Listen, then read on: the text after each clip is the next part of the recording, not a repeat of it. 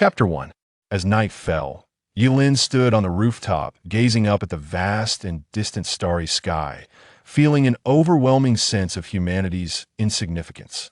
Yet, it was only in such an environment that his restless heart could find solace. "I have found it." Suddenly, a weary and aged voice echoed in Ye Lin's mind, striking like thunder and causing him to lose consciousness in an instant. In his stupor, he felt as if he had suddenly entered the vastness of space, surrounded by an abyssal darkness, profound and desolate, akin to a century of solitude and utter silence. Abruptly, Ye Lin froze, his gaze falling upon a moving object that gradually came into focus. A colossal turtle emerged, dwarfed only by the stars that seemed insignificant in its presence. Each step it took sent ripples through the galaxies. Its fearsome visage, worn by the ravages of time, was both awe-inspiring and grotesque. Even more terrifying was the sight behind Ida Grand Bronze Palace, perched upon its back. Ye Lin sat up in shock, staring up at the creature, feeling a warm breath at his ear.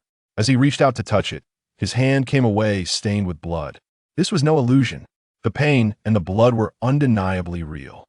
Despite his fear, an intense curiosity compelled Ye Lin to gaze once more. Yet, instead of the giant turtle, he found himself within the interior of the bronze palace, which was riddled with rust. 12 statues of deities lined the space, each bearing a unique expression, some contorted in sorrow, others seething with rage, their faces twisted in fury, as if yearning to ascend to the heavens. "Oh my, have I stumbled upon the dwelling of the divine?" Ye Lin murmured in disbelief, as everything around him shattered his previous worldview. After a brief silence, the ancient voice returned, suffused with loneliness and desolation, as if it had traversed the eons from a bygone era. "Where shall I seek the power to redeem this realm? Where shall I find the strength to recreate it? I am left with no path to retreat." Ye Lin trembled, his voice rising in anger. "Who are you? Who speaks?" Buzz! A radiant light appeared, and everything before Ye Lin dissipated like smoke, leaving only a small, floating virtual panel before him. Binding of the Black System complete. The system grants invincibility upon nightfall. Mission issued. Main Quest 1. Locate the Life Cauldron. Time limit, 3 months. Reward, unknown. Remaining life, 90 days. Time may be extended through task completion. The heavy voice reverberated in the darkness, and Ye Lin, still reeling from the shock of the giant turtle and the bronze palace, felt his expression darken. Is this the binding? And tasks issued? What nonsense is this about having 90 days left to live? Do you think the name Black System came from nowhere? The system replied. Ye Lin's expression turned grave as he declared, "No, I refuse. I want to go home. I suggest you clarify your identity first. I am giving you time." The system said, and in an instant, Ye Lin found himself in a room adorned with ancient charm. Simultaneously, a torrent of memories engulfed him, causing his head to throb. After a long while, Ye Lin gasped, his eyes filled with disbelief. He had traversed worlds. The self who once gazed at the stars from a rooftop on Earth had now suddenly arrived in the divine Xia continent. And his identity? He was the husband of the continent's most notorious female villain, who was hunted by all. This woman, named Gao Yang, had reached the pinnacle of the Dao Yuan realm before even reaching 1,000 years of age. Only 5 individuals on the entire continent could rival her, 2 of whom remained hidden from the world, revealing their presence only once in several centuries. In a world where strength was revered, she should have been feared and respected, yet she was met with loathing. Gao Yang's ambitions were too great. After establishing the Fufeng Empire, she waged wars across the Northern Territory, leaving a trail of corpses in her wake. Her subordinates, the 9 halls and 13 departments, were ruthless and formidable, annihilating countless dynasties. Any sect or family that defied her commands faced total extermination. Now, the Northern Territory lay desolate, with only the vast sandy wastelands remaining unscathed. Many descendants of fallen dynasties and remnants of great sects had flocked there, hoping to one day reclaim their lost power. However, this was a fool's dream. The Fufeng Empire was too strong. The Empress Gao Yang was too powerful. Perhaps soon, The armies of the 9 halls and 13 departments would descend upon them, eradicating their hopes entirely. After a considerable time, Ye Lin, lying on the bed, appeared dazed as he lamented, "Why must I be paired with such a formidable villainess? I have no choice. The system only grants you invincible power at night. During the day, you are merely an ordinary person, reliant on your own abilities. I found you a strong ally for safety," the system replied nonchalantly. Ye Lin's expression turned pained. This body was frail, and the renowned alchemist Lu Chuanxiu had predicted it would not survive a year. The proud Empress Gao Yang was initially set against the engagement, yet upon hearing of Ye Lin's prognosis, she succumbed to her mother's urging and agreed to the marriage, albeit begrudgingly. Since the previous head of the Yi family, Ye Lu, had gone missing, their power had diminished significantly, leaving them no choice but to comply with Gao Yang's demands. Sigh. Ye Lin rose and opened the door, squinting against the blinding sunlight. It was already noon. Clearly, the system's promise of invincibility at night was not quite reliable. Several maidservants had been waiting outside upon seeing Ye Lin awake. They hastened to assist him with his morning routine. Having been an ordinary person in his past life, Ye Lin found this treatment somewhat unfamiliar, yet there was an undeniable pleasure in being waited upon. Just as he finished washing up, a beautiful woman rushed in, accompanied by others. This was Ye Lin's mother-in-law, Zhang Chunhua, the mother of Gao Yang. To Ye Lin's surprise, she treated him with exceptional kindness. Since his arrival in the Fufeng Empire's capital, every meal had been meticulously prepared by her, and she personally brewed his daily medicine. Having been marginalized in the Yi family for so long, the former Ye Lin felt a warmth he had never known before, even beginning to develop a sense of familial affection. However, the current Ye Lin did not share that sentiment. He shyly addressed her mother-in-law. Come, I have prepared many delicious dishes for you today, my good son-in-law. You must recover quickly. Your mother is eagerly awaiting a grandchild." Zhang Chunhua instructed the servants to set the food on the table, beckoning Ye Lin to sit. Watching the bustling Zhang Chunhua, Ye Lin couldn't help but sigh. She likely had no idea that the original Ye Lin had passed away last night and would not live to see a year, let alone bear children. Having been in the capital for 9 months, Ye Lin had not seen Gao Yang since their wedding day. "Is something the matter? Are you unwell?" Zhang Chunhua asked anxiously, her gaze fixed on Ye Lin. "No, thank you, mother-in-law," Ye Lin replied, clasping his hands together in gratitude. After much contemplation, he chose not to reveal the truth. Of course, this was also due to his need to cling to this identity for protection. 8 sumptuous dishes adorned the table, including rare delicacies. For the first time, Ye Lin indulged in the feast, while Zhang Chunhua watched with a warm and affectionate gaze, urging him to eat. Matriarch, a rugged, armored general strode in, his face marred by several scar-like markings that resembled centipedes, sending shivers down Ye Lin's spine. He appeared to be a ruthless individual. "Matriarch, His Majesty has commanded me to escort you and the son-in-law away." The gruff general knelt before Zhang Chunhua. "Li Guang, what is happening? Why must we leave?" Zhang Chunhua frowned, her expression filled with displeasure. "Matriarch, 3 Dao Yuan masters are approaching Tian City, and the rebels from the Sandy Sea are also stirring. A great battle may ensue. His Majesty has ordered me to take you and the son-in-law away for safety." Li Guang replied, urgency evident in his voice. Ye Lin, who had been eating, froze. His wife was also a Dao Yuan Master 3 against 1 meant certain defeat. Was his newly acquired ally about to vanish? Zhang Chunhua remained silent for a long moment before sighing.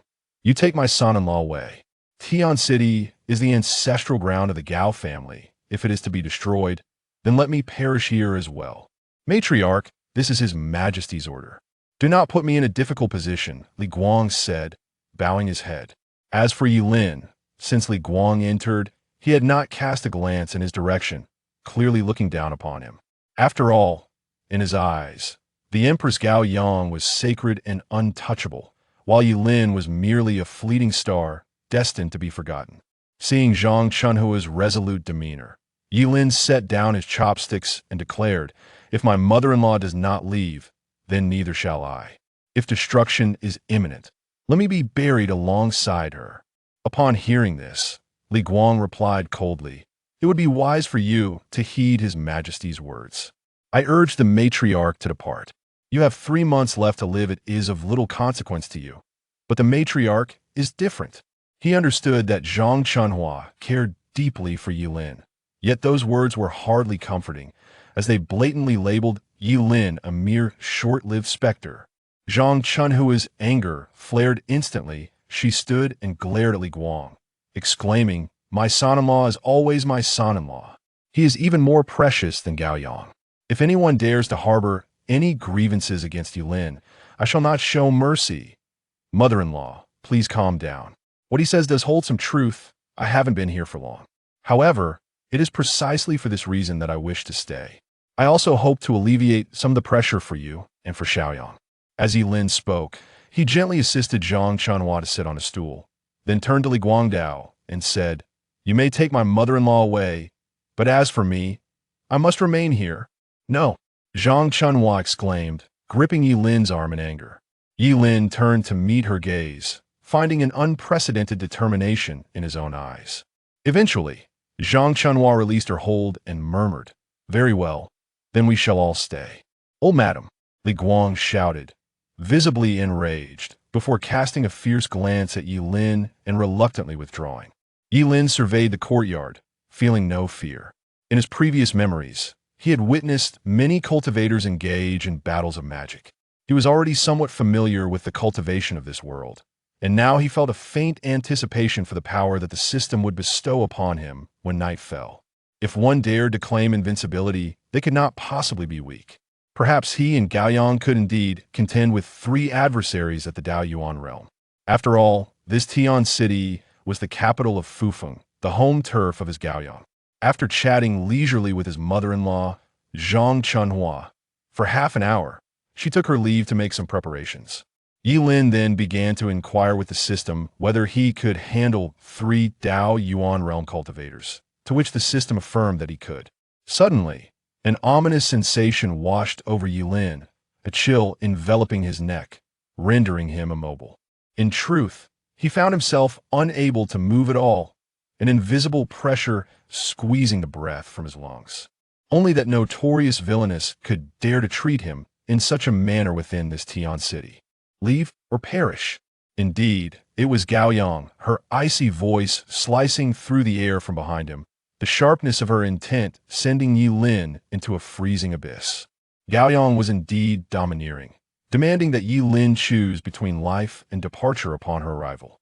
Ye Lin was incensed after all. He was her lawfully wedded husband, having undergone the marriage rites. This treatment was a blatant affront to his dignity as a man. He retorted with indignation, "I will not leave. Tonight, I shall face this together with you. If you intend to murder your own husband, then come forth." As he spoke, he leaned his neck toward the blade, its sharp edge swiftly slicing through his skin. Fortunately, Gao Yang withdrew her sword in time, leaving him with only a minor injury. "You are merely at the Qi gathering realm. Departing is your wisest option," Gao Yang replied coldly, devoid of any emotional fluctuation. Ye Lin turned to defend himself, but upon looking back, he was momentarily stunned. This Empress of Fufeng was even more beautiful than he remembered, stunning to the point of breathlessness. Though she wore no makeup, her crimson lips were striking, her pearly teeth gleaming, her bright eyes sparkling with intelligence. Draped in a black and gold dragon robe, adorned with an imperial crown, her exquisite appearance radiated an aura of unparalleled dominance and regal authority. At that moment, all Ye Lin could feel was a heart-stopping thrill. Buzz! A terrifying pressure surged forth, sending Ye Lin hurtling over 10 meters, crashing heavily against the courtyard wall. Gaiyang's lips curled into a smirk as she looked down at Ye Lin with disdain, saying, "Is this truly your strength? Do you still believe you can face me? I will not retreat in the face of difficulty. Even if you kill me, it will be of no use." Ye Lin gritted his teeth defiantly. That is all that need be said. Gaiyang's form dissipated. Vanishing from sight, it had merely been a projection. With great difficulty, Ye Lin managed to rise, his heart racing with anxiety. He murmured to himself, The first time I encountered magic, I was down without a single strike. Truly formidable. Host, you truly are a stranger to the world. This is merely a whisper of her aura. If she were to take action, not only would your frail body be obliterated, but even the mightiest mountains would be reduced to dust in an instant. The system mocked. Tiska Kake, indeed, she is my woman. Ye Lin felt no shame, but rather a sense of pride. Shameless, she does not even regard you as human. The system derided, IT matters not. From the moment I laid eyes upon her, I resolved to change her, to lead her away from darkness and towards the light, to bring her home with me. Ye Lin spoke. A foolish grin spread across his lips, glistening with a hint of tears. Ugh, spare me the details. The system emitted a dry heave. In the star-picking tower of Tianqing, the Empress Fufeng, Gaoyang, sat regally upon her dragon throne, in the presence of the 9 great palace lords. These 10 individuals instilled a profound sense of dread in the northern territories. They were the butchers of the continent, their notorious names rendering the people of the eastern, southern, and western realms paralyzed with fear. The hall was enveloped in silence, no one daring to speak. This time, it was not merely 3 Dao Yuan realm experts who had arrived, but also the rebels from the northern desert, seeking to return and reclaim their power. This was their sole opportunity. After a long while, the arrival of Li Guang shattered the stillness. He knelt on one knee, respectfully stating, Your Majesty, the old matriarch still refuses to depart. Understood, then let us respect her wishes. Gaoyang's voice remained indifferent. As if familial ties had lost their significance, a man clad in a ghostly mask stepped forward, expressing concern. Your Majesty, if Ye Lin dies, we shall have a chance to wage war against the Eastern realm. Yet we must not underestimate those 3 Dao Yuan realm powerhouses. This was the Lord of the Star Palace of Fufeng, also known as the Strategist of Fufeng, referred to as Daoshin, though his true name remained unknown. Gaoyang rose, her imposing presence surging, causing the entire Tianqing to resonate with thunderous roars. With a cold smile, she proclaimed, Tianqing is the ancestral land of the Gao family. We fear nothing. Very well, we shall proceed to eradicate the rebels with confidence. Daoshin clasped his hands in salute. If the 3 Dao Yuan realm experts were to hear such dialogue, they would likely break into a cold sweat. Tianqing harbored no fear of them, and would even use them to draw out the remnants of the desert. Their plan hinged upon the death of Ye Lin to ignite the flames of war. The current situation was firmly within the grasp of Tianqing. They V arrived. Gaoyang rose, and in the sky above Tianqing, 3 golden divine bridges extended from the east, south, and west, adorned with blooming golden lotuses, exuding an ethereal aura. Ye Lin awaited in the luminous moon palace of Tianqing, knowing he could not afford to lose such a powerful ally as Gaoyang. Yet with 4 hours still remaining until nightfall, he felt acutely vulnerable without the support of the system. In this world, cultivation began with Yuan Shi, followed by Yuan Si, Yuan Pill, Yuan Infant, Ding Yuan, and Dao Yuan. Dao Yuan was the most formidable known force in this realm, with whispers of a divine Yuan beyond it, a state no one had ever attained. The disparities between each level were as vast as the heavens and the earth. And Ye Lin was separated from Gaoyang and the others by a full 4 major realms, a chasm comparable to that between an ant and a celestial dragon. System, do not deceive me. What if I were to perish on my very first day here? How could I still call myself a transmigrator? Ye Lin paced anxiously in his chamber, his heart a tumult of anticipation and trepidation. At that moment, 3 golden lotus pathways suddenly appeared in the sky, capturing his attention akin to a divine miracle, utterly breathtaking. Buzz from the direction of the star-picking tower, a blood lotus soared into the air, manifesting a crimson bridge that spread forth, droplets of bright red blood transforming into runes that cascaded down upon the walls of Tianqing. The once pristine walls, now marred with crimson stains, emanated a murderous aura that reached the heavens. Ding! Before Ye Lin appeared a panel, displaying Gaoyang, flanked by 3 individuals, an elderly man with white hair and 2 middle-aged men. They stood upon the golden divine bridge, their auras resonating with righteousness. The white-haired elder was the guardian of the eastern realm. Yi Tsang, while on the southern bridge, stood the guardian of the southern realm, Ouyang Qinxiu. And on the western bridge, a golden-haired, blue-eyed middle-aged man represented the guardian of the western realm, Ravis, Gaoyang, standing upon the blood-red bridge. Remained unfazed, pointing towards the white-haired elder. Guardian Yi Tsong, did you not swear an oath to me, vowing mutual non-aggression for 100 years? Upon hearing this, the guardians of the southern and western realms exchanged glances, their expressions changing. This was a secret Yi Tsong had never disclosed. Could it be that Yi Tsong and Gaoyang were in collusion? Ye Lin observed the scene conveyed by the system, recognizing Yi Tsong as the current head of the Yi family, who had initially consented to Ye Lin's marriage to Gaoyang due to this very pact. Yet, this old scoundrel was hardly a paragon of virtue. Many families in the Eastern realm had fallen victim to his schemes. In the unfolding scene, Gaoyang, Ouyang Qinxiu, and Ravis all turned their gazes towards Yi Tsong. Yi Tsong chuckled lightly, stroking his beard.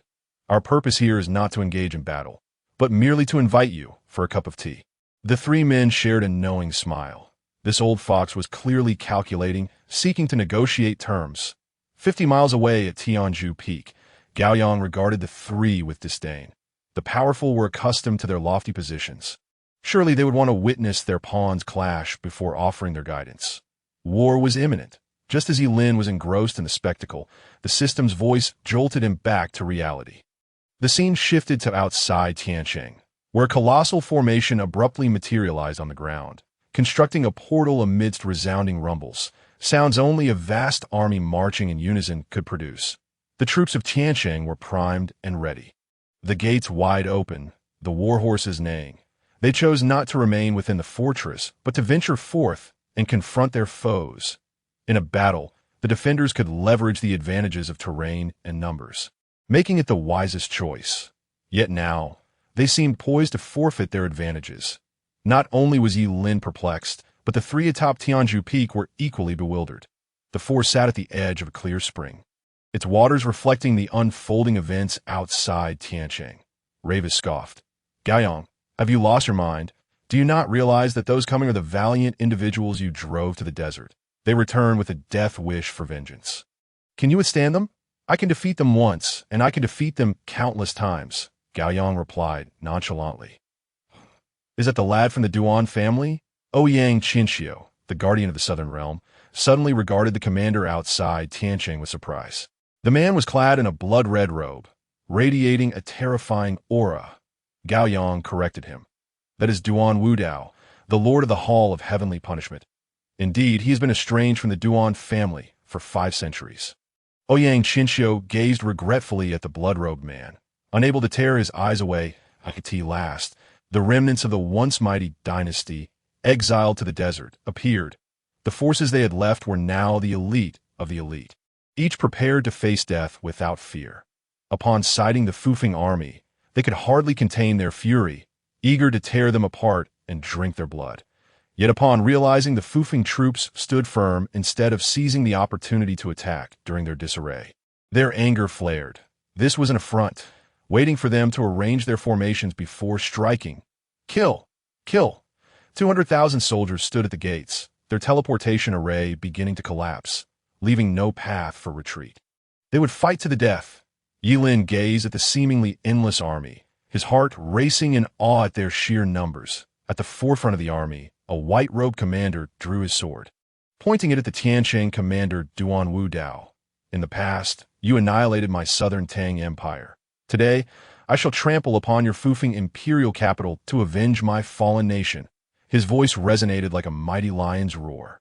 Duan Wudao's face was largely obscured by his armor, yet his expression betrayed no emotion as he unsheathed his long sword, coldly declaring, "Silence, kill!" His voice, though not loud, resonated clearly in the ears of every soldier. Igniting a charge, the white-robed commander bellowed in rage, "Kill! Flatten Tiancheng!" As the two armies clashed, the clang of weapons filled the air, while cultivators soared above the ordinary troops engaged in aerial battles, with Duan Wudao targeting the white-robed commander directly. The spells rained down, and the bloody scene sent a chill down Ye Lin's spine. This was true warfare. Every moment claimed lives. Outside the city, the sounds of battle echoed thunderously, while within the city, An eerie silence descended. The citizens had retreated to their homes, awaiting the war's conclusion.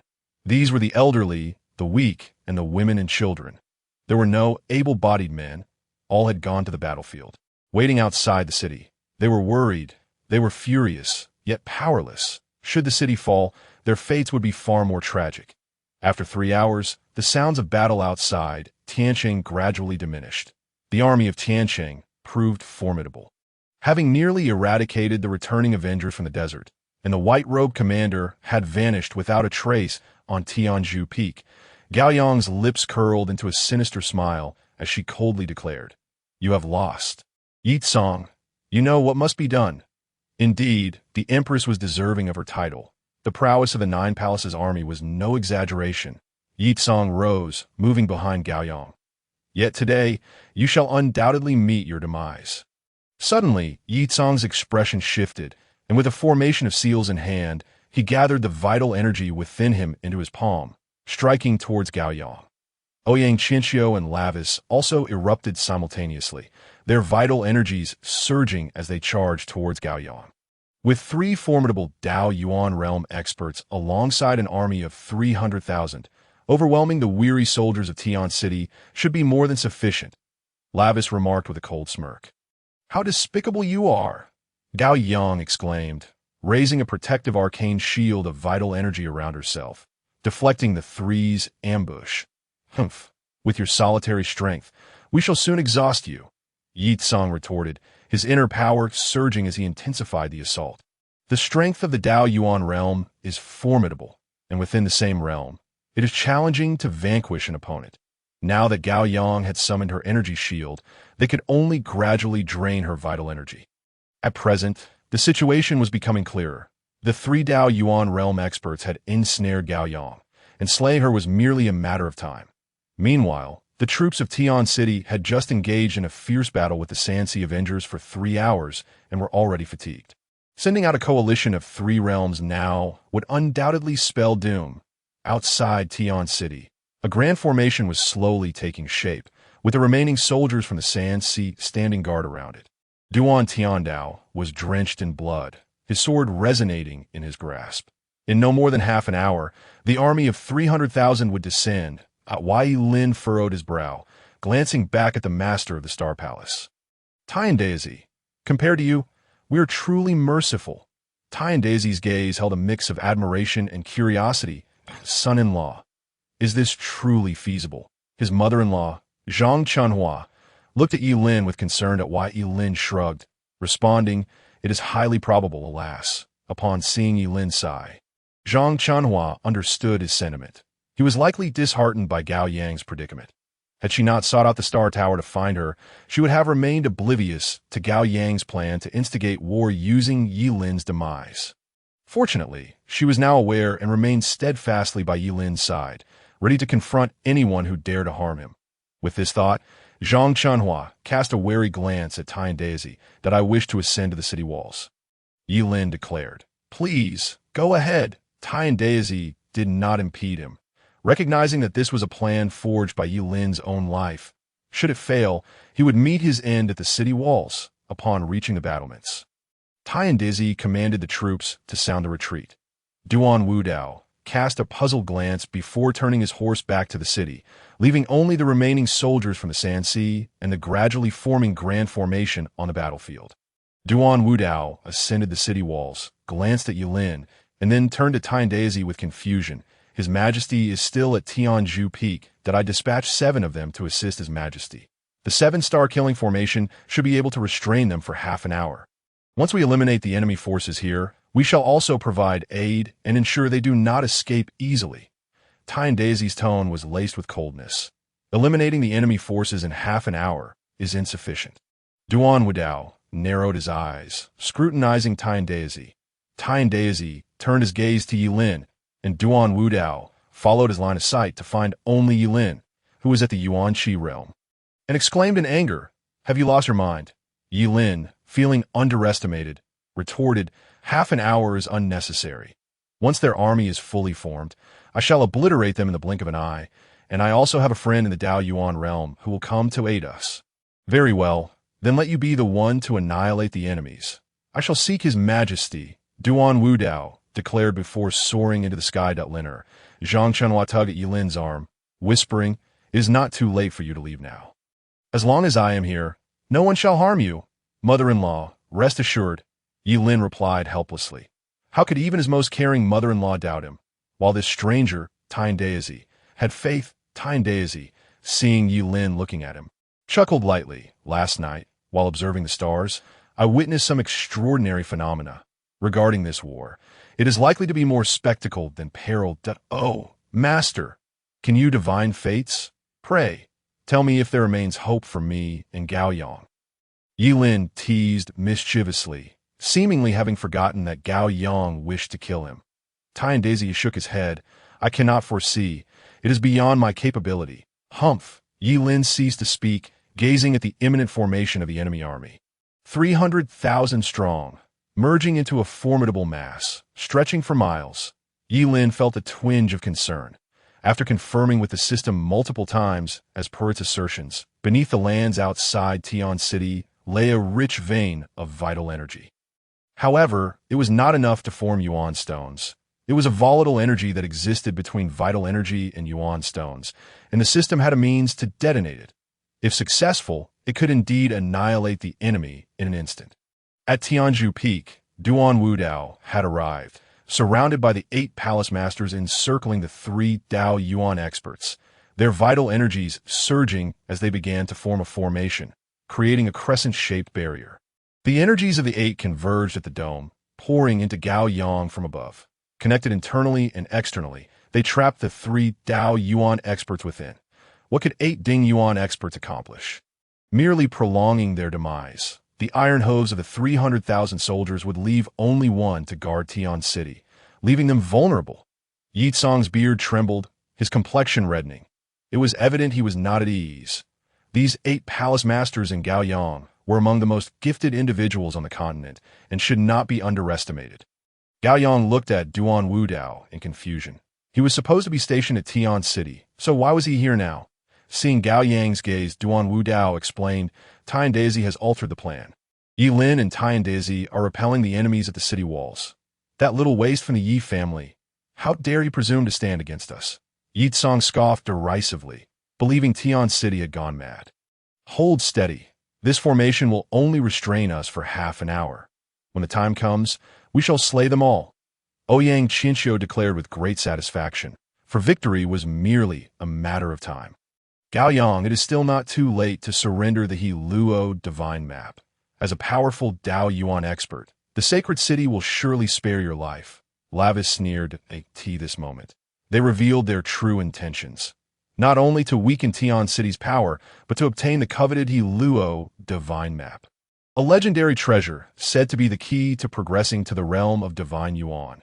The higher one's realm, the greater the desire. Gao Yang, upon hearing this, replied with a cold smile, "Do not forget that Tian City is the ancestral land of the Gao family." She rose, and the distant Tian City seemed to resonate with her, as countless streams of vital energy surged towards it with a tremor. This formation is unusual, far exceeding the 9th tier. Could it be a divine formation?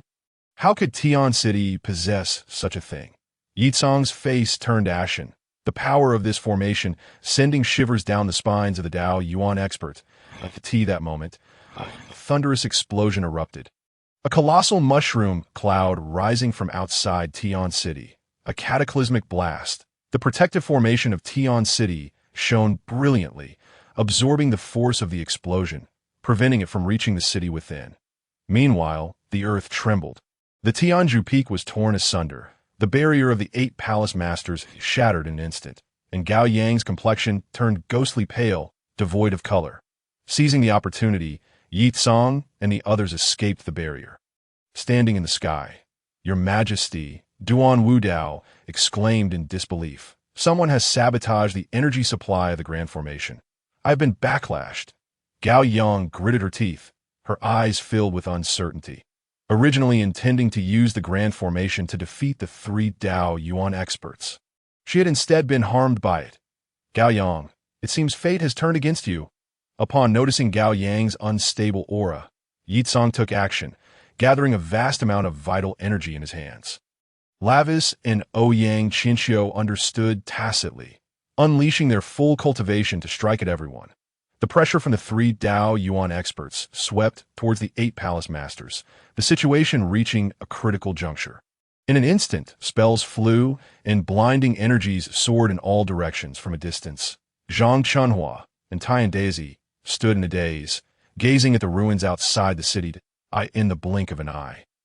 300,000 enemy soldiers had truly been reduced to ashes. Ye Lin's expression grew complex. Though 300,000 had perished, if they did not die, he would. "I am no saint," Ye Lin bowed to the battlefield, and then turned to Zhang Chunhua, saying, "Mother-in-law, I shall send my friends to rescue Gao Yang. It will be fine. Please ensure your safety and do not blame Gao Yang." Zhang Chunhua retracted her gaze, watching Ye Lin depart. Upon witnessing Ye Lin annihilate the 300,000 troops, a sudden surge of confidence and trust in this young man blossomed within her heart. Tiandizi's expression was intricate, yet there was no time for contemplation. He immediately headed towards Tianzhu Peak. There were 3 minutes until the invincible system would automatically activate. During this period, the host could wield the power of the peak Dao Yuan realm, but must not expose the system or his identity. He obtained the mind technique Heavenly Thief, allowing him to replicate all methods and martial arts. He also acquired the Mask of Suffering, concealing his aura and visage. As night fell, the attribute panel was opened. Host, Ye Lin, Realm, Yuan Initiation, Technique, Celestial Thief. Items, Mask of Suffering, Breath Concealment, Face Concealment. Mission, seek the life cauldron in the Sea of Sand. Remaining life, 89 days, 12 hours. System functions. Activate invincibility at dusk. Issue random tasks, provide random rewards, and impose random penalties. Ye Lin cursed under her breath, realizing that 3 months was indeed a mere day short. Ding! A side quest was initiated to assist Gao Yang in repelling enemies and persuade her not to kill you. Reward: 300 Li Spirit Movement Talismans. Ye Lin was perplexed and thought, "I have already annihilated the army. Why would she want to kill me?" The energy reserves of the Celestial City array had just been destroyed, leaving her momentarily unable to leverage the Celestial City formation against the 3 Dao Yuan realms. The situation was precarious. The system's nonchalant remarks made Ye Lin grit her teeth. She had to bear this burden herself and quickly seek a remedy. After entering invincibility mode, the system had implanted the cultivation methods and energy utilization of this world into Ye Lin's mind. At this moment, flying through the air was no challenge for her, as she headed straight for the shattered Tiandao Mountain. The Tianzhu Peak had now been leveled to the ground, and the battle between the 3 Dao Yuan realms and Gao Yang against the 8 palace masters was exceedingly tense. Under the combined formation of the 8 Ding Yuan, they were remarkably matched against the Western Guardian. Lavis, Gao Yang, dragging her body that had been backfired upon, was engaged in combat with Yi Song and Ouyang Qinxiu, and naturally, she was gradually retreating. However, since they were both of the Dao Yuan realm, it was challenging to defeat Gao Yang promptly. In this deadlock, the only hope for a turnaround rested on the 8 palace masters, that if they could defeat Lavis and then assist Gao Yang, perhaps they could achieve a mutually destructive outcome. But if they failed to secure victory and prolong the battle, should Gao Yang perish while facing 2 opponents, the Fufeng Empire would inevitably fall. That a person was urgently needed to break the stalemate. The 9 Lords Crimson Radiance Formation.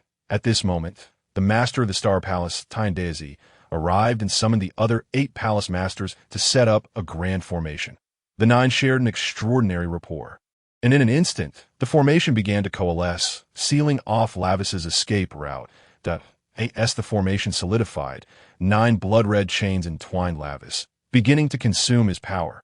Under normal circumstances, even 9 Ding Yuan might not be a match for a Dao Yuan. However, with the backing of an exceptionally high-quality formation, victory was not out of reach. Lavis's countenance grew grave, for these 9 were indeed among the most gifted individuals on the continent.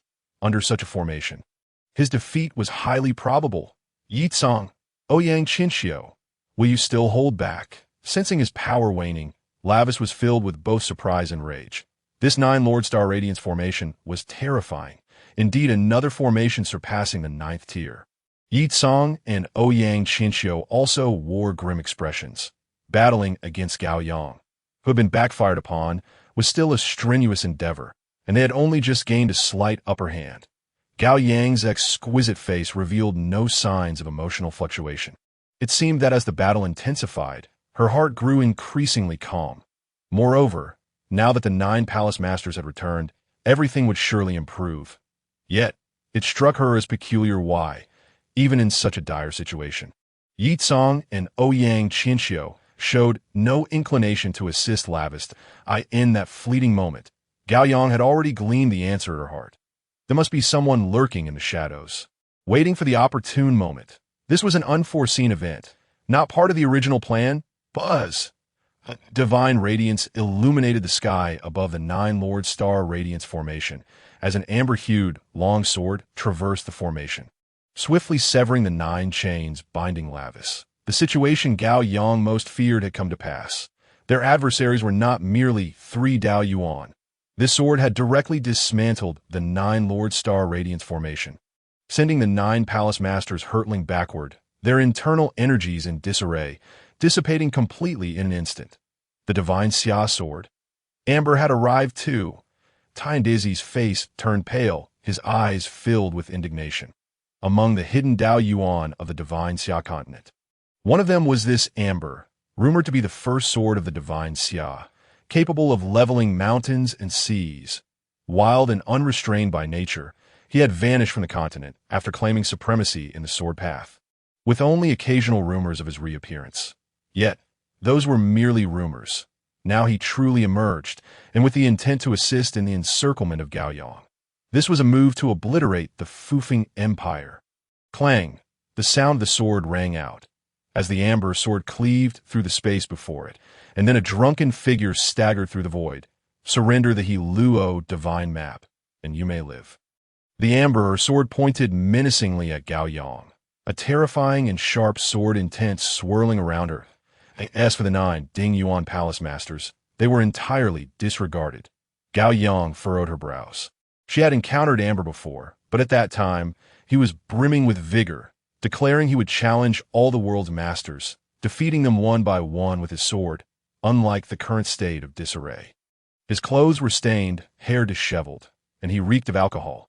However, the present Amber was indeed stronger, far surpassing Yi Tsong and the others. At this moment, Yi Tsong, Ouyang Qinxiu, and Lavis finally felt at ease. The 9 palace masters had been defeated, and with Amber's assistance, overwhelming Gao Yang should be an effortless task. Gao Yang, cultivation is arduous. I advise you one last time to hand over the He Luo divine map and return with us to the holy city. Ouyang Qinxiu's voice was laden with authority, the demeanor of a long-standing superior emerging. Gao Yang glanced at the 9 palace masters. Their strength had been utterly depleted, and their fate was undoubtedly sealed. Upon meeting Gao Yang's gaze, the 9 nodded in unison that if such a day came, where the enemy was too formidable to contend with, then Gao Yang must depart, preserving the last flicker of hope. They were currently enacting their pact, just as the 9 prepared to unleash their final gambit. Gao Yang's 3,000 strands of hair instantaneously turned to white snow, as the surrounding energy surged into her being. Ancient sacrificial chants reverberated, as if something were descending. I shall not endure this humiliation, Gao Yang declared coldly. These words sent a chill through the hearts of the 9 palace masters. This fierce individual had not changed one bit over the years, and was now prepared to fight to the death. Damn it, Duan Wudao angrily hammered the ground. Stop her. Amber stepped forward, his long sword aimed directly at Gao Yang. Knowing she was about to cast a forbidden technique, which, if successful, would spell considerable trouble, Yi Tsong and the others hastily took action, launching a simultaneous assault to prevent Gao Yang from completing her incantation. Boom! A cloud of blood mist erupted before Ouyang Qinxiu, its metallic scent mixed with a familiar aura. Ouyang Shi, Duan Wudao, gazed blankly at the blood mist dispersing in the sky. Ouyang Qinxiu paused, his expression contorting, before suddenly collapsing to the ground, ceasing his attack, reaching out to gather the drifting blood mist and scattered bone fragments. Why? Why? Ouyang Qinxiu roared in anguish. This was his son. once the most outstanding genius of the Ouyang family, who later became the master of the Wolf's End Palace of the Fufeng Empire. Now, he had self-destructed before his very eyes, all to stop him. Ye Tsong and Lavis, upon witnessing this, disregarded everything and charged toward Gao Yang. The two had already expended considerable energy in their earlier battle with Gao Yang, and their current attacks lacked the sharpness of before. Gao Yang deftly evaded their strikes, gathering energy to resist Amber's sword. His sword was imbued with a force that had already locked onto Gao Yang, rendering escape impossible. Its razor-sharp intent severed all energy surrounding her. Clang! A clear ringing sound echoed, as a golden scroll appeared before Gao Yang, intercepting the sword, though the force still sent her reeling back, causing her to cough up a mouthful of blood. At the moment the scroll manifested, Amber, Ye Tsong, and Lavis all trembled. This was the He Luo divine map, a treasured artifact of the divine Xia. Gao Yang, seeing this, hurriedly steadied herself, preparing to reclaim it, but her speed was still too slow. Amber had already reached the divine map, poised to seize it. Boom! Suddenly, a shadow surged down from the sky, crashing before Amber, causing the He Luo divine map to plummet to the ground. For a moment, the air fell silent, not only because someone dared to snatch the divine map in front of Amber, but also due to the sheer size of the newcomer, who had gone unnoticed. "Who are you?" Amber exclaimed, his astonishment evident beneath his disheveled hair on the ground. Ye Lin held the He Luo divine map, perplexed. Hey, falling from such a height didn't even hurt, raising her head to meet the curious gazes of those around her. Ye Lin scratched her head and said, "Apologies, everyone. Just activated invincibility, and my aura didn't keep up." Invincible? Amber looked at the man before him, adorned with a peculiar mask, with a strange expression, even standing directly in front of him. He could not sense his cultivation realm. Could he truly be invincible?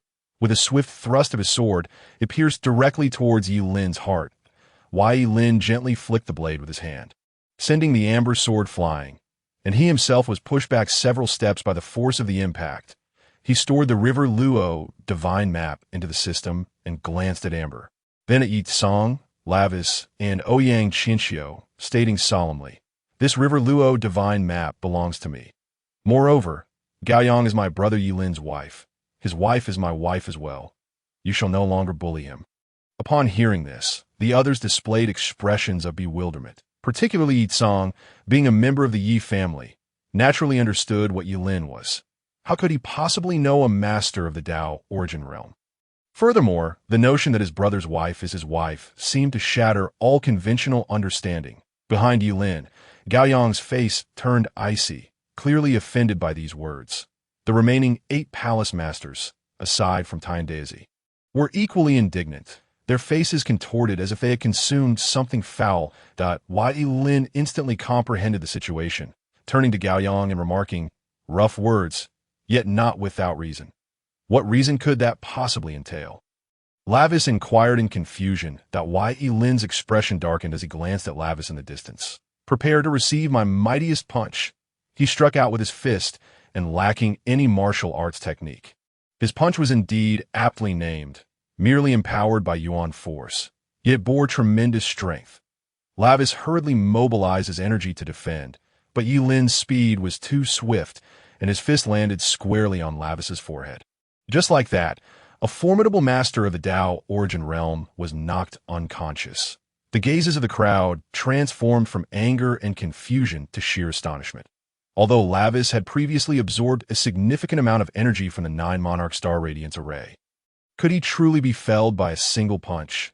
As the implication sank in, cold sweat began to bead on Ye Tsong and Amber's foreheads. Tianqing actually possessed 2 Dao origin masters. Ouyang Qianxiu.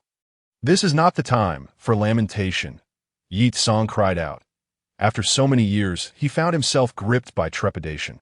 He had witnessed the Dao origin realm on the Shunxiao continent, but never had he encountered a man like the one before him, which could only mean that Tianqing harbored another Dao origin powerhouse.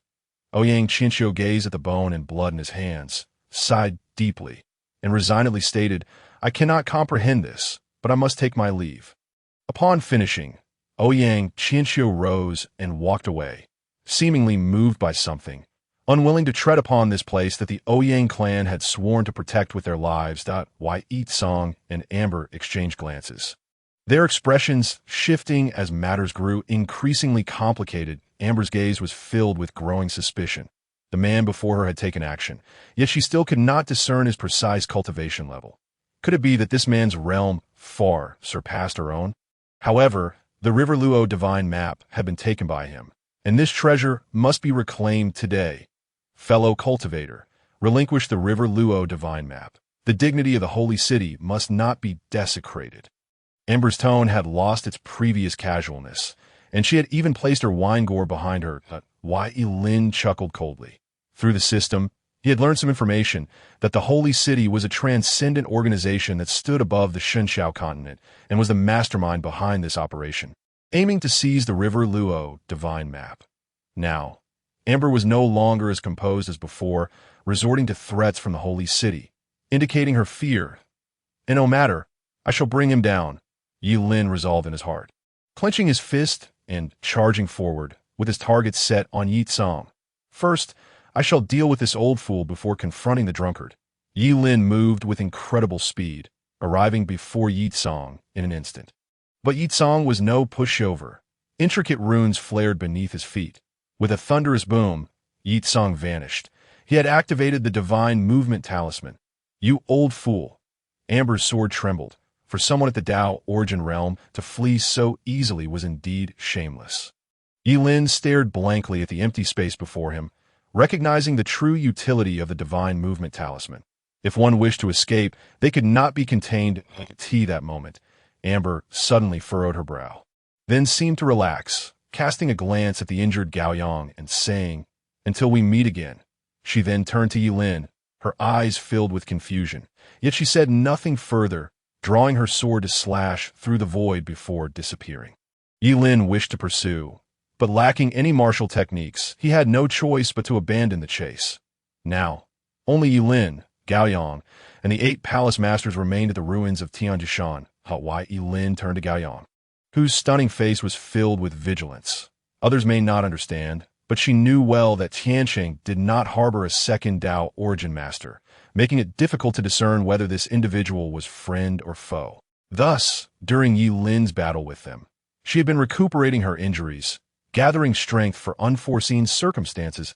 At this moment, seeing the masked man gaze upon her, she noticed he had already gathered Yuan force in preparation to strike. Tiandizi, the master of the Star Palace, looked on in astonishment, wondering if this was indeed the friend of the Dao origin realm that Ye Lin had mentioned. However, he, like the others, was filled with wariness. Observing their demeanor, Ye Lin shook his head and said, "No need to be tense. I am Ye Lin's elder brother. I've already stated that my brother's wife is my wife. I shall not harm you." After saying this, Ye Lin retrieved the River Luo divine map from the system space and presented it before Gao Yang, saying, "Treat him well. At the very least, do not kill him." Beneath the mask, Ye Lin's eyes were as dark as ink, exuding an unsettling aura. Gao Yang rose but did not take the River Luo divine map, instead departing without a word. Ye Lin stood in place, feeling quite awkward. This fellow truly valued his pride. However, he had to clear the burden that the system had placed upon him. Otherwise, this valuable ally might be lost. Suddenly, Ye Lin turned his dark gaze toward Tiandizi, throwing the River Luo divine map and declaring, "Should anyone dare to target Ye Lin again, I will slay him." Tiandizi and the others wore complex expressions. This was a treasure of the Shenxiao, something that all regarded as precious. Yet this fellow seemed utterly unconcerned, casually tossing it aside. Ye Lin silently returned to Tiansheng. To be honest, he too found the River Luo divine map valuable and had even entertained greedy thoughts. However, the system had stated that the artifact had already recognized Gao Yang as its master, and it might take over a decade to erase its mark. Moreover, returning it might grant him a sliver of hope with Gao Yang. Not long after, his mother-in-law, Zhang Chunhua, arrived, holding a long sword and saying, "Do not fear. My child, your mother is here, and no one can harm you." Ye Lin felt a surge of hope, grateful for having such a good mother-in-law, unbeknownst to him, while he worried about retribution from Gao Yang. The Shenxiao continent was already ignited by two pieces of news. Point one was the emergence of a seventh Dao origin master, possessing extraordinary strength and an exceedingly mysterious identity, who had seized the River Luo divine map. The second was the revelation that the short-lived husband of the female devil was also a ruthless figure, employing despicable means to slaughter 300,000 troops across 3 realms. His heinous crimes swiftly surpassed those of the 9 palace masters, making him the foremost villain beneath Gaoyang, a target for all to hunt down. Meanwhile, as Ye Lin and his mother-in-law, Zhang Chunhua, awaited, Gaoyang was locked in a piercing gaze with a man in the star-picking tower. The atmosphere thick with tension, the entire palace nearly frozen. Indeed, the River Luo divine map is a treasure of the Shenxiao, allowing even your avatar to possess such formidable combat power. A soft voice emanated from the man before Gaoyang, his words chilling to the bone. Previously, Gaoyang had withstood 2 adversaries with overwhelming strength, yet this man now claimed that this was merely Gaoyang's avatar. How powerful must her true form be? Gaoyang seemed unfazed. Turning to return to the throne at the front of the great hall, her exquisite features marred by disgust, remaining silent as she leaned against the throne. The slender man wore a sly smile, saying, "What a pity that you have lost the River Luo divine map. Your strength must be diminished considerably." Gaoyang felt vexed. During the confrontation with Yitsong and Amber, her power had already waned significantly, leaving her powerless to stop the two from escaping. Later, she had no choice but to abandon the River Luo divine map and leave, with the identity of the man in black remaining a mystery. Even if he came to assist her, she could not reveal that she was merely an avatar. Only by doing so could she instill fear in her enemies. Yet Han Xingyuan had seen through it. He was indeed worthy of his status as the holy city's son. That a self-deprecating smile crossed Han Xingyuan's handsome face as he sighed. "Yang, I did not come here to be your enemy. I merely stopped by to see you." Gaoyang continued to remain silent, not even casting a glance in his direction. After a prolonged silence, Han Xingyuan sighed, "Your attitude is more painful than 1,000 cuts.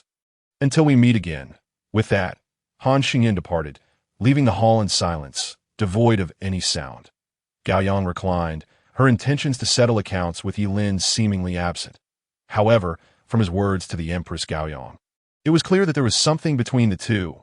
At this moment, the drowsy Ye Lin in the moonlit hall seemed to sense something in a daze. It felt as though a hoe had been driven into his heel. Ouch! It hurt that Ye Lin was jolted awake. Suddenly hearing faint footsteps, he glanced at his mother-in-law, Zhang Chunhua, sitting across from him, and saw the frost of anxiety etched on her face. That a chill gripped Ye Lin's heart. And he swallowed hard, thinking, what was destined to come has finally arrived. Slowly turning around, he was met with the unfamiliar visage of a man. His skin was fair and smooth, surpassing that of a maiden, and his tall, straight figure was further accentuated by his snow-white attire. This man was almost absurdly handsome. However, his audacity in trespassing into his home was infuriating. Ye Lin questioned, "Who are you, sneaking into my courtyard? What are your intentions? Are you Ye Lin?" The man did not respond to Ye Lin's inquiry, but instead posed a question of his own, his voice carrying a somewhat effeminate tone that unsettled Ye Lin. "Liner, step back." Zhang Chunhua suddenly stepped forward, pulling Ye Lin behind her, her gaze fixed cautiously on the striking man. "Han Xingyuan, you should know that Tianqing does not welcome you." "Of course, I'm aware," Han Xingyuan replied with a smile. His eyes fixated on Ye Lin. "I merely came to visit Yang and the prodigy of the Yi family, Ye Lin." "Yang is what you call him? What a dead eunuch, speaking in such a bizarre manner."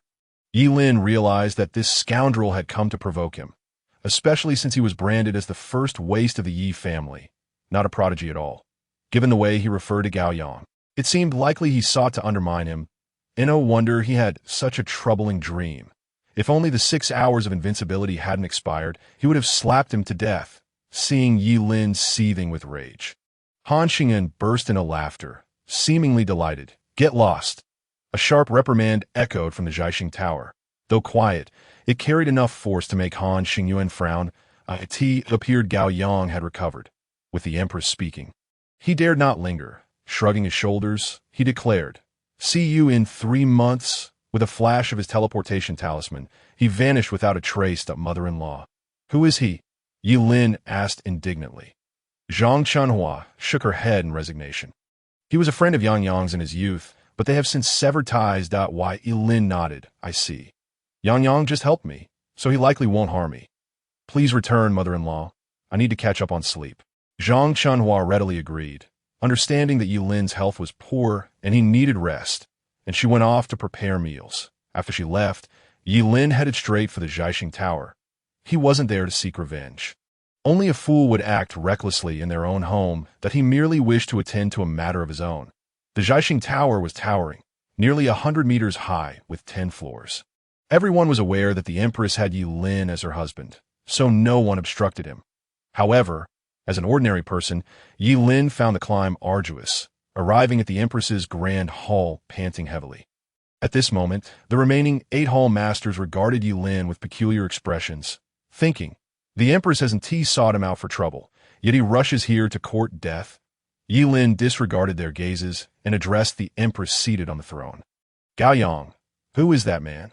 The 8 hall masters were taken aback, wondering if he was here to demand answers. Did Ye Lin believe that saving Tiancheng once granted him the liberty to do as he pleased? Just as everyone prepared to dispose of Ye Lin, the empress opened her beautiful eyes and coldly replied, Hanxing, a lover from 500 years ago, that connection has been severed, now that I have ascended to the throne. What of seeking 3 or 5 male companions? Upon hearing this, Ye Lin was momentarily petrified, nearly spitting blood in anger. You're impressive. However, I did not come here for this matter. I'm leaving.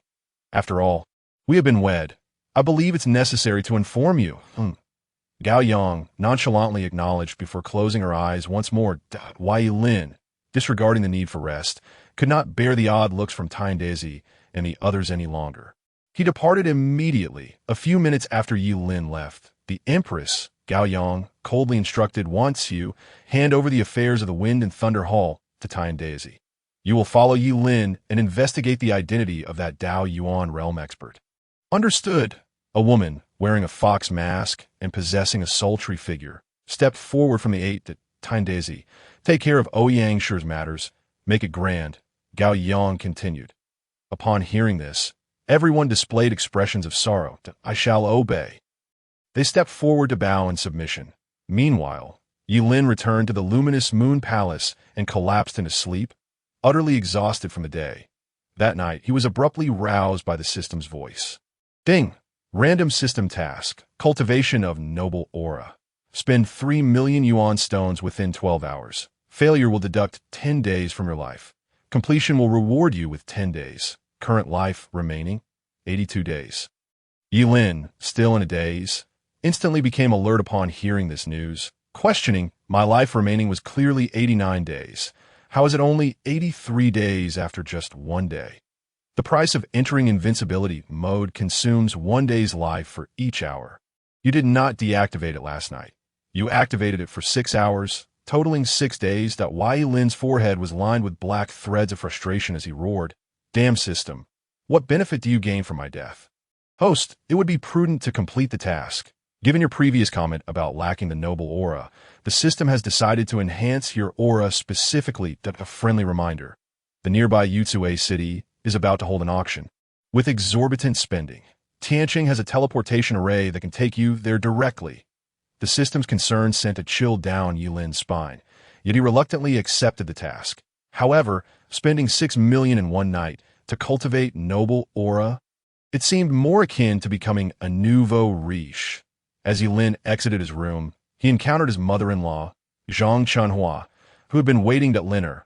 What is going on? Unable to think of another excuse, Ye Lin replied. Remember my formidable friend?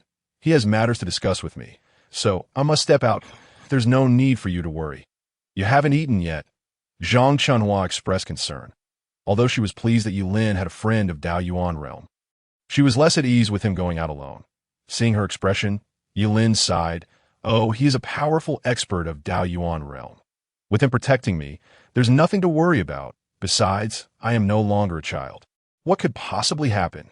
Observing Ye Lin's resolute demeanor, Zhang Chunhua reluctantly nodded in agreement.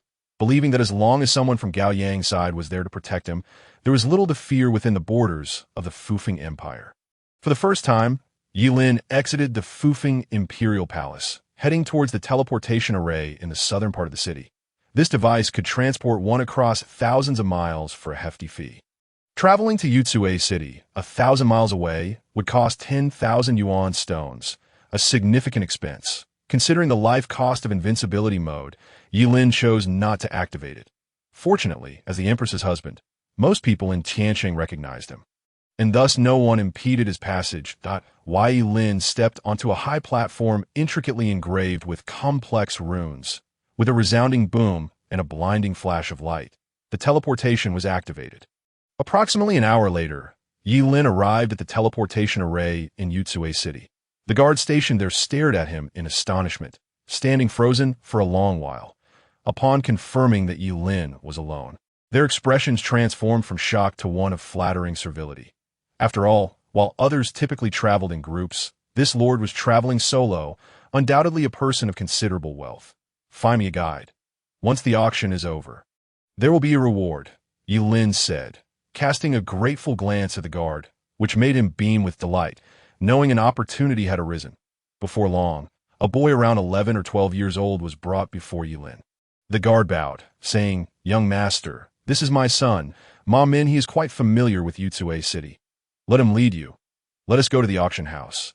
Time is of the essence," Ye Lin urged, eager to proceed. The guard frowned, feeling that despite his eagerness to please, even sending his own son as a guide, it was unreasonable for Ye Lin to provide no reward at all. Knight Lin found himself unable to do anything about the situation. It was not that he was unwilling to give, but rather that the 30 million spirit stones could only be used to purchase items and could not be gifted on the journey. Knight Lin sought information from Ma Min regarding the auction house, which was set to take place at the Wanbao building in the city of Yutsue.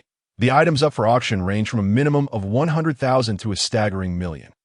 As the largest auction house in the northern region, it attracted buyers not only from the Fufeng Empire, but also from various cultivators in the eastern and western regions. That it was rumored that this time, a cultivator from the east had unearthed a long-sealed cave, acquiring numerous treasures, all of which Wanbao building had secured for this auction. Upon arriving outside the Wanbao building, Knight Lin opened the system's attributes panel. Task: cultivation of noble aura. Content: spend 30 million spirit stones within 12 hours. Progress: 8 hours and 12 minutes remaining, with 2,999,000 spirit stones left. Closing the familiar panel, Knight Lin approached the Wanbao building, only to be stopped at the entrance by a portly man who greeted him with a forced smile. "Young master, may I see your invitation?" Taken aback, Knight Lin hurriedly questioned the system within his consciousness. "This scoundrel brought me to the auction house without mentioning an invitation." "Not my concern," the system replied nonchalantly.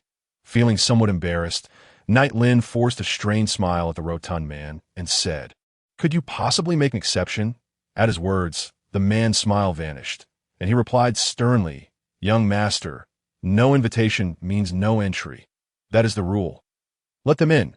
Just as Knight Lin was feeling distressed, a feminine voice, which irritated him, interrupted. The portly man instantly restored his smile, ingratiatingly saying, "Of course, we can accommodate the Divine Son's request." Han Xingyan approached Knight Lin, sneering, "So, Knight the Great has this refined interest? But does your allowance from your aunt suffice? The auction items here command quite a price." Knight Lin gritted his teeth, filled with displeasure. Why had this meddling fool shown up? Moreover, this fat man had just spoken of rules. Now he was contradicting himself. Observing Han Xingyan's demeanor, Knight Lin forced himself to calm down and replied, "Thank you, Divine Son, but I hope you won't regret this later." "Huh, young Master Knight is jesting. You lack the means to make me regret," Han Xingyan taunted. With a flourish, Knight Lin brushed past the portly man and two burly guards, striding forward. The timid Ma Min glanced nervously at the three men, but followed Knight Lin inside. The auction house was divided into two levels. The first floor featured a raised platform for auctions, surrounded by rows of seating, while the second floor comprised individual private rooms, presumably for VIPs, without an invitation. Knight Lin and Ma Min were escorted to the back row, where only minor families and small sects were seated. This was Ma Dong's first visit to such a place, and he curiously surveyed his surroundings. It was also Ye Lin's first time, but having grown accustomed to the opulence of the Fufeng Imperial Palace, he found these surroundings rather unimpressive. However, he was intrigued by a figure seated nearby. Appearing no larger than a hen, draped in a black cloak, perhaps sensing Ye Lin's gaze, the figure turned, revealing a pair of eerie vertical pupils beneath the cloak, sending a chill down Ye Lin's spine. Acknowledging his rudeness, he nodded and greeted, "Hello." The figure remained silent, its unsettling eyes fixated on Ye Lin. Thud, thud, thud. A muffled sound emanated from the platform. The auctioneer had arrived, signaling the commencement of the auction. The cloaked figure finally diverted its attention to the platform, allowing Ye Lin to breathe a sigh of relief. That moment, he caught sight of Han Xingyan in a private room on the second floor. Watching him intently, a smirk crept onto Ye Lin's lips as he extended his right hand, raising his middle finger in a friendly salute. Regardless of whether Han Xingyan understood the international gesture, the greeting had been conveyed. "Young master, I need to use the restroom." Ma Min whispered, "Go ahead. Be careful." Ye Lin replied nonchalantly.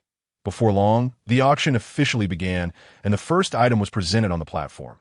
The auctioneer announced, "This is a low-grade, Earth-tier weapon, forged by the continent's foremost swordsmith, Wu Yazi, in his early years.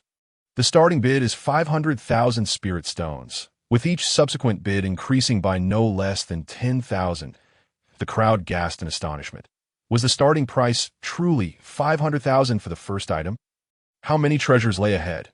Yet, Ye Lin discerned that this weapon was not worth that price. It merely held some collectible value due to the renown of the continent's top swordsmith, Wu Yazi. In contrast to the others, Ye Lin, noting the system panel's countdown showing 3.5 hours remaining, resolutely raised his bidding paddle, declaring, "I bid 600,000. After Ye Lin made his bid, almost everyone turned to locate the source of the voice. The value of this item certainly did not warrant 600,000 spirit stones. Was he a fool? The auctioneer frowned as well. It was unusual for such a foolishly rich person to be seated in the back row. Such a mark should ideally be positioned in the front for easier exploitation, i.e. the second-floor private room. Han Xingyan reclined in a grand chair, flanked by 3 scantily clad maidens. After enjoying a grape fed to him by one of them, he scoffed, "Does this fool think he can make me regret my decision through such lowly tactics?" "Divine Son, do you know him?" One maiden asked sweetly. If a person from the northern region were present, they would surely recognize this maiden as the saintess of the second-rate sect, the Yinsong sect, who now served Han Xingyan like a maid. Han Xingyan pulled her close, coldly remarking, "This imbecile thinks he can trick me. He believes that by raising the bid, I will feel compelled to follow suit, thus ensnaring me. Truly foolish. The Divine Son is unparalleled in wisdom. How could I fall for such a ruse? Let us enjoy the performance of this clown." The maiden nestled against Han Xingyan, blushing shyly. Yet, Han Xingyan's expression darkened as he replied, "No, if he wishes to play with me, I shall indulge him. His status in Tiancheng is low. He likely possesses little spirit stones that I will raise the bid on this first item." To his words, the 3 maidens stifled their laughter, regarding Ye Lin in the back row as if he were a jester. They understood Han Xingyan's intent. He would secure a few items to lower Ye Lin's guard, and when the prices escalated later, they would let this clown win the bid, only to ensure that he could not produce the spirit stones, leading to dire consequences as per the auction house's rules. "I could bid 700,000. Han Xingyan shouted, plunging the entire venue into silence. The patrons on the second floor were not to be trifled with, and no one dared to mock him. However, the atmosphere remained peculiar. Why would one spend so many spirit stones on something of dubious value? Ye Lin's expression faltered as he raised his paddle once more, declaring, "I bid 1 million. This time, even the auctioneer on the platform was left dumbfounded, having doubled the previous bid. Han Xingyan's brow furrowed slightly. For him, 1 million was no trivial sum, especially since he had only brought 1,000 million spirit stones on this trip, with some already earmarked for essential purchases, 0.1 million and 100,000. Ultimately, in order to ensnare Ye Lin, Han Xingyan gritted his teeth and called out the price. Ye Lin stared incredulously at the private room above, unaware of Han Xingyan's machinations. He merely sought to complete his task that moment. He could only marvel at Han Xingyuan's wealth. Perhaps he should wait for the next item to bid. After all, prices would only rise as the auction progressed. 1,100,000 once, 1,100,000 twice, 1,100,000 thrice. Sold. Congratulations to the guest in Box 4 for winning the bid. At this point, the attendees had begun to realize that the individual in the back row likely bore a grudge against the influential figures in the second-floor box, and they instinctively distanced themselves from Ye Lin, leaving only the cloaked figures still present. As the auction continued, Ye Lin placed bids on the second and third items, but Han Xingyuan relentlessly outbid him, each time doubling the price. When the fourth item was presented, the crowd held their breath in anticipation. It appeared to be a black brick. The auctioneer carefully placed it on the table, stating, "This is a treasure from the ancient cave in the eastern region. Impervious to magical attacks, remarkably hard. We even tried to cleave it with a heavenly tear sword, and it left not a scratch. It might be some divine iron." The starting bid is 1 million, with each subsequent bid increasing by no less than 100,000. The audience wore expressions of confusion. Even if the material was excellent, it could not be fashioned into a weapon, so what value did it truly hold? 1,100,000. As night descended, Ye Lin called out. The crowd, initially startled, quickly grew accustomed to his antics. This fellow shouted every time, yet never made a purchase. Many regarded him with disdain, believing he was deliberately inflating prices to dupe the Son of Heaven. At that moment, Han Xingyuan indeed made a bid of 120,000 yuan stones. Ye Lin, filled with indignation, reminded himself to remain rational and not to act impulsively. "Host, there are but 2 hours left. You might not complete this task. You truly cannot compare to Han Xingyuan in any respect," the system remarked sarcastically. "Humph, since Han Xingyuan insisted on pushing me, let us go for it." Ye Lin slammed the table, declaring 2 million. The crowd, accustomed to his behavior, gasped in astonishment, glancing toward Ye Lin in the private room. Han Xingyuan rejoiced, exclaiming, "You cowardly turtle! I bid 210,000. Upon hearing this, the small figure in a black robe beside Ye Lin trembled with apparent anger.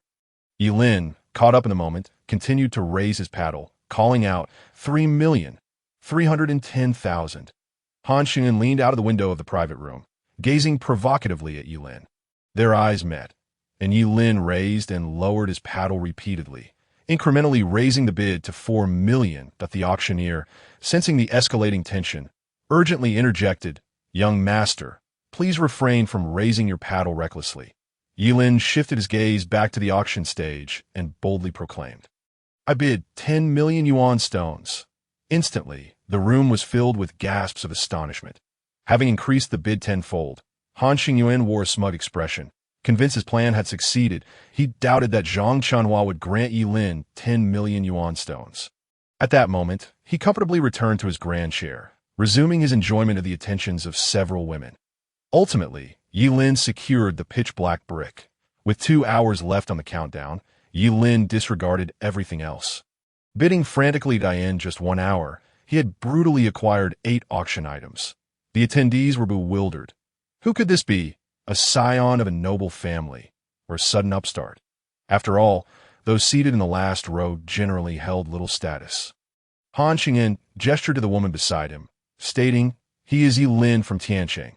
He cannot possibly afford to pay with yuan stones. Your business today is likely doomed." The saintess of the Diansong sect changed expression. Addressing Han Xingyuan with a solemn tone, "Son of Heaven, excuse me for a moment. Go ahead."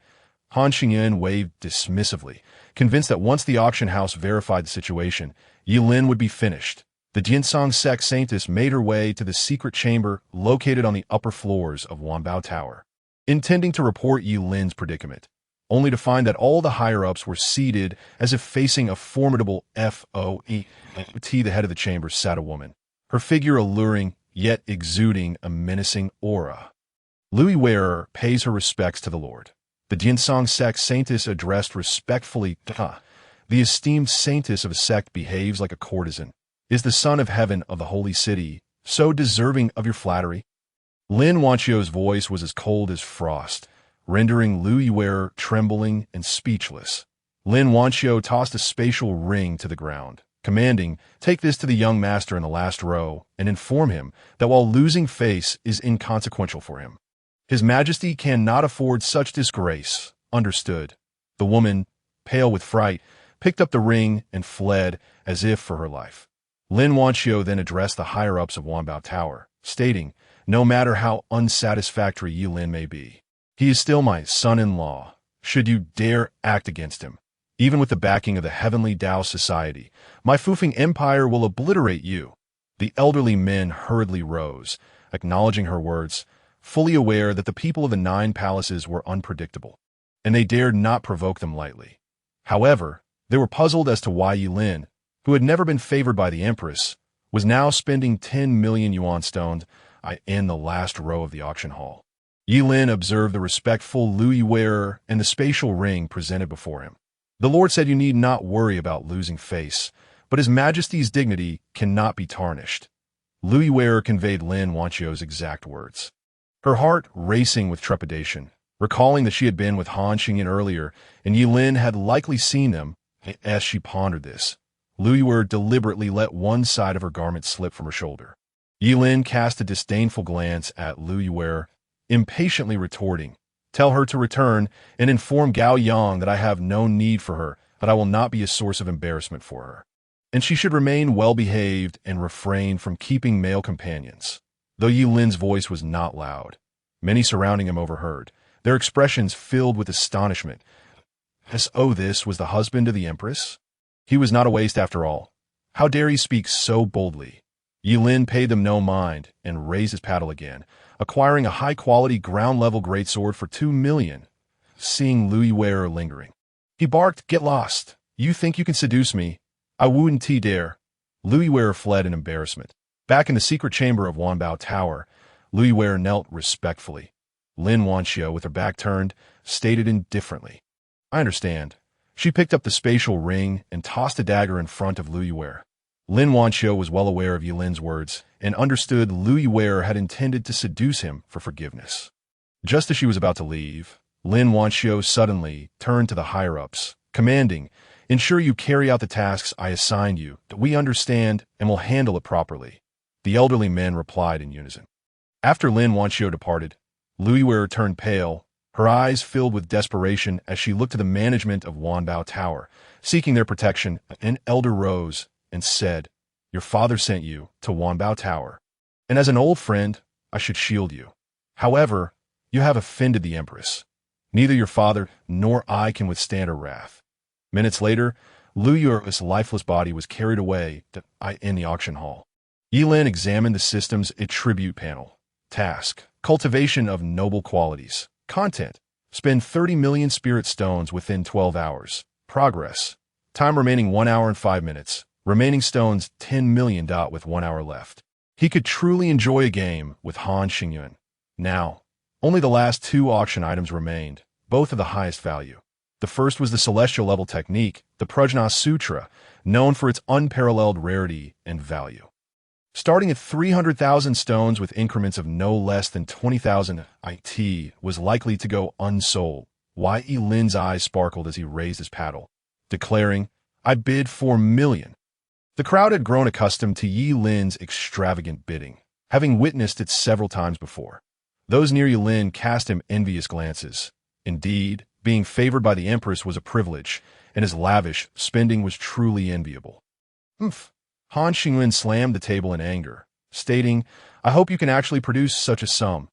Han Xingyan's expression darkened as he observed Ye Lin's exuberance, but he could only afford 400,000 stones, reserved for the final item, leaving him with no choice but to endure. Ye Lin, reveling in the quietness of the private room, felt triumphant. Spending money was exhilarating, and outshining Han Xingyan was even more delightful. "I bid 420,000. A chilling voice emerged from beside Ye Lin. It was the small figure in the black robe. Ye Lin's expression faltered, frowning as he declared, "I bid 500,000 stones." This time, his motivation was not merely competitive. His body had been too weak during the day, and he needed the Prajna Sutra to enhance himself. Upon hearing Ye Lin's bid, the small figure in the black robe turned to him once more. Raspy and insistent, "My friend, I desire this technique," that Ye Lin's brow furrowed as he coldly replied. "So do I. Very well. You have guts." The small figure's cold eyes gleamed with a green light as he rose and left the venue. After his departure, no one else contested Ye Lin, allowing him to secure the celestial level body refinement technique for 500,000 stones. The final item was a crystal sword, entirely blue, not categorized under any grade of heaven and earth. Rather, it was a key to unlock the secrets of the Sand Sea. Wanbao Tower had long since leaked this information privately, which was why Han Xingyuan had come here, starting at 300,000 stones. With increments of no less than 50,000, the bidding commenced with 7 or 8 individuals vying for it, quickly escalating to 500,000. Han Xingyuan's face turned ashen. He had only 400,000 stones. "Ye Lin, you scoundrel," as he seethed, "the price of the crystal sword soared to 700,000 stones that I, Han Xingyan of the Holy City, bid 1 million. In an instant, the auction hall fell silent. Declaring his identity as a member of the Holy City served to intimidate. Anyone who dared to bid against him would be opposing the Holy City. 1,500,000. A sudden sound shattered the silence, and upon seeing that the bidder was Ye Lin, the crowd quickly understood. The Empress was notoriously domineering and held no respect for the Holy City. How could her consort possibly be intimidated? After Ye Lin placed his bid, he noticed that Han Xingyan remained silent for an extended period, causing a sense of anxiety to brew within him. After all, he only had 500 million yuan stones in his possession. If Han Xingyan did not raise his bid, he would be finished. He suddenly regretted rejecting the yuan stones that Louis Ware had offered him earlier. As time passed, and the auctioneer called out 15 million for the second time. Everyone instinctively turned their gaze toward Han Xingyuan's private box on the second floor. Han Xingyuan's face turned ashen, gritting his teeth as he declared, 20 million. 20 million yuan stones once, 20 million yuan stones twice, 20 million yuan stones thrice, sold. With the gavel's final strike, Han Xingyuan finally breathed a sigh of relief.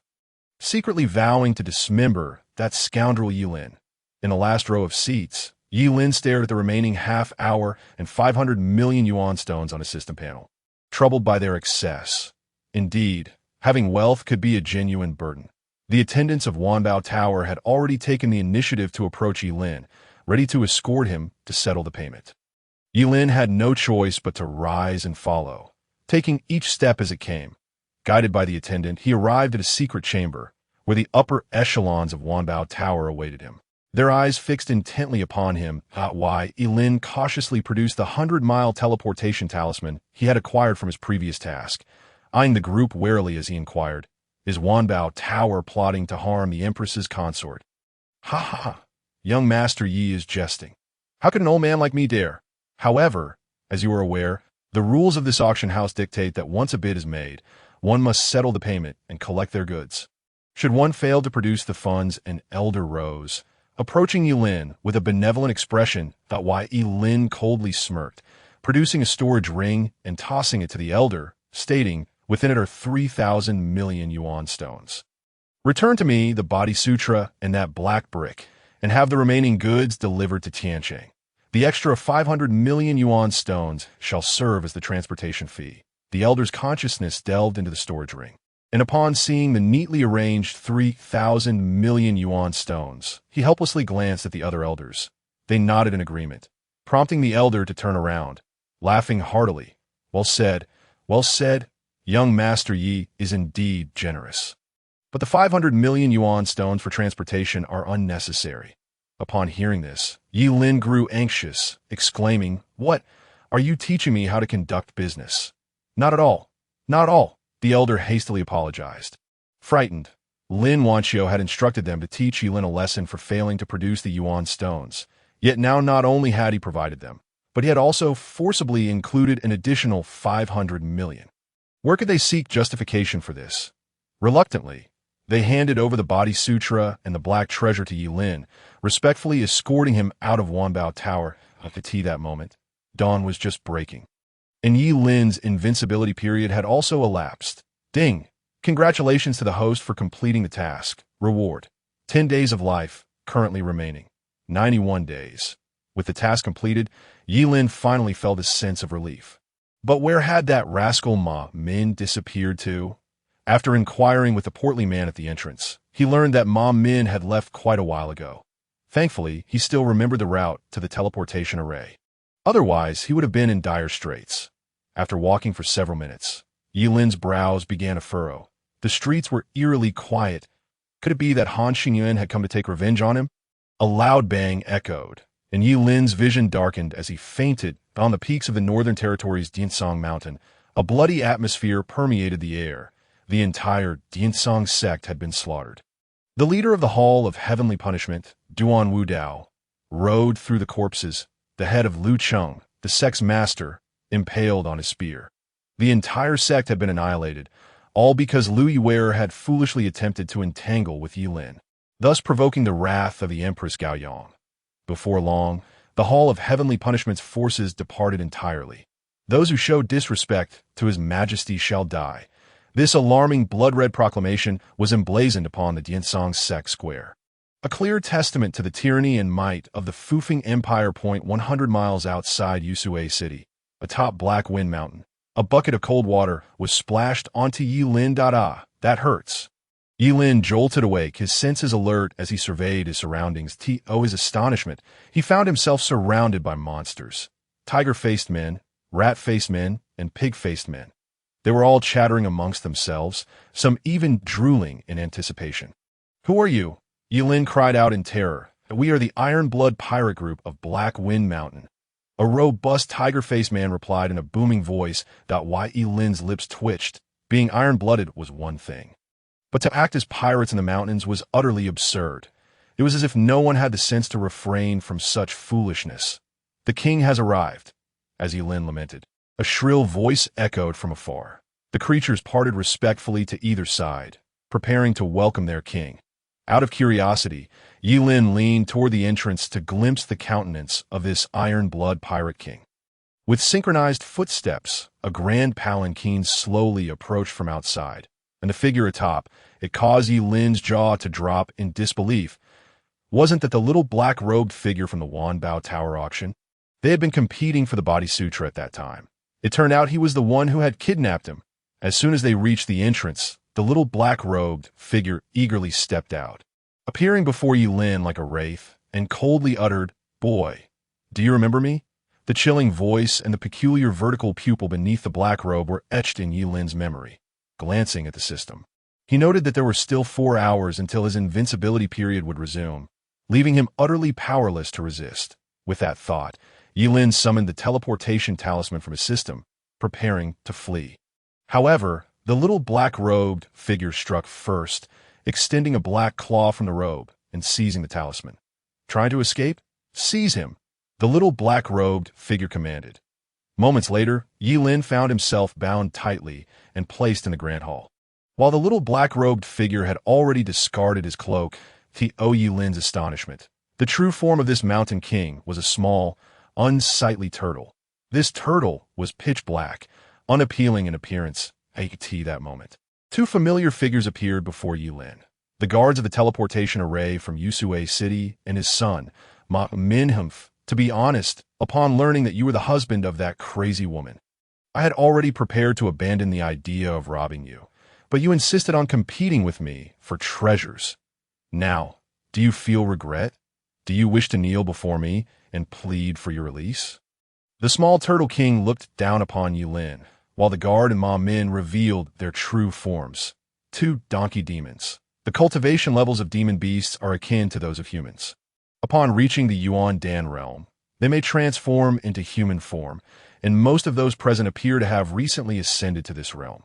Yet this small turtle could become a king, indicating that his realm was likely above Yuan Dan. After a moment of hesitation, Ye Lin chuckled. "Turtle King, I have already returned all my treasures to Tiansheng. I no longer possess any Yuan stones. There is no use in robbing me."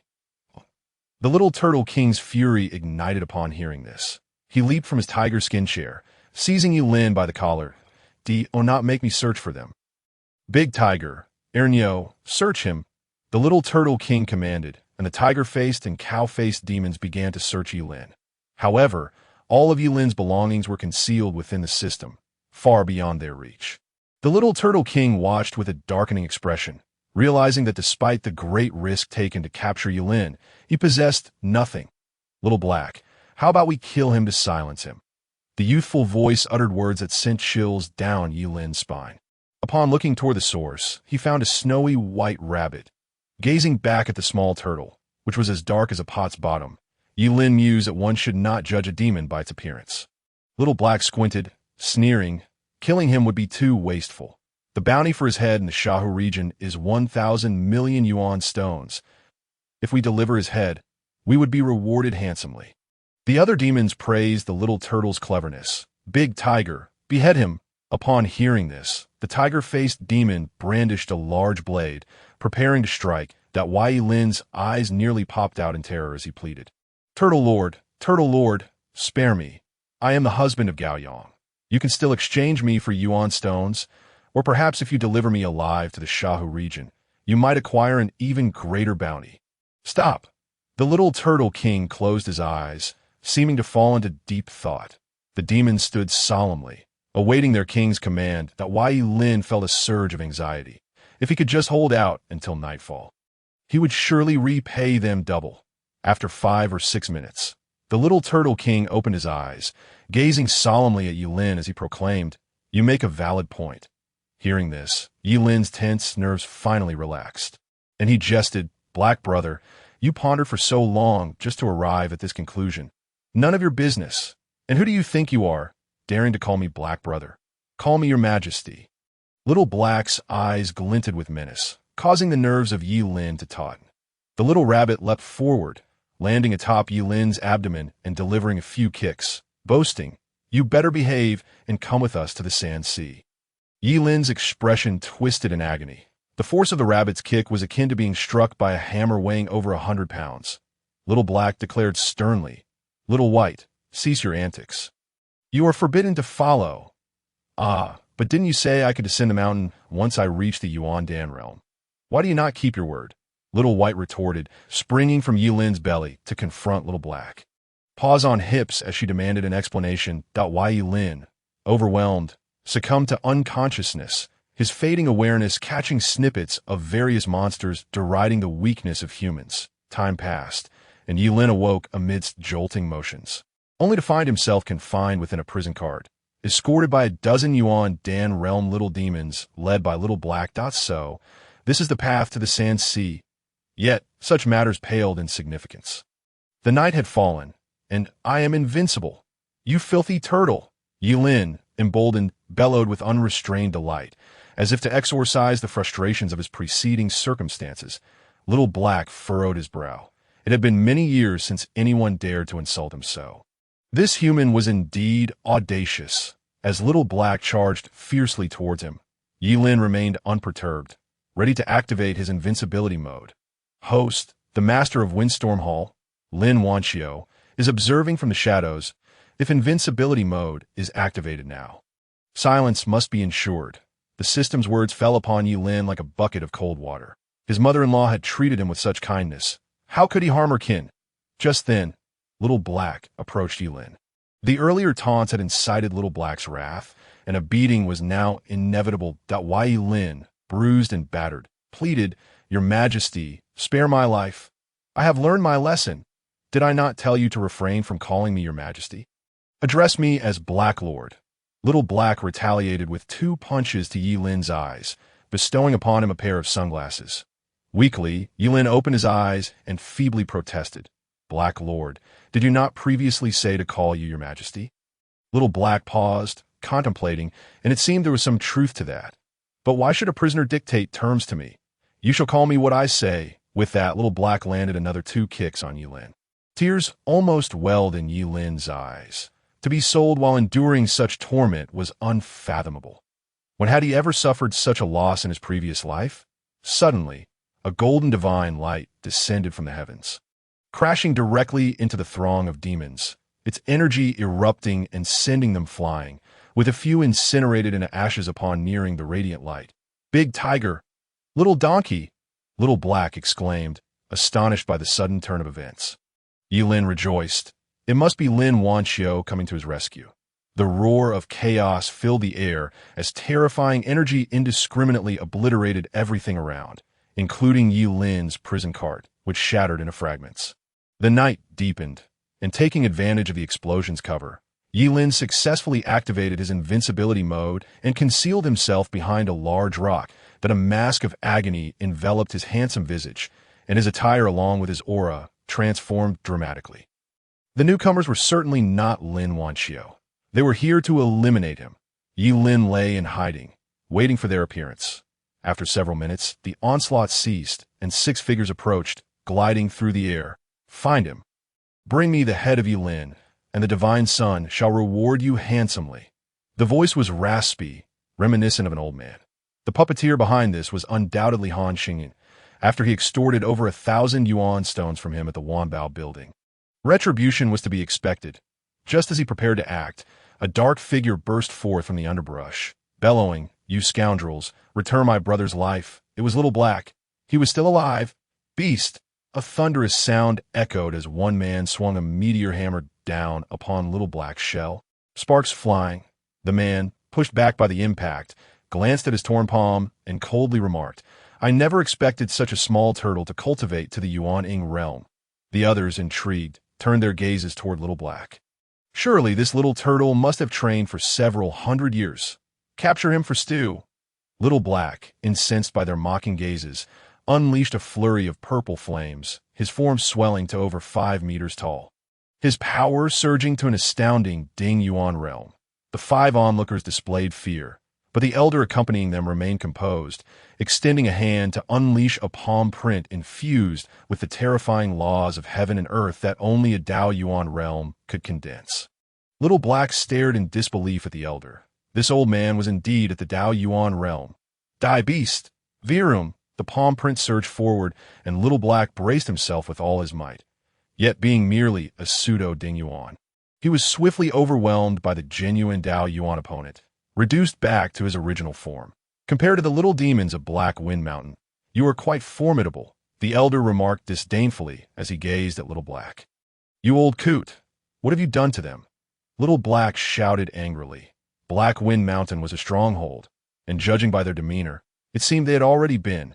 The elder surveyed the scattered limbs and dismembered bodies with indifference, stating, "A few little demons. Naturally, they have all been eliminated."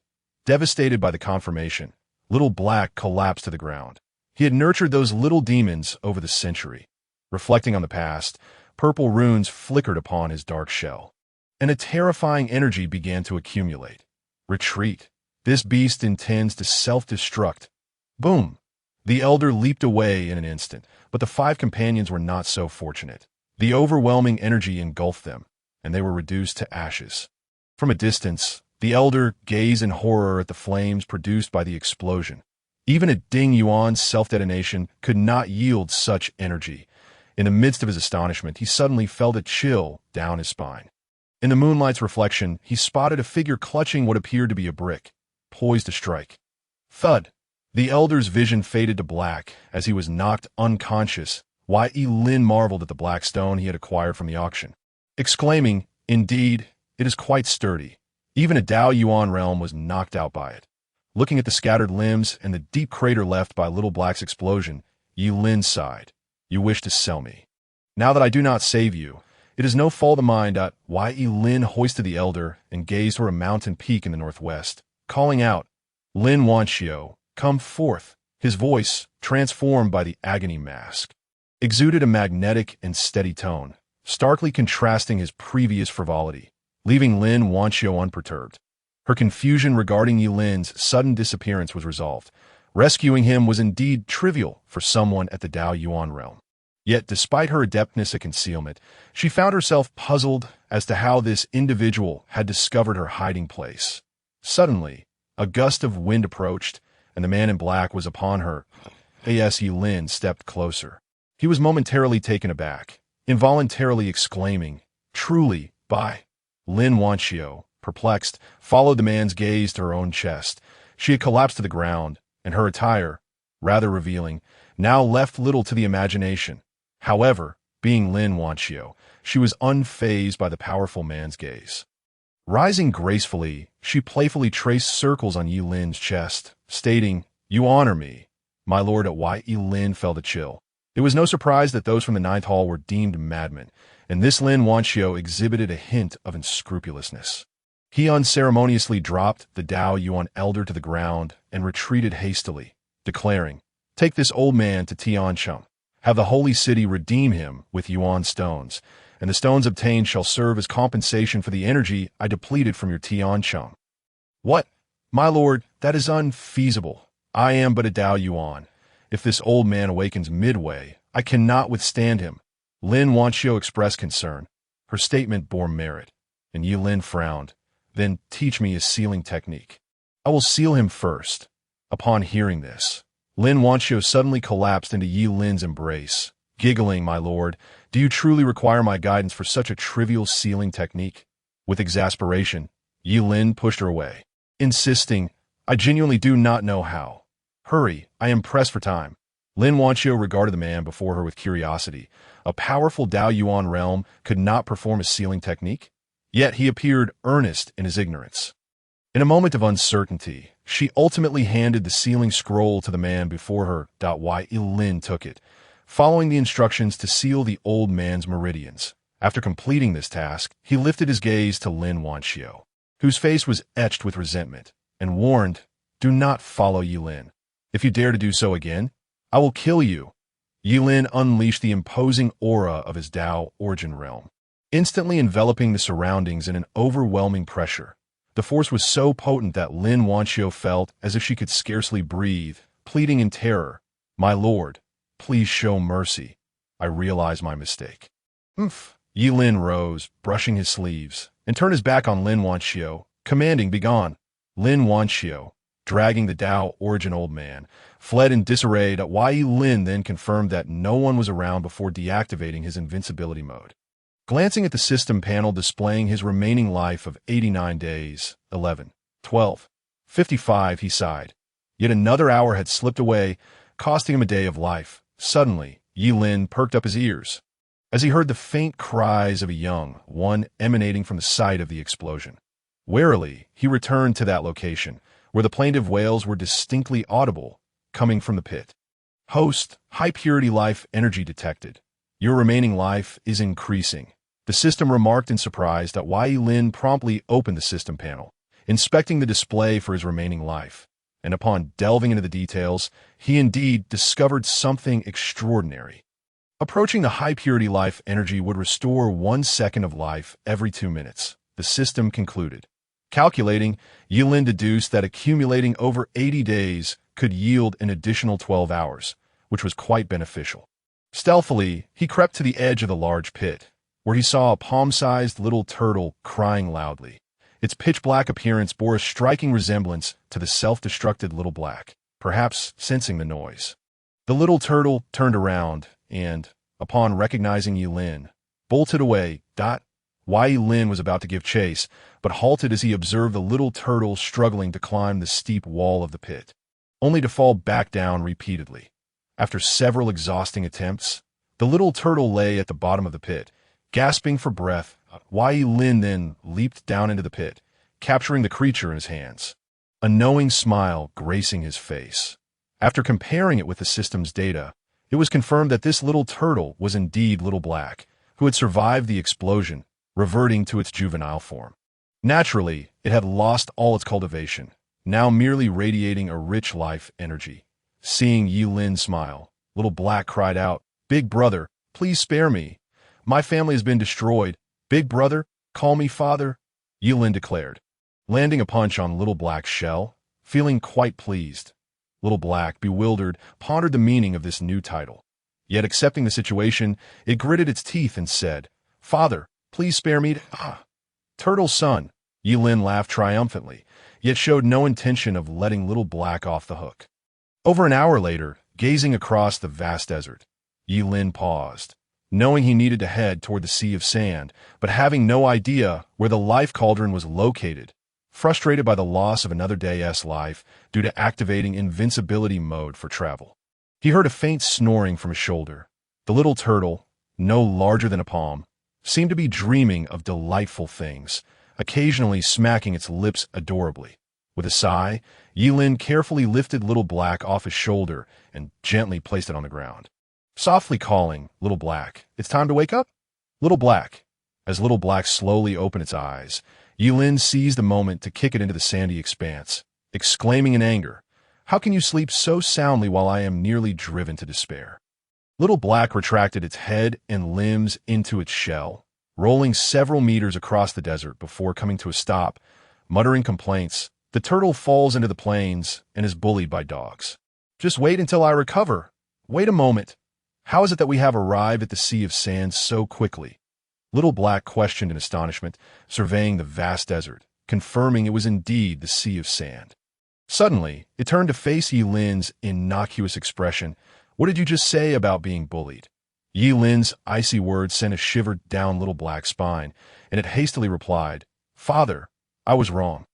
Upon hearing this, Ye Lin punched Little Black in the face, grinning mischievously. "No, you are a turtle. I cannot be your father anymore. From now on, you shall call me Master. Understood?" Little Black nodded vigorously. "Master, understood." Ye Lin tossed Little Black back onto his shoulder and inquired, "Have you heard of the Life Cauldron?" "The Life Cauldron? You have indeed asked the right person." Little Black replied with pride that why Ye Lin's heart leaped with joy as he held Little Black in his hands. Asking, "Where is it?" Little Black's expression shifted to one of seriousness, declaring, "No one knows the Life Cauldron better than I do, that I can help you find it, but you must assist me in avenging the powerful figure behind you." "Revenge? No problem. I will deal with Han Xingyuan for you," Ye Lin readily agreed. The revenge Little Black sought involved eliminating the Dao origin old man and the mastermind Han Xingyuan, who was currently targeting Ye Lin. The two reached a mutual understanding as Little Black solemnly stated, "The Life Cauldron is one of the 9 cauldrons, rumored to have been lost in the Sea of Sand during the ancient divine wars." "I'm aware," Ye Lin nodded. Little Black cautiously surveyed their surroundings before whispering, "However, look at this Sea of Sand. It is filled with yellow sand and devoid of any life energy, let alone the Life Cauldron, which symbolizes vitality. What do you mean? Are you trying to deceive me?" Ye Lin glared at Little Black, ready to take action. Wait. Little Black quickly waved its hands. "In the Sea of Sand, there's a city called Silent City, surrounded by dozens of miles of oasis, but I have some bad news to share." "Bad news? What is it?" Ye Lin asked, puzzled. Little Black grinned. "The descendants of the dynasty and sect your wife destroyed are all in Silent City. Do you dare to go?" "Ugh." Ye Lin shuddered. After all, he was married to Gao Yang, a sworn enemy of those rebels. If they saw him, they would certainly flay him alive. Even disregarding Gao Yang, his actions during the last battle, which caused an explosion of the energy reserves outside Tianqing, could not be overlooked, as there were soldiers from the Sea of Sand among them. Seeing Ye Lin hesitate, Little Black scoffed, "Then perhaps we should abandon the search for the Life Cauldron and return to find your wife to deal with Han Xingyuan. That would suffice for revenge.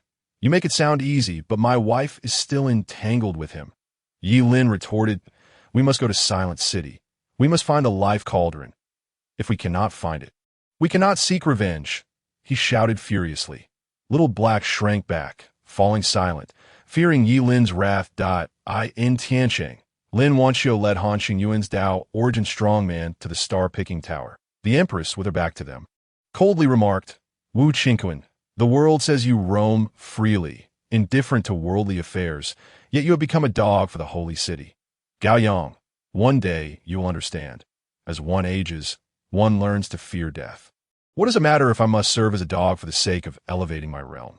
Wu Qingquan laughed maniacally, showing no regard for his identity as a Dao origin strongman. "Take him away. Do as that person instructed," Gao Yang commanded with disdain. Lin Wanqiu silenced Wu Qingquan before inquiring, "Your Majesty, what about the price? Like lavish 5,000 million stones. Kill him if there is even one less." Gao Yang replied coldly, showing no hesitation toward the holy city.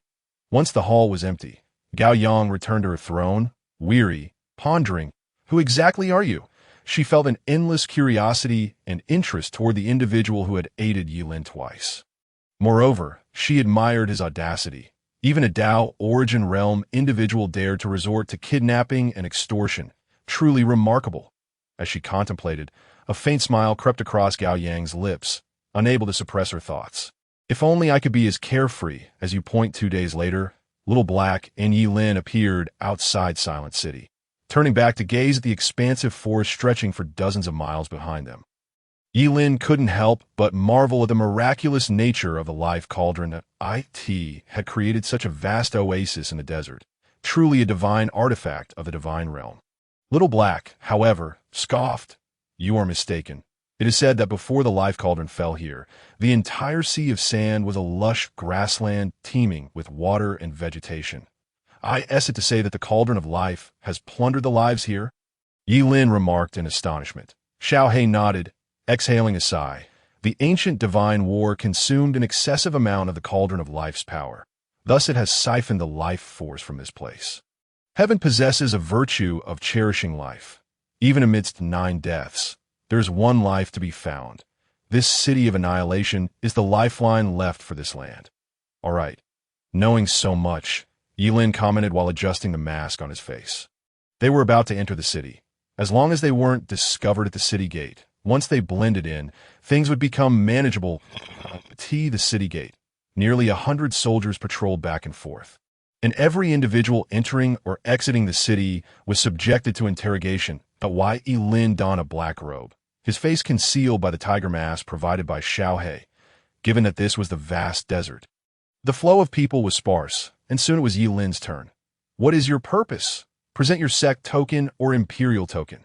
The guard inquired. Why Ye Lin, already prepared for this, produced Xiao He's identification token and declared, I am Da He, the leader of the Black Wind Mountain in southern Tang, dedicated for years to the revival of southern Tang against the Fu Feng Empire. I come today to visit a friend. The guard glanced at the token bearing the name Da He, furrowing his brow.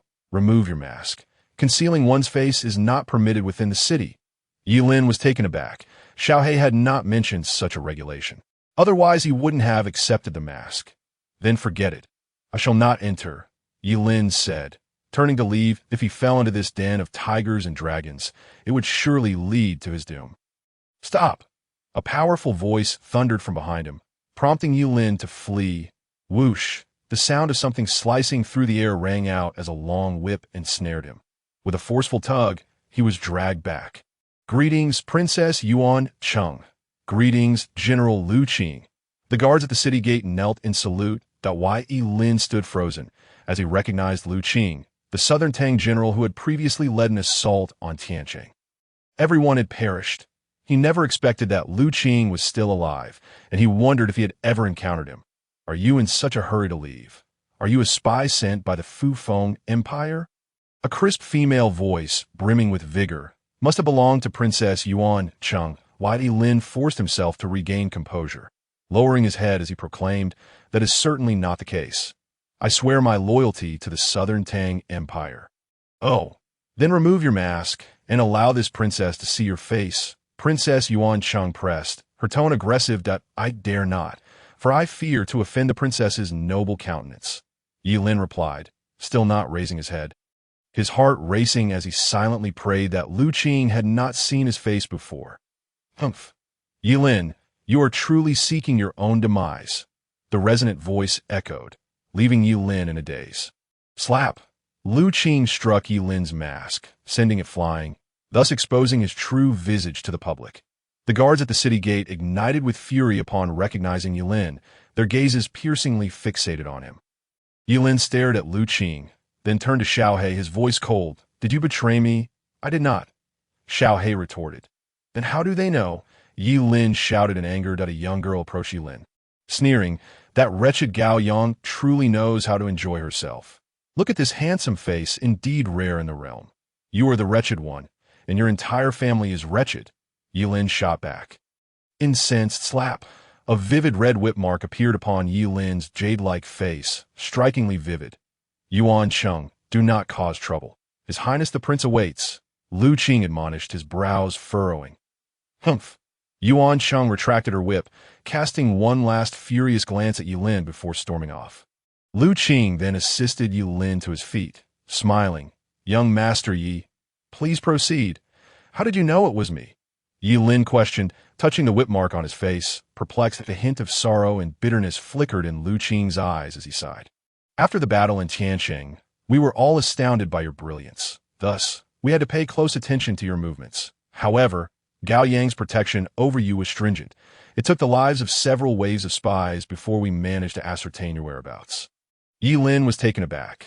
Gao Yang had secretly dispatched individuals to protect him? Did you hear that? Black Lord did not betray you. Xiao He glared at Ye Lin with indignation. Ye Lin felt a pang of guilt. I apologize. It was my mistake. Liu Qing led Ye Lin into the city of annihilation. Waiting until Ye Lin boarded the carriage before departing, Ye Lin peered out at the hundreds of guards surrounding the carriage. Realizing escape was utterly impossible, the populace along the way gazed in astonishment. Since Prince Tianqi was elected as the alliance leader, no noble had dared to travel in such extravagance. Half an hour later, the carriage finally came to a halt, and a middle-aged eunuch boarded it, smiling. "Young master, ye please." Ye Lin disembarked, only to find not a grand palace, but merely a compound spanning a few acres, with sparse guards surrounding it. Seemingly unconcerned about the potential assassination of the prominent figures residing within.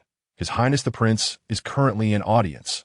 Please wait in the side chamber, the eunuch said, his demeanor unexpectedly gentle, lacking the anticipated indignation. Ye Lin naturally sought a chair to sit, eager to discern their intentions. As for the Prince Tianqi they spoke of, Ye Lin had already obtained information from the system. His father was Li Kongsu, the Emperor of Southern Tang, who perished in a national war against the Fufeng Empire a century 8G as the sole surviving prince of Southern Tang. Li Tianqi led the remnants of his people to the city of annihilation, subsequently employing exceptional courage and strategy to subdue all the rebels in the northern territories that Gao Yang had obliterated. Now, he had resided in the city of annihilation for a century, and the Fufeng Empire had never dared to act recklessly against him. 10 years ago, he even boldly declared that he would not claim the title of emperor until the lands of Southern Tang were reclaimed. Nor would he do so until the walls of Tianqing were destroyed. What a tale of bitter struggle, from a few hundred individuals to a force of hundreds of thousands. Quite inspirational. However, compared to Zhu Chongba, he fell slightly short, as the latter had started with but a broken bowl. Ye Lin mused to himself while observing the system panel, but Xiao He on his shoulder was utterly bewildered. Seeing Ye Lin lost in thought before uttering strange words, "My lord, have you been stunned into silence? Who is this Zhu Chongba?" Xiao He inquired, puzzled. Ye Lin withdrew his gaze, lifting Xiao He from his shoulder, and chuckled. "From now on, you shall be known as Gui Chongba. Scram. Black Lord will not change his name, nor alter his surname." Xiao He retorted firmly. "How rude." Ye Lin frowned, pressing Xiao He down to the ground. "The prince has arrived," the eunuch's sharp voice echoed, prompting Ye Lin to release Xiao He. The moment of truth had arrived. The attitude of this inspirational figure would determine Ye Lin's fate. Ye Lin and Xiao He turned their attention to the door, where a young man in a yellow robe appeared before them. He stood tall, exuding an extraordinary aura, striding forward with the grace of a dragon and the might of a tiger. Uncertain of his intentions, Ye Lin refrained from formality, merely clasping his hands in greeting. "Ha!" A hearty laugh resonated as Li Tianqi approached Ye Lin, clapping him on the shoulder. "Young brother Yi, you truly resemble a celestial being gracing the mortal realm." This compliment pertained to Ye Lin's appearance. After all, aside from his good looks, he possessed few other merits. Ye Lin offered no pleasantries, coldly retorting, "My wife is the empress of Gao Yang. If you dare to harm me, I shall surely seek revenge in the future." As a villain, particularly as the husband of a great antagonist, making threats before a confrontation was a form of self-cultivation, wasn't it? Yet, judging by their demeanor, they hardly appeared inclined to engage in battle. It seemed more likely they sought to negotiate, using Gao Yang as leverage. Li Tianqi regarded Ye Lin with a hint of awkwardness. General Lu Qing had described this individual as cunning as a demon. Yet now he seemed somewhat foolish. Observing this, Ye Lin casually returned to his seat, exuding an air of arrogance. "What do you want? Torture me or flay my skin and strip my tendons?" Suddenly, Li Tianqi narrowed his eyes, a jolt of realization striking him. Ye Lin was indeed crafty. He had swiftly seized the initiative. What a clever Ye Lin, nearly playing him like a fiddle. Awakening to this, Li Qianqi chuckled. Ye Lin, Gao Yang is proud and solitary. I know you have not fared well in Tianqing. Ye Lin closed his eyes, a grimace of pain crossing his features, as if recalling some tormenting memory. Li Qianqi smirked. Gao Yang's aloofness meant that Ye Lin's circumstances were hardly favorable. And this expression of anguish was not surprising. In truth, Ye Lin was reflecting on life after leaving Tianqing, devoid of his mother-in-law's daily offerings of delicacies, enduring days of rough living, for someone accustomed to a life of luxury and indulgence. Enduring such hardship is indeed excruciating. Observing the increasingly grim expression on Ye Lin's face, Li Qianqi hastily interjected, Enough, my brother Yi. That is all in the past. I now propose a bold idea. What idea? Ye Lin queried, his brow furrowed with extreme greed. Li Qianqi settled into a chair, a sense of reassurance washing over him. With desire ignited, the path forward became clearer. He coaxed Ye Lin gently. Should you embrace this proposal? The title of king may very well be within your grasp. Speak, Ye Lin exclaimed with excitement. Betray Gao Yang and join us in toppling the reign of the Fufeng Empire. Li Qianqi's eyes gleamed with fervor, his voice resonating with conviction. Let me ponder this, Ye Lin responded, appearing conflicted. The small creature on his shoulder, Xiaohe, exclaimed in shock. Ye Lin, do you truly wish to betray your wife as well? Of course. Have you not seen how she treats me daily? I have endured enough. I seek to rise. Ye Lin retorted, casting a dissatisfied glance at Xiaohe. So, does that mean you agree? Li Qianqi probed cautiously. Ye Lin waved his hand impatiently. I agree. Now tell me your plan. Well, Li Qianqi appeared reluctant to divulge the details. Noticing this, Ye Lin decided to retreat tactically, smiling. If you choose not to share, it matters not. I trust your integrity, brother Qianqi, and know you would not deceive me. These words. Li Qianqi felt a pang of guilt. Ah, dear brother Yi, I have indeed acted with the heart of a petty man. Come, let us proceed. No. I am merely an outsider. There is no need for me to know, Ye Lin declined firmly. However, Li Qianqi was unyielding, dragging Ye Lin into the grand hall, where a detailed formation diagram lay at the center, replete with intricate routes that had clearly been studied extensively. Observe, my dear brother. The heart of this grand formation lies just beyond the city of Oblivion. The MY plan is quite simple. We shall use you as bait to draw Gao Yang here. When the time comes, the formation will activate, weakening her power by 1/10, allowing the 9 heavens thunder to descend upon her, ensuring her demise. Despite Li Qianqi's confidence, Ye Lin frowned. She has been quite indifferent towards me. She may not come. She has dispatched individuals to protect you. You undoubtedly possess something she desires. Thus she will come, Li Qianqi insisted, growing more assured that Ye Lin remained silent for a long while before gritting his teeth. Very well. First arrange for me a more comfortable place to rest. I am utterly exhausted from 2 days of rough living. Wei Yinda, take young Master Yi to the drunken immortal tower to rest. Prepare accommodations for him there until Gao Yang arrives. Li Qianqi commanded. As you wish, replied the eunuch who had been following him, bowing deeply. The most opulent establishment in the city of Oblivion. The drunken immortal tower charged over 1,000 yuan stones merely for lodging each day, with the cost of entertainment and dining being even more staggering. To demonstrate his sincerity, Ye Lin declined Wei Yinda's company and simply took up residence in a room. Once Wei Yinda departed, Xiaohe, puzzled, asked, Master, you cannot truly intend to betray your wife, can you? After confirming that no one was eavesdropping, Ye Lin sighed in relief. Our primary objective is, of course, to preserve our lives. And then what? Betray your wife. Xiaohe pressed that Ye Lin, irritated, lifted Xiaohe, growling. Then, naturally, we must locate the life cauldron. As for Gao Yang, she will not come to my aid.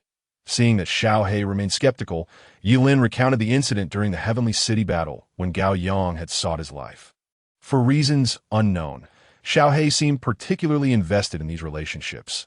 After listening, Xiaohe could only sigh. You two are like lovers entwined in a deadly dance. Nonsense. I admit I am drawn to her beauty and desire her. But I do not love her, Ye Lin corrected. His current aim was to remain in the city of oblivion and seek the life cauldron to extend his existence. Although Li Qianqi might exploit him, at least he would ensure his survival and protection from harm. Furthermore, once the opportunity arose, he could activate his invincible mode. Who could possibly stand in his way? I shall rest now. Tomorrow will bring new challenges. Ye Lin lazily reclined, and after enduring much toil, he soon drifted into slumber. In the heavenly city, at the star-picking tower, Gao Yang scoffed as she held the imperial edict sent from the city of oblivion, saying, Li Qianqi has captured Elinat this. Lin Wanqiu's expression shifted dramatically. Li Qianqi has grown complacent, forgetting the pains of the past. We should mobilize a great army and raise Oblivion City. That is unwise. The ominous signs from the Sand Sea have yet to dissipate. Acting rashly could lead to catastrophic losses. Tai and Daisy interjected. Silence fell over the hall as both shared their thoughts, leaving the final decision to Gao Yang. A testament to their years of cultivated understanding. Gao Yang closed her eyes in contemplation for a long while, then calmly declared, Do not inform the matriarch.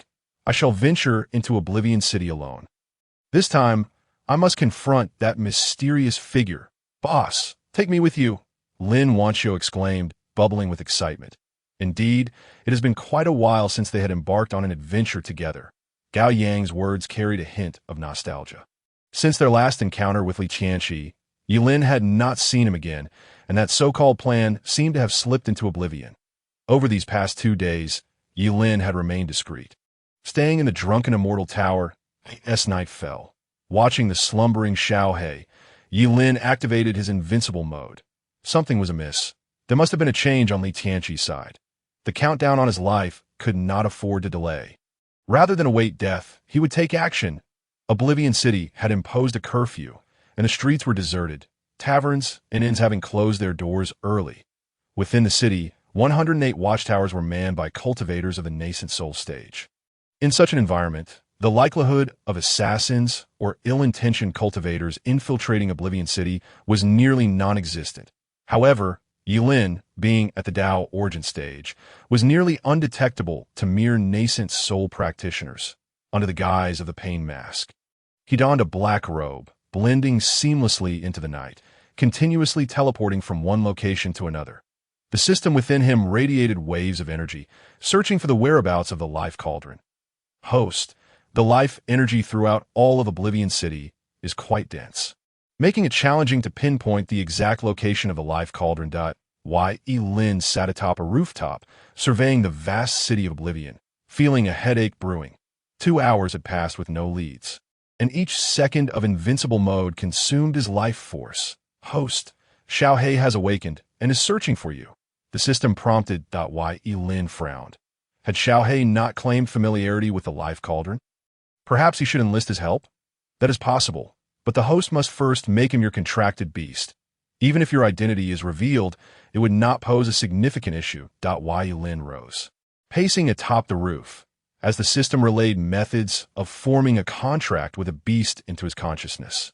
After reviewing the instructions, Ye Lin tore through the fabric of reality and stepped through, arriving in the room at the drunken immortal tower in an instant. Xiaohe was peering out the window, completely unaware of the presence behind him. You little beast, I hear you wish for my assistance in avenging you? The voice that emerged from the pain mask seemed to possess a certain enchantment, startling Xiaohe so much that he tumbled from the window, his very soul trembling. However, upon recognizing the figure, his eyes brimmed with tears of joy as he pleaded, My lord, I beseech you to help me exact my revenge. Ye Lin remained impassive, gazing at him coolly. Avenge you? That is not difficult, provided you agree to form a contract with me and become my contracted beast. Hearing this, Xiaohe's cries ceased abruptly. A contract between the demon clan and humans was akin to a bond of servitude.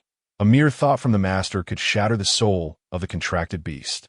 If you prefer not to, that as well. Help me locate the life cauldron, and I shall assist you in return, Ye Lin offered, feeling a pang of sympathy. No, I am willing, as long as you aid me in my revenge. What does it matter if I become a contracted beast? Xiaohe's eyes blazed with ferocity, a purple light illuminating his forehead. Ye Lin sliced his finger, allowing a droplet of blood to fall, intertwining their essences with a mysterious force, establishing a connection of mutual understanding. By the heavens, Ye Lin, you great black turtle.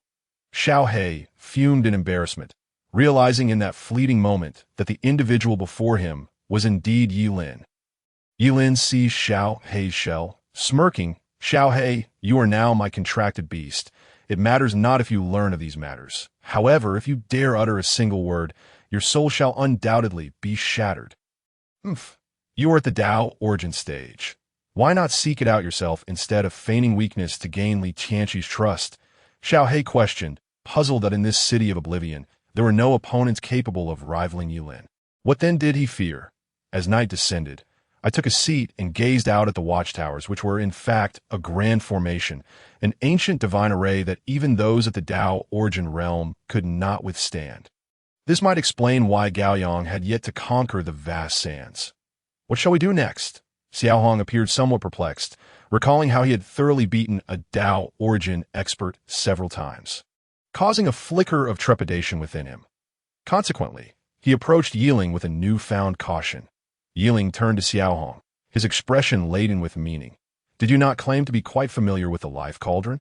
It seems the next step rests upon your shoulders. Without allowing Xiao Hong a moment to prepare, Ye Lin seized him and tore through space, shortly finding themselves atop a distant rooftop. Xiao Hong, complying, began sensing the location of the life cauldron in Ye Lin's grasp. Strangely, an inexplicable force obstructed the aura of the life cauldron. Its approximate location seemed to lie within Li Tianqi's royal palace. Ye Lin wasted no time, his figure flashing as he appeared outside the modest palace of Li Tianqi. This place was naturally beyond the curfew's grasp, with faint lights still flickering inside. Someone's here. Ye Lin's pupils contracted, while Xiao Hong trembled slightly. Before them stood Li Tianqi and Han Xingyan, reveling in the courtyard, seemingly having reached some agreement. This ambitious fellow. No wonder there had been no news for days. It seems he has sold us out. Ye Lin muttered under his breath. Xiao Hong's expression turned icy. Should we go in and eliminate them both? No, there is a grand formation enveloping this place. Recklessly exposing ourselves would only lead to our entrapment. Ye Lin countered Xiao Hong's suggestion. Then, what shall we do? Han Xingyuan has come to the city of oblivion. He will undoubtedly not let us off the hook, Xiao Hong fretted. Clearly, we must flee. Leave the city under cover of night. Ye Lin gathered his immense energy, preparing to tear through the void and escape, golden runes igniting around him. Spatial blockade? We've been discovered. Ye Lin exclaimed at that moment. Han Xingyuan and Li Tianqi soared into the air, fixing their gazes upon Ye Lin and Xiao Hong. At last, you have made your appearance. Han Xingyuan strode forth boldly, showing no sign of fear even in the presence of Ye Lin, who was at the Dao origin realm. Li Tianqi displayed neither surprise nor satisfaction from a successful scheme, but rather confusion. The barriers outside the city have shown no signs of disturbance. How did you enter the city of oblivion? Go ask the king of hell. Ye Lin responded defiantly. And since we have been discovered, there is no need for further concealment. Humph. Han Xingyuan scoffed, unleashing his Dao origin might as he confronted Ye Lin. As Gaoyang's former lover, he was far from simple. As the son of the holy city, he was equally formidable. Ye Lin had long prepared for this, his own Dao origin aura erupting as the two forces collided and entangled, instantly reducing Li Tianqi's palace to ruins, simultaneously revealing a formation. Runes swirled upon it, as if recently activated, with a blue crystal sword still embedded nearby. This must be the secret entrance to the sands, and it is highly likely connected to the life cauldron. The Yuan-ing cultivator stationed at the 108 watchtowers concentrated their energies, casting a vast net of energy that enveloped the entire city of oblivion. You, Ye Lin, shall not escape. Abandon the darkness and surrender to my holy city, and I shall spare your life. Han Xingyuan sneered. Without hesitation, Ye Lin tucked Xiao Hong into his embrace, channeling a colossal amount of energy as he plunged into the entrance of the secret realm of the sands. Han Xingyuan and Li Tianqi exchanged knowing smiles, approaching the entrance to withdraw the crystal sword. This mysterious expert is sealed within the underground palace. Escape is utterly impossible. I Tianqi rejoiced at the sight of the gradually closing entrance. After Han Xingyan stored the crystal sword into a spatial ring, he cast a cold glance at Li Tianqi, disdainfully stating, "Merely a trick to send him away. First, find Ye Lin. I want him torn to shreds. Rest assured, he will not escape the city of oblivion. Soon enough, someone will bring him back to us," Li Tianqi replied confidently, for he possessed absolute control over the city of oblivion. Han Xingyan's brow furrowed in disgust. "I cannot abide your overconfidence." Li Tianqi merely smiled, refraining from rebuttal or explanation. While the two engaged in their subtle power play, Ye Lin and Xiao Hong found themselves in a precarious situation upon entering the secret realm entrance. They were ensnared by an enigmatic force, spiraling deeper into chaos. This mysterious power was formidable. Even Ye Lin, at the Dao origin realm, struggled to maintain his balance, while massive stones occasionally hurtled past, some even striking him directly. Fortunately, his invulnerable state remained, allowing him to protect himself. After battling against the tumult for roughly an hour, a safe landing point emerged. Xiao Hong poked his small, dark head out from Ye Lin's hold and exclaimed. Ye Lin had already established a bond with Xiao Hong. Should Ye Lin perish, so too would Xiao Hong. At this moment, he held no doubts. Perhaps Xiao Hong had indeed traversed this place before. The crux was that their invulnerability only had 2 hours left. In this perilous space, lacking Dao origin strength would surely lead to instant annihilation. There was no choice in the matter. Remaining in a state of heightened tension, Ye Lin felt time racing by, ultimately crossing through the mysterious passage in the final moments of his invulnerability, revealing a vast burial pit before him. Ye Lin swallowed hard, stammering, "Xiao Hong, what are those?" Following Ye Lin's gaze, they beheld a vast burial pit, its depths unfathomable, with 2 iron chains extending outward, their ends obscured from view. As for what filled Ye Lin with such dread, it lay at the pit's bottom, where countless corpses lay strewn about. The skeletal remains of a colossal dragon exuded a chilling aura, while the half-decayed body of a divine phoenix was engulfed in flames. Among them were also human-like skeletal remains. 3 heads, 6 arms, their visages grotesque, and a multitude of other unidentified corpses, resembling a hellish landscape that it was nearly inconceivable that this was the very place housing the life cauldron. Xiao Hong gazed solemnly at the burial pit, murmuring, "I know not. I merely happen to know the way." "Happen to know? What creature are you exactly? Speak up." Ye Lin, keen to the subtleties, seized Xiao Hong and interrogated him. Xiao Hong withdrew his limbs and head into his shell, retorting, "How should I know? It seems I was born here, tormented daily by a small cauldron, until I could no longer endure and fled." Ye Lin regarded Xiao Hong with incredulity. "I shall take your word for it this once. Could that small cauldron be the life cauldron? I know not. Cross this iron chain bridge and tread upon Luchuan Bridge to reach there. Do remember to assist me in teaching that cauldron a lesson," Xiao Hong replied from within his shell, his voice muffled. Ye Lin sat down, casually nibbling on some provisions before reclining, as the invulnerability period concluded. There was no way his small frame could traverse this iron chain bridge. He must seize the time to recuperate. Xiao Hong peeked his head out from his shell, earnestly sensing Ye Lin's aura. Indeed, it was but the qi of the Yuan initiation realm. However, seeing Ye Lin had succumbed to slumber, he chose not to disturb him, retreating back into his shell to await Ye Lin's awakening. Within the city of oblivion, Li Tianqi and Han Xingyan arrived at an ancient altar, measuring 10 meters on each side, surrounded by a mound of colorful stones. The two ascended the altar, where Li Tianqi formed a seal. A semi-transparent radiance surged forth from within him, transforming moments later into the shape of a small cauldron. Next, we shall enter the life cauldron's interior. Whether you gain its recognition depends solely on your own capabilities. Li Tianqi stated earnestly to Han Xingyan, "I am well aware of my limits. Securing this cauldron will ensure the holy city aids in your restoration." Han Xingyan replied, utterly unfazed, his mind solely fixated on obtaining the life cauldron. The small cauldron radiated divine light, its blinding brilliance enveloping the area, and the two vanished from the altar shortly after their departure. 2 graceful figures stealthily emerged beside the altar. Lin Wanxiu's pointed at the altar. "Boss, they left through here." Gaoyang stared at the altar for an extended period before retrieving the divine map. Her slender fingers gliding across the scroll, causing runes to cascade down and merge into the altar. The array skills of the Empress Gaoyang were indeed remarkable. However, due to her overwhelming power, she had seldom needed to employ formations, leading to their gradual forgetfulness among the people. Half an hour later, the formation activated, prompting Lin Wanxiu to hastily follow Gaoyang onto the altar. As everything fell into place, Lin Wanxiu's curiosity ignited. "Boss, are you perhaps smitten by Ye Lin, considering the risks we took to rescue him? It is only natural to be drawn to him. After all, his visage is undeniably attractive. Were it not for my aversion to those lacking strength, I would gladly assist you." Gaoyang shook her head with a hint of exasperation. After commanding the Gale Hall for centuries, is this all you have learned? Lin Wanxiu lowered her head in disappointment, only to suddenly inquire, "What are your thoughts on that masked, mysterious figure?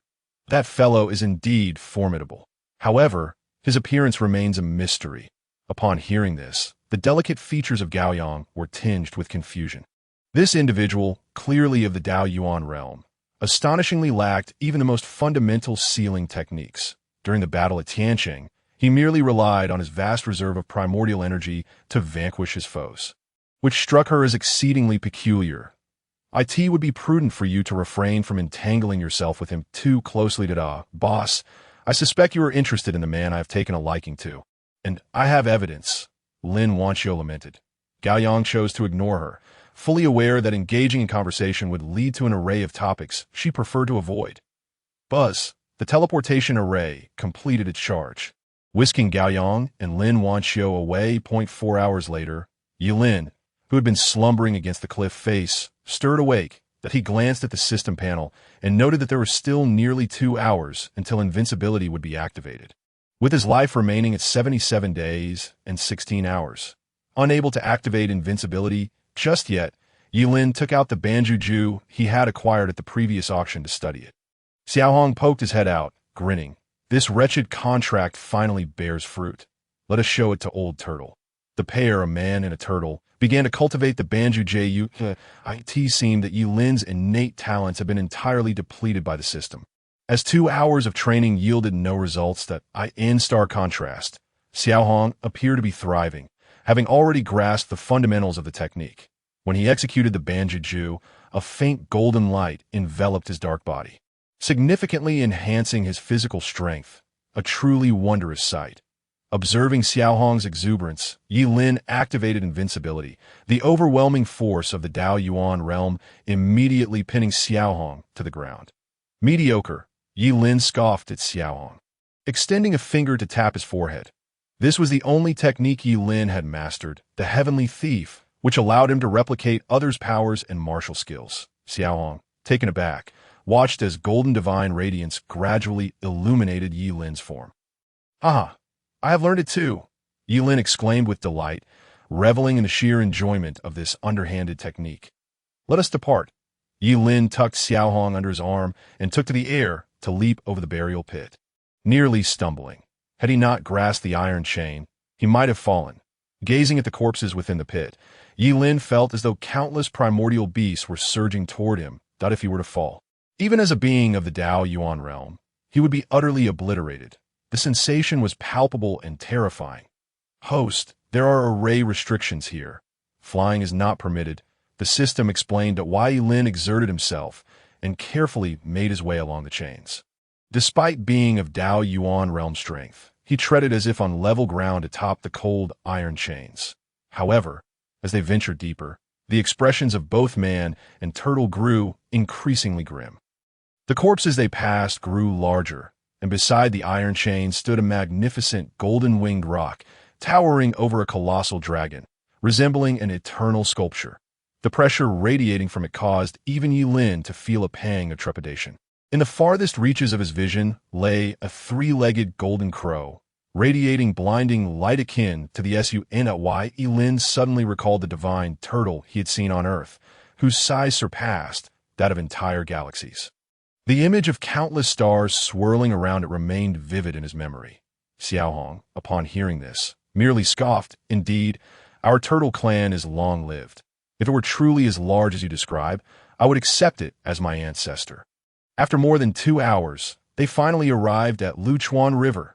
Xiao Hong exclaimed in delight that Ye Lin looked on, noting that in stark contrast to the previous burial pit, this place resembled paradise. Lush green grass stretched out. Flowers blossomed and swayed, evoking a scene reminiscent of chaotic blossoms that could bewilder the eye and shallow grass that could conceal the hooves of horses. To the end of the meadow lay a small river, spanned by 6 white jade bridges leading directly to the opposite bank. The 6 bridges of Luchuan, each step a matter of life and death. This bridge is perilous, but fortunately, you have encountered me. Old Turtle, Xiaohong boasted, leaping from Ye Lin's arms and eagerly approaching the riverbank. Master!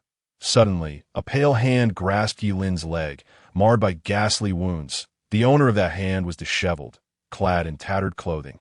Bloodstained and ragged out, Ye Lin was struck with dread, exclaiming, "What the hell are you, human or ghost?" "Master, it is I, Lin Wanxiu," came the reply. Lin Wanxiu? Ye Lin squatted down in surprise, examining her, though he could not recognize her face.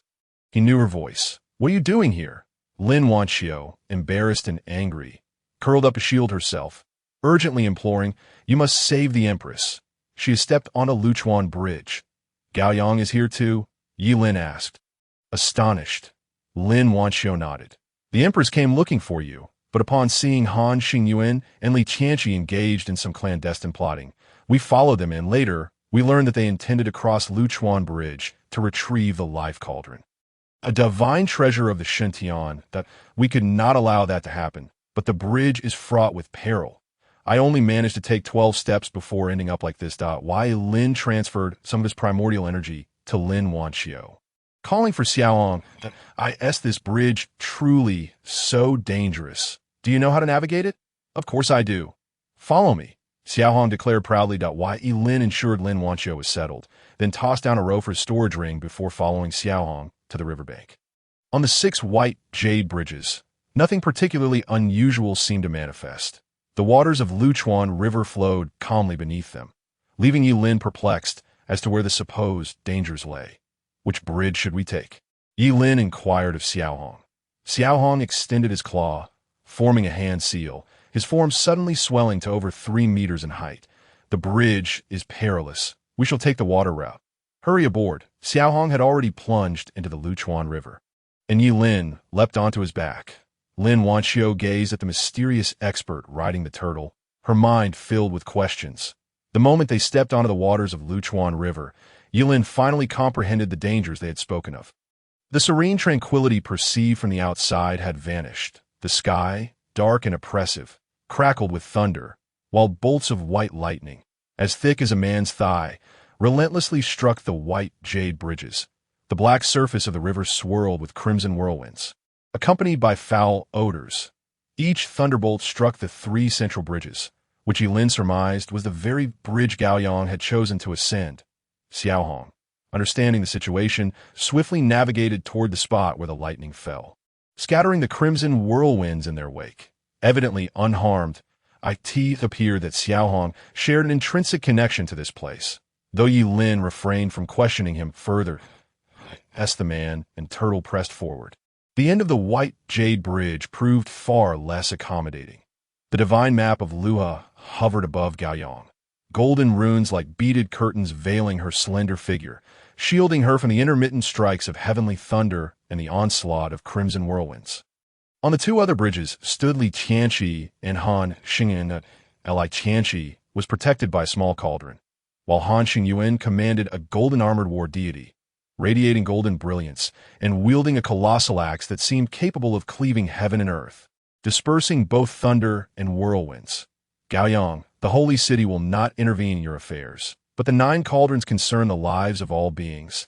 The holy city cannot allow them to remain outside," Han Xingyuan asserted, stepping forward, overtaking both Gaoyang and Li Qianqi, drawing closer to the end of the bridge.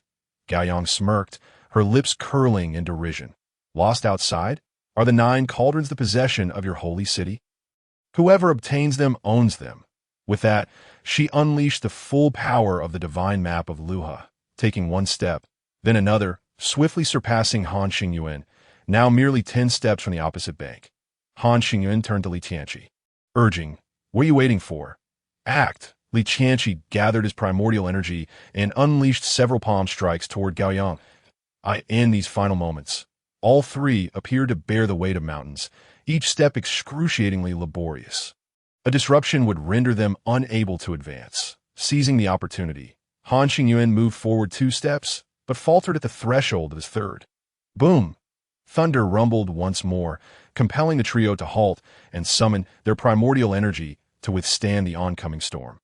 Suddenly, all three were left in a state of disbelief. A turtle, bearing a figure clad in black, emerged from the river, effortlessly navigating the tumultuous lightning and whirlwinds that dissipated upon approaching them. Moreover, they appeared to bear no burden whatsoever, exuding an air of ease, while the figure on the turtle's back even hummed a cheerful tune.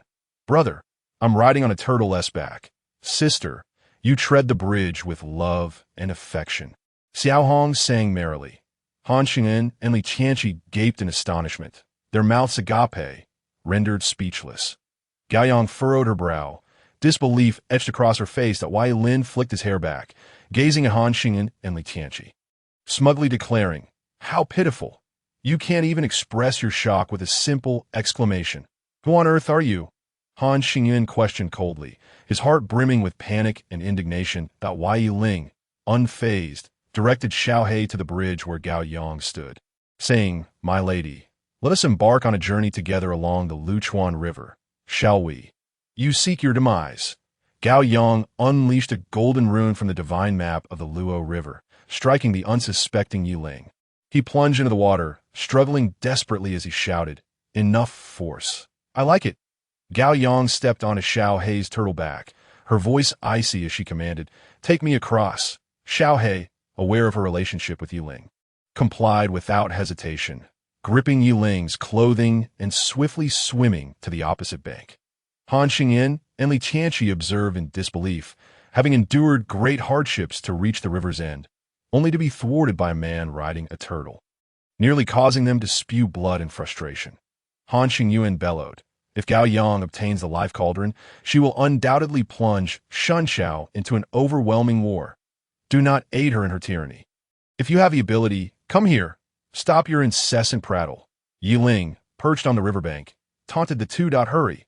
Gao Yang is leaving," Xiaohe urged. Upon turning back, Ye Lin realized with dismay that Gao Yang had already departed. "Cursed be it. The life cauldron is mine. No one shall seize it from me." Although Gao Yang's pace was not swift, Ye Lin managed to catch up. "Hey, I brought you over. Can't you at least say thank you?" Gao Yang halted, fixing her gaze on Ye Lin, her voice cold as she stated, "Firstly, you have made lewd remarks toward me multiple times, which warrants your execution. Yet I have chosen not to punish you. Secondly, though you're friends with Ye Lin, you have repeatedly teased me. How can he maintain his dignity in such a situation?" "Oh, then allow me to speak my mind as well. Firstly, what your outrage at my teasing? Do you wish to execute me? You are hardly my match. Secondly, while it is indeed inappropriate for me to tease you, have you ever considered Ye Lin's plight when you abandoned him in the city of oblivion?" Ye Lin, shedding his earlier frivolity, fixed his piercing gaze upon Gao Yang. Her beautiful eyes were filled with murderous intent as she scrutinized him for a long while before ultimately turning away. "The life cauldron is mine. Without it, Ye Lin shall perish," he cried, acknowledging that his unexpectedly alluring wife was unmatched in beauty. There existed no other woman in the world who could rival her grace. Yet a marriage devoid of love resembled a pile of loose sand, scattering at the slightest breeze. "Host, have you mistaken the script?" the system inquired, astonished. "No, I merely wish to emphasize the importance of love. I must devise a way for her to fall for me," Ye Lin murmured, watching Gao Yang's retreating figure. Xiaohe approached Ye Lin, saying, "Master, she is headed for the life cauldron. I must pursue her." Having been too engrossed in the scene, he only now grasped the situation upon Xiaohe's reminder. The invincibility period had ended. "Host, take care of yourself," echoed the system's prompt in Ye Lin's mind. After covering 100 meters, Ye Lin reverted to an ordinary person, while Gao Yang had already vanished into the horizon. Observing his own waning strength, Xiaohe reassured him, "Do not worry. The remaining 500 miles are all flat grassland." Upon hearing the distance of 500 miles, Ye Lin collapsed onto the ground. "This is too difficult. I thought I could rest easy with a head start. Yet there are still 500 miles to go. Stop complaining and let's move." Xiaohe shrank and hopped onto Ye Ling's shoulder. Ye Ling gazed at Xiaohe, feeling despondent. "It's easy for you to say. You're not the one walking." Yet no matter how much he wanted to vent, he knew he had to proceed slowly, praying that Li Qianxi and Han Qingyan would not come ashore. Otherwise, in this vast expanse of fertile plains, he would have nowhere to hide. Alas, Ye Ling retrieved a 100-mile talisman, performed the necessary gestures, and shattered it. Golden patterns emerged around his body, and in an instant, he traversed 100 miles, taking out his last talisman. He hesitated for a moment before shattering it, once again covering another 100 miles. This time, Ye Ling encountered significant trouble. "Xiaohe, you said there were no dangers here?" Ye Ling exclaimed in fright, finding himself amidst a thicket of towering carnivorous plants. Xiaohe peered out, stunned by the sight. "When I left, they indeed resembled mere grass." Roar! The carnivorous plants sensed Ye Ling and began to descend upon him. Bearing their razor-sharp teeth, Ye Ling unleashed the Prajna technique, having mastered it to a minor extent after employing it with Xiaohe's heavenly thief. His speed and agility surged dramatically in a desperate bid for survival. Ye Ling unleashed his potential, deftly evading capture amidst the chaos. Yet, the sheer number of carnivorous plants was overwhelming. After fleeing nearly 1,000 meters, he still saw no exit. Suddenly, Ye Ling's left leg was caught, and he fell to the ground as the surrounding plants surged toward him, eager to tear him apart. Boom! A resounding explosion echoed as scorching primal energy ignited around Ye Ling, incinerating the nearby carnivorous plants to ashes. "Follow me." The figure was none other than Gao Yang, who glanced at Ye Ling and uttered this brief command before attempting to leave. With blood streaming from his leg, Ye Ling tore a piece of silk from his attire to bind the wound, and hurriedly rose to pursue her. "Wife, wait for me!" Yet after only a few steps, he stumbled and fell to the ground. Gao Yang paused, observing Ye Ling with indifference. Ye Ling, feeling somewhat helpless, realized his body was too frail, and now injured he could not walk alone. "You should go ahead. You've cleared out the carnivorous plants. I should be safe for the time being." Ye Ling stifled his pain, believing it better to express his thoughts than to be callously abandoned. Preserving a shred of dignity, Gao Yang turned and departed without a hint of hesitation. Ye Ling lay on the ground, waiting for night to fall. Just as he closed his eyes, an unusual fragrance wafted toward him. Oh no! Could there be carnivorous plants in this area? Upon opening his eyes, he was taken aback to find Gao Yang standing before him. "Why have you not yet left?" Ye Ling asked in astonishment. Gao Yang helped him up, saying, "I will take you with me." Ye Ling felt a surge of joy, his hand instinctively resting on Gao Yang's fragrant shoulder. Gao Yang initially frowned, but chose not to comment further. Beside them, Xiaohe stared in disbelief. Realizing Ye Ling's true intentions, in no wonder he had instructed Xiaohe to remain hidden. It was all for this purpose. In truth, Ye Ling had not thought that far ahead. He was merely concerned about Xiaohe revealing their identities, as for Gao Yang returning for him. That was beyond his imagination. Ye Ling greedily inhaled the alluring scent emanating from Gao Yang. Becoming increasingly addicted to Ye Ling, "Control yourself." Gao Yang halted, her beautiful eyes flashing with disdain. Ye Ling was taken aback and muttered apologetically, "I'm sorry, it smells too good. I couldn't help myself." Gao Yang leaped gracefully, swiftly guiding Ye Ling through the sea of carnivorous plants. The distance of nearly 10 miles was filled with these dangerous flowers. Had Gao Yang not arrived, Ye Ling might have truly perished here. Gao Yang produced a vial of healing elixir and handed it to Ye Ling. "This is for your injuries." Ye Ling extended his left hand toward Gao Yang, saying, "My hand is not very convenient." Gao Yang's disdain intensified, and she thought that compared to Ye Ling, the man in black who had repeatedly provoked her was almost preferable. After placing 2 pills in Ye Ling's hand, the two finally emerged for the perilous area. Gao Yang hastily set Ye Ling down, saying, "Night is approaching. We must rest first and retrieve the cauldron tomorrow. Ye Ling nodded, sitting on the ground to eat some rations, as he had long been exhausted and famished. However, not half an hour had passed before Gao Yang, who had been recuperating, suddenly opened her eyes, her primal energy swirling chaotically. They have arrived. She spoke coldly. Ye Ling's expression turned grim as the system panel indicated that there was still 30 minutes until the invincibility period reactivated. Gao Yang swiftly took out a series of array flags from her storage ring, rapidly setting them up around Ye Ling. "Do not make a sound. They will not discover you," she instructed. "What about you?" Ye Ling anxiously inquired, feeling guilty that if not for him, she might have already reached the hiding place of the life cauldron. Gao Yang smirked, her lips curling disdainfully. "A Dao Yuan and a Ding Yuan pinnacle do not possess the ability to harm me." This is her confidence, as well as her habitual arrogance. The formation took shape, and Ye Ling's figure gradually faded into obscurity until it was completely concealed. Just as Gao Yang departed, a massive axe descended upon the very spot she had just occupied. A mere 3 to 5 meters away from Ye Ling moments later, a blinding radiance surged forth as Han Xingyuan, clad in resplendent golden armor, made his entrance, with his already handsome visage enhanced by the divine glow of his armor. He appeared even more striking. Upon picking up the battle axe, a fierce battle intent surged from him, akin to a war god descending upon the earth. "Gao Yang, return to the right path," he thundered in fury.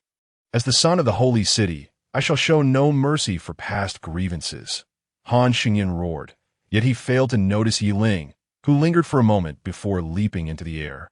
Soaring through the skies, within the concealment formation, Ye Ling clutched Xiao Hei's turtle shell, her knuckles paling.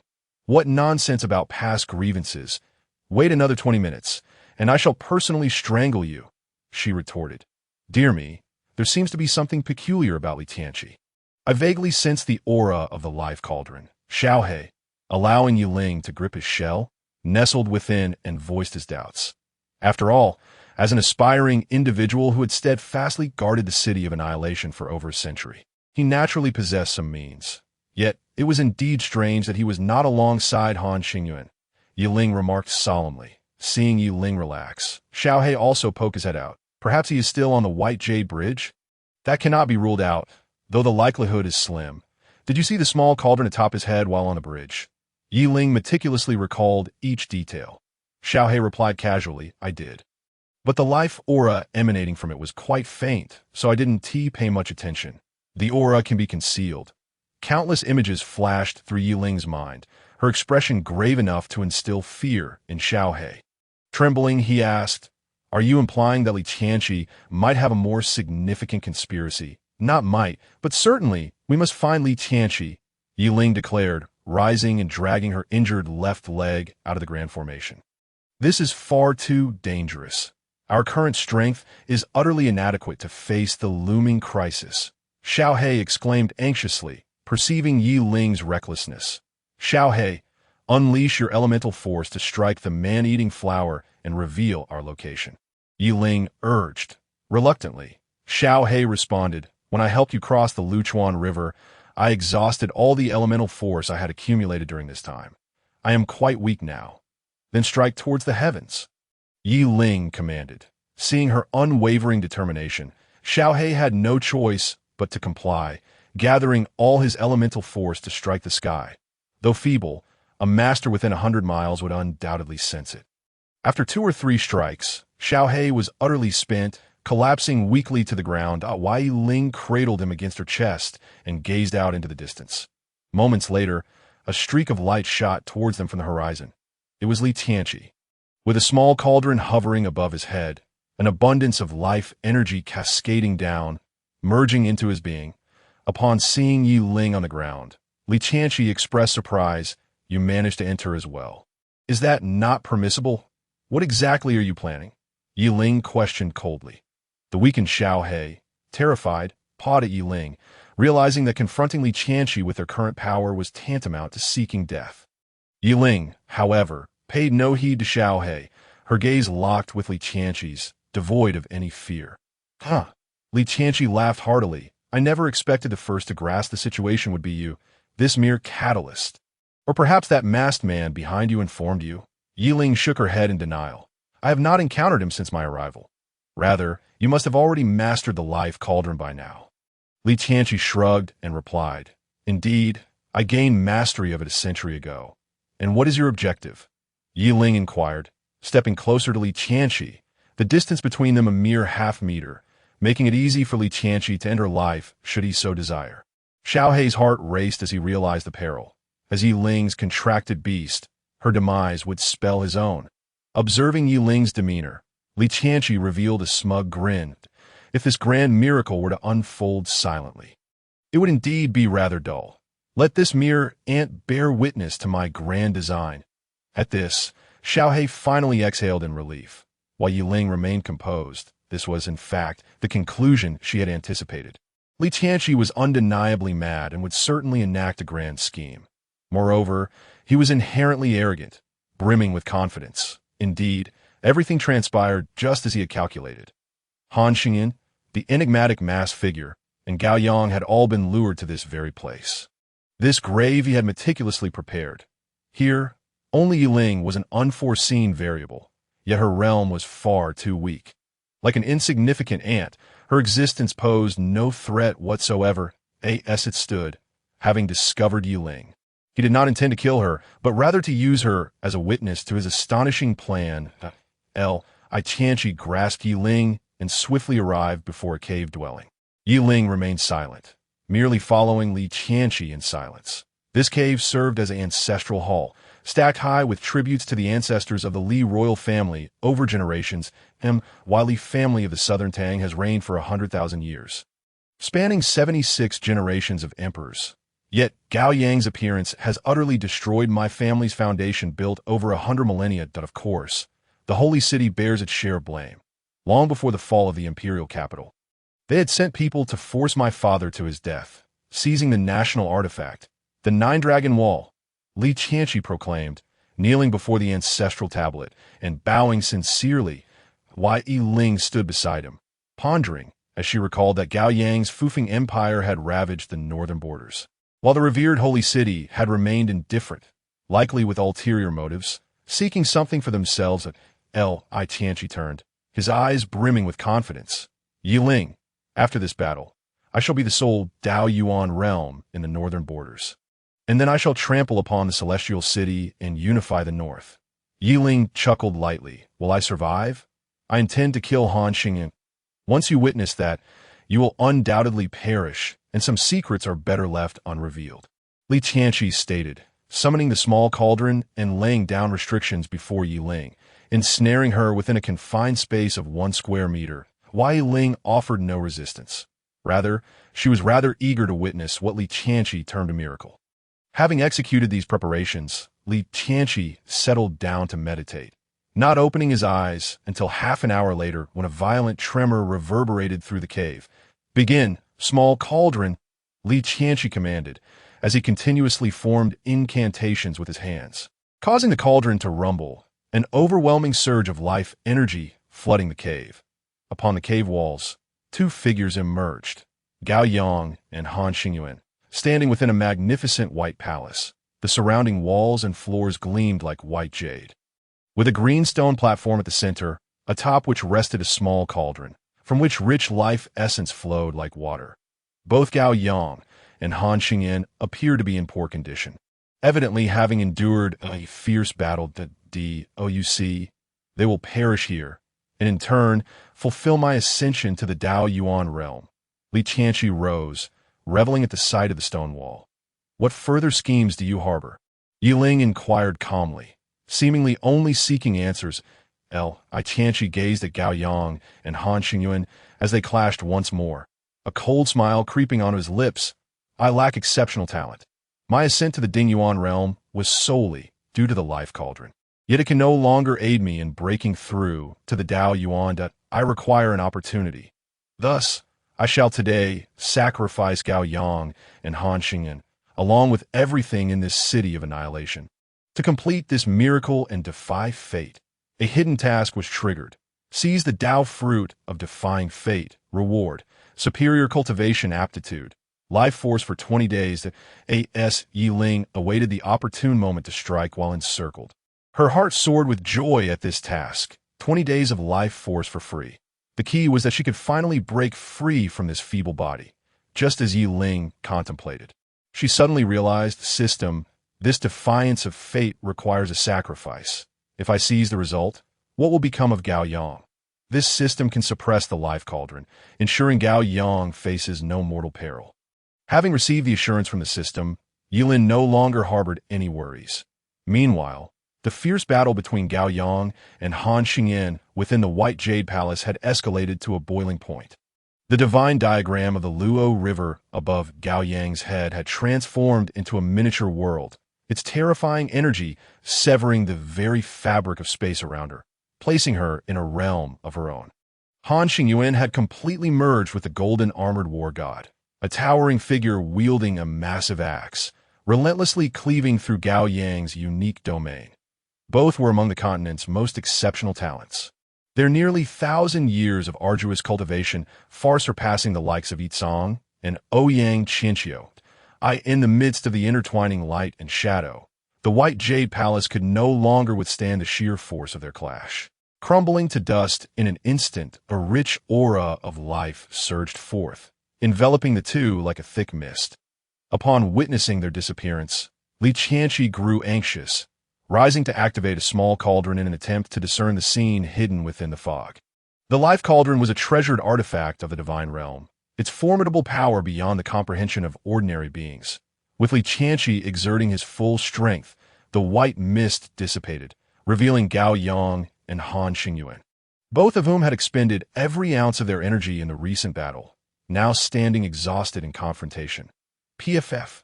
Gao Yang spat out a mouthful of blood, her complexion paling gradually. Ye Lin furrowed his brow tightly.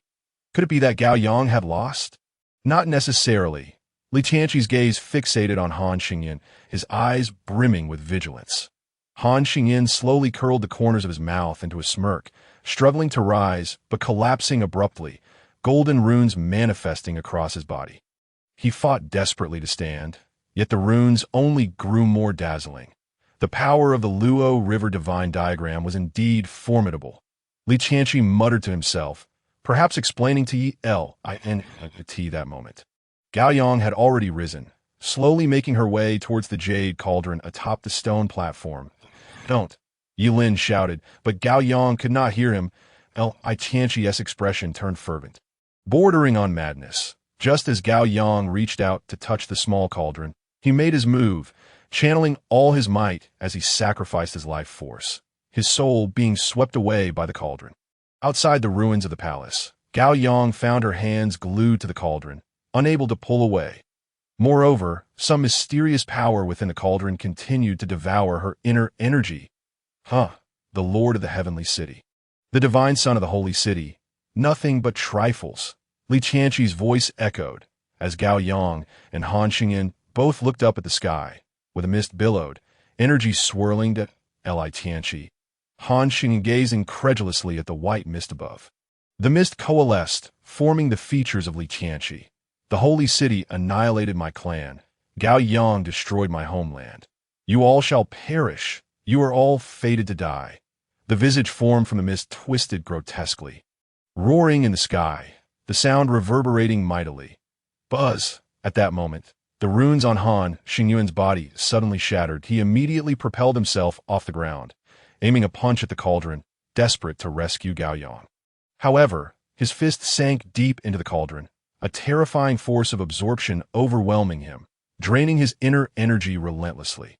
Once his energy was depleted, his cultivation would follow suit. You shall accompany my demise city to the grave. After over a century of restraint, today a sacrifice will crown me the sovereign of the northern realm. A golden divine light flickered in Gao Yang's beautiful eyes as she coldly declared, You intend to sacrifice the entire demise city. There are hundreds of thousands of lives here. Ridiculous. How many perished when you waged war in the northern realm? More than just a few 100,000. Li Qianqi responded, but none of that matters now. Your empire has come to an end. As he spoke, the misty form descended upon the small cauldron, the powers of both individuals converging upon him. Simultaneously, the 108 watchtowers within Demise City erupted in a cacophony, the entire city beginning to tremble violently. The inhabitants, both military and civilian, looked around in confusion, utterly unaware of what was transpiring. With a resounding thud, the earth split open, fissures appearing as buildings and people tumbled down. Amidst the colossal roar, the citizens were left bloodied from shock, and the once peaceful Demise City rapidly transformed into a wasteland. The entire city collapsing, a passing caravan witnessed from afar, their mouths agape in shock as the entire Demise City lifted into the air. It could no longer be referred to as a city, for it was revealed to be an immense bronze cauldron, adorned with depictions of mountains, rivers, insects, fish, auspicious clouds, and ancient sacrificial scenes of the forebears. The archaic sacrificial incantations seemed to transcend the boundaries of time and space, echoing in the ears of all. Soon, the Demise City built atop the cauldron was entirely submerged, vanishing without a trace but on a distant sand dune. Lu Qing and Princess Yuan Cheng gazed at the great cauldron, their eyes filled with sorrow. Within the cauldron, Li Qianqi sat cross-legged atop the small cauldron, surveying Gao Yang and Han Xingyuan from above. Have you ever considered sacrificing your lives for the paths of others? I truly appreciate your efforts. Yet even now, you think to conspire and lure me out. It seems the sentiment from 500 years ago still linger. Han Xingyuan's eyes blazed with fury as he retorted. Had it not been for the life cauldron, Gao Yang and I would have undoubtedly defeated you. This has been my scheme for a century. How could you defeat me? By what right? In no more than the span of an incense stick. The two of you will be drained of your cultivation and perish, Li Qianqi bellowed, immersed in the cauldron, receiving the continuous influx of energy. Finally breaking her silence, Gao Yang spoke. Han Xing, our ties have long been severed. I owe you nothing. Han Xing, however, smiled bitterly. I am the divine son of the holy city, while you are but a bloodthirsty fiend. For 5 centuries, I have secluded myself in cultivation, indifferent to worldly matters. Yet I have only ever pondered one thing. If there is no turning back, I would willingly face death alongside you in the depths of despair. A resolute glimmer shone in Gao Yang's eyes as she unleashed the full power of the Luo River divine diagram. A blinding divine radiance shooting skyward, continuously channeling energy into Han Xingyuan. There is no possibility. Our connection is one solely defined by hatred. Li Qianqi erupted in a laughter, casting his gaze skyward, locking eyes with Ye Lin, who awaited in the cave. What the hell? Daring to flirt with my woman before my very eyes. Ye Lin activated his invincible mode, the terrifying aura of his Dao Yuan realm instantly shattering the restrictions Li Qianqi had set. Xiaohei, grab your weapons. If they continue to dally while I'm here, it's going to become a meadow of green. Xiaohei glanced at the empty turtle shell, raising his voice in exclamation. Caught in the act. Hearing Xiaohei's words, Ye Lin's expression darkened, and he delivered a solid knock to Xiaohei's head. Caught in what act? They aren't even together yet. Xiaohei quickly withdrew his head and limbs into the turtle shell, muttering, but it's getting close. Get out of here, Ye Lin thundered, his fury rising to the heavens. Xiaohei hurriedly consoled from within the shell. All right, I won't say anything more, is that fine? Han Xingyuan. Li Qianqi. Ye Lin's furious roar echoed, no longer engaging with Xiaohei, as he tore through the void, charging toward the ruins of the White Palace. There, Han Xingyuan was still desperately assaulting the cauldron, attempting to rescue Gao Yang, while Gao Yang sought to employ the power of the Luo River divine diagram to send him away, exuding a hint of intimacy. Upon the cauldron, Li Qianqi had already condensed into a humanoid form, the white mist gradually solidifying as he observed everything with a cold gaze. The situation was settled, and all he needed to do was continuously absorb the energies of the two, while remaining vigilant against the masked man lurking within. Moreover, he had sensed the triggering of the restrictions surrounding Ye Lin, indicating that the man had arrived. Realizing this, Li Qianqi became cautious, attentively scanning his surroundings. The moment that man appeared, he would suppress him with the power of the life cauldron. Dog thief, traitor, rebel. The trio of insults suddenly resonated, echoing through the air. Gao Yang's brow unfurled. She recognized the voice of that mysterious figure and shouted, "This person is empowered by the life cauldron. We must be extremely cautious." "Silence! My brother Ye Lin has already been driven to his death by you," Ye Lin roared, simultaneously confirming the subsequent actions with the system. The system would suppress the life cauldron in 10 seconds. At that moment, Li Qianqi, utilizing the hidden soul form of the life cauldron, would momentarily lose his 6 senses, making it a prime opportunity for a lethal strike. Prepare. 10, 9, 1. Strike. Seated cross-legged atop the small cauldron. Li Qianqi suddenly became dazed, as Ye Lin wielded a black brick, upon which countless runes circulated. Gao Yang and Han Xingyan looked on in astonishment as the figure in black struck Li Qianqi on the back of his head with the dark brick. "Ah!" Li Qianqi screamed in agony. Beneath the weight of the brick, his soul shattered and countless fissures spread across his being. "Impossible! Who are you? How can you suppress the life cauldron?" Li Qianqi howled in disbelief. Yet no explanation was offered as for the system that subdued the life cauldron. He too was in the dark, consumed by a potent mix of unwillingness, pain, and humiliation.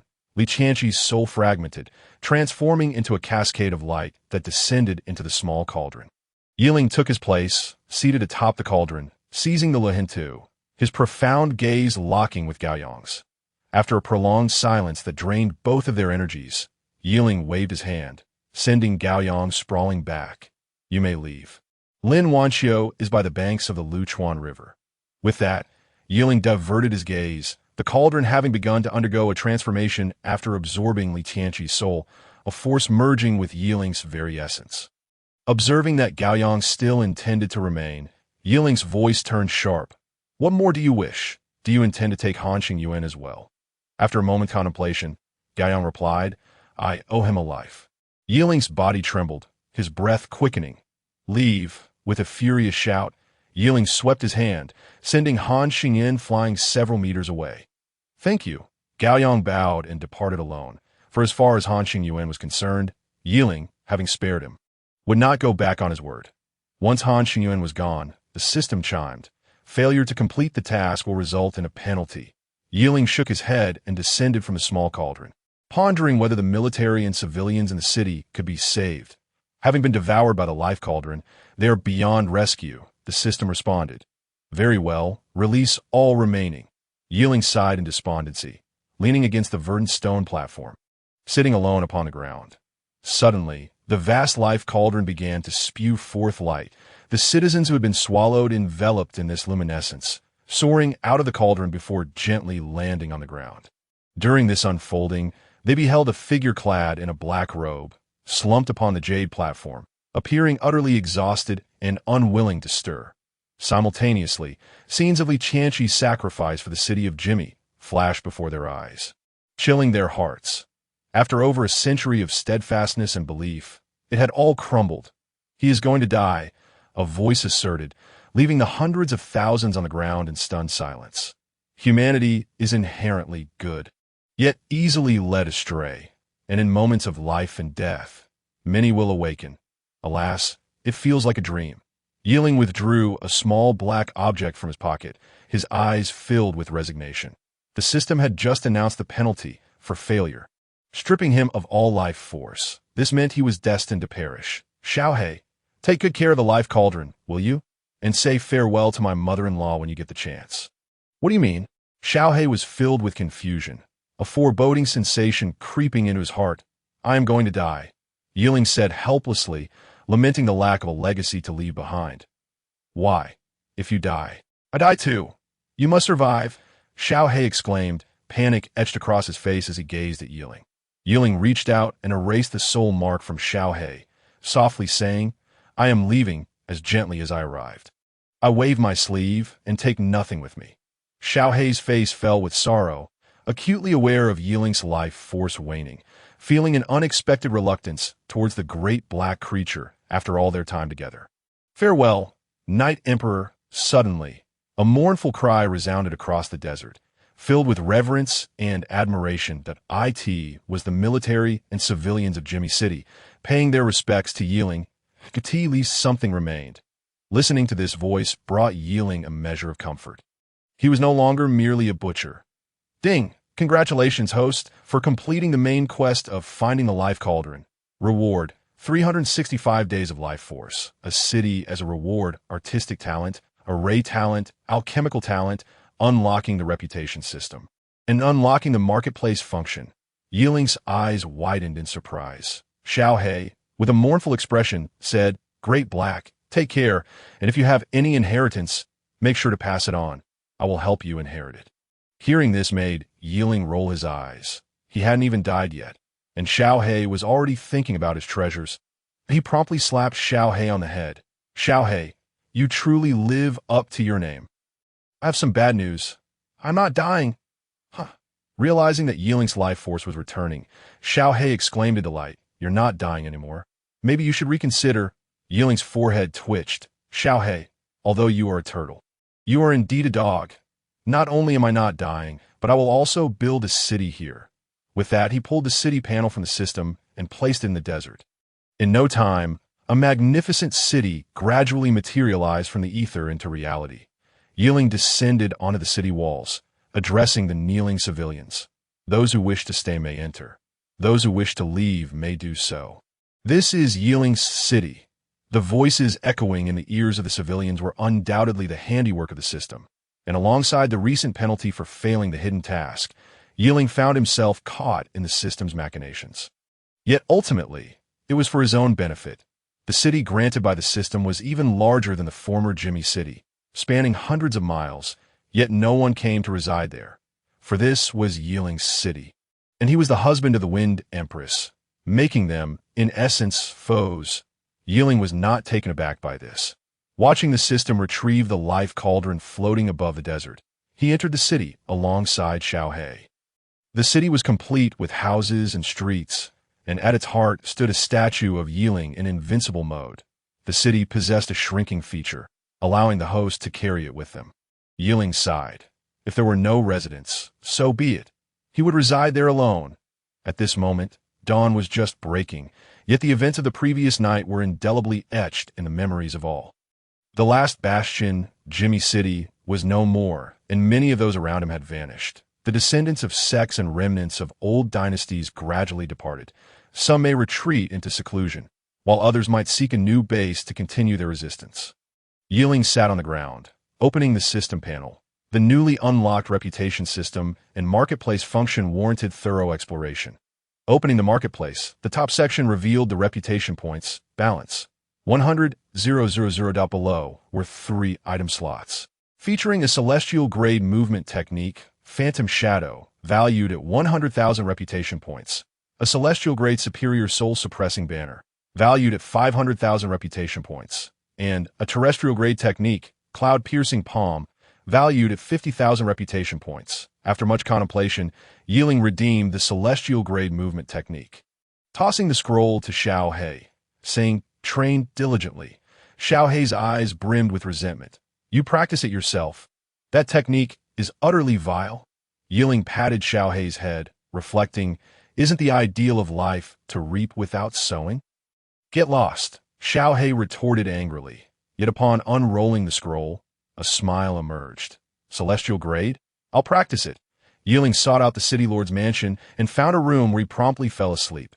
These past days within the cauldron had been exhausting, and now reverting to his mortal form felt even more uncomfortable, as if his bones were about to crumble. After a considerable time had passed in slumber, 2 familiar figures approached outside the city. "Boss, you can't afford to wear that sour face this time.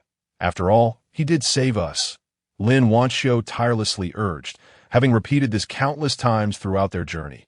Naturally, Gaiyang paid her no heed as they were on the brink of entering the city. Finally, he remarked, "Be quiet. I know what I am doing." Lin Wanxiu, glancing at her loose-fitting clothing, blushed slightly. Got it.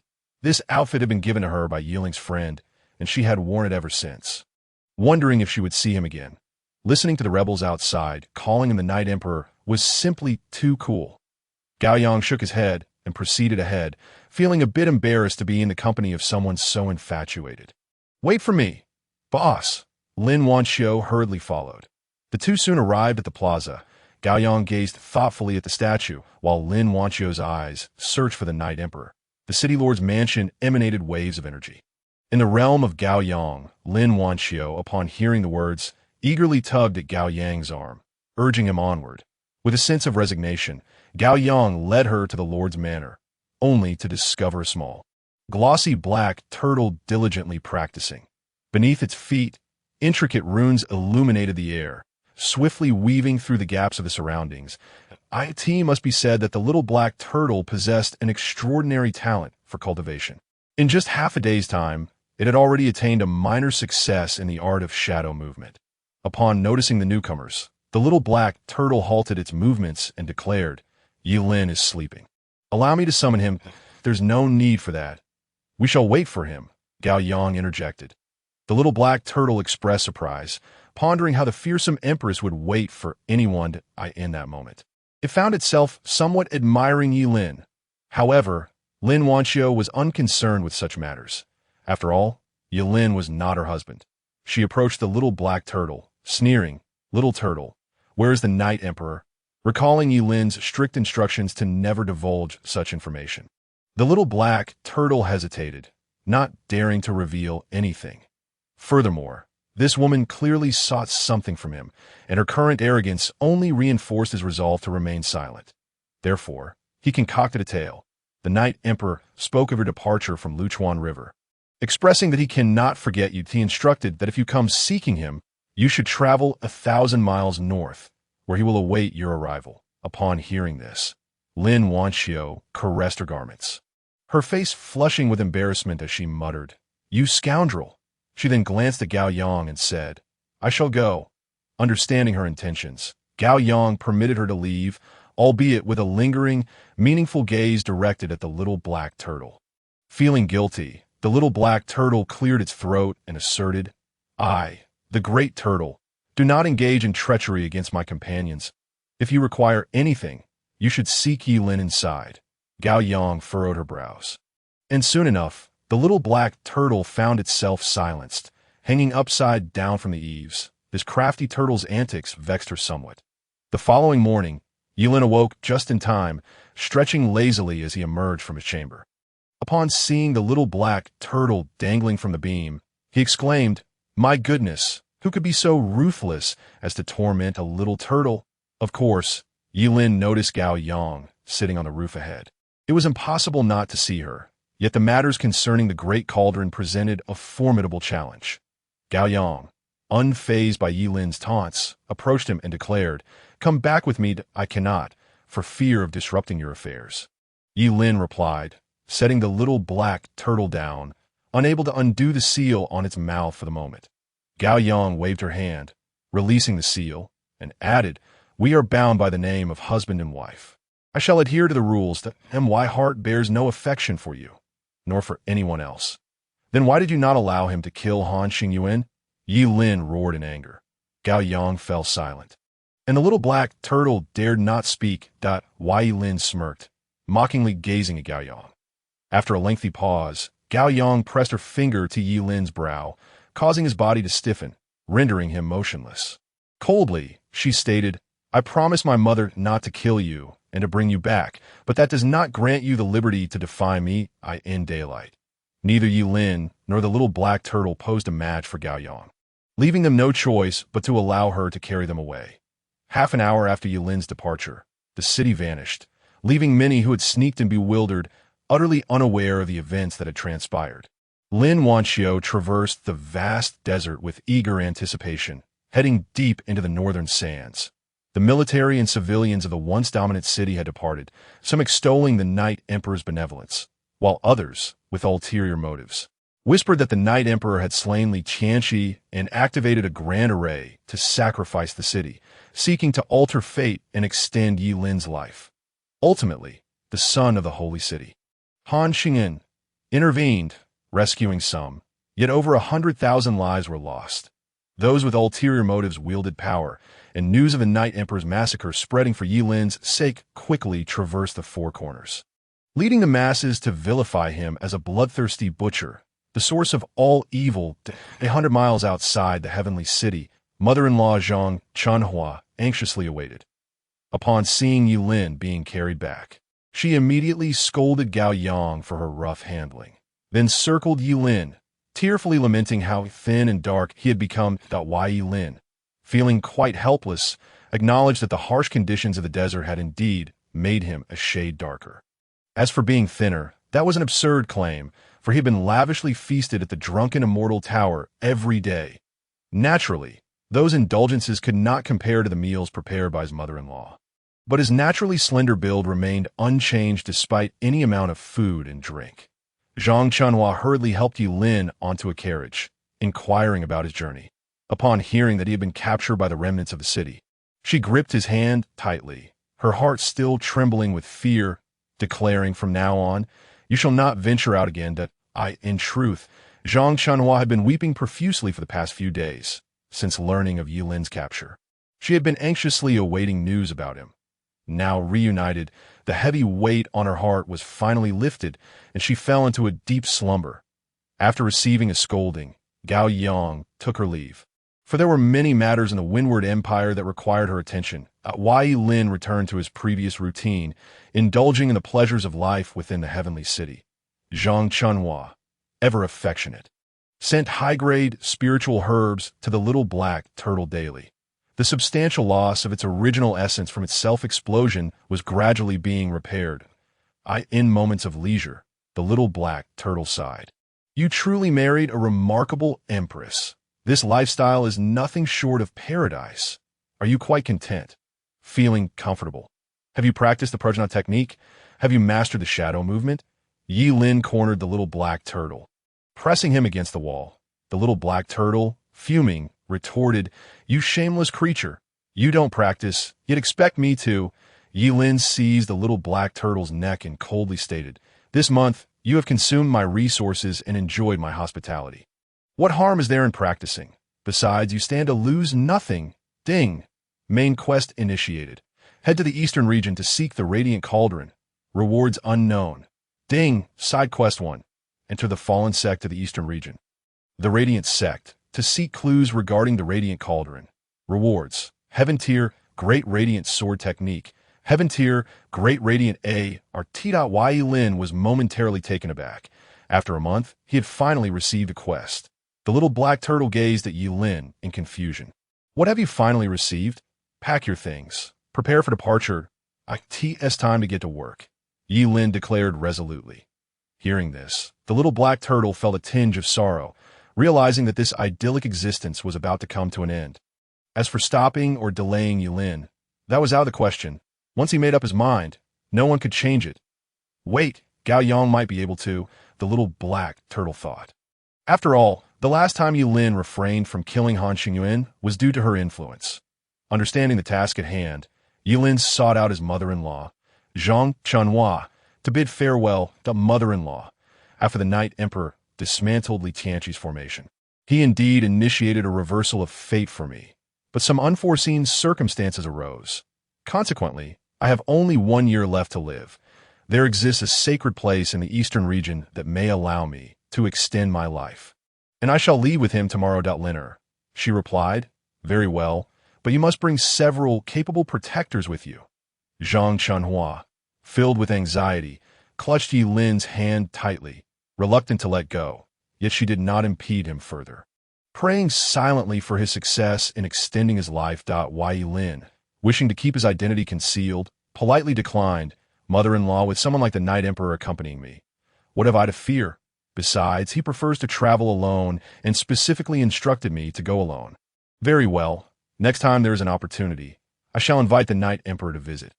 "I want to thank him in person," Zhang Chunhua urged. "Absolutely," Ye Lin replied, merely placating her as only one of them could appear, either the Night Emperor or himself. Meeting his mother-in-law would surely raise suspicions. The next day, outside the heavenly city, Ye Lin and the little black turtle waved farewell to Zhang Chunhua. The little black turtle, wiping its nose with a dramatic flair, called out, "Mother-in-law, farewell, we shall miss you." Ye Lin's expression darkened, and he kicked the little black turtle over, exclaiming, "Who are you calling mother-in-law? She is not yours." The little black turtle, unperturbed, laughed. "Seeing her feels like seeing my own mother. It has such a joy." Ye Lin did not contest this. Mother-in-law Zhang Chunhua had already surpassed all else in his heart. At the star-picking tower, Empress Gao Yang observed the departing duo with contemplative thoughts. Beside her stood a disheveled woman, clad in tattered garments, who could barely be recognized as Lin Wanxiu. With gritted teeth, she lamented, "Big boss, I beseech you, allow me to slay that wretched turtle. I have wandered aimlessly in the desert for over a month. You were too reckless. A lesson is necessary," Gao Yang replied. "I have dispatched individuals to notify all factions in the eastern region. Publicly, no one should dare act against Ye Lin. Continue to monitor him and protect him from the shadows. Additionally, we must investigate the identity of the Night Emperor thoroughly," Gao Yang commanded, and Lin Wanxiu, who had initially seemed dejected, suddenly perked up upon hearing the mention of the Night Emperor, exclaiming, "Fear not, big boss. With me around, there shall be no unforeseen events." The day after Ye Lin's departure, the news of his return to the Eastern Territory spread like wildfire among the various sects and dynasties of the region. The Eastern Territory shares a border with the Northern Territory, which has now been entirely occupied by the Fufeng Empire. It is highly likely that the Eastern Territory will be next. The Yi family of Yedu was thrown into chaos. Having initially believed that Ye Lin's life was nearing its end, and that allowing him to perish in the heavenly city would stabilize the Fufeng Empire. Yet now, Ye Lin was alive and intent on returning to the east. Should he return, the Yi family would undoubtedly face a formidable obstacle, especially with the current head of the family, Yi Tsong, still gravely injured.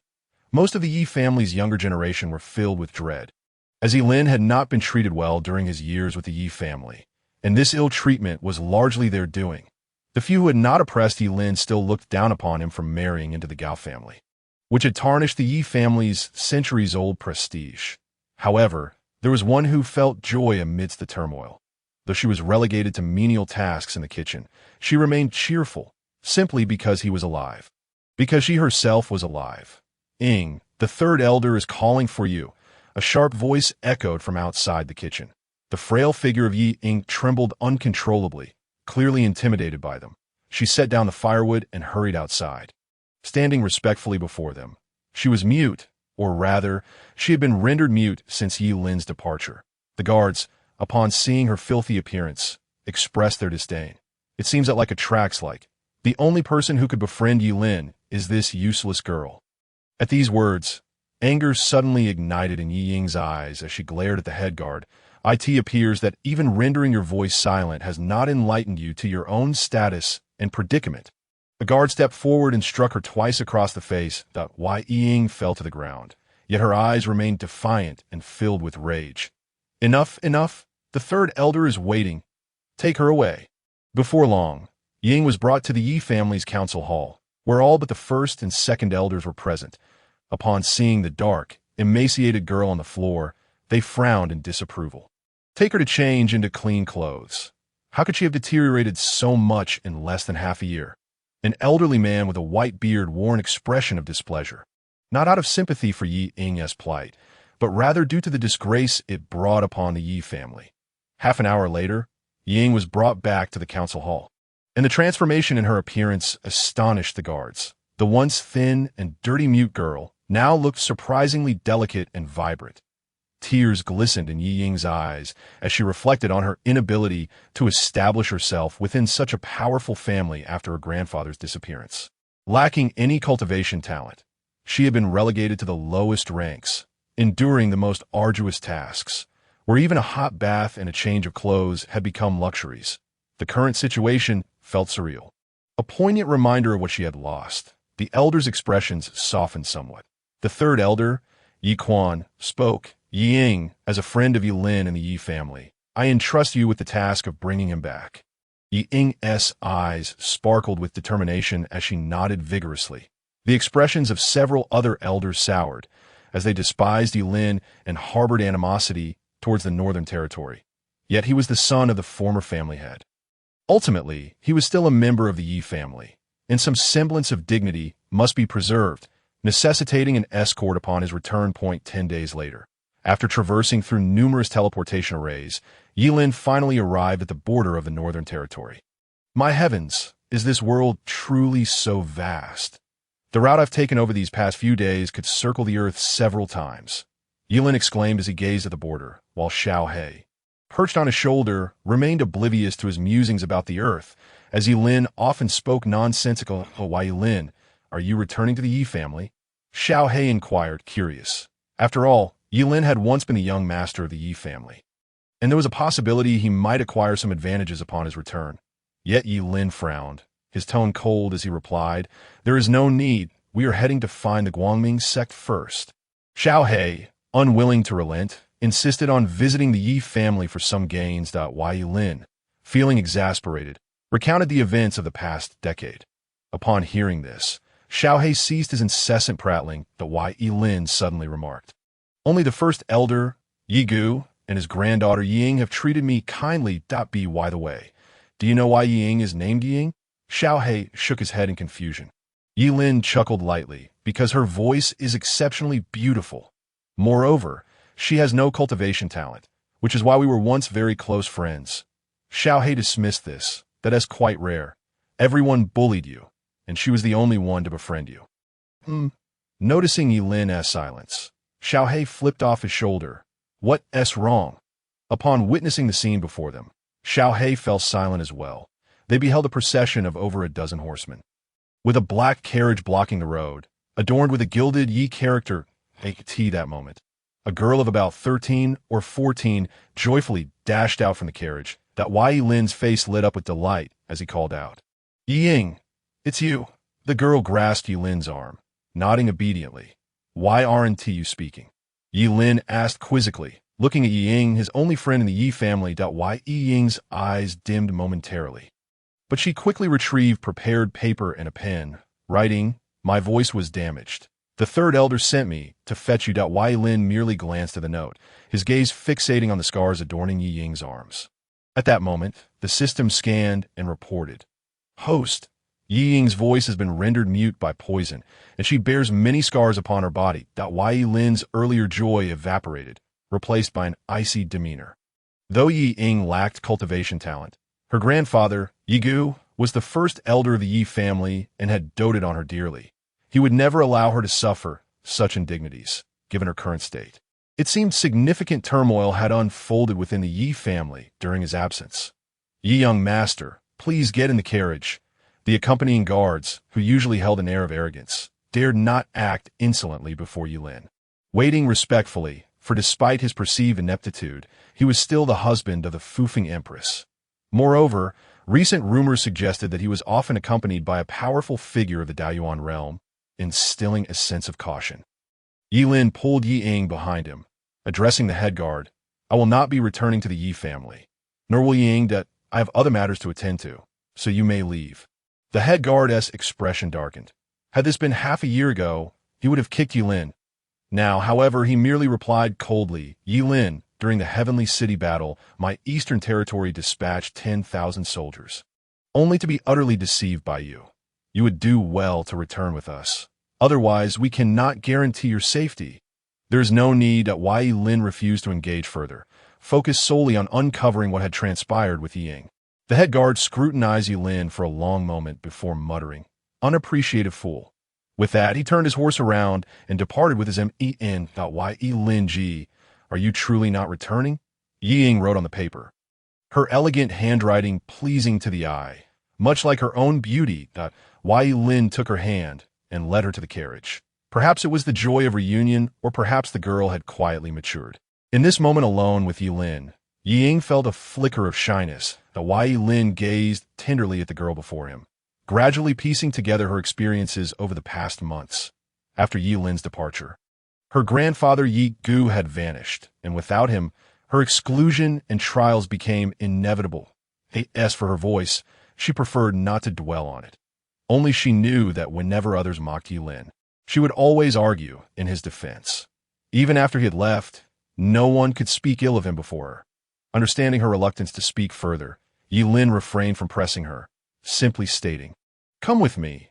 There is no need to return to the Yi family." Yi Ying, however, shook her head vigorously, writing, "Grandfather has not returned. I must wait for him." Ye Lin's brow furrowed, his tone leaving no room for argument. "The Yi family guards have already departed. We are nearly 1,000 miles from Yedu. You cannot return. You must come with me. Ye Ying looked at Ye Lin with pleading eyes, her expression reflecting a sense of safety she had not felt before. As if he were different from the memories she held, Ye Lin did not intend to be harsh.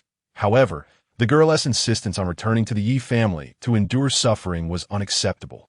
After all, he was not a good person, and a little intimidation would save him a great deal of trouble. Ye Ying looked at him with a pitiful gaze, her voice low as she began to sob. Ye Lin paid her no mind, closing his eyes to meditate. Training was impossible at this moment.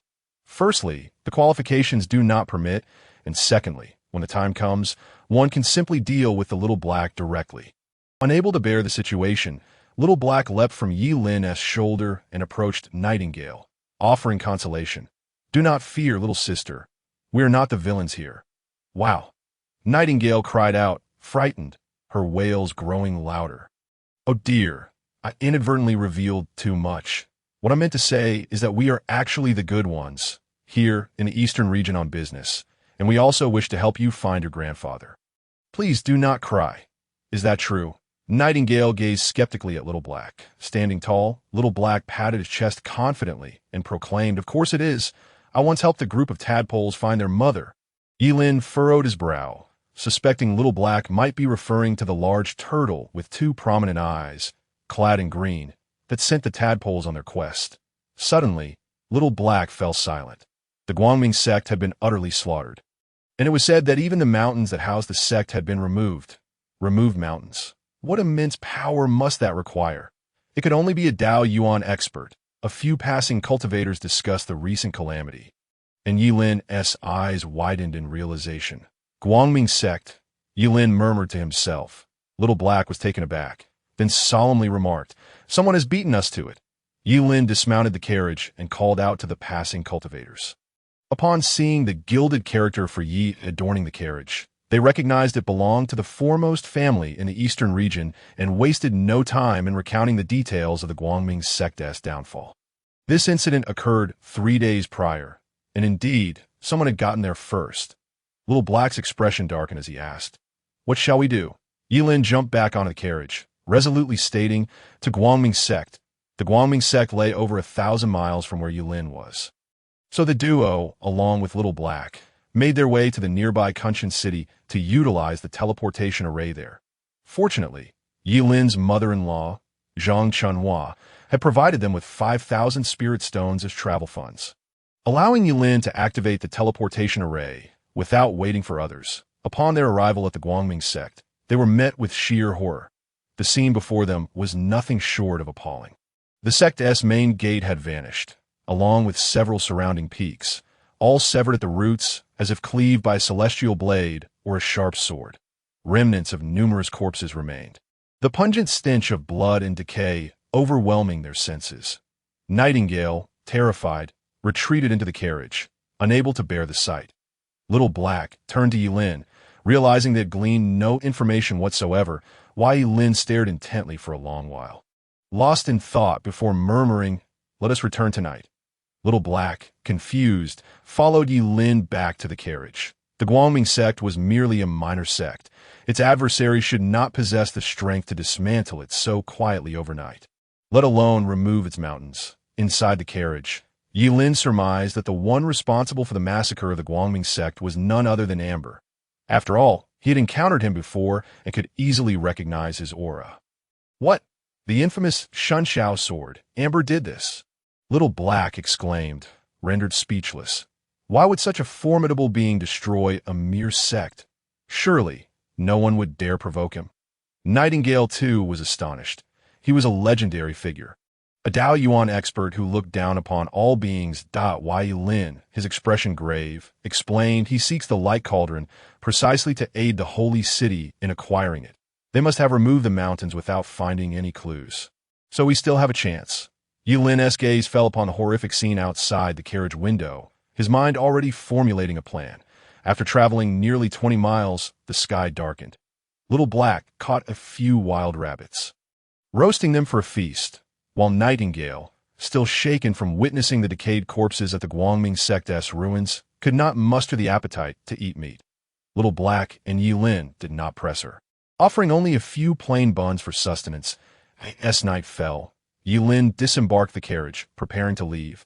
Little Black questioned, "What exactly are you planning to do?" "There is nothing there, only a ground strewn with corpses." Ye Lin smiled mysteriously, replying, "I am simply waiting for someone. You stay here and look after Nightingale. I will return shortly." Little Black felt no concern regarding Ye Lin's strength, though he lamented not being able to accompany him. However, seeing Nightingale's pale, frightened face, he chose to remain by her side. That's why Ye Lin activated his invincible mode, donning the Night Emperor's mask and black robe, transforming his demeanor and voice. Hovering above the Guangming sect's ruins, Ye Lin awaited quietly. Upon his earlier visit, he had noted several areas where bodies had previously lain, yet now, none remained, and no traces of dragging were visible. They had undoubtedly been taken away. Only the survivors of the Guangming sect would dare to aid in such a grim task. Disengaging from his invincible mode, Ye Lin concealed himself in a distant tree, his eyes sharp as a hawk, fixated on the remnants of the Guangming sect.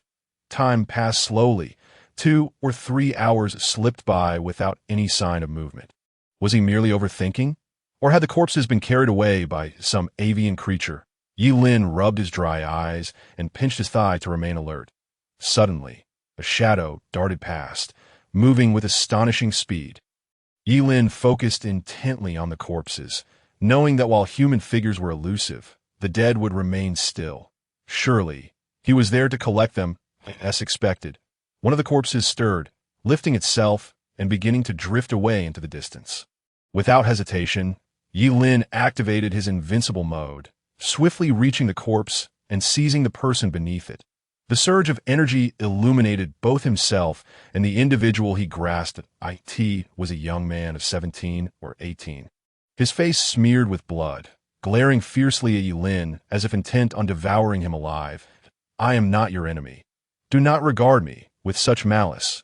Once transformed into the Night Emperor, Ye Lin's dark eyes possessed an enigmatic power that ensnared anyone who gazed into them.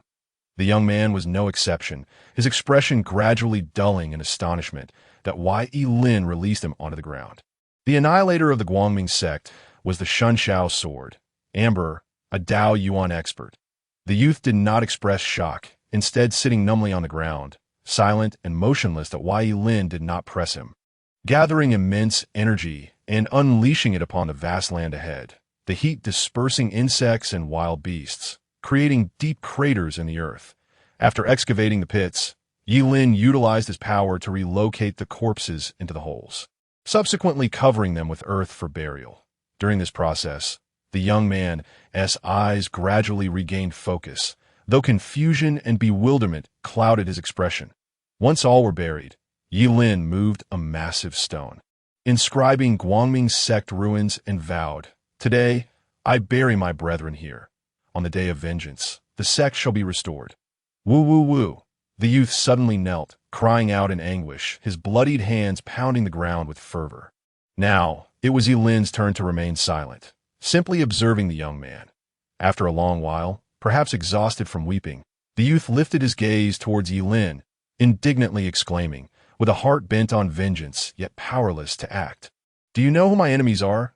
Is it merely the Shunshao sword, Amber? It is the holy city, the holy city. Do you know who I am?" Ye Lin regarded the youth with disdain. The young man despondently shook his head. Collapsing onto the earth, burying his face in the soil, "That I have no name. They all call me the Night Emperor," Ye Lin stated calmly. Upon hearing this, the youth froze, trembling uncontrollably. To why Ye Lin sat down, mockingly observing the young man. "You are a coward, merely capable of howling, weeping, and harboring resentment. Have you ever considered revenge? Have you ever thought of storming the holy city?"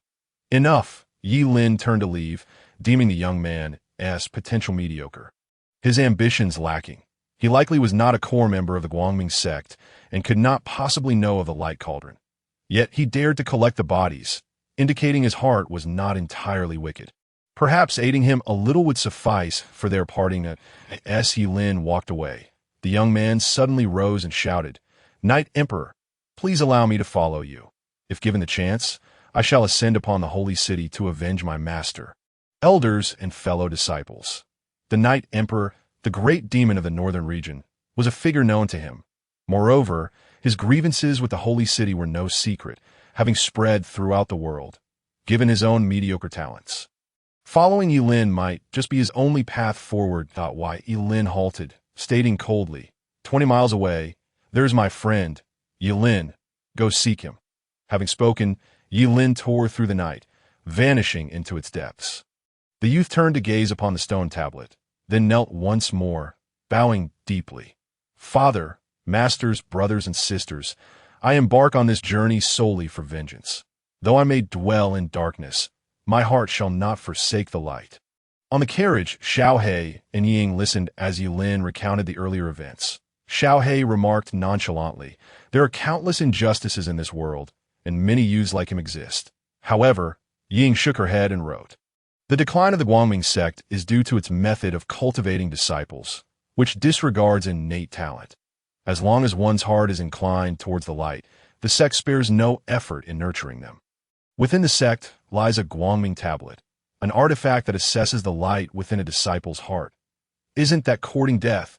No matter how the world changes, it cannot escape the principle of survival of the fittest. The Guangming sect seeks to defy nature. Xiao He retorted. Ye Ying, anxious, quickly wrote, the Guangming sect possesses the great Guangming formula and the great Guangming sword technique. The stronger the light within one's heart, the better one can attune to these two arts. However, it seems they have suffered a great calamity, and both techniques are now incomplete. Ye Lin's expression faltered. The great Guangming sword and the great Guangming formula. Aren't those reward for a side quest issued by the system? Alas, there seems to be no way to obtain them.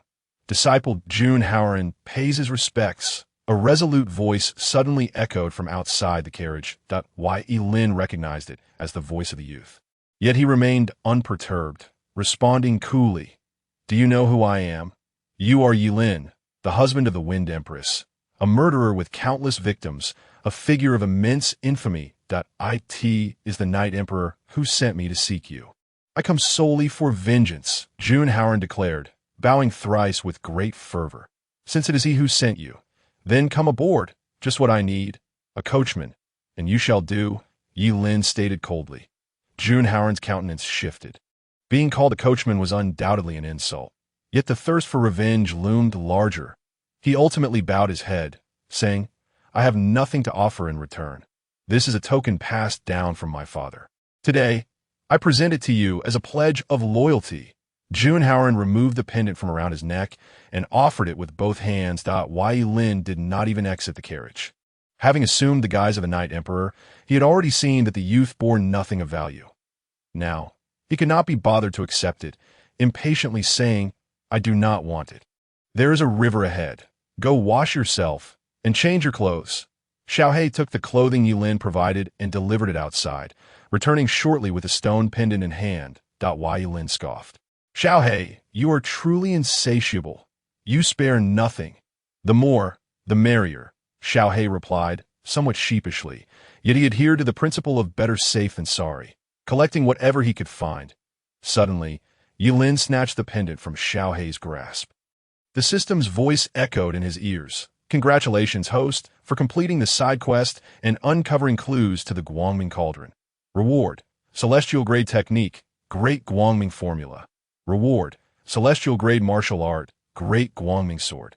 Xiao He attempted to reclaim it, but the stone pendant in Ye Lin's hand suddenly radiated a blinding brilliance, transforming the carriage into a sun, illuminating the surroundings for miles. Jun Haoran, poised to wash himself in the river, stood frozen in astonishment, his mouth agape as he gazed toward the carriage. This pendant was a piece removed from the Guangming tablet, used to test the light within a disciple's heart.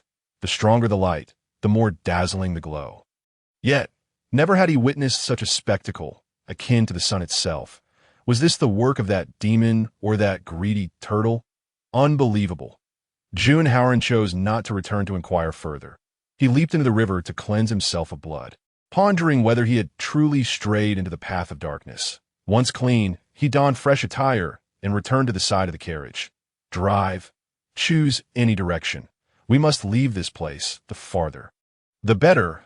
Ye Lin commanded decisively, aware that the earlier spectacle would surely attract nearby forces. Junhauren, unable to suppress his curiosity, finally inquired, "Lord Ye Lin, did you trigger the brilliance of that jade pendant?" "It was I, and I shall also reveal to you that my purpose for coming to the Eastern Domain is to seek the Guangming Cauldron to Oh, you have any further questions?" Ye Lin, having anticipated Junhauren's inquiry after triggering the pendant, displayed no hint of concealment. Junhauren sighed deeply, solemnly stating, "Junhauren vows to follow you unto death. With your current strength, you should focus on cultivating for a millennium or so before speaking such words. Take this in practice. Report your progress to me once a month." With a thud, 2 tomes were tossed from the carriage, causing it to halt abruptly. Junhauren trembled as he held the 2 books, the complete Great Guangming Formula and Great Guangming Sword. Such treasures were no longer possessed even by the present Guangming sect. "In this life, even as a servant or subordinate, I cannot repay this great kindness. Hauren shall diligently cultivate to repay the Master's grace." Junhauren knelt, overwhelmed with emotion. Ye Lin dismissed his fervor, saying, "If you are unaccustomed to calling me Master, simply refer to me as Young Master." Xiaohe gazed at Ye Lin in astonishment. This fellow relished unearned rewards. And those 2 tomes were undoubtedly valuable. In a flash, Xiaohe darted outside, spotting the 2 tomes, exclaiming, "Celestial grade! Bastard, why not let me practice them?" "You, Xiaohe, are unworthy." Ye Lin scoffed. Xiaohe ceased his protests and did not re-enter the carriage, instead engaging in study of the techniques with Junhauren as they drove. Inside the carriage, Ying looked at Ye Lin with curiosity, writing, "You have changed so much. You seem to have grown immensely powerful." Ye Lin smiled lightly. "That is only natural. Once I conclude my current endeavors, I shall assist you in finding your grandfather. There is no need to worry about the Yi family. No one will dare bully you again." Ye Ing shyly lowered her head, offering no response. Ye Lin closed his eyes, communicating with the system in his mind. This jade pendant was a fragment of the Guangming tablet, which was the key to unlocking the Guangming Cauldron. Without this fragment, the Guangming stone could not be located. The people of the Holy City would soon discover this, and Ye Lin felt a pang of regret. The earlier brilliance had been too overwhelming, and should the Holy City seek this fragment, they would inevitably notice. Alas, how reckless. Just as Ye Lin sighed, the system delivered good news. Yi Ying's voice can be healed, but it requires the setting sun fruit from the forbidden grounds of the Yi family as a medicinal catalyst. Ye Lin rejoiced. The setting sun fruit was not overly precious, and he should be able to procure it, of course. It also meant a return to the Yi family. However, Ye Lin was not a particularly generous person. This return would also serve as an opportunity to settle some scores. "Who goes there?" Xiaohe suddenly bellowed to Njinbei City. "The Luo family, Luo Wushang, has come to pay respects to young Master Yi," came the response. Seeing that the other party showed no intent to engage in hostility, Xiaohe turned to the carriage. Within, Ye Lin revealed a knowing smile. The Luo family was the 2nd most powerful family in the Eastern Domain, and their visit could signal an intriguing turn of events. Ye Ying suddenly grasped Ye Lin's hand, her eyes filled with pleading. Rumors had it that the disappearance of the great elder Yi Gu might be linked to the Luo family. Ye Lin gently ruffled her hair, smiling, "Do not worry. I know how to handle this." The Luo family, the 2nd largest family in the Eastern Domain, was situated hundreds of thousands of miles away in Luo City. Ye Lin was more than willing to make the trip, as it could potentially lead to fruitful cooperation. As for Yi Ying's voice, they would have to wait. After all, the Yi family was the Yi family, and without a foolproof plan, one could not act recklessly. Ye Lin made his way toward Luo City. Lin Wanxiu had returned to Tian City. On the star-picking tower, Lin Wanxiu gritted her teeth and said, "Boss, Ye Lin has found a girl and stays cooped up in the carriage all day." Gao Yang said nothing, merely observing Ye Lin's recent experiences. In truth, even if Ye Lin had strayed, what did it matter? She had no feelings for him. Sigh, forget it. I'm leaving. Lin Wanxiu, frustrated, stormed off. "Wait, you haven't written about the Night Emperor's matters," Gao Yang called after her. Lin Wanxiu paused, regarding Gao Yang meaningfully. Your Majesty, you can't possibly be considering competing with a subordinate for a man. Can you? It's merely curiosity, Gao Yang replied coldly. Lin Wanxiu expressed skepticism, but proceeded to recount the Night Emperor's appearance at the Guangming sect. Fearing detection, she did not dare approach, only observing from a distance. Thus she was unclear about the specifics of what transpired. Very well, go rest. The subsequent matters will be entrusted to the celestial Daozi, Gao Yang instructed. Lin Wanxiu was displeased at no, I must go. This is an order, and the celestial Daozi is already set out. You should rest well. Gao Yang's expression grew cold, the majesty of the empress radiating around her, while Lin Wanxiu, in a fit of anger, stamped her foot, but had no choice but to retreat in resignation. At noon, within the imperial palace of Tianqing, Lin Wanxiu munched on pastries as she recounted Ye Lin's transgressions to the elderly matriarch, Zhang Chunhua. Usually, even without a carriage, she would hear strange sounds. Matriarch, this is your esteemed son-in-law. Finally, Lin Wanxiu, filled with righteous indignation, delivered her final report. She had expected Zhang Chunhua to erupt in fury, yet to her astonishment, there was not a hint of anger in the old lady's demeanor. Matriarch, are you not angry? Lin Wanxiu asked, puzzled as she looked at Zhang Chunhua. Zhang Chunhua shook her head and smiled. Liner has finally come to his senses. I've longed for a grandchild, but Gao Yang has been disobedient. Yet Liner remains filial. What? That rascal is consorting with dubious women outside. Matriarch, have you lost your senses? Lin Wanxiu retorted with dissatisfaction.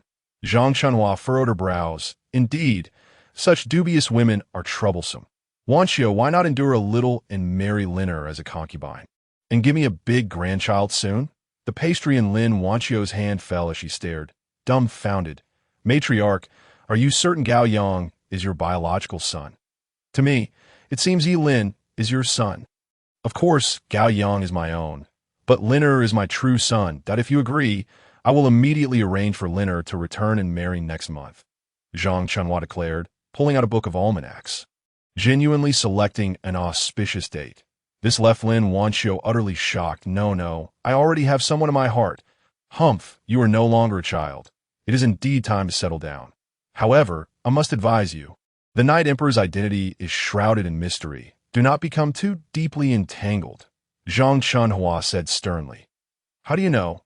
Lin Wanxiu exclaimed in panic, her face flushing with rare embarrassment. Not just me. The entire Tianqing is aware. Zhang Chunhua couldn't help but chuckle.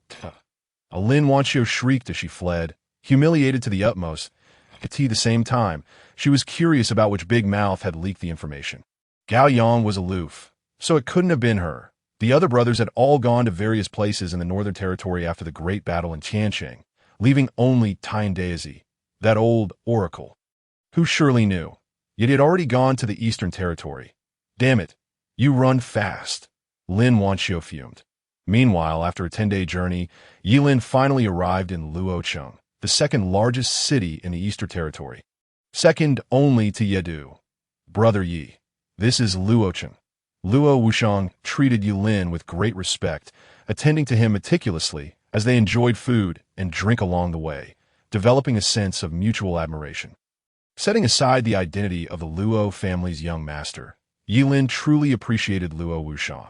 Their shared experiences of indulgence were remarkably similar to his own in Tianqing. However, the identity of the Luo family's young master could not simply be dismissed. Thus, Ye Lin remained cautious, knowing that their friendship could only deepen after certain matters were settled. Luo Wushang, however, thought little of such things. He was merely fulfilling his father's, Luo Hongtu's, task. During their leisure time, he indulged in food and merriment, living a carefree life despite being labeled a prodigal son. Just minutes after they appeared outside Luocheng, a large group of people surged forth from within the city, numbering in the hundreds, led by a middle-aged man, none other than Luo Wushang's father. Luo Hongtu, young master Yi has graced us with his presence. Forgive our lack of proper welcome.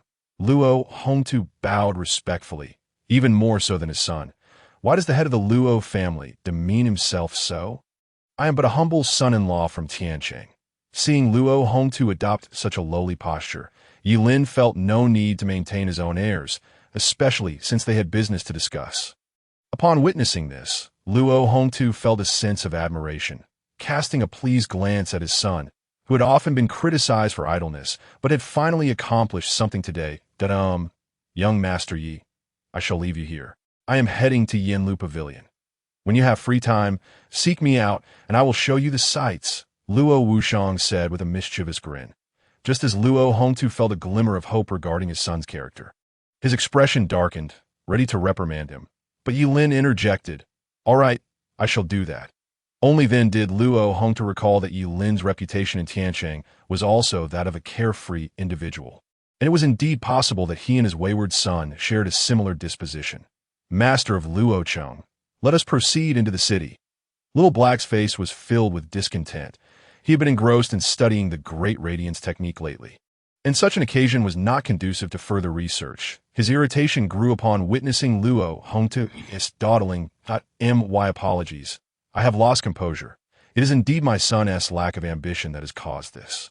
Young Master Yi and friends, please enter. Luo Hongtu hurriedly led the way, disregarding Little Black's rudeness. I could see that moment. Nightingale, who had been quietly hiding behind Ye Lin, gently tugged at his arm. Ye Lin understood her intent, having already established the matter of Night Gu as a condition for their collaboration. If the Luo family had indeed harmed Night Gu, then the partnership would be impossible and could even invite retaliation. Upon entering the Luo family mansion, Ye Lin wasted no time, inquiring directly, "Elder Luo, have you heard of the matter concerning Night Gu?" Luo Hongtu suddenly paused, then smiled. "It seems young Master Yi is also a straightforward person. Please follow me." Noticing that Little Black, Junhaoren, and others wished to accompany them, Luo Hongtu said, "You may rest in the guest hall. I have important matters to discuss with young Master Yi." The Junhaoren attempted to speak, but was halted by Ye Lin. "Go rest." He then turned to Luo Hongtu. "May I bring her along?" Luo Hongtu gazed at the young girl beside Ye Lin, hesitating for a moment before nodding. "Yes." Luo Hongtu led Ye Lin and Nightingale as they explored their way to the Luo family's restricted area in the back. After half an hour, they finally arrived at a secluded area containing a dozen thatched cottages. Luo Hongtu brought them to the front of one such cottage and opened the door. "Grandfather!" Nightingale exclaimed joyfully. Hearing her call, the elder within the cottage seemed to awaken from a deep slumber as the vitality of the universe surged in, gradually revitalizing his withered limbs. Overcome with emotion, Nightingale rushed into the elder's embrace, burying her small head deep within, sobbing uncontrollably. Ye Lin looked at Luo Hongtu. Given Night Gu's condition, Luo Hongtu owed him an explanation. Elder Night Gu and Elder Night Chuan were pursued by the current head of your Night family. Night song that I exerted considerable effort to rescue them. Luo Hongtu provided an explanation, his tone somewhat sentimental. As the most senior member of the Night family, Night Gu was supposed to assume the position of family head after the disappearance of Ye Lin's father. Yet now he lay grievously injured, unable to return home at that moment. Night Gu also saw Ye Lin, his gaze filled with confusion. "Why are you not enjoying yourself in Tiancheng? What brings you back to the Eastern Territory?" Ye Lin was not surprised by this inquiry. His father, Ye Lu, his mother, Lin Yu, and Gao Yang's father, Gao Qiansheng, had suddenly declared their intention to explore lands beyond the Divine Heights, and they had not returned after nearly 1,000 years of traversing the Shunlin River. Both families had stationed people there, hoping the three could return. Yet after a millennium, only Ye Lin awaited their return. As an infant, he had been placed on a wooden boat, bearing the Night family's heads token. After verification with the Night family's bloodline stone tablet, it was confirmed that he was indeed of Ye Lu's bloodline, which was why he was raised as a young master of the Night family. However, Ye Lin's cultivation aptitude was notably poor, with no close blood relatives. Consequently, despite holding the title of young master, he inevitably became the target of ridicule. Of course, all this was shared with him during casual conversations with his mother-in-law. Zhang Chenhua. Why Ye Lin knew little about his origins at this moment. Night Gu's inquiry prompted Ye Lin to shrug, saying, "Tianqing was too dull, so I decided to take a stroll." "You insolent brat!" Night Gu rose angrily. Intending to reprimand Ye Lin quickly ducked behind Luo Hongtu, retorting, "Old man, don't abuse your seniority. I acknowledge that you did show me some care during your time in the Night family." But that does not grant you the right to strike me. You wretched child! How could you have turned into this? Night Gu, infuriated, coughed up a few mouthfuls of blood. Luo Hongtu suddenly felt a kinship with Night Gu, seeing them as fellow fallen souls, and comforted him. Elder Night Gu, calm your anger. It is not unusual for the youth to be spirited. Moreover, I have observed significant changes in young Master Yi recently. The troubled nightingale chimed in, yes, grandfather, Ye Lin is now incredibly capable. Night Gu's fury was temporarily quelled as he listened to Luo Hong to recount the events of the past 6 months. Upon finishing, he was no longer angry, yet he offered no praise, simply stating, after all, he is that person's child. He cannot be compared to ordinary individuals. Luo Hong to cast a glance at Ye Lin, who was fanning himself beside him, and suggested now, let the venerable Ye Gu share with you the recent developments concerning the Yi family. Ye Gu hesitated, scrutinizing Ye Lin from head to toe, as if attempting to penetrate every layer of his being. Ye Lin, indifferent, remained seated, inviting the scrutiny, for he believed it would not spare him from the inevitable consequences. After a lengthy pause, he finally spoke. The reason Yizong was able to break through to the Daoyuan realm was due to the assistance he received from the Holy City. Oh, Ye Lin's interest was piqued. He had always been on guard against that old rascal Yizong. Ye Gu withdrew his gaze and began to narrate to himself. Assistance, of course, comes with a price. And in return for the aid from the Holy City, Yizong offered the entire Yi family. Currently, the treasured vault of the Yi family has been completely emptied, and the numerous ancient tomes and artifacts accumulated by the head of the Yi family, Yi Lu, have been secretly transported to the Holy City.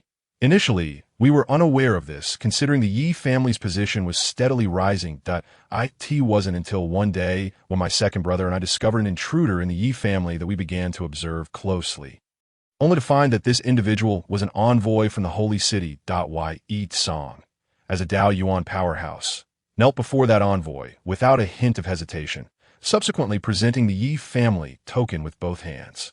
The envoy opened the vault and took away treasures that had been amassed by the Yi family for nearly a century, leaving the entire repository empty.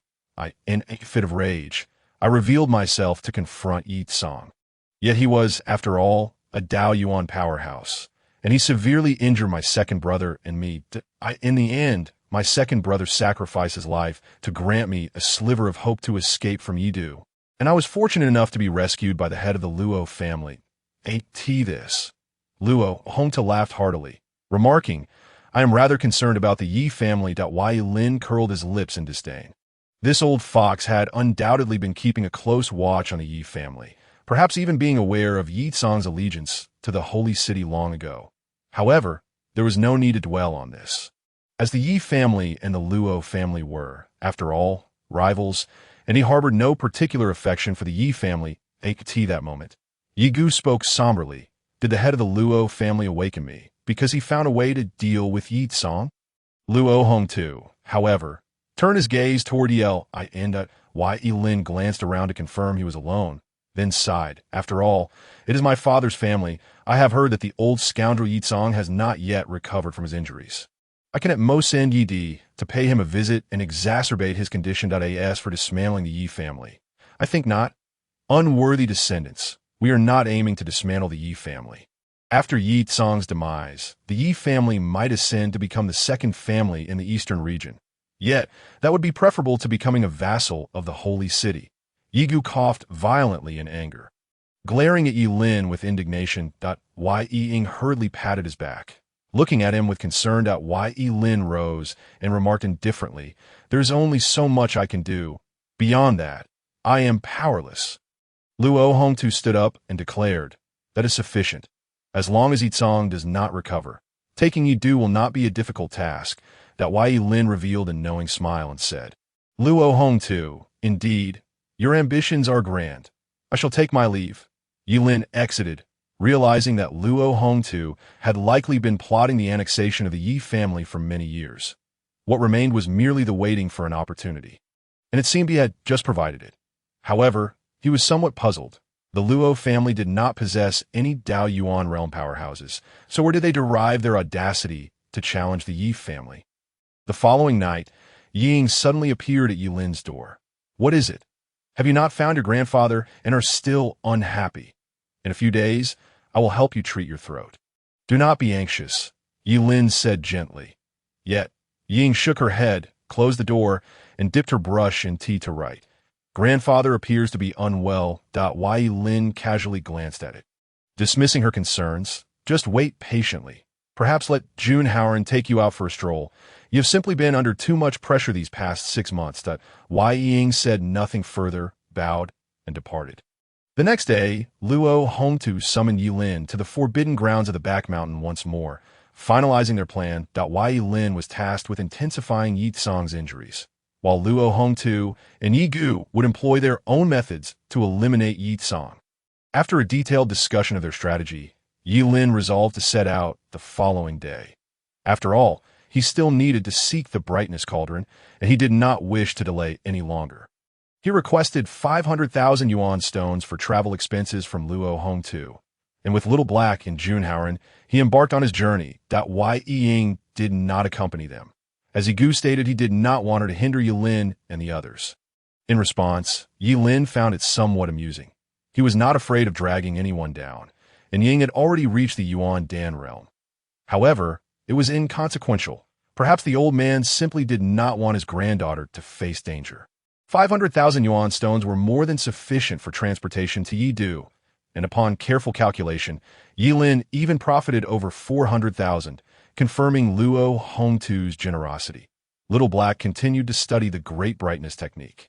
While Junhauren maintained his role as the driver on that day, they finally arrived outside Yidu, the largest city in the eastern region, rivaling Tian City.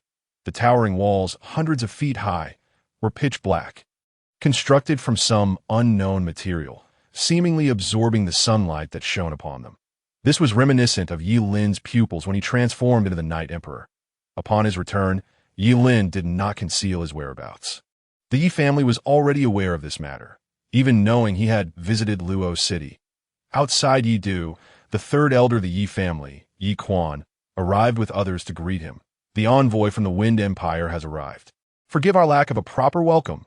Yi Quan bowed respectfully. Though his smile was forced and insincere, Wei Lin sat in the carriage and replied indifferently, "When did I become an envoy from the Wind Empire?" "I'm unaware of this, my lord. Just 2 days ago, the Wind Empire sent news appointing you as their envoy, seeing you as akin to the Empress herself gracing us with her presence. Moreover, as you have married into the Gao family, referring to you as young Master Yi or by any other title is inappropriate, given that the Emperor is His Majesty Gao Yang, not you." Yi Quan spoke with a smile, carrying a somewhat sinister undertone. Inside the carriage, Ye Lin scoffed coldly. This old fool was humiliating him, yet he found himself powerless to retaliate. "Howren, let us go and find the finest tavern in Yidu." Ye Lin commanded in a frosty tone, "My lord, the best is undoubtedly my family's Mingwei Tower." Yi Quan exclaimed. Wei Lin rubbed his temples, exasperated by this old fool, and instructed Howren, "Let us go to the second best instead." "My lord, all the notable establishments in Yidu are properties of my Yi family," Yi Quan called out again. The other Yi family members snickered at Ye Lin, relishing his embarrassment, as his marriage into the Gao family was deemed a disgrace to the Yi clan. "Hey, is this not your family's territory? How come you seem to fare worse here than in Luo City?" Little Black could not help but poke his head out, looking at Ye Lin with confusion. Ye Lin awkwardly coughed a couple of times and whispered, "During my time in the Yi family, I kept a low profile and knew little about the outside world. You were beaten daily back then and had no money to frequent such upscale places." The system derisively mocked. Ye Lin's face turned crimson. This was indeed a black mark in his history. Ding, side quest, cultivation of noble aura. Purchase Mingwei Tower, Kenwei Tower, and Xinhua Tower in Yidu. Time limit, 10 days. Reward for completion. Ownership of the taverns. Failure incurs a deduction of 100 days of life value. The system's announcement invigorated Ye Lin. However, cultivating a noble aura through these taverns appeared rather ostentatious. "No matter. These scoundrels have humiliated me. Today, I shall show them what for." Meanwhile, the system had already compiled the details of the 3 taverns for Ye Lin. Indeed, all 3 belonged to the Yi family. But they were merely operated on behalf of the Ye family, holding only 20% of the shares, while the remaining 80% belonged to the Tiandao Society, the behind-the-scenes operator of Wanbao Tower, which also had its holdings in Yidiyu Ti Mingwe Tower, Ye Lin decisively declared. Upon hearing this, the Yi family members burst into laughter. Does the envoy not know the way? Shall I guide you? Spoke a young man in his 20s, whom Ye Lin recognized well. His name was Yi Cheng, the grandson of Yi Tsang, and currently the young master of the Yi family. During Ye Lin's time with the Yi family, everyone had tried to curry favor with him, vigorously suppressing Ye Lin. Now, he had become the young master, but showed no sign of restraint. Ye Lin chuckled coldly, remaining composed in the carriage, and replied, "Then I shall trouble my cousin to lead the way." Impudent! Ye Lin, do you dare to have the young master guide you? Do you truly believe that becoming the son-in-law of Tian City places you above us? Shouted a furious member of the Yi family. Others, perhaps influenced by his outburst, began to chime in with their own taunts. Oh, you really think this is the Wind Empire? This is Yidu, the realm of the Yi family. A door-to-door son-in-law can still live so lavishly. It seems you have served Gao Yang well. I believe I am far more useful than Ye Lin. That fellow has thin arms and legs, and is unlikely to satisfy the demands placed upon him. Among the vile and lewd remarks exchanged, a glint of murderous intent flashed in Ye Lin's eyes. If a man can tolerate others insulting his wife, then he can no longer be considered a man. As the carriage came to a halt, Ye Lin emerged and approached the two individuals who had just uttered those foul words out. Why, Itai, Yi Chi, he called out the names of the two men, who were the most loyal lackeys of Yi Cheng and had once cruelly tormented Ye Lin. Upon seeing Ye Lin descend, they assessed his strength at the Yuan origin realm and, rather than feeling fear, puffed out their chests and looked down upon him with arrogance. Slap! With a single strike, one was sent crashing to the ground, after absorbing the Pranjana Sutra from Xiao He and Xiao Cheng. Ye Lin's physical strength had significantly increased. Furthermore, the two men had been so brazen as to leave themselves completely unguarded, making it easy for him to knock them down. "You worthless cur, how dare you lay a hand on me?" roared the robust Itai as he rose, ready to teach Ye Lin a lesson. However, Yi Cheng intervened with a swift kick that sent Yi Tai flying, admonishing, "Get lost, you blind fool. Do you not realize what manner of person you are daring to lay hands upon? He is the envoy of Tiancheng." This was, in fact, a form of protection for Yi Tai. If he were to truly act against Ye Lin, Tiancheng would likely flay him alive. Yi Chi, evidently more astute than his counterpart, lay on the ground, too fearful to move. A cold smile graced Ye Lin's lips as he spoke with chilling resolve. "These two dare to insult my wife, the Empress Fudi Gaoyang. They deserve nothing less than death." With that, Ye Lin drew Yi Cheng's sword from his waist and swiftly cut across Yi Chi's throat, blood gushing forth in an instant. Before the crowd could recover from their shock, Ye Lin was already advancing towards Yi Tai. "Stop! They are signs of the Yi family!" Yi Cheng bellowed in outrage. "Ha!" Ye Lin laughed maniacally. "I am Ye Lin, the son-in-law of Tiancheng. What concern is it of mine with the Yi family?" With those words, he plunged the sword downward. Everyone fears death, and Yi Tai was no exception. He began to channel his Yuan power in preparation to retaliate. Like a T that moment, a flying sword, accompanied by a sonic boom, pierced through Yi Tai's forehead. The onlookers recognized it instantly. It was the flying sword of Elder Yi Quan. To insult the Empress Fudi is an act of folly. You shall pay dearly for it. Yi Quan's voice echoed, ringing alarm bells in the hearts of all Yi family members. Insulting Ye Lin was one thing, but to demean the Empress Fudi would lead to certain death. Ye Lin sheathed the sword back into Yi Cheng's scabbard, a broad grin spreading across his face. "Cousin, lead the way." Yi Cheng's expression darkened, and he gritted his teeth. "Cousin, you are quite something. Too kind, cousin. Please continue to lead the way. Today, I intend to purchase Mingwe Tower." Ye Lin laughed heartily, as if nothing had transpired. The Yi family members were initially astonished, but soon erupted in laughter, thinking Ye Lin had lost his mind, believing he could transform this place into Tiancheng. Mingwe Tower was renowned as the finest tavern in Yi capital, boasting 3 stories adorned with intricately carved beams and painted pillars. Its most distinctive feature was its flat roof constructed of obsidian, known by the Eastern folk as the moon viewing platform. Ye Lin had heard of it, rumored to have been designed by his father, Ye Lu. This was not limited to Mingyue Tower. Zanyue Tower and Xinyue Tower shared similar designs. They asked for the reason behind it. One would have to ask his mother, Lin Yu. In any case, it seemed that Ye Lu had undertaken these projects in hopes of pleasing Ye Lin's mother. A wave of melancholy washed over Ye Lin.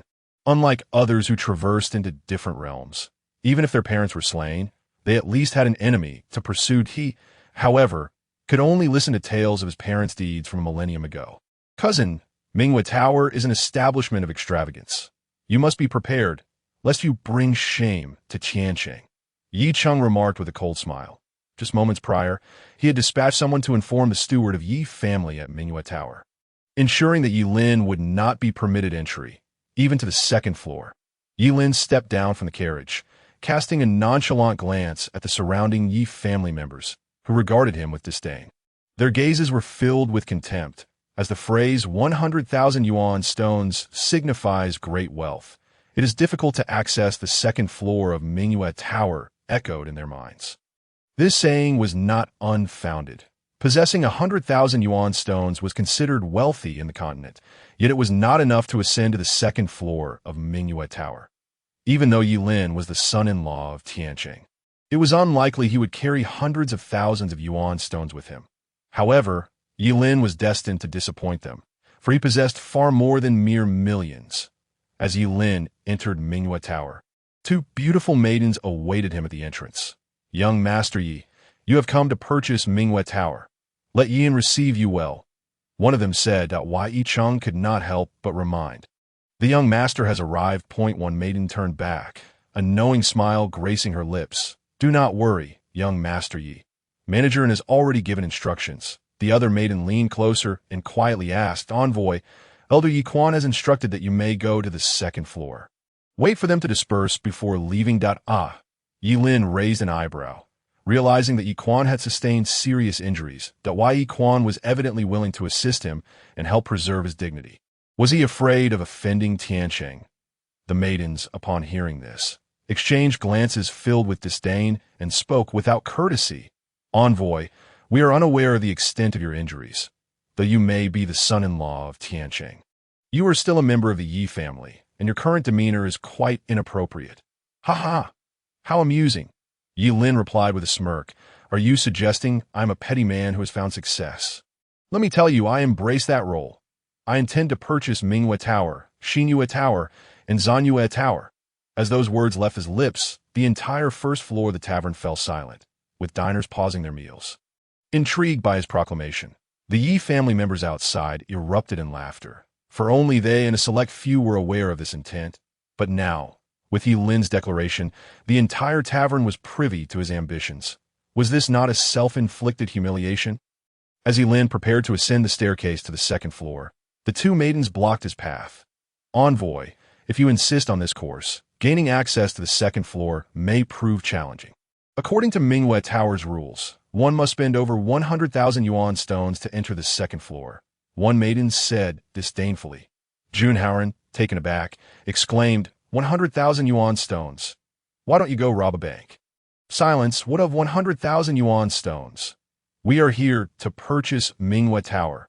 We must maintain our dignity, do you understand? Ye Lin retorted, slapping Junhauer on the back of the head. He then produced a storage ring and tossed it to the maiden. The other maiden teased, this is the rule. Mingyue Tower has stood for nearly 1,000 years and has its own prestige. She clearly doubted Ye Lin's ability to produce such wealth, but had she known of his dealings at Yuzue City's Wanbao Tower, she might have thought differently. The maiden who received the storage ring examined it, her expression turning dazed as she handed it to her companion.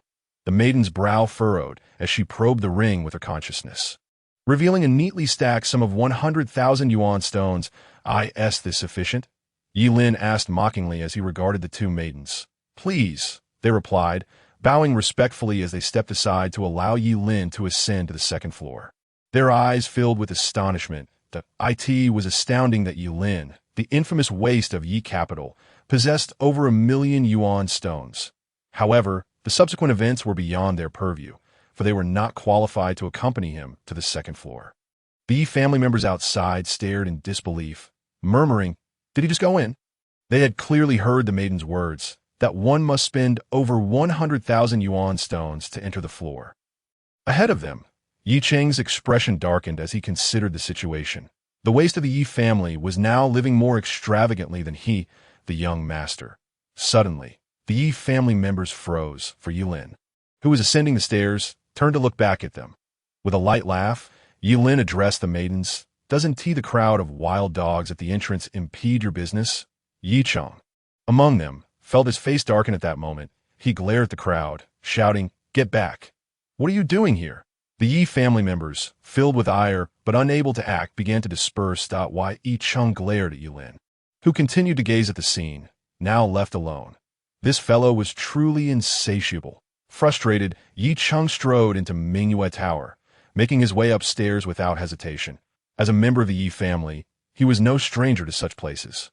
As he passed by Ye Lin, he deliberately jostled him aside with his shoulder. While Ye Lin, being only at the Yuan origin realm, felt pain from the shove. Junhauer, filled with rage, erupted with the power of his Yuan Dan realm, glaring fiercely at Yi Cheng.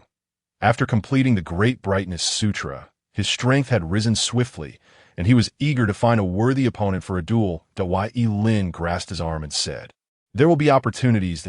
Yi Cheng turned around with a cold smile. He remarked, "Ye Lin, you have some nerve." After speaking, he ascended to the second floor without a backward glance. While Ye Lin rubbed his shoulders and said, "Xiaohei, let us go." "Got it." Xiaohei sprang out from behind the two women and leaped onto Ye Lin's shoulder. Once Ye Lin had gone upstairs, the two women, still trembling with unease, proceeded to the entrance to prepare for the guest's arrival. However, passers-by regarded them with strange glances, and just as one of the girls was pondering the oddity, she exclaimed, "Sister Chuyer, why is there a black handprint behind you?" "Ah!" the girl cried out sharply, noticing an unexpected black handprint on her waist. No wonder the onlookers were giving them peculiar looks. "Yower, you have one too." "Ah?" Unbeknownst to Ye Lin, who had already reached the second floor, he could probably guess the cause, as it was undoubtedly the handiwork of Xiaohei. The environment on the second floor was a stark contrast to that of the first. Every private room had been specially treated, equipped with spatial stones, allowing one to step through the door into a realm of their own. A middle-aged man, upon seeing Ye Lin, hurriedly approached, seemingly waiting specifically for him. "Special envoy, my master has been expecting you for quite some time." The man spoke with utmost respect, devoid of any pretense. This sincerity made Ye Lin, who had initially been cautious, furrow his brow in confusion. "Who is your master?" "You will know once you meet the special envoy." The middle-aged man was reluctant to disclose further details. Seeing this, Ye Lin ceased his inquiries and chuckled. "Lead the way." The second floor was remarkably quiet, with only the sound of 3 pairs of footsteps echoing out. While Ye Lin was unaware of the identity of this old man's master.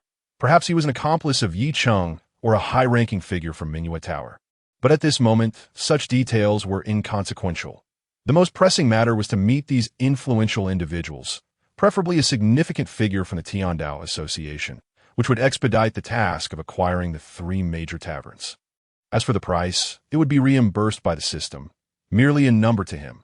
Upon arriving at the innermost private room, the middle-aged man produced a jade plaque, inserting it into a slot at the door, which then slowly opened. The entrance revealed a swirling blue vortex of elemental energy, and the man gestured for Ye Lin to enter. Ye Lin was not one to be coy. He strode in immediately, followed resolutely by Junhauer. Ever since Ye Lin had imparted the Great Radiance technique and the Great Radiance sword to him, his loyalty had been unwavering. The brilliance at the entrance was somewhat blinding, and when Ye Lin reopened his eyes, he found himself in an entirely different realm. Behind the light lay a mountain range stretching for miles, the horizon shrouded in a gray mist with patterns barely visible. Truly, a place worthy of 1,000,000 stone qualifications. Impressive. Ye Lin marveled. "Special envoy, why are you so preoccupied with admiring the scenery while disregarding my presence?"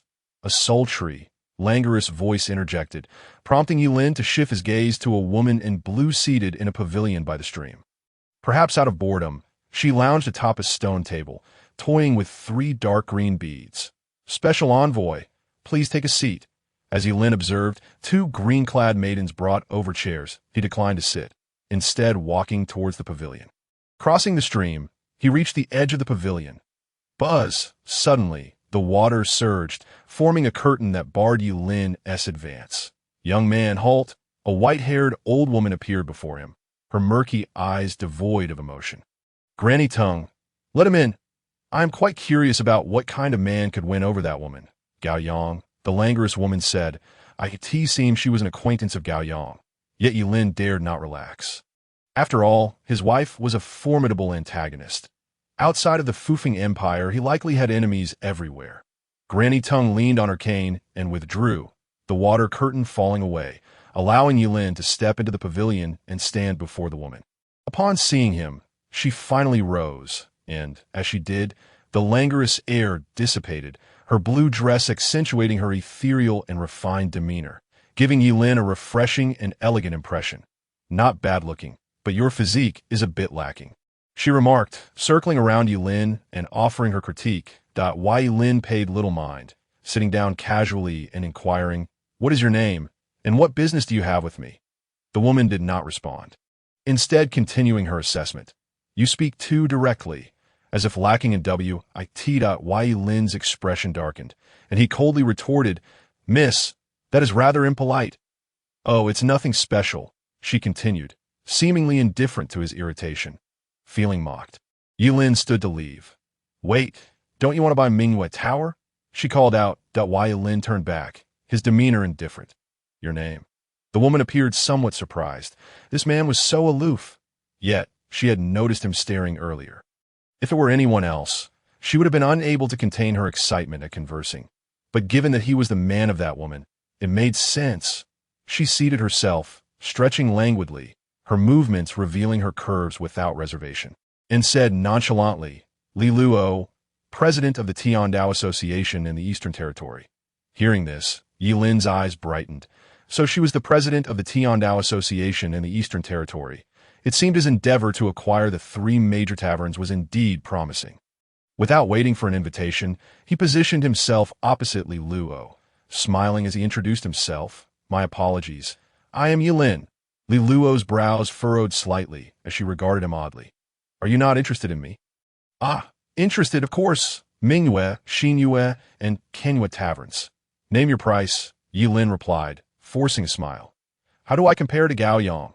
Li Luo inquired as she rose and moved behind him, placing her hands on his shoulders and whispering in his ear. Ye Lin swallowed hard, sensing something was amiss. Feeling the heat of her breath, he stammered, "You are quite remarkable, comparable to Lin Wanxiu.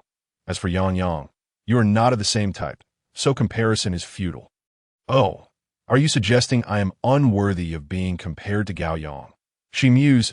"I had intended to gift you the three major taverns. But alas," Li Luo returned to her seat, gazing into the distance with a hint of melancholy.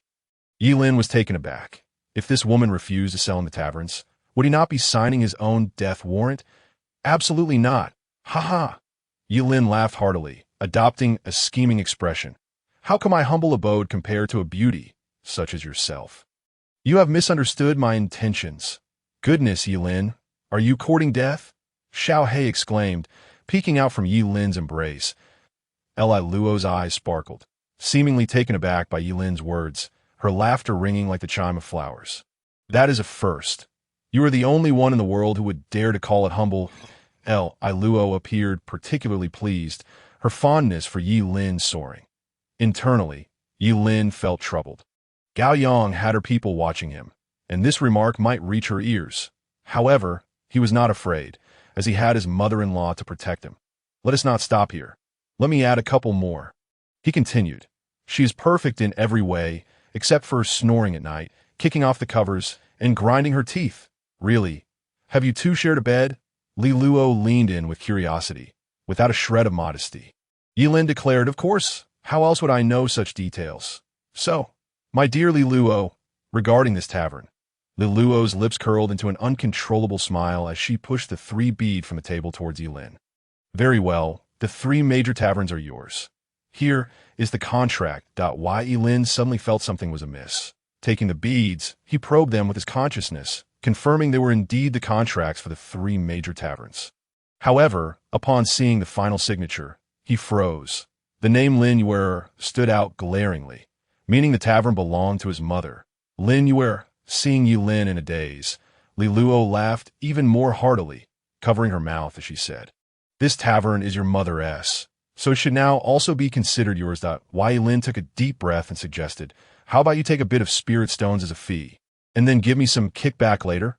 Host detected an attempt to fraudulently acquire system assets. Please cease immediately. The system's warning echoed through the depths of the night sea, extinguishing any lingering thoughts he might have had.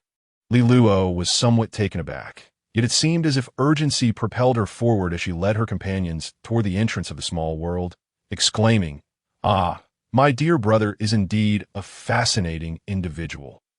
I am off to Tianqing. Do enjoy yourself at your own pace." Night Ling, still preoccupied with the matters concerning the 3 grand taverns, was suddenly jolted from her reverie. She was heading to Tianqing. "Sister, please be cautious with your words once you arrive in Tianqing." Unfortunately, Li Luo had already departed with her entourage, leaving Night Ling uncertain if she had even heard her plea by the time Night Ling emerged from the small world. Li Luo and her maidens had vanished without a trace, leaving only her fine cousin, Yi Cheng, who was furiously lamenting his misfortune, while Yi Cheng felt a myriad of frustrations. The East Region leader of the Tiandao Association, Li Luo, had resided at Mingyue Tower for half a month, and he had been yearning for a glimpse of the woman renowned as the most exquisite beauty of the East Region. Yet he had been rebuffed time and time again, with the sole encounter being a fleeting moment during her departure. Her response to his enthusiastic greeting had merely been a dismissive HM, leaving him feeling severely insulted. Nonetheless, Li Luo was the highest authority of the Tiandao Association in the East Region, wielding control over its economic lifeline. Despite being the young master of the Yi family, he could do nothing against her. At that moment, witnessing Night Ling's hurried departure, disheveled and flustered from the small world, brought him a sense of satisfaction. At least he was not the only one at a disadvantage. Yet, how could he possibly see Li Luo? This thought ignited a tinge of jealousy within the indignant Yi Cheng. Behind him, a portly middle-aged man with a round face and large ears, observing Yi Cheng's distress, attempted to console him. "Young master, it is only natural for Li Luo, a descendant of the Tiandao Association's elders, to exhibit a degree of arrogance. Do not lose heart." Yi Cheng inhaled deeply, casting a dispassionate glance at Night Ling. "The regulations of the second floor of Mingyue Tower state that one must meet a consumption threshold of 100 million stones to gain entry. I believe we now need to add another stipulation. Those of low status or who bring disgrace upon the family shall be barred from entry." "Ah, young master, this rule was established by the previous family head," Yin replied, visibly troubled.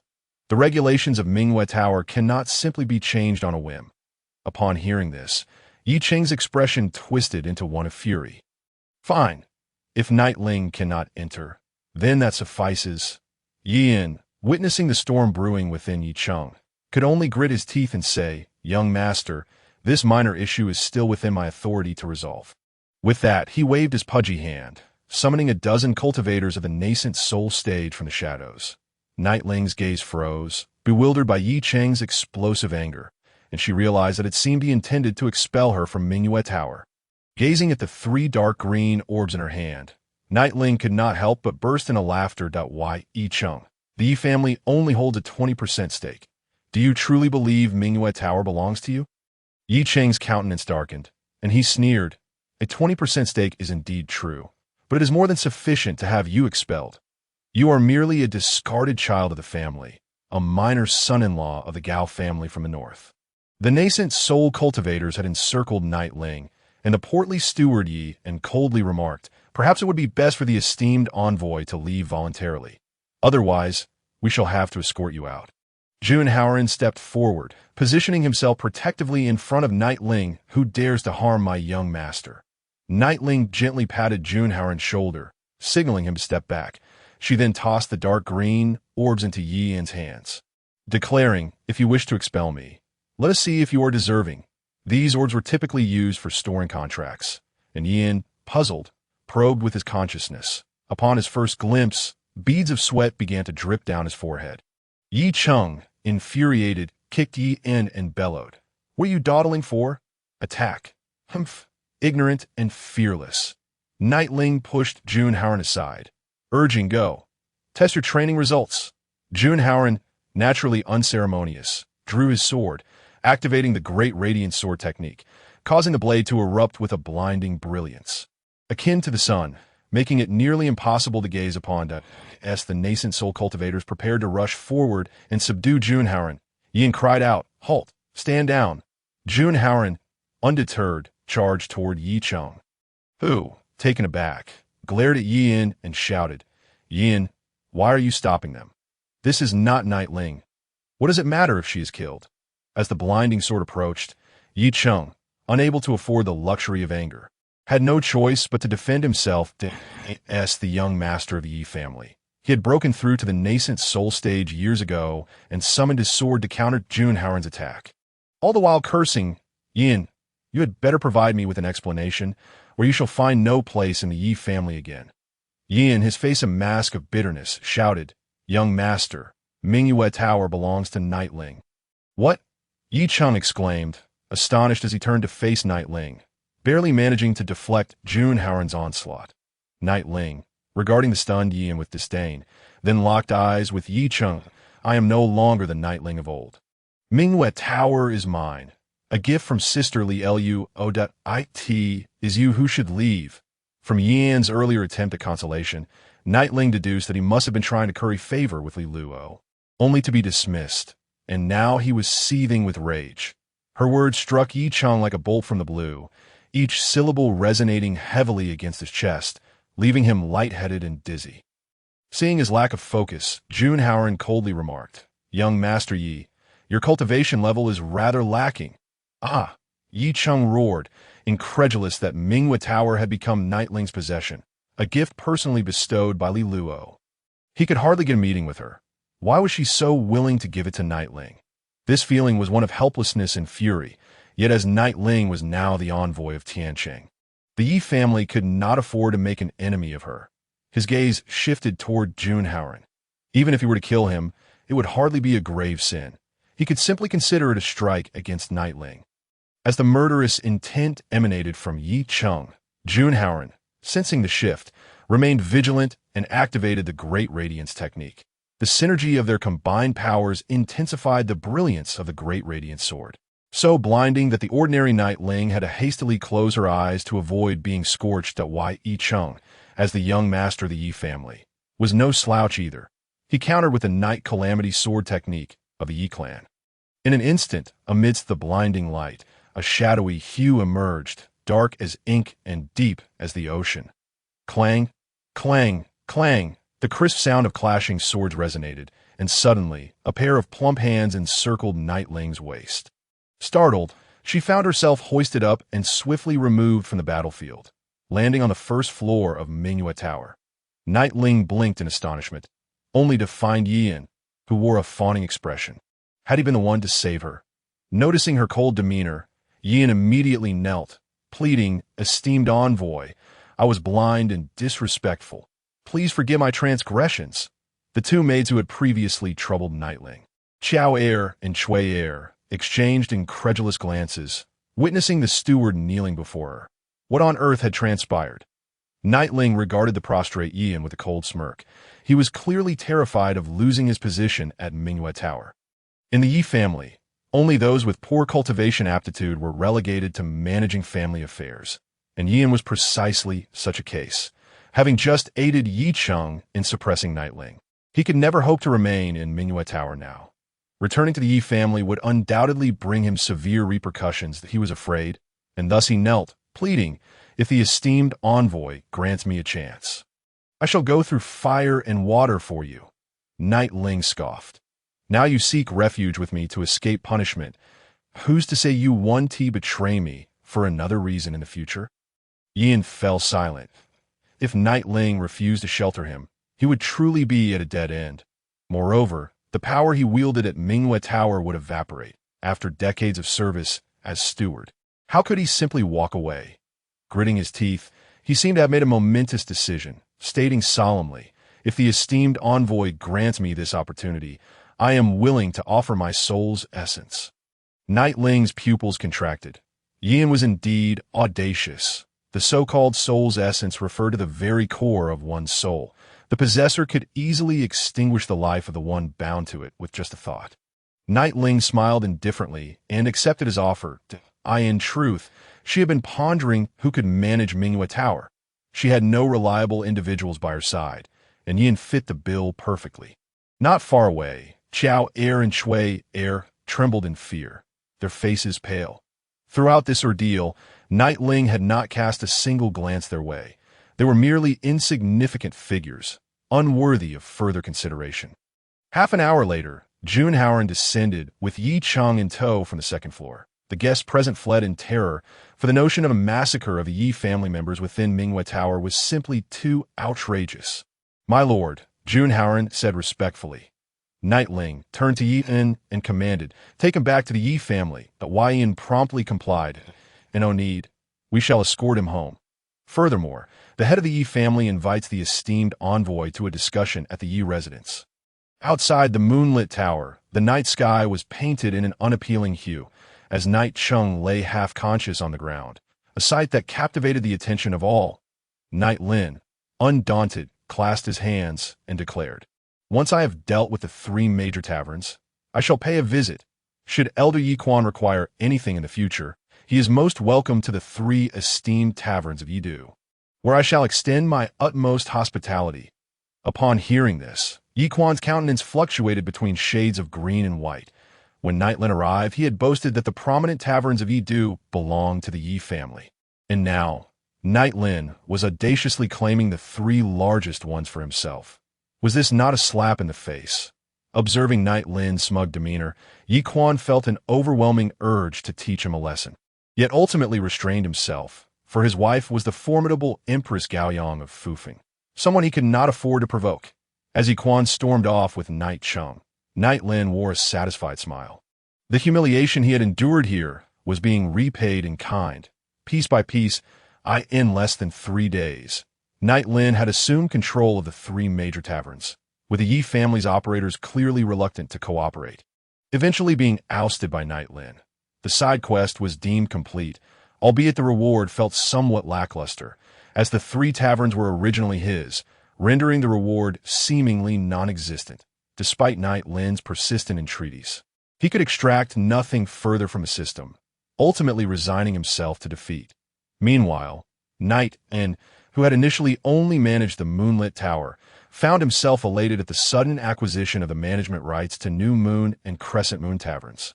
Feeling immensely fortunate for aligning himself with Night Lin sought merely to delegate responsibilities. After completing his tasks, he returned to the moonlit tower, ascending directly to the 3rd floor, the most opulent level. The floor was laid with radiating vitality, while a bridge of white jade spanned across, with fine wines flowing like streams, adorned with rare spiritual woods and herbs over a millennium old, exuding an enchanting fragrance akin to a celestial paradise. Night Lin gazed in awe, pondering how his parents were so adept at indulging in life's pleasures. Following his encounter with Night Cheng, Jun Haoran had gained profound insights and was permitted by Night Lin to cultivate in this splendid space. While Night Lin himself took Little Black to the observation platform atop the tower, upon the obsidian floor, gazing up at the starry sky evoked a sensation of being immersed in the vast, dark cosmos, serene and profound. Night Lin reclined and soon drifted into slumber till dawn. As the first light of day began to break, Night Lin awoke with a star from a distance. Atop a rooftop stood a figure clad in a blood-red robe, their face obscured by a ghostly mask. Initially startled, he quickly recognized the individual as Daoshin. "Hello, good morning." Night Lin waved cheerfully. Daoshin, unable to comprehend, shouted back, "Night Lin, I have something to discuss with you." "Then come closer. Is it amusing to spy on me from a distance?" Night Lin replied, gesturing with open palms. Daoshin cast a wary glance at the obsidian roof and called out, "There is an array on the roof. I cannot ascend." Frowning, Night Lin looked down at the cold, unremarkable obsidian beneath his feet. Nevertheless, he concluded that Daisy had no reason to deceive him and invited him to the third floor to his surprise. Daisy claimed he lacked the funds. With a sigh, Ye Lin descended to meet him. Upon encountering Daisy, Ye Lin launched into a tirade, lamenting, "The esteemed master of the Starry Hall of the Fufeng Empire cannot even produce 100,000? This is truly unacceptable." Daisy offered no response, merely stating gravely after Ye Lin's complaints, "His Majesty warns that if you continue your foolishness, he shall silence you." Feeling a twinge of guilt, Ye Lin changed the subject. "Ah, the moonlight is splendid today. It is time to pay a visit to old man Yi Tsong." Daisy grasped Ye Lin's arm firmly, his voice cold. "The authority of Yi Tsong in the eastern region far surpasses that of Luo Hongtu. Should Luo Hongtu seize Tiansheng, the entire eastern region would fall under the control of the holy city." Ye Lin's expression shifted from amusement to seriousness. "What do you mean by that?" Daisy replied somberly. "The holy city could assist Yi Tsong in breaking through to Dao Yuan, and they could equally provide aid to Luo Hongtu." Ye Lin, perplexed, countered, "Luo Hongtu claims that Yi Tsong has surrendered the entire Yi family to the holy city. What difference does it make who controls the eastern region?" "Not possible," Daisy asserted emphatically. "Why Yi Tsong has always valued the Yi family above all. He would sacrifice everything, his reputation, his life, rather than hand over the Yi family for a mere breakthrough." Ye Lin's expression darkened. Daisy could not be deceiving him, which meant that Yi Gu and Luo Hongtu were lying. Observing Ye Lin's silence, Daisy placed a projection crystal before him. "I shall protect you from the shadows. Tell the Night Emperor to refrain from taking action against Yi Tsong." Ye Lin nodded, though he still felt compelled to see Yi Tsong today, hoping to glean some valuable information. Daisy departed as abruptly as he had arrived. Leaving behind the crystal, Ye Lin shattered it, and a surge of burst forth, transforming into a series of images reminiscent of films on Earth. Within, he beheld Gaoyang seated regally upon the throne of the Starlit Tower. Appearing contemplative, the silence stretching on, yet her beauty was unparalleled, rendering Ye Lin momentarily entranced. After a lengthy pause, Gaoyang finally spoke. "Li Luo and I share a mediocre relationship.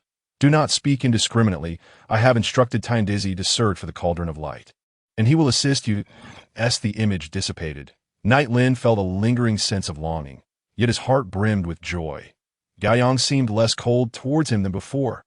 Wait, that's not right. He was still upset with her. Gaoyang was merely a fleeting annoyance. He yearned to seek his own springtime. He longed to gather wildflowers by the roadside. Awakening to this realization, Ye Lin recalled that the matter between Gaoyang and Han Xingyuan was far from resolved. He could not let himself down by failing to seek his own happiness. However, in truth, Ye Lin might never find it. After all, who would dare to pursue the man of the Empress of Fufeng? Louis Wearer was the perfect cautionary tale. After breakfast, Ye Lin, accompanied by Little Black, headed straight for the grand estate of the Yi family, the very place where he had once endured great humiliation. Now returning with renewed purpose, Ye Quan, having caught wind of his arrival, was already waiting at the entrance alongside a group of elders. Ye Lin, hands clasped behind his back, reflected on the character Yi emblazoned on the gate. Feeling a surge of emotion, Ye Quan and the others dared not rush him, waiting until Ye Lin's demeanor shifted before approaching to lead the way. Today he was particularly respectful, unlike his previous reluctance. Ye Lin paid no mind, following him into the forbidden grounds of the Yi family. As he walked, he plucked some sunset fruits from the trees lining the path, planning to save them for Night Ying's throat remedy.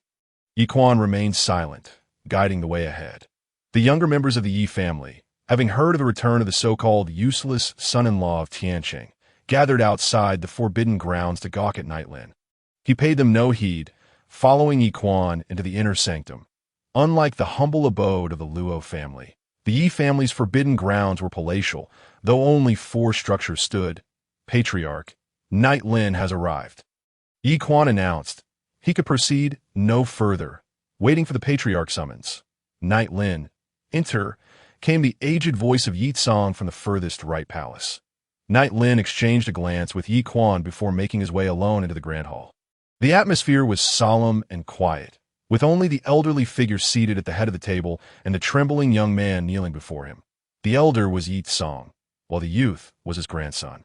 Night Chung. Night Lin observed Yi Song with surprise. The old man, once vibrant and youthful in the northern region, now appeared frail, his skin clinging to his bones like dried bark, his few strands of white hair hanging limply. Resembling a withered corpse, in his astonishment, Night Lin heard the nearly cadaverous Yi Song speak. "Ch, I had hoped to see you flourish, but alas, it seems I may not live to witness it. Do you remember what I just said?" The voice was laden with exhaustion, yet also with an obsessive yearning, as if he struggled to relinquish something. Night Chung, who had been prostrate on the ground, lifted his head, tears streaming down his face as he cried out, "Grandson remembers. Repeat it," Yi Song urged wearily. Night Chung glanced at Night Lin beside him, then proclaimed, "From this day forth, Night Lin shall be the head of the Yi family." Wielding the power of the Yi clan, Night Lin's expression turned to one of disbelief. "Old man, have you lost your mind?" Just then, a golden token floated gently before him.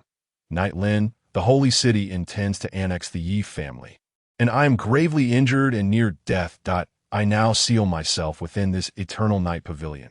Should Yidu city fall one day, use this patriarchal token to awaken us, and perhaps we can fight to preserve the legacy of the Yi family." The voice of the elderly Yi Song dwindled to a faint whisper, as if he had been rendered utterly feeble. The dazed Ye Lin turned his gaze towards Yi Chung, who knelt on the ground. Perhaps he was the only one capable of answering his inquiries. Why Yi Chung gritted his teeth, a mixture of reluctance and indignation crossing his features, yet ultimately bowed his head and spoke solemnly. "Respected family head, the holy city seeks to exert control over the Eastern Territory, aiming to suppress the expansion of the Fufeng Empire. Why grandfather opposed this, and personally journeyed to the holy city, returning in this state. Then why am I the one to become the family head? Are you not capable?" Ye Lin sneered as he looked down at Yi Chung. Why Yi Chung lowered his head to the ground, suppressing his emotions as he replied, "Grandfather said you have the Night Emperor and Gao Yang backing you, and you yourself are as clever as a demon, surely possessing the means to lead the Yi family through adversity." Absurd. Why should I assist you?"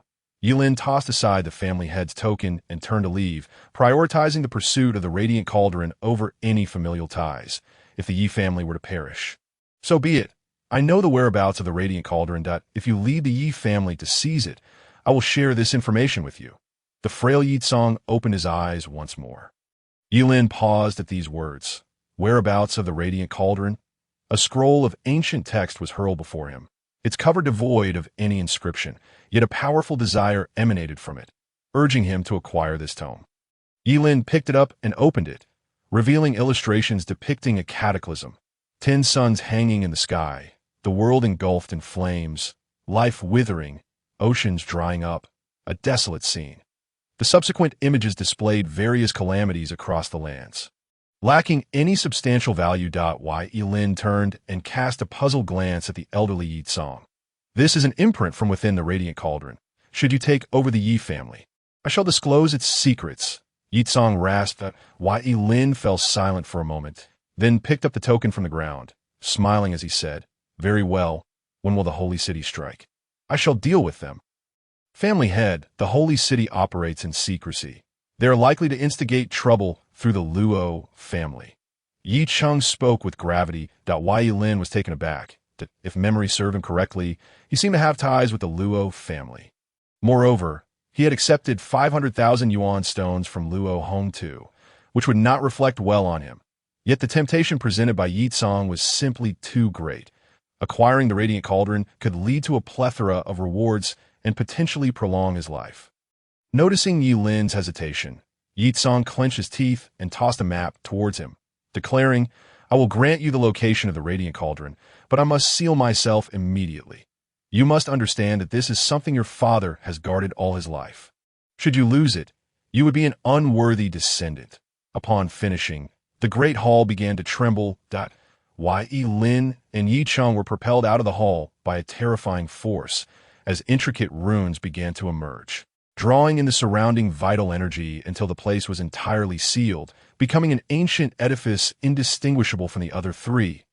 The younger members of the Ye family, witnessing Yi Cheng and Ye Lin being cast out, exchanged bewildered glances. "Young master, are you all right? Young master, are you unharmed?" The anxious calls echoed from outside the hall, yet they paid no heed to Ye Lin, though their astonishment. A scene unfolded that was utterly unfathomable.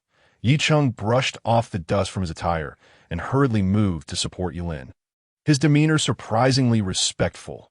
Among the elders of the Yi family, aside from Yi Quan, everyone else was left in a state of shock. Yi Cheng's actions were indeed bizarre. What on earth had transpired? Observing the astonished expressions of the crowd, Yi Cheng nodded at Yi Quan, then knelt before Ye Lin, exclaiming, "Yi Cheng pays his respect to the family head." "What?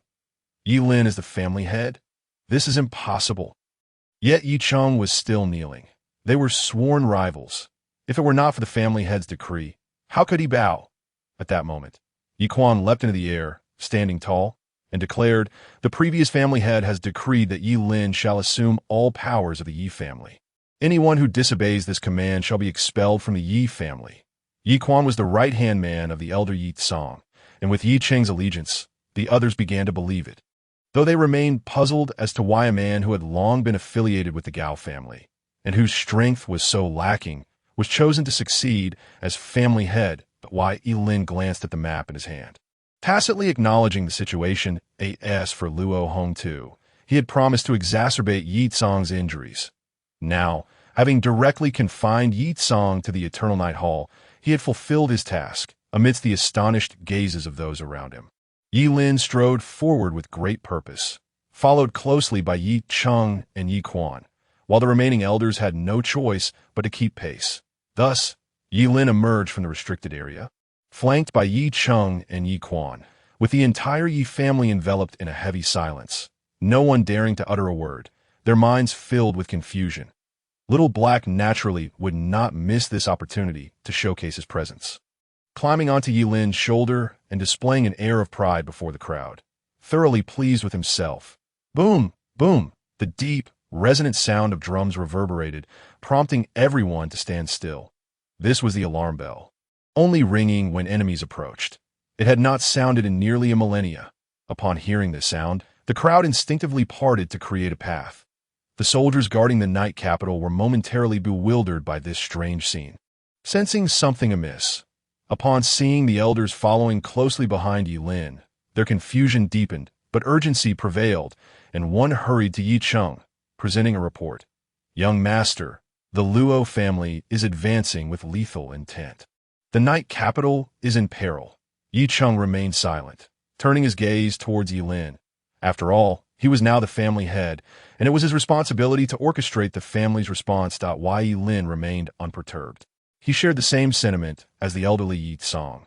The holy city would not directly intervene, but would utilize others to do so, and that other was undoubtedly the Luo family. The Luo family stood as the second most powerful entity after the Yi family, making them the most suitable choice. Yet, they seem to have overlooked one critical detail. Yi Tsong had entrusted the entire Yi family to Ye Lin, a mere son-in-law of Tiancheng. In this regard, Ye Lin could not help but commend the old man for his audacity in doing whatever it took for the sake of the Yi family. By passing the title of family head to Ye Lin, he could leverage the influence of the Night Emperor.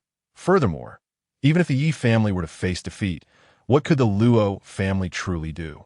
After all, the family head Ye Lin's wife was Gao Yang, the empress of Fufeng Tiancheng. Surely they could not completely annihilate the Yi family. Ye Lin, meeting the gazes filled with doubt and trepidation, proclaimed with unwavering conviction, "Rest assured, esteemed members, I shall bear the brunt of this calamity for the Yi family." After reviewing the report, Ye Lin was not particularly surprised. Luo Hongtu's plan had been set in motion for several days, and the moment the news of the Night Tsong's demise reached the Night Emperor, he would undoubtedly take action. What concerned him now was how they would confront Yi Tsong. This aspect of the plan had never been disclosed. Ye Lin began to suspect whether Luo Hongtu had known all along that Yi Tsong would bequeath the family to him. As for the scheming Yi Gu, He was the one who had genuinely sought to deliver the Yi family into the hands of the Holy City. He was, after all, the eldest elder of the Yi family, and had once followed Ye Lu in numerous campaigns, earning the Yi family's esteemed reputation, his renown only second to Ye Lu. After Ye Lu's departure, it was expected that he would assume the role of family head. Yet unexpectedly, Yi Tsang emerged and broke through to the Dao Yuan realm. The realm was fundamental. Possessing the Dao Yuan realm granted Yi Tsang an unparalleled prominence, allowing him to directly succeed as the head of the Yi family. Leaving Yi Gu with lingering resentment points 6 months prior, he had conspired with Yi Chuan to secretly breach the family treasures, intending to pledge allegiance to the Holy City. However, upon Yi Tsang's discovery, he had acted with extreme brutality, killing the second elder, Yi Chuan, on the spot, yet inadvertently allowing Yi Gu to escape. This was a family disgrace, so they had merely claimed that the two had gone missing. Now, with Yi Gu allying with the Luo family for a renewed assault, it seemed they were determined to seize the night capital. Seated in the highest position, Ye Lin surveyed the gathered elders of the Yi family, analyzing. The former family head, Yi Tsang, acted solely for the benefit of the Yi family. Other families were insignificant in his eyes. Thus, the rumors of Yi Tsang being cunning and having ensnared numerous families in the Eastern Territory hold some truth. Especially after acquiring the title of Protector of the Eastern Territory, he has been oppressing the surrounding families to the point of suffocation. Now, with the Luo family besieging the night capital, they have likely allied with the neighboring families. Fortunately, the night capital stands tall and is fortified by ancient formations, making it not impossible to defend. However, I had recently devised an assassination plan with Luo Hongtu, aimed at eliminating the former family head Yi Tsang and the other elders. But now that Yi Tsang has sealed himself within the Eternal Night Hall, their target may have shifted to me and the remaining elders. Thus, we must deliberate on this matter carefully. Should we, the upper echelons, be eliminated, the night capital would be doomed. Upon hearing this, the 8 elders displayed expressions of shock and horror. How had Ye Lin, who had only spent a little over half a year in Tianqing, become so sinister? He intended to aid outsiders in eliminating his own family, truly a disloyal descendant. Yet now, as he held the position of family head, they could not voice their objections. Yi Quan, his face darkened, spoke sternly. Esteemed family head, we are here to seek your guidance on the state of affairs, not to hear you plot against your own kin. In these words, there is certainly a sense of dissatisfaction, accompanied by a hint of suspicion towards Ye Lin. Yet, Ye Lin merely smiled nonchalantly, reclining lazily in his chair, and declared, "The heavy responsibility of guarding the city shall be entrusted to Elder Yi Quan." Yi Quan stood there, stunned. This ungrateful descendant was either seeking personal revenge or displaying his intentions without the slightest pretense. The other elders exchanged glances, inwardly cursing. Ye Lin is shameless, utterly shameless. Ha ha ha. Witnessing your inability to tolerate me, yet being powerless to eliminate me, is truly delightful. Ye Lin boasted, while the faces of the elders darkened like the bottom of a pot, lamenting the impending doom of the Yi family. Observing their dejected expressions, Ye Lin wiped the smile off his face and said solemnly, "You all go guard the city. As for the beheading operation against Luo Hongtu, I have my own methods to deal with it. Head of the family, Luo Hongtu is preparing to deal with experts of the Dao Yuan realm. I believe it would be wise for your friend, Lord Yi Di, to be cautious and take us along to confront the enemy." At this moment, Yi Quan could no longer care about his dignity and had to shamelessly offer his counsel. Ye Lin shook his head and replied, "There is no need. He can handle it alone." The meeting concluded, and the 8 elders departed, heading to the city walls to arrange the defenses. Xiaohei hopped onto Ye Lin's shoulder, gravely asking, "Can you truly manage this alone?" Ye Lin remained silent for a long time before confidently asserting, "They would require me to weaken Yi Tsang's strength before daring to attack. It is highly likely that there are no experts of the Dao Yuan realm among them, and they may be relying on some powerful formation."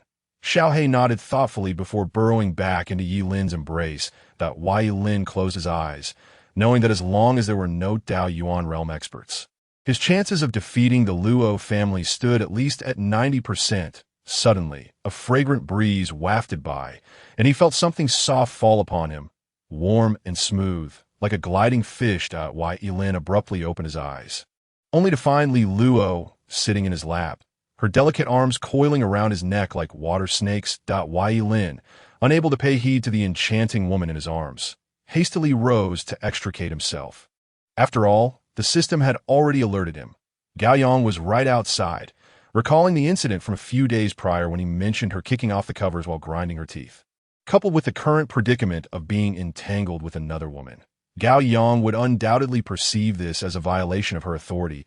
It was entirely possible that he could lose his head over this. Yet Li Luo seemed intent on teasing Ye Lin and refused to release her grip, no matter how much he struggled. "Let go of me. My heart belongs solely to Yang Yang. Release me." Ye Lin could only attempt to remedy the situation with declarations of his fidelity. Li Luo pressed on. "Oh, just a few days ago when we were in the pavilion, you did not say such things. You claimed she was mere chaff, incomparable to me." "Ah, crazy woman. Let me go." Ye Lin panicked. If Li Luo continued, his life would truly be in jeopardy. He was still but a mortal and did not see the need for such torment. Outside, a familiar, graceful figure finally appeared, and Li Luo released Ye Lin. Her expression returning to its usual coldness. Ye Lin promptly slipped away, hiding behind Gao Yang, who showed no surprise at Li Luo's arrival, suggesting they had come together.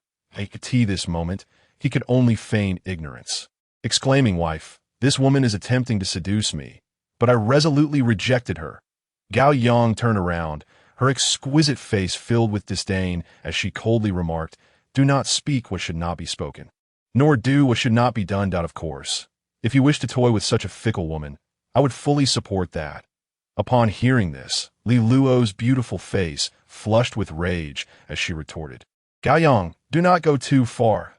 Gao Yang did not respond, naturally taking her seat at the head of the hall. Ye Lin, however, remained silent, realizing that the conflict between Gao Yang and Li Luo was more complicated than he had imagined.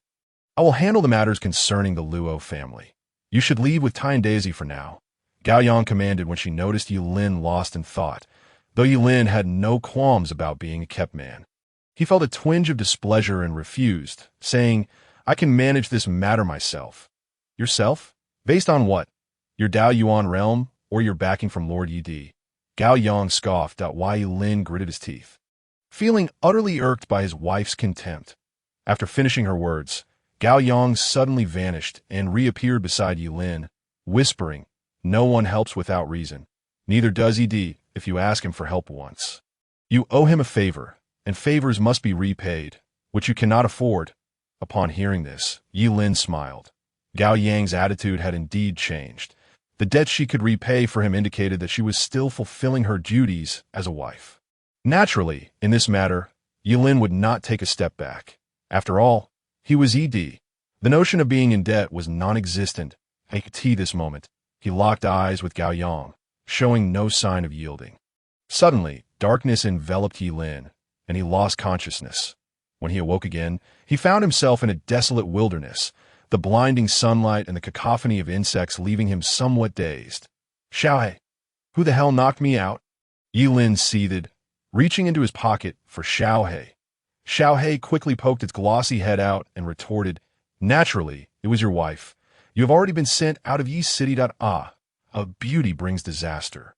A beauty brings disaster." Ye Lin fumed, pacing back and forth.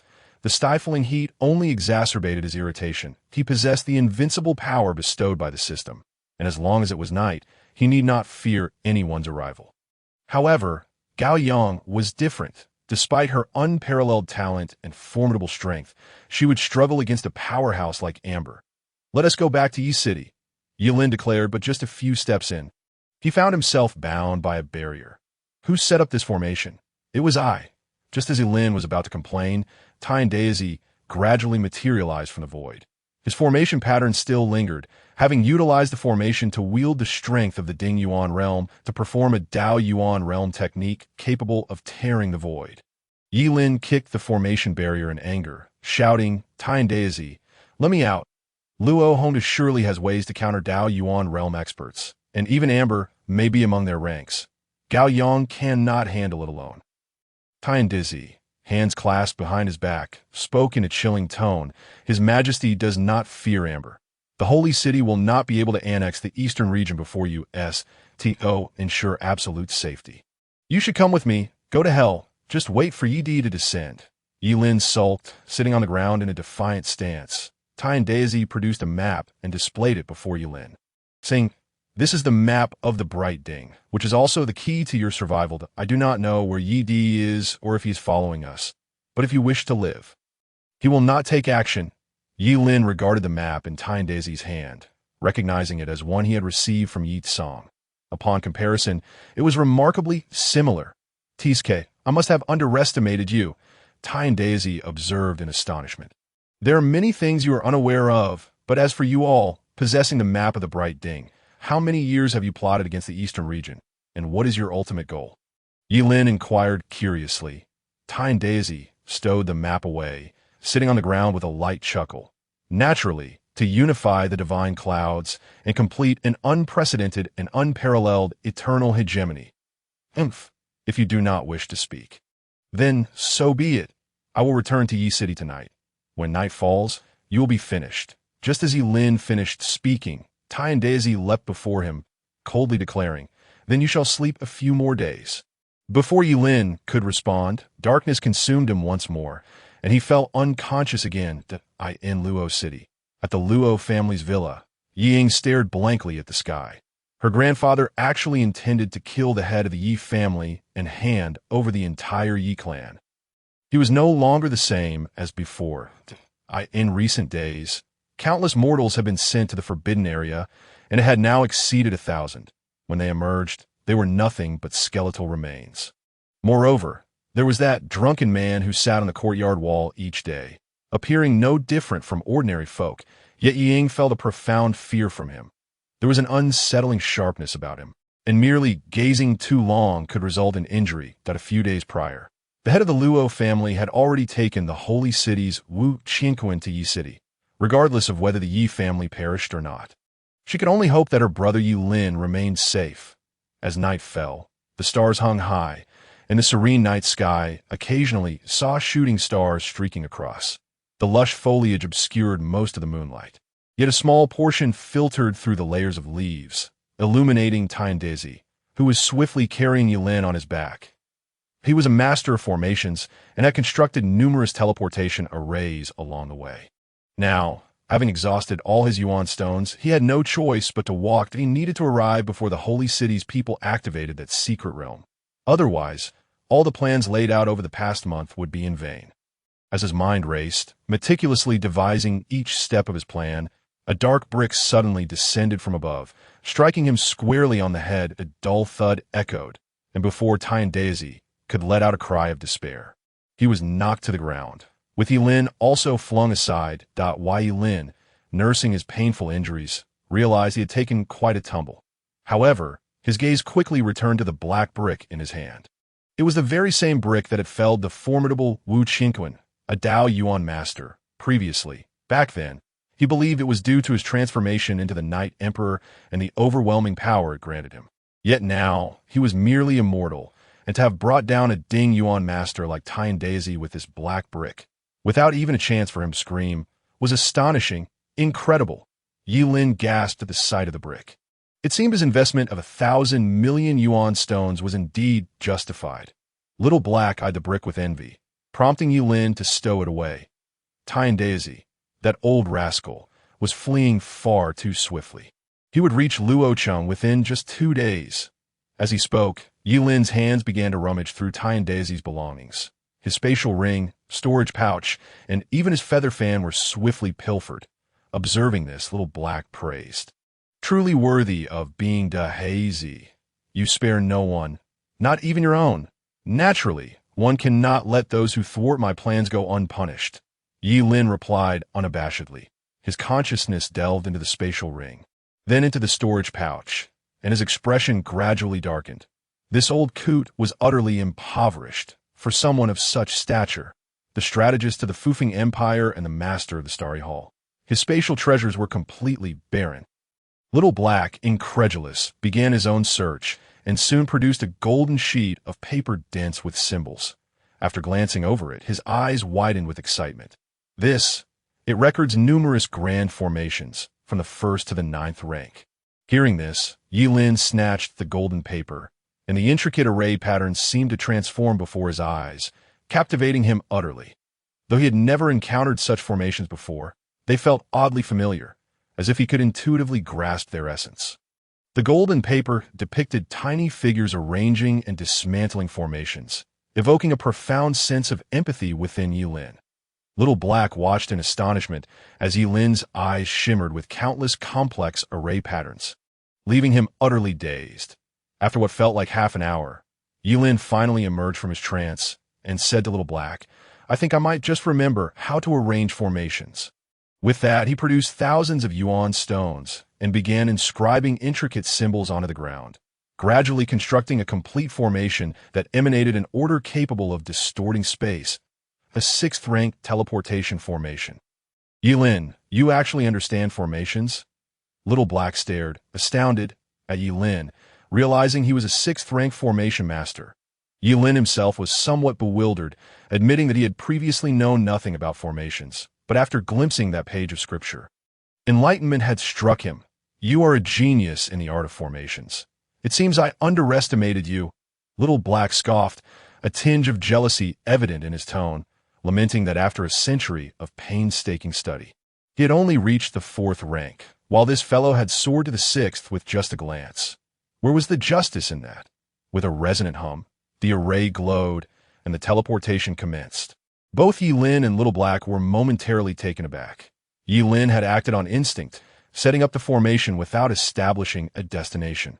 He hastily activated his Knight Emperor transformation, donning his mask and cloak. Then seized Little Black, and they were swept into the formation. Half an hour later, they plummeted from the sky. Fortunately, Ye Lin's Knight Emperor transformation had kept him unscathed, allowing him to hover in midair. As he surveyed his surroundings, Little Black hesitantly remarked, "It seems we have arrived in Luochen. Be confident. Remove the seams." Ye Lin declared gravely he sensed a fierce, sword aura locking onto him and Little Black the moment they arrived. There was no need for further explanation. A blinding flash of sword light erupted from the Luo family's estate, the sharp sword energy tearing through space and appearing before Ye Lin in an instant. Ye Lin drew a sword that radiated dazzling brilliance, akin to a sun blazing in the sky, shattering the incoming sword energy. "The Great Bright Sword?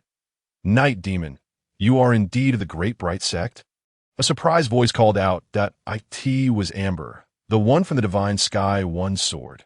Ye Lin relished the misunderstanding, seizing the opportunity to bellow, "Amber, you slaughter my sect. What is your true intention?" Amber's eyes brimmed with mockery as he carelessly replied, "The Holy City commanded me to kill. Thus I did. Is there a need for a reason to trample a nest of ants? Amber, you are beyond redemption. With such actions, how dare you label the Fufeng Empire as demonic? Or me as the Night Demon?" Ye Lin raised the great bright sword high, its scorching light igniting the space around him, illuminating the entire Luocheng as if it were midday. Naturally, Amber would not cower. The amber sword in his hand voraciously consumed the surrounding yuan qi, even beginning to absorb the might emanating from Ye Lin's great bright sword. "The Holy City deems you demonic, thus you are demonic." In the Divine Sky Continent, the Holy City represents justice. The Holy City embodies the heavenly path. Amber's fervent words match the increasing ferocity of his sword strikes, each one slicing through the void.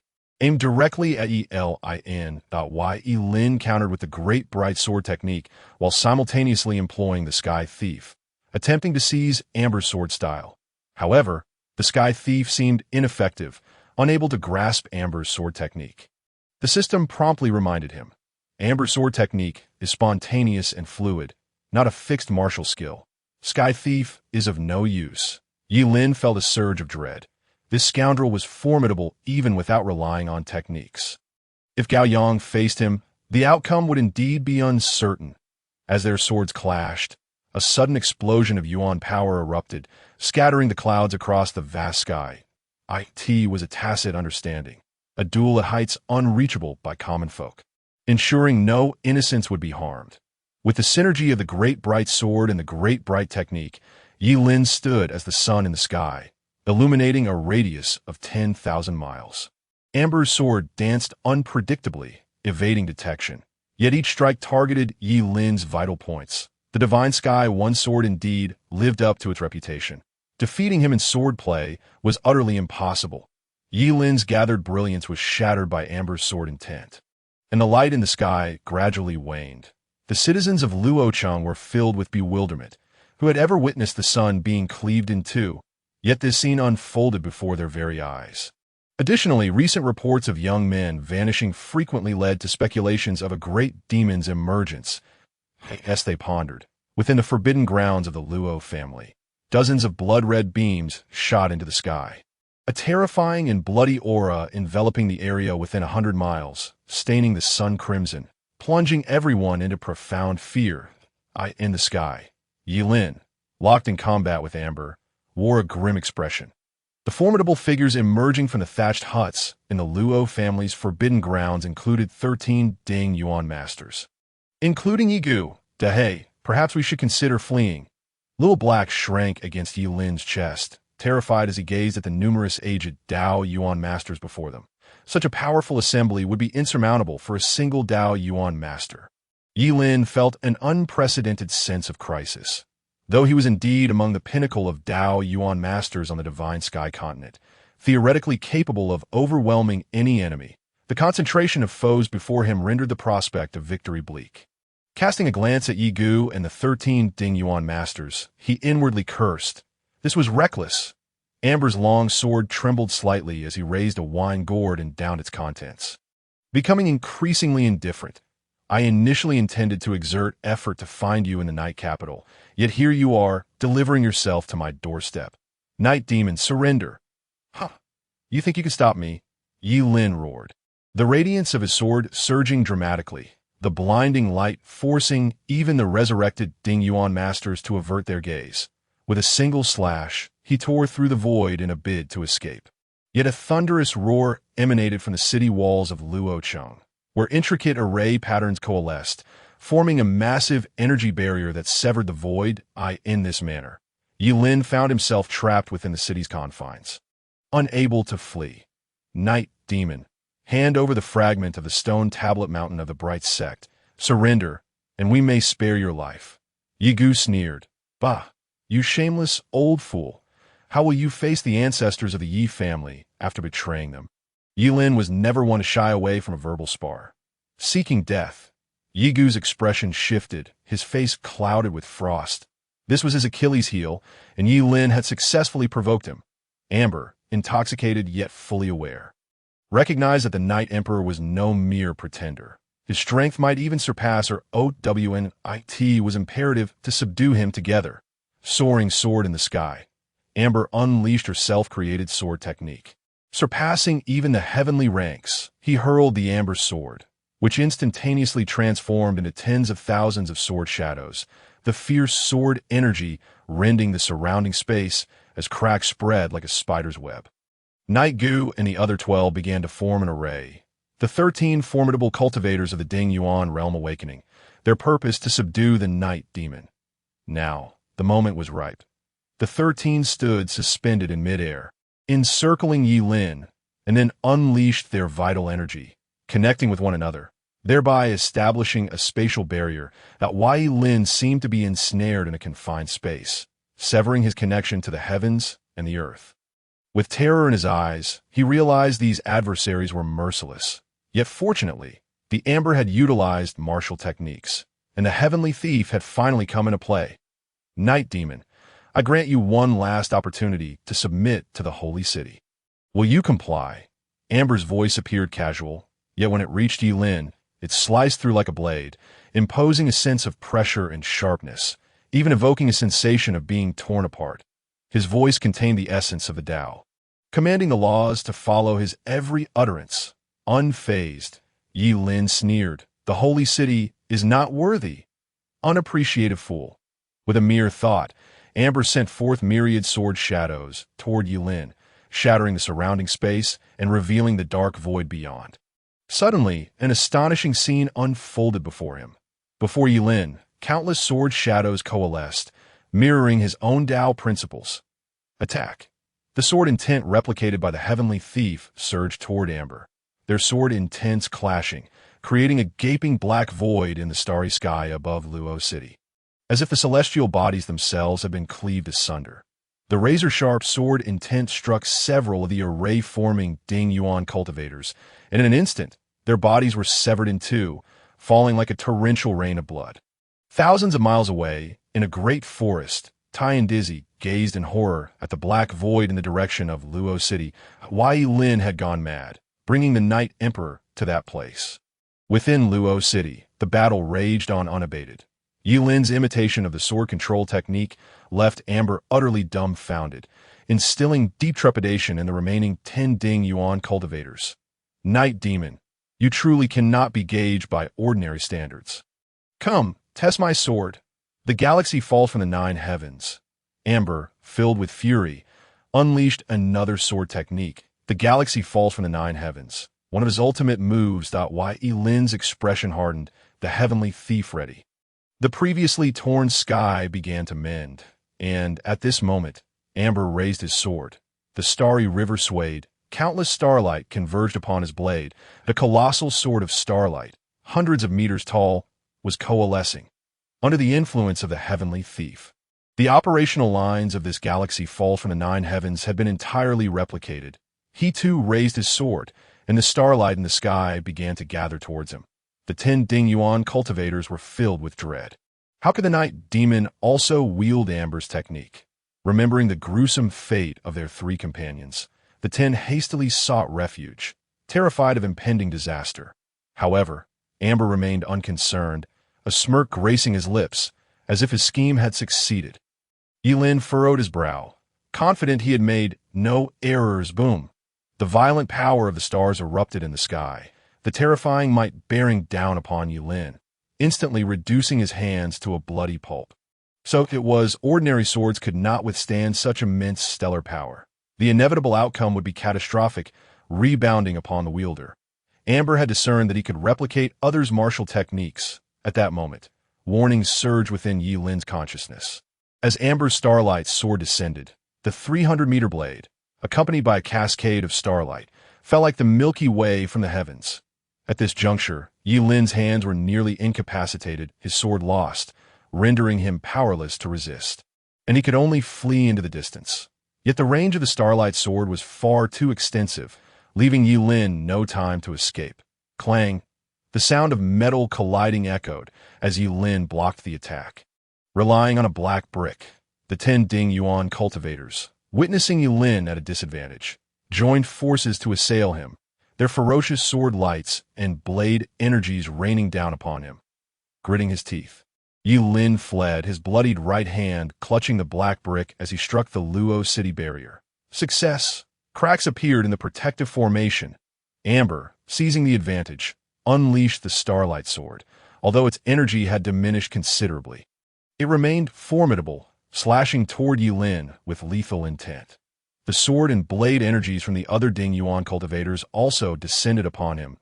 Ye Lin's footwork became ethereal, utilizing the mystical technique of Xinxing Phantom, narrowly evading Amber's sword light. Yet 3 sword intents from the 10 Ding Yuan cultivators still struck Ye Lin's back. Ignoring his injuries, Ye Lin continued to batter the barrier. As long as he could escape Luo City, he would be free. Night Demon, meet your end. Night Gu bellowed, his eyes ablaze with fury. His sword, infused with boundless rage, lunged toward the Night Demon. He believed that after such a protracted battle, and having suffered injuries, Ye Lin's vital energy must be nearly exhausted, and eliminating him now would be a grand achievement. Others looked on with mixed emotions. Night Gu was truly shameless, attempting to claim the credit. However, he had already acted. There was no time to retract. Ye Lin remained calm, extending his bloodied left hand, vital energy converging, effortlessly receiving the blow.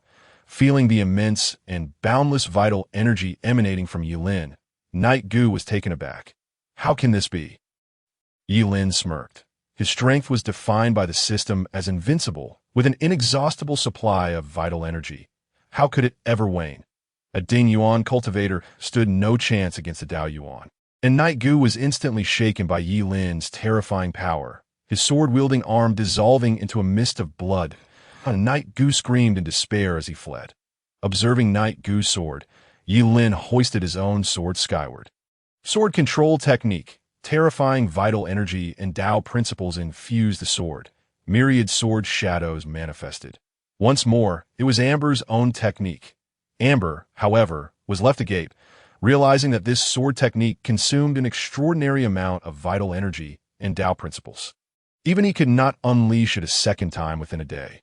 The remaining 9 Ding Yuan cultivators fled in terror, for they realized that those thousands of sword shadows were aimed directly at them. "Hide behind me," Amber reacted quickly, raising his hand to control the sword, directing the others to take cover. Go.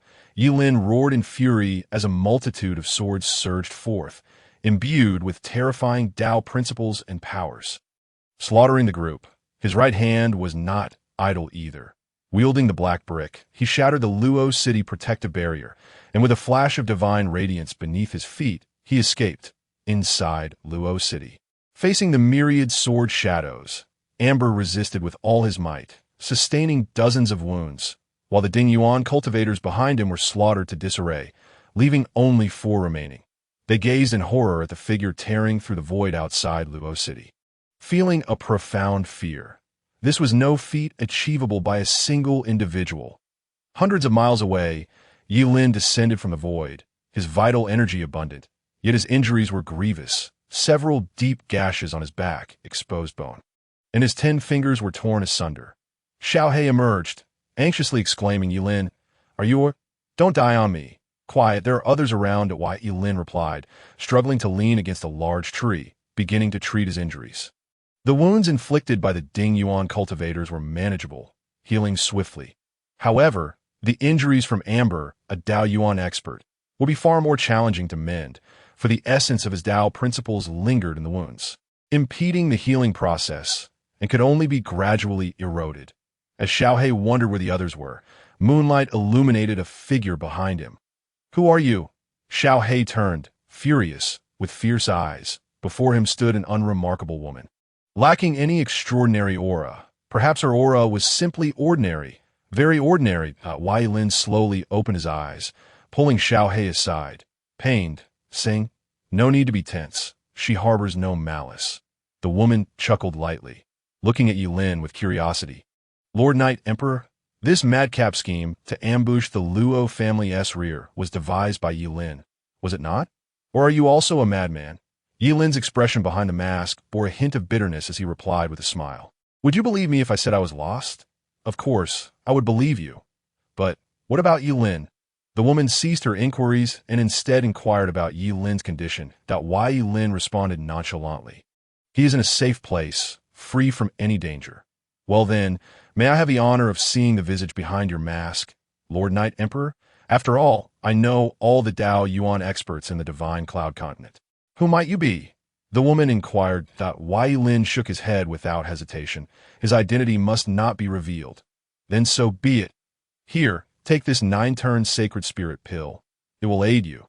The woman tossed down the pill and departed, as if she had come solely to see if she could meet the Knight Emperor and assist him in healing. Xiaohei, however, gawked at the bottle of pills the woman had thrown, exclaiming in awe, "This is a 9th-grade pill, the miraculous remedy for healing. When did you slyly conspire with this maiden behind my back?" Ye Lin remained silent, taking 2 pills and consuming them, though in truth he had no acquaintance with her and could not speak of it. In contrast, Ye Du stood proudly upon the city walls, gazing down at the families gathered to besiege the city, yet not a single soul dared to advance. Luo Hongtu and Wu Qinkuan were struck with profound shock. How could Gao Yang have arrived? She placed such significant importance on this mere son-in-law. At that moment, an elderly man with a white beard rushed to him, whispering in his ear. Luo Hongtu's expression shifted dramatically as he exclaimed, "Madman, that lunatic Yemo." The following day, Luo Hongtu retreated, and the families that had come together hastily surrendered. Without the Luo family, they dared not confront the formidable Yi family. At this juncture, news arrived of Yi Di's bloodbath in Luo City. single-handedly battling against Shun, Xiao, Yi Jian, Hupa, and 13 formidable members of the Luo family. In an instant, the eastern territory trembled. Ye Mo had ventured into the east, and his strength was terrifyingly formidable. Even Shun, Xiao, Yi Jian, Hupa was no match. Gao Yang's curiosity intensified, yet she could only sigh, setting off back to the northern territory. The Yi family felt as though they had been granted a reprieve. They had initially feared Gao Yang would seize this opportunity to dominate them, but now it seemed their concerns were unfounded. Regarding the external discussions, Ye Lin remained indifferent, only noticing his prestige rising steadily. Now exceeding 200,000, however, the marketplace offered little of value. A few heavenly tier martial techniques were priced at 500,000 prestige points, which Ye Lin was reluctant to exchange a few days prior. He had replicated Hu Po's Jutian Inha Luo and Yujian Ling Tian, thus lacking for martial techniques. Now that Gao Yang had resolved matters for him, he felt it was time to embark on the journey to the resting place of the Radiant Cauldron. Ye Lin set up the teleportation array and began to advance according to the route on the map. Such a vast plain, yet there seems to be none nearby. Xiao He exclaimed, pointing at the expansive blank area on the map. Ye Lin shot him an irritated glance. What does it matter to you? Lazybones. Mind your own business. This is the secret to our Tortoise clan's longevity. Xiao He shot a disgruntled look at Ye Lin, humming a tune as he settled under a nearby tree to bask in the coolness, waiting for Ye Lin to complete the teleportation array. Ye Lin, unwilling to engage further, soon activated the teleportation. Half an hour later, the two emerged from the void, only to find themselves plummeting into the water with a splash. Salty. This is the sea, Ye Lin exclaimed. Xiao He floated calmly on the surface.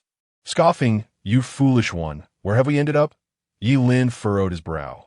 With a 6-tier formation at his disposal, he could easily set it up, and it would never miss its mark. Thus, there could only be one explanation. The blank area was indeed the sea, and the mountains at the edge of that blank space were an island. After surveying the surroundings, Ye Lin concluded that his teleportation array had landed at the center of the blank area, precisely between this island and the eastern territory. Reaching that island would require at least 500 miles. With no support at sea and unable to set up a formation during the day, nor possessing the ability to fly, Ye Lin had no choice but to look toward Xiao He. Though Xiao He was reluctant, he ultimately had to enlarge himself and obediently carry Ye Lin across the ocean. To Ye Lin's surprise, Xiao He's speed was astonishing. At this rate, they would reach the island before nightfall. Having yet to fully recover from his injuries sustained in battle, Ye Lin directed Xiao He on their course, and then closed his eyes to rest. We've arrived. Get off, you little rascal. After an indeterminate time, Xiao He urged impatiently. Ye Lin groggily opened his eyes, realizing they had indeed reached the island, and it was not deserted. It was populated by the people of the holy city. At the center of the island stood a mountain peak, where a large flag bearing the character "Holy" fluttered in the wind, proclaiming sovereignty over this territory and indicating that others found it difficult to intrude. Hey, Xiao He, is there someone on that flagpole? Ye Lin inquired, puzzled. Xiao He's expression shifted. During the day, his vision was far superior to Ye Lin's, allowing him to discern the figure hanging above. This revelation sent a jolt through Ye Lin. He must certainly know this person, for Xiao He would not have reacted otherwise. Who is it? Speak. Ye Lin pressed in response to his insistence. Xiao He truthfully replied, It is Jun Haoran. Wasn't he in Yidu? The battle in Yidu has concluded. Why is he here? Ye Lin questioned, bewildered. Wait, there are also words up there. To claim this person's life, bring a piece of the radiant monument in exchange, Xiao He murmured. Ye Lin, not wishing to speculate further, understood the intentions of the holy city clearly. They anticipated his arrival. Thus, they had set a trap for him, and for Jun Haoran's life, he must make a trip tonight. The two quietly awaited behind the rocks by the sea as night fell. Ye Lin transformed into Yi Di, ready to strike. Ye Lin could distinctly sense that around the flag, there were two presences of the Dao Yuan realm, indicating the holy city had already prepared for Yi Di's arrival. Ye Lin gazed at the black brick in his hand, a sinister smile creeping across his face. Xiao He shuddered in fear. This rascal didn't even spare his own people, who knew what malevolent thoughts he harbored. In the dead of night, when one is most fatigued, attention and mental acuity wane, Ye Lin, like a wraith, approached the mountain's summit. Employing the heavenly walking illusion technique to remain undetected, he was at the Dao Yuan realm, and cultivators below that level could not perceive him. At this moment, he concealed his aura, stealthily drawing closer to the tent of the Dao Yuan realm cultivators of the holy city. Xiaohe, perched on Ye Lin's chest, was filled with trepidation. Ye Lin's thought processes were beyond the comprehension of ordinary individuals, as he contemplated striking a Dao Yuan cultivator with that black brick. Ye Lin stealthily approached, slowly infiltrating the tent, where an oil lamp illuminated the scene inside. A long-bearded cultivator sat motionless within. Ye Lin gripped the brick tightly, silently entering the tent. Upon seeing the figure inside, Ye Lin's heart raced. It was indeed Shun Xiao Yi Jian Hupa. Moreover, this fellow was still awake, evidently having sensed Ye Lin's approach from afar. Ye Lin hastily concealed the brick behind his back, awkwardly saying, "I got lost. Do you believe me?" Hupa closed his eyes, suppressing his aura. Ye Lin was puzzled. Could it be a ruse? Was he intending to let him go? Ye Lin took the black brick from behind him, gesturing with it behind Hupa, yet the fellow did not react at all. Ultimately, Ye Lin refrained from striking, merely glanced at him before exiting the tent, casting his gaze towards the adjacent tents. There was still another Dao Yuan stronghold within. "Let us go." Ye Lin wasted no time, sprinting towards the other side of the mountain. At the flag, Junhauern had already spotted Ye Lin, who signaled him to remain silent. And Junhauern understood why Ye Lin cautiously approached the next tent, illuminated by an oil lamp, sensing the aura of a Dao Yuan cultivator within, and inquired, "Is it Hupa?" Without hesitating, Ye Lin took advantage of the misunderstanding, tearing through the void to appear inside the tent, the black brick crashing down with a dull thud, and the Dao Yuan cultivator collapsed to the ground. The black brick truly possessed mystical properties. This Dao Yuan expert was already unconscious while Ye Lin turned the figure over, feeling somewhat embarrassed. It was none other than Wu Qianquan, the very person he had knocked out previously. Once again, he had struck gold. Regrettably, there was no one around. Otherwise, he could have sent him back and charged the holy city an exorbitant sum of 5,000 million yuan stones for his return. Xiaohe gazed at Ye Lin with admiration. Impressive, quite devious. Ye Lin then noticed the stone pendant that Junhauern had given him was radiating a golden divine light. "That monument!" Xiaohe exclaimed in astonishment, glancing at the stone tablet behind Wu Qianquan, which shimmered with a faint golden glow. "This is it. This trip has not been in vain." Ye Lin collected the stone tablet and hurriedly returned to lower Junhauern from the flag. Under the moonlight, they stealthily made their escape, with no sounds emanating from Hupo's tent, which was quite cooperative.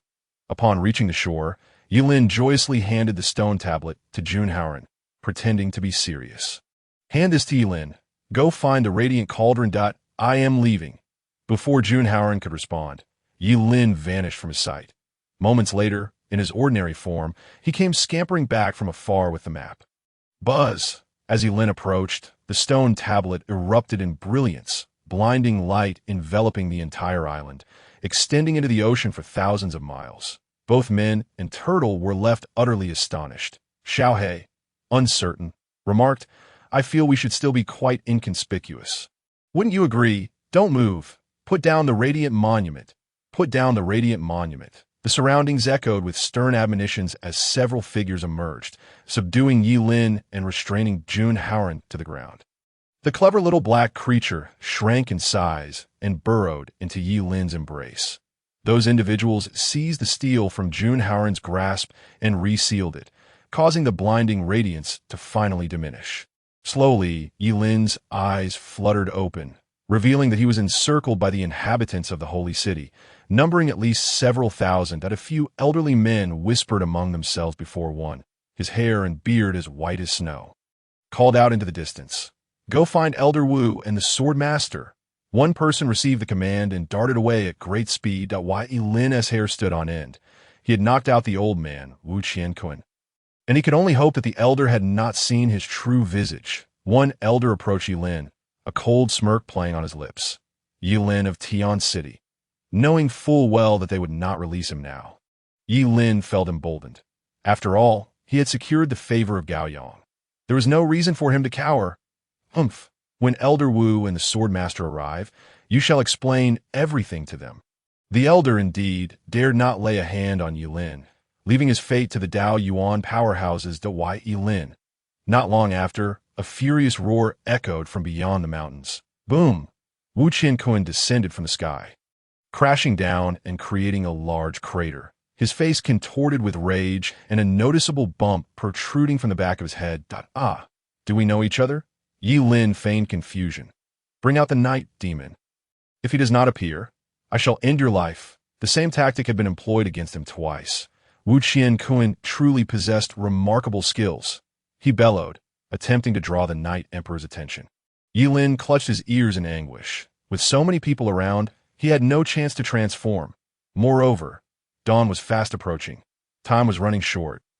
If that old dog Wu truly acted, he might very well be doomed. Seeing no one respond, Wu Qiankun stormed toward Ye Lin, his energy coalescing in his hand as he glared down at Ye Lin with barely contained fury. You, a mere ant, have repeatedly embarrassed me.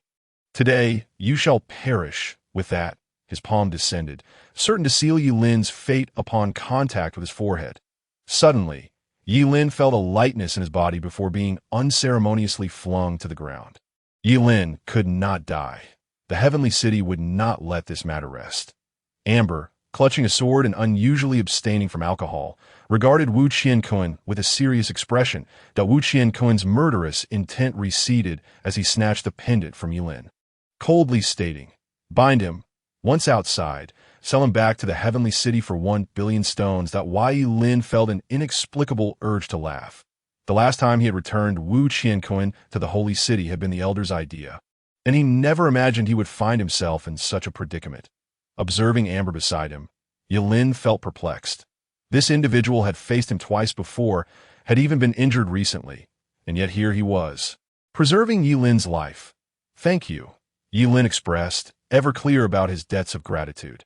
Amber turned, casting a dispassionate glance at Ye Lin, disdainfully responding, "It was merely a favor." Ye Lin was left wondering. A favor? Whose favor? Just as he was about to inquire, Amber vanished in the blink of an eye. Ye Lin attempted to pursue, but was pinned to the ground by the soldiers of the holy city. As he was escorted away, Ye Lin racked his brain, unable to fathom who might have enlisted Amber's help. First, he eliminated Gao Yang, considering she had already returned to Tian City. Even if she were present, she was an enemy of Amber. The incident with the holy city attempting to seize the Laha divine map was still fresh in his mind, and then it seemed there was no one else.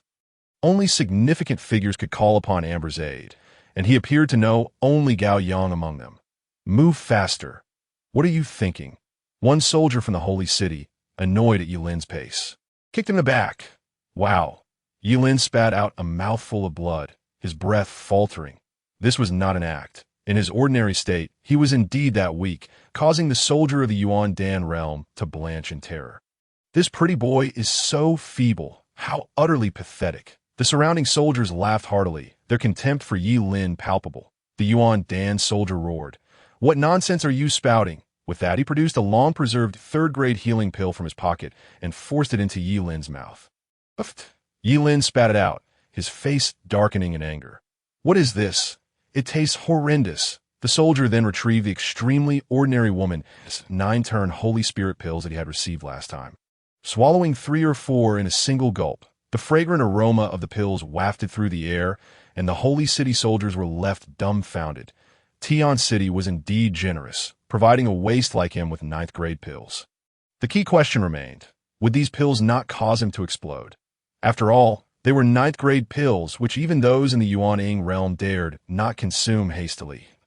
If he were to recklessly swallow 3 or 4, he would surely meet his demise. Good heavens! Ancestor, you're not planning to commit suicide, are you? Quickly, spit them out. I only kicked you once. You needn't go to such extremes. I beg you, spit them out. The Yuan Dan soldier was thoroughly frightened, anxiously tapping Ye Lin's chest. Ye Lin, bewildered by the soldier's panic, noticed him attempting to cover his mouth and kicked him away. "What are you doing?" "I am fine. Get away from me," Ye Lin bellowed. Seeing that Ye Lin was unharmed, the soldier cautiously observed him for a while longer, relieved when he realized Ye Lin would not explode. Ye Lin, seeing the soldier's anxious demeanor, decided not to let the opportunity slip by. He lay on the ground, refusing to rise. The unfortunate man had no choice but to chop down a few trees and fashion a makeshift palanquin to carry Ye Lin away. Jun Haoran, of higher cultivation, was being escorted by the yuaning powerhouses of the holy city, and he turned back with concern to check on Ye Lin's condition. There sat Ye Lin, lazily on the palanquin, enjoying the sea breeze and admiring the rising sun, utterly at ease. Jun Haoran found himself momentarily stunned, exclaiming, "Truly, you are a remarkable individual." 2 hours later, they finally arrived at their destination, a colossal stone gate standing between two mountains. Featuring a recess identical in size to the bright steel, Ye Lin rolled over, sensing that the bright cauldron might soon emerge, yet it was high noon, leaving him powerless to seize it. Wu Qiankun glanced back at Ye Lin, a dark frown crossing his face. While he was being dragged like a beast, this brat was comfortably seated on a palanquin. "Bring Ye Lin to me. This rascal is full of tricks. Do not let him deceive you." The 4 cultivators carrying the palanquin nodded in agreement, and the one who had kicked Ye Lin earlier was almost in tears, lamenting the waste of his long-preserved third-grade pills, not to mention the servitude of serving Ye Lin tea and water along the way. Hearing Wu Qiankun's call felt like a reprieve, and they hurriedly carried Ye Lin to the forefront. Wu Qiankun glared down at Ye Lin with irritation. "I hear your purpose for coming to the Eastern Realm with a night demon is to seek the bright cauldron to prolong your life. It now lies just beyond this stone gate." Ye Lin, unfazed, replied, "There is nothing over that mountain. I've seen it from afar." Wu Qiankun scoffed derisively, holding the bright steel and pendant as he approached the gate. He placed the steel into the recess, stating, "The night demon is also a Dao Yuan powerhouse. Why bother saving such a useless fellow?" Ye Lin understood that this gate undoubtedly led to some secret realm or cave. For now, he merely feigned madness to lower their guard. Crack, crack, crack. The stone gate emitted strange sounds as golden divine light spread from the bright steel, and within moments, the entire gate was bathed in a golden hue, revealing the world behind it to the onlookers.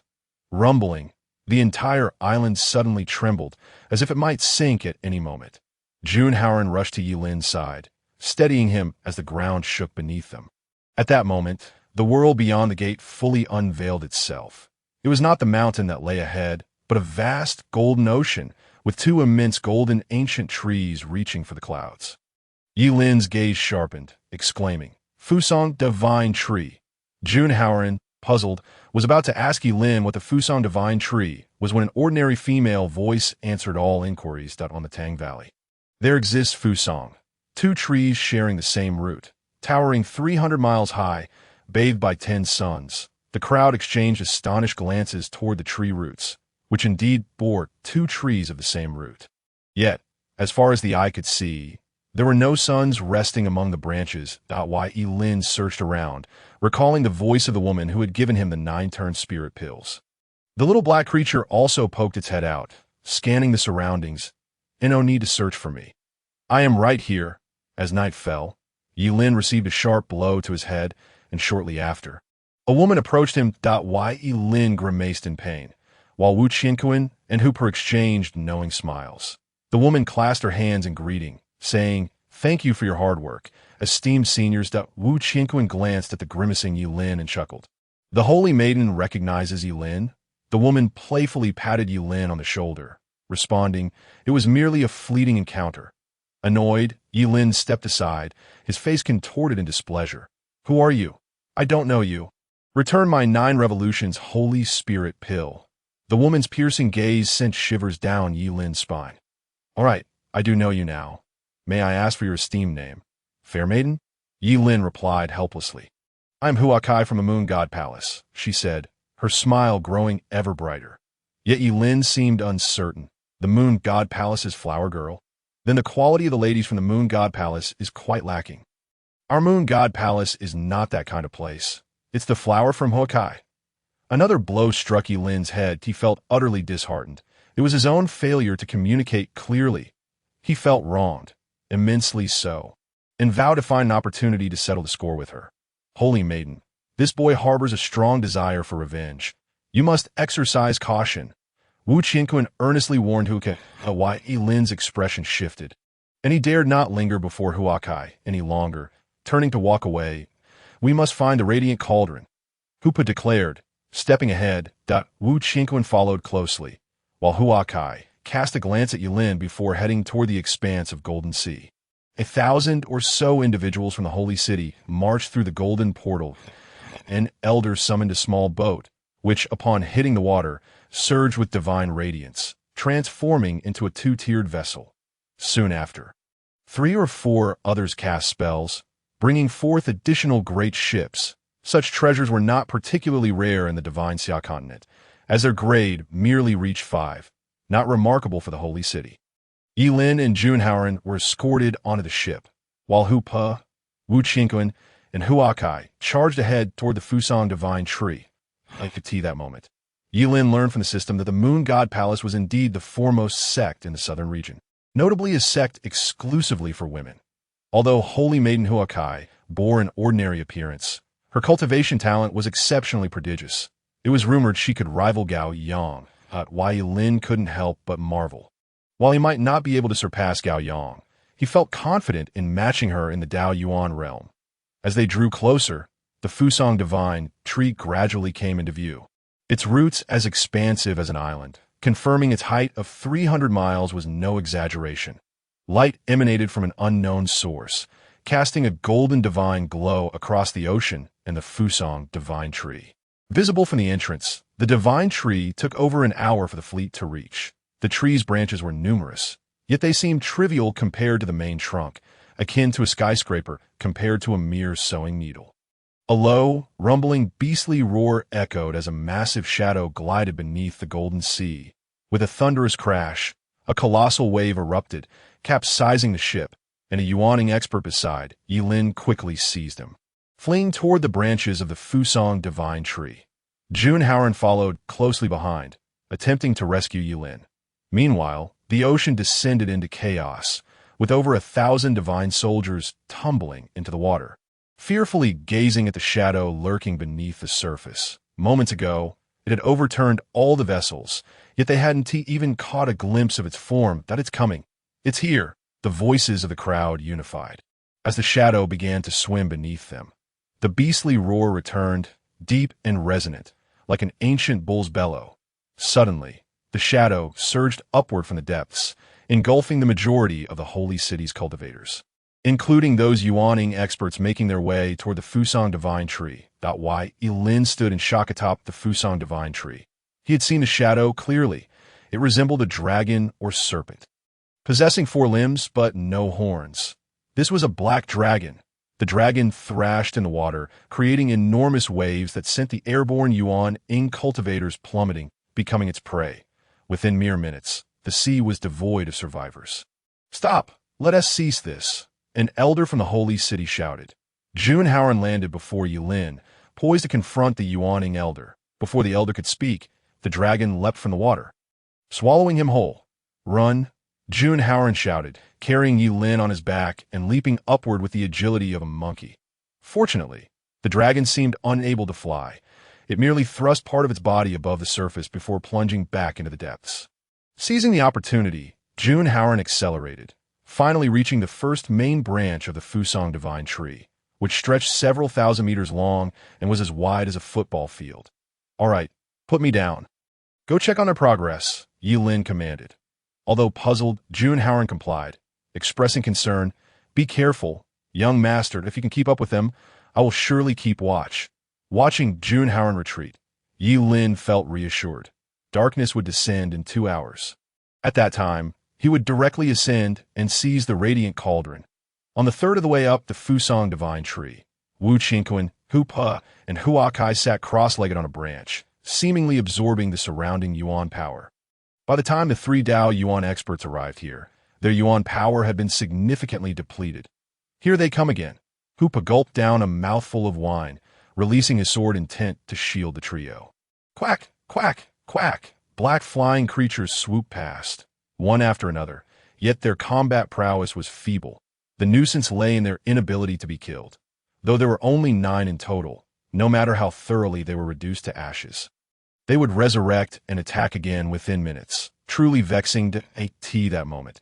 Hu Po's sword intent relentlessly sliced through the blackbirds, watching them briefly disappear. But it was only a fleeting respite. The trio began to ascend once more.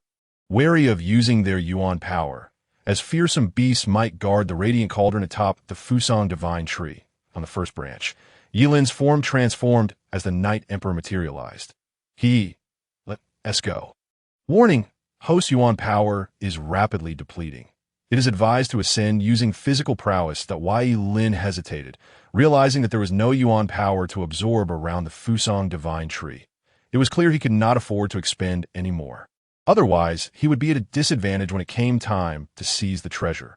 Resolute, he and Ye Lin executed the shadowy phantom movement technique, darting swiftly along the smaller branches like a wraith. A blood rain fell from the sky.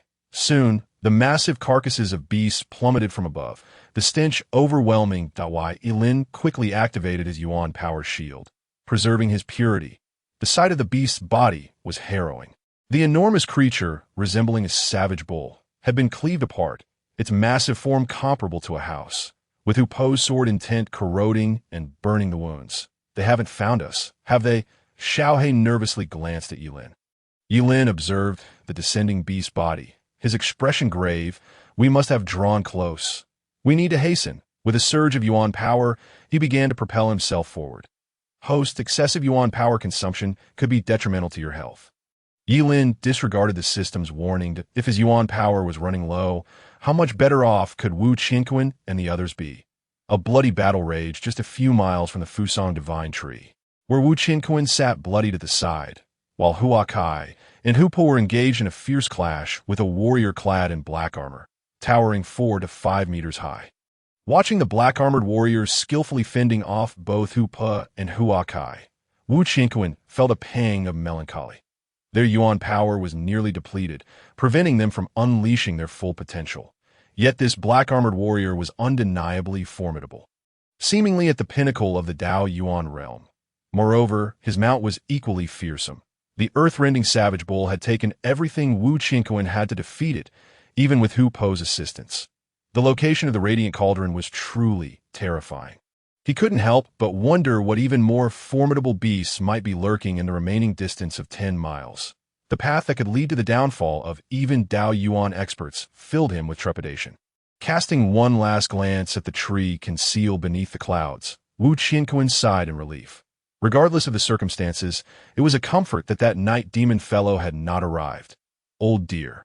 You have misjudged. With a resounding thud, Wu Qinquan unwillingly closed his eyes and fell rigidly to the ground. Behind him, Ye Lin raised a black brick, filled with delight. Amber and Hua Kuei were taken aback, as the night demon had unexpectedly appeared at this critical juncture. However, the oppressive force emanating from the black-armored warrior was overwhelming, leaving the two with scarcely any remaining energy to recover, utterly unable to divert their attention. They could only watch helplessly as the night demon rummaged through Wu Qinquan, ultimately sealing his cultivation. Now, the night demon lifted his gaze towards the two of them, a sinister green light flickering in his eyes. Shameless scoundrel, Hua Kuei roared in fury. Yet, Ye Lin did not approach to apprehend them. Instead, he swiftly dragged Wu Qinquan away. Amber, usually so proud and unrestrained, was now filled with a desire to curse the night demon, who seemed intent on watching her and Hua Kuei, the holy maiden, exhaust themselves in battle before swooping in to claim the aftermath. Shameless, utterly shameless, the black-armored warrior paid no heed to their plight. Swinging his long sword with increasing ferocity, releasing a terrifying amount of energy that forced Hua Kuei and Amber to retreat step by step. Meanwhile, Ye Lin, bearing Wu Qinquan, had found Junhauren, who was still struggling to climb. Upon seeing the Night Emperor, Junhauren was overjoyed, exclaiming, "Lord Night Emperor!" Without further ado, Ye Lin instructed, "This old dog is already sealed. You must take him to a safe place. Once the decisive battle concludes, I shall return for you." Junhauren nodded in understanding, gazing at the Night Emperor with admiration. After giving his orders, Ye Lin set off, leaving without a sound, taking advantage of the distraction caused by Hua Kuei and Amber. He needed to act swiftly and seize the bright cauldron. As he ascended, Ye Lin's expression darkened. This was the opposite side of the battlefield where Amber and Hua Kuei were engaged, yet was now stained with blood. And the bodies of numerous nascent soul realm cultivators hung from the branches. Someone had been here. Ye Lin was alarmed. Had someone else arrived before him? Furthermore, the bloodstains were fresh, indicating that this had occurred within the past few days. Approaching a corpse, he noted the gilded words Tian Dao inscribed upon it, belonging to the members of the Tian Dao Society, the most powerful financial faction in the Shunshao continent.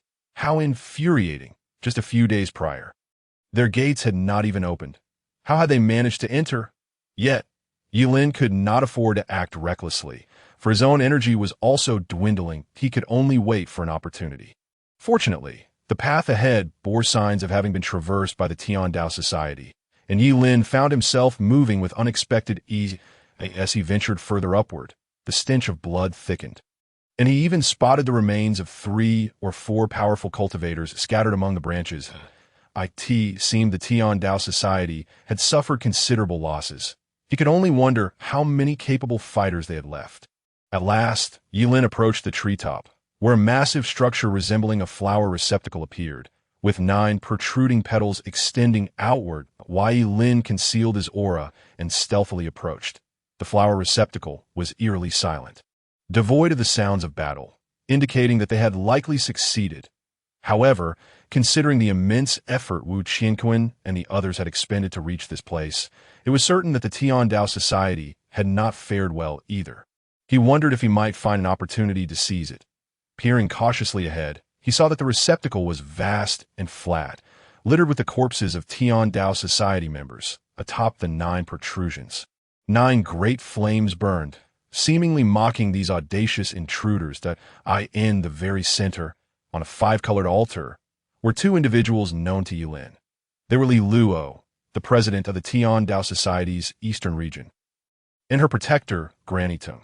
Both appeared to be in a dire state. Granny Tung's complexion was pale, surrounded by piles of spirit stones as she attempted to recover her strength. Li Luo bore no wounds, but looked utterly dejected. Her delicate features marred with dirt, and her white dress stained black as she lay sprawled on the 5-colored altar. However, a thorough search of the surroundings revealed no traces related to the bright cauldron. Once he confirmed that no living beings remained, Ye Lin could no longer contain himself. That it was time to inquire about the truth. Waiting here until dawn was not an option. The moment she sensed an approaching presence, Granny Ting opened her eyes, alert and wary. Li Luo, too, sprang up in alarm, but upon seeing Ye Lin, her face lit up with joy, exclaiming, "Come quickly, save me." Ye Lin, behind his mask, felt a wave of annoyance and halted his steps. Retorting dismissively, "Who are you?" "Do I know you?" Li Luo, with a face full of ingratiating smiles, stammered, "I am but your brother Ye Lin's concubine." "You said that your brother Ye Lin's wife is your wife." "So, I am this little concubine of him." Having always been intrigued by the Night Emperor, she had conducted much investigation, only to find him quite fascinating, and she yearned to befriend him. She had seen this guise of the Night Emperor before, and was incredibly familiar with it. Granny Tung's face darkened with indignation, filled with disappointment. How could a dignified elder of the Tian Dao Society behave in such a disreputable manner? Ye Lin was secretly astonished. This girl's shameless demeanor bore a hint of his own style. He appreciatively nodded, saying, "You make a fair point, but the issue lies in the fact that I cannot break this formation." Ye Lin observed the formation around the altar, realizing that Li Luo and Granny Tung were trapped by this grand array. Li Luo's smile gradually faded, and she returned to the altar in despair. Lying down despondently, Ye Lin furrowed his brow, taking the golden paper, radiating blinding light, that Xiao He had presented to him. This was the secret manual of formations he had looted from the Tian Dao Society's disciple during his last encounter. The array patterns began to unfold upon the golden paper, seemingly set to resonate with the grand array surrounding the altar. The structure of the grand array, its critical nodes, and energy supply routes were all inscribed in Ye Lin's mind. The intricate symbols spreading out, being absorbed. Noticing the Night Emperor sitting cross-legged, Li Luo snapped, "Are you flaunting your freedom while I remain trapped?" I am not envious in the slightest. Ye Lin, absorbed in this epiphany, was oblivious to her words. Seeing that the Night Emperor ignored her, Li Luo sat up, indignantly scolding, "You brat! Can't you at least speak to me?" He was engaged in a profound understanding and wished not to be disturbed. Granny Tung intervened to halt Li Luo. Hearing this, Li Luo curiously observed the Night Emperor, finally settling down. Ye Lin, oblivious to their exchange, continued to assimilate the symbols, and the name of the Grand Array became clear. It was called the Prison of Chaos. Once breached, it would immediately seal and imprison both people and the senses of the world. While it was merely a seventh-tier formation, its unique energy isolation here could effectively trap a Dao origin cultivator. After all, without the ability to invoke the laws of heaven and earth or the support of energy, a Dao origin cultivator would be powerless. Boom! Ye Lin awakened. He had fully deciphered the Grand Array and consequently advanced to the rank of seventh-tier formation master. Yet upon opening his eyes, he was met with a delicate visage mere inches away, her skin as smooth and radiant as white jade, evoking an urge to bite. Li Luo sat before the array wall, her eyes curiously surveying the man before her, the legendary Night Emperor. Slightly dazed, Ye Lin withdrew his gaze, stepping back a few paces. "I have a way to rescue you, but you must agree to one condition." At this, Li Luo's eyes brightened. "No problem, no problem. Quickly save me." Ye Lin chuckled meaningfully. Li Luo's brow furrowed as she crossed her arms defensively, saying, "I'm still a maiden.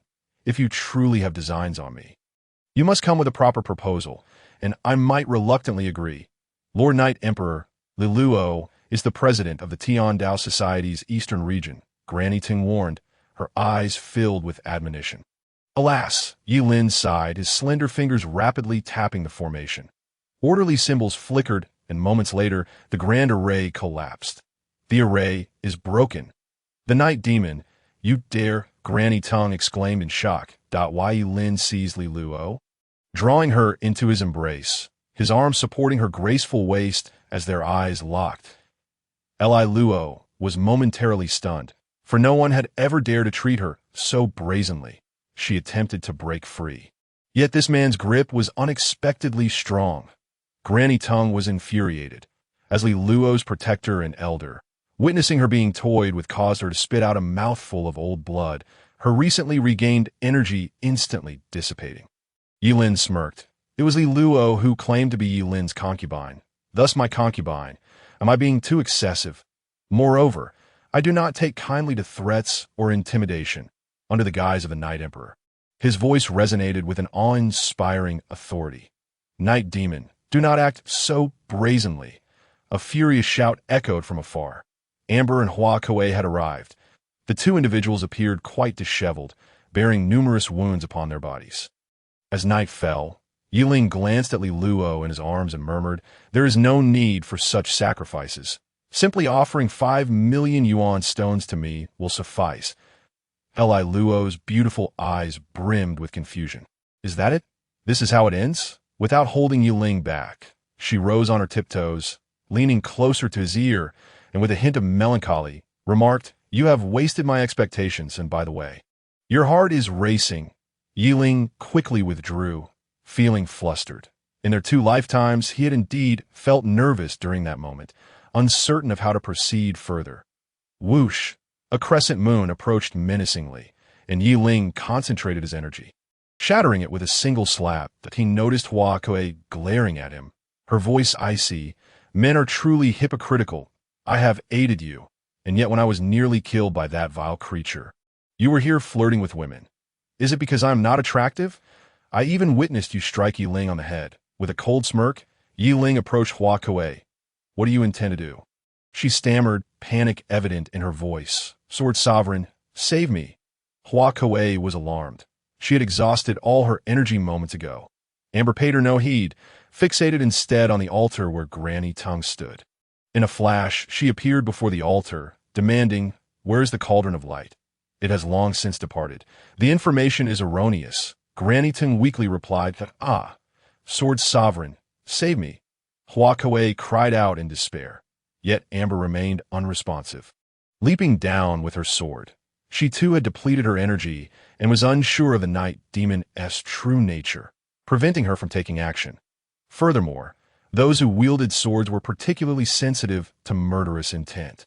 And this night demon bore none, suggesting it would not pose a threat to Huakuei. Seeing Amber depart, Huakuei ceased her cries, despairingly sinking to the ground. "Come, I can only let you have your way." She spread her arms wide, closing her eyes in a pose of resignation. Ye Lin observed her ordinary face, furrowing his brow, before delivering a sharp blow to her smooth forehead. "You wishful thinker," with a few more strikes. Lumps began to swell on Huakuei's forehead. Ignoring her curses, Ye Lin sealed her cultivation. "Scoundrel, what do you intend to do?" Huakuei shrieked. I Luo watched from the side, for the first time doubting her own beauty. Perhaps this Night Emperor was blind? No wonder when she locked eyes with him, all she saw was darkness. She mused, just as Ye Lin's voice reached her. "What is it? Do you have something to say to me?" "Indeed, I have something to convey," Ye Lin replied. I Luo gazed at him expectantly, reassured that he was not blind after all. "The 5 million yuan stones must be delivered, and you should add a Dao yuan realm to the mix.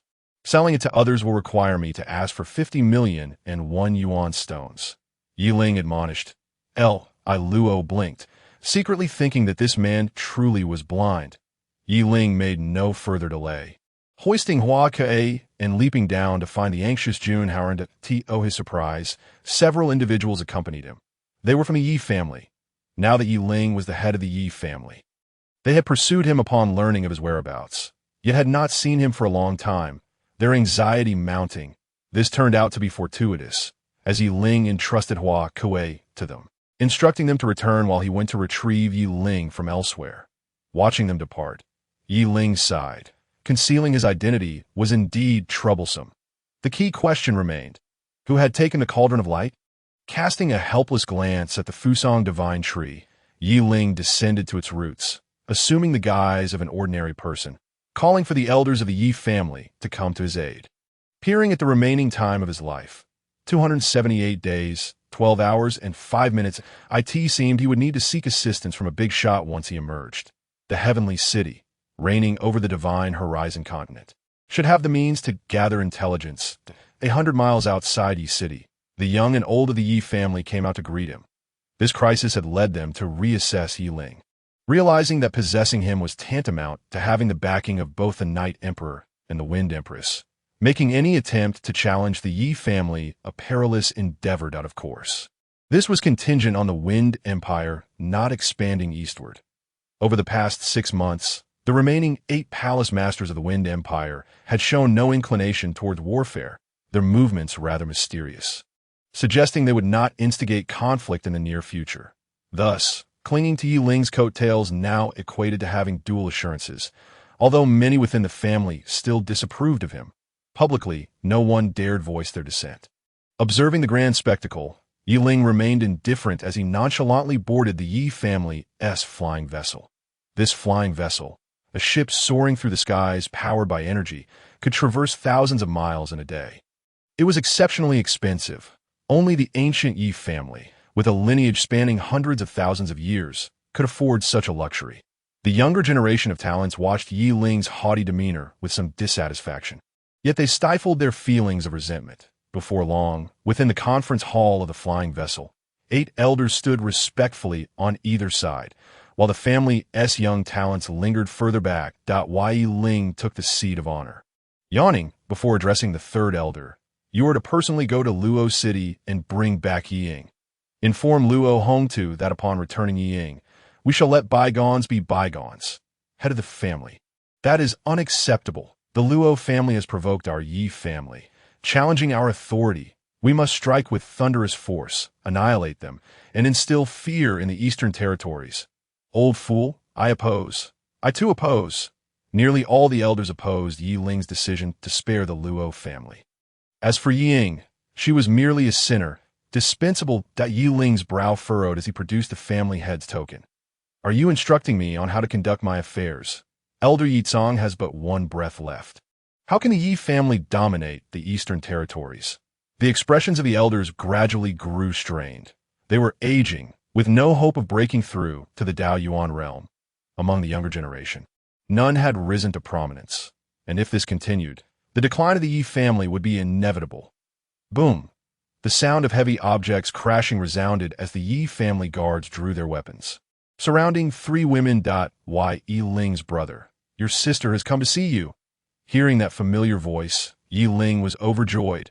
It was Li Luo. The little lady had come to deliver the Yuan stones. However, the term brother severely undermined his dignity, prompting him to bellow, which family shrew is yelling outside. Bring her in. Upon hearing this, Granny Tung's energy surged, the principles of the Dao Yuan realm manifesting around her, causing the Yi family guards to be immediately overwhelmed by the terrifying pressure, unable to rise no matter how they struggled. The younger members of the Yi family, standing a distance away, turned pale with fear. Inside the conference hall, the middle and senior elders exchanged glances, realizing the pressure emanating from outside was that of the Dao Yuan realm. Only Ye Ling lounged carelessly in his chair, familiar with this aura, knowing it belonged to Granny Tung. Li Luo surveyed the surroundings and quickly halted Granny Tung, leading the young girl beside her into the hall. Granny Tung, evidently still irate, refused to enter the conference hall. Inside, upon seeing the newcomers, everyone straightened themselves. The president of the Eastern Territory's Heavenly Dao Society and the largest collaborator of the Yi family's enterprises had arrived. Although the elders were aged, they dared not show arrogance before Li Luo, their faces adorned with smiles. Yet when they noticed Ying beside Li Luo, their smiles froze. While Ying looked at Ye Ling, her face a mask of confusion and indecision. In truth, Ye Ling was equally at a loss, for her grandfather, Ye Gu, had perished at his hands. Li Luo, sensing the silence among the crowd, turned to Ye Ling and smiled. Sister will certainly not provide 5 million yuan stones, but I have brought back Ying. What do you think?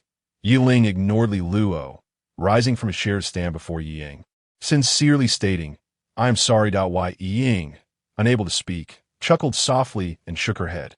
Yet at that moment, all her stubbornness and faade of strength crumbled, as she collapsed into Ye Ling's arms, weeping profusely. Li Luo, initially intending to reprimand this arrogant individual for disregarding her, found herself at a loss upon witnessing this scene, merely pouting in response.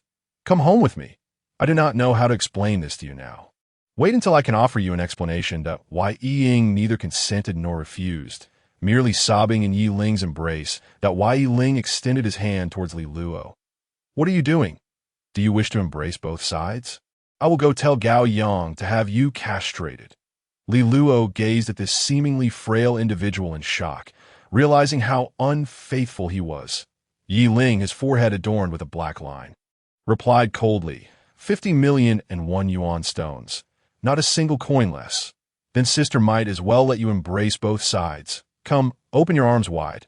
Li Luo teased, leaning against Ye Ling. The elders of the Yi family exchanged glances, acknowledging that Ye Ling was indeed strikingly handsome, yet lamenting his lack of cultivation talent.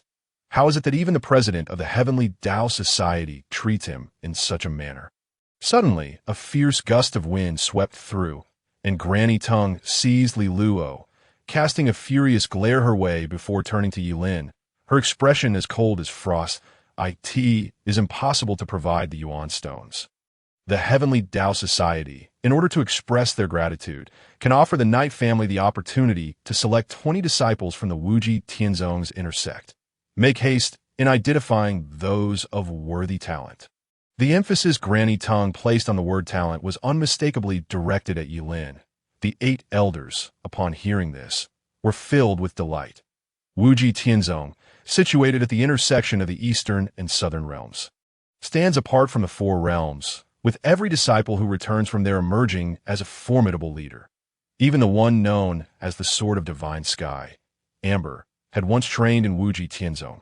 And aside from the Heavenly Dao Sun, the masters of the 9 halls of Fufeng had all studied there as well, though few were aware due to matters concerning the northern realm. However, this new family head is notoriously eccentric and harbors a strong desire for vengeance. Granny Tung's scornful remarks may very well provoke him into refusing. The talented juniors of the Knight family were overjoyed. Wuji Tianzong, They only allocate 10,000 spots to the entire continent every century. And in the most recent allocation, the Knight family, being the foremost family in the Eastern Realm, received merely 10. Yet now, they could potentially secure 20.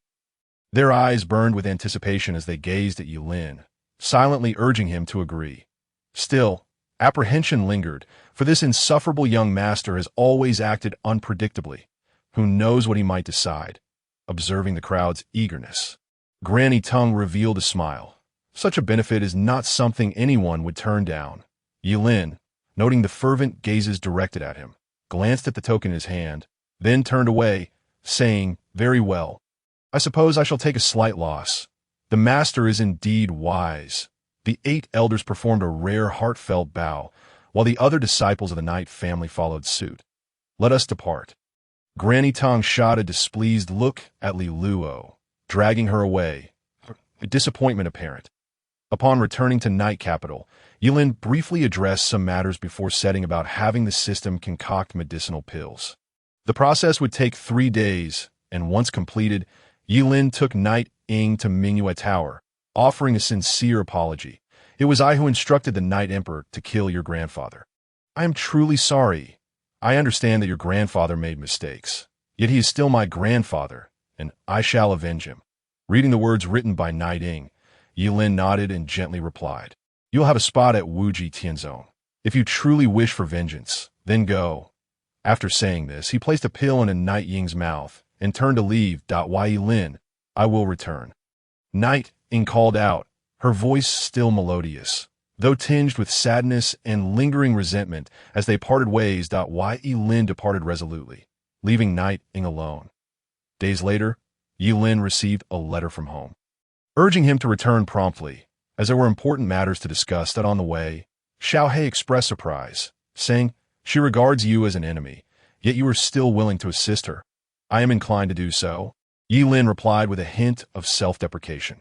His mother-in-law, Zhang Chunhua, was insistent, prompting Ye Lin to utilize the teleportation array, allowing him to return to Tian City in merely half a month.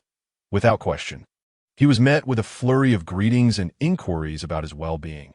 The busy Gao Yang was also dragged in to welcome Ye Lin and only managed to excuse himself once he had done so. Zhang Chunhua clasped Ye Lin's arm, chattering incessantly. Jun Haoran's expression is peculiar. "It seems our young master can thrive wherever he goes. Liner, I have heard about the events in the Eastern Realm. Taking over the Knight family and fulfilling your father's aspirations brings me great joy. As for the brightness cauldron, fear not. I have mobilized everyone to search for it, and I will inform you the moment we have news." Ye Lin was taken aback. His mother-in-law was exceedingly thoughtful. Having arranged everything for him, he teased, "Is there anything that my esteemed mother-in-law has not taken care of?" To his surprise, Zhang Chunhua smiled mysteriously, a look of triumph on her face, and said, "Indeed, there is. What do you think of Lin Wanxiu?" Ye Lin's expression faltered. Could it be that his playful teasing of Lin Wanxiu had reached his mother-in-law's ears? He immediately deflected, saying, "The incident with Lin Wanxiu is unrelated to me. It was the Knight Emperor's doing." Zhang Chunhua, however, furrowed her brows and said sternly, "Liner, the saying goes, the close waters get the first moon. Sometimes, even friends should not let their wives slip away. I shall take charge. You will be married next month. How does that sound?" "Ah!" Ye Lin exclaimed, flailing his hands in denial. "Esteemed mother-in-law, please do not trouble yourself. I have Yang Yang, and that is enough." "Not enough. Mother is still waiting to hold a grandchild. If you do not fancy Wanxiu, then make sure to win over Li Luo when you return. She is quite good, both in appearance and family background." Ye Lin was stunned, exclaiming, "Li Luo is present too? Is that why you rushed me back, esteemed mother-in-law, to take a concubine?" Zhang Chunhua chuckled mysteriously. "Of course not. You will find out upon your return." With confusion, Ye Lin returned to the moonlit hall, where Li Luo and Granny Tongue were seated in the courtyard. At that moment, Li Luo appeared quite dignified, attempting to rise upon seeing Ye Lin, but was restrained by Granny Tongue. After all, as the president of the Heavenly Dao Society in the Eastern Realm, her status forbade her from acting recklessly. "Esteemed mother-in-law, can we speak now?" Ye Lin said, exasperated as he raised his hands in surrender. Zhang Chunhua smiled and said, Liner, if you do not wish to take a concubine, you can accompany Granny Tongue and the others to Wuji Tianzong, where top experts for various fields will be available for your treatment. Perhaps they can cure you. What? I refuse. I still need the brightness cauldron. Ye Lin promptly rejected her suggestion. Then you shall take a concubine. Choose between Miss Li Luo and Wan Xiu, Zhang Chunhua declared, and to Ye Lin's astonishment, she began to weep. Granny Tongue would not allow anyone to speak ill of Li Luo. Rising in anger, but her expression shifted abruptly. Gao Yang approached Ye Lin from behind, pulling him back and coolly stating, Ye Lin is ready to depart. We can leave at any time. Splendid. Ha! Li Luo laughed heartily. Her excitement a mystery. Zhang Chunhua looked at Ye Lin, eager to discern his thoughts. Gao Yang had conveniently made the decision for him, yet the brightness cauldron was a matter of life and death. Ye Lin had no intention of yielding just yet. He whispered, I must find the brightness cauldron. Until then, I will not return to Wuji Tianzong. Follow me. Gao Yang grasped Ye Lin's hand, and with a flicker of her gaze, the void split open, and they vanished. Zhang Chunhua's eyes widened in disbelief, her tears forgotten. Had they truly held hands, perhaps she would be able to embrace her granddaughter in her lifetime. The onlookers exchanged glances. With such a mother-in-law, it was no wonder Ye Lin lived so comfortably, like the star-picking tower. Gao Yang released Ye Lin's hand, stating, there are no traces of the brightness cauldron on the divine sky continent, nor has it been acquired in the holy city. It can only be that Wuji Tianzong has taken it. Is that true? Ye Lin questioned, skepticism creeping into his tone. Gao Yang returned to her throne, still cold and aloof, answering impatiently, I have no reason to deceive you. Why Ye Lin pondered this. Indeed, she had no need to lie, yet he couldn't shake the chill creeping down his spine. Turning around, he was startled to find the heavenly Dao sun glaring at him with a murderous intensity. His eyes nearly ablaze. Seeing that Ye Lin's business with the sovereign had concluded, he coldly declared, return the heavenly array diagram to me. Upon hearing this, Ye Lin felt a shiver run down his spine. It must be that secret tome on the heavenly level formation. However, this item was of immense significance to him. How could he possibly return it? An idea formed in his mind, and he resolutely stated, what level of formation master are you, esteemed heavenly Dao Sun? The heavenly Dao Sun's fury intensified. I am an 8th level master, relying on it to break through to 9th level. Return it to me. Ah, but that simply won't do. Ye Lin replied with a smirk. You seem to be getting on in years, at least 1,000 years old, yet still an 8th level master. Giving it back would be a waste. Ye Lin spoke confidently. Knowing the heavenly Dao Sun would not dare to harm him, the heavenly Dao Sun paced back and forth in frustration, but dared not lay a finger on Ye Lin. After some time, he finally calmed down enough to question, what do you intend to do with it? It is worthless to you, but it is vital to me. Ye Lin produced a yuan stone and began to inscribe formations on the ground, muttering to himself, I am now 19 years old, a 7th level master. Once I break through to 9th level, I shall guide you daily. Thus, let me comprehend it first. Tian Daozi was naturally skeptical, yet as he observed Ye Lin's deft engraving techniques and the gradually constructed 7-tier formation, his fury transformed into astonishment. Gao Yang also cast a curious glance at Ye Lin, his eyes reflecting a similar shock. The it was not surprising, for it was akin to witnessing an utterly useless fish suddenly begin to speak while being prepared for dinner. An utterly inconceivable event that had, nonetheless, materialized before their very eyes. Soon, the formation was complete, and with an innocuous smile, Ye Lin turned to Tian Daozi and proudly inquired, what do you think? Tian Daozi's body trembled slightly, having watched Ye Lin's intricate arrangement. He noted that some of the complex core patterns were even crafted with greater skill than his own as a 9th-tier array master. Furthermore, Ye Lin's method of inscribing array patterns differed significantly from that of ordinary array masters. For instance, having practiced formation since childhood, his own technique mirrored that of his predecessors almost identically.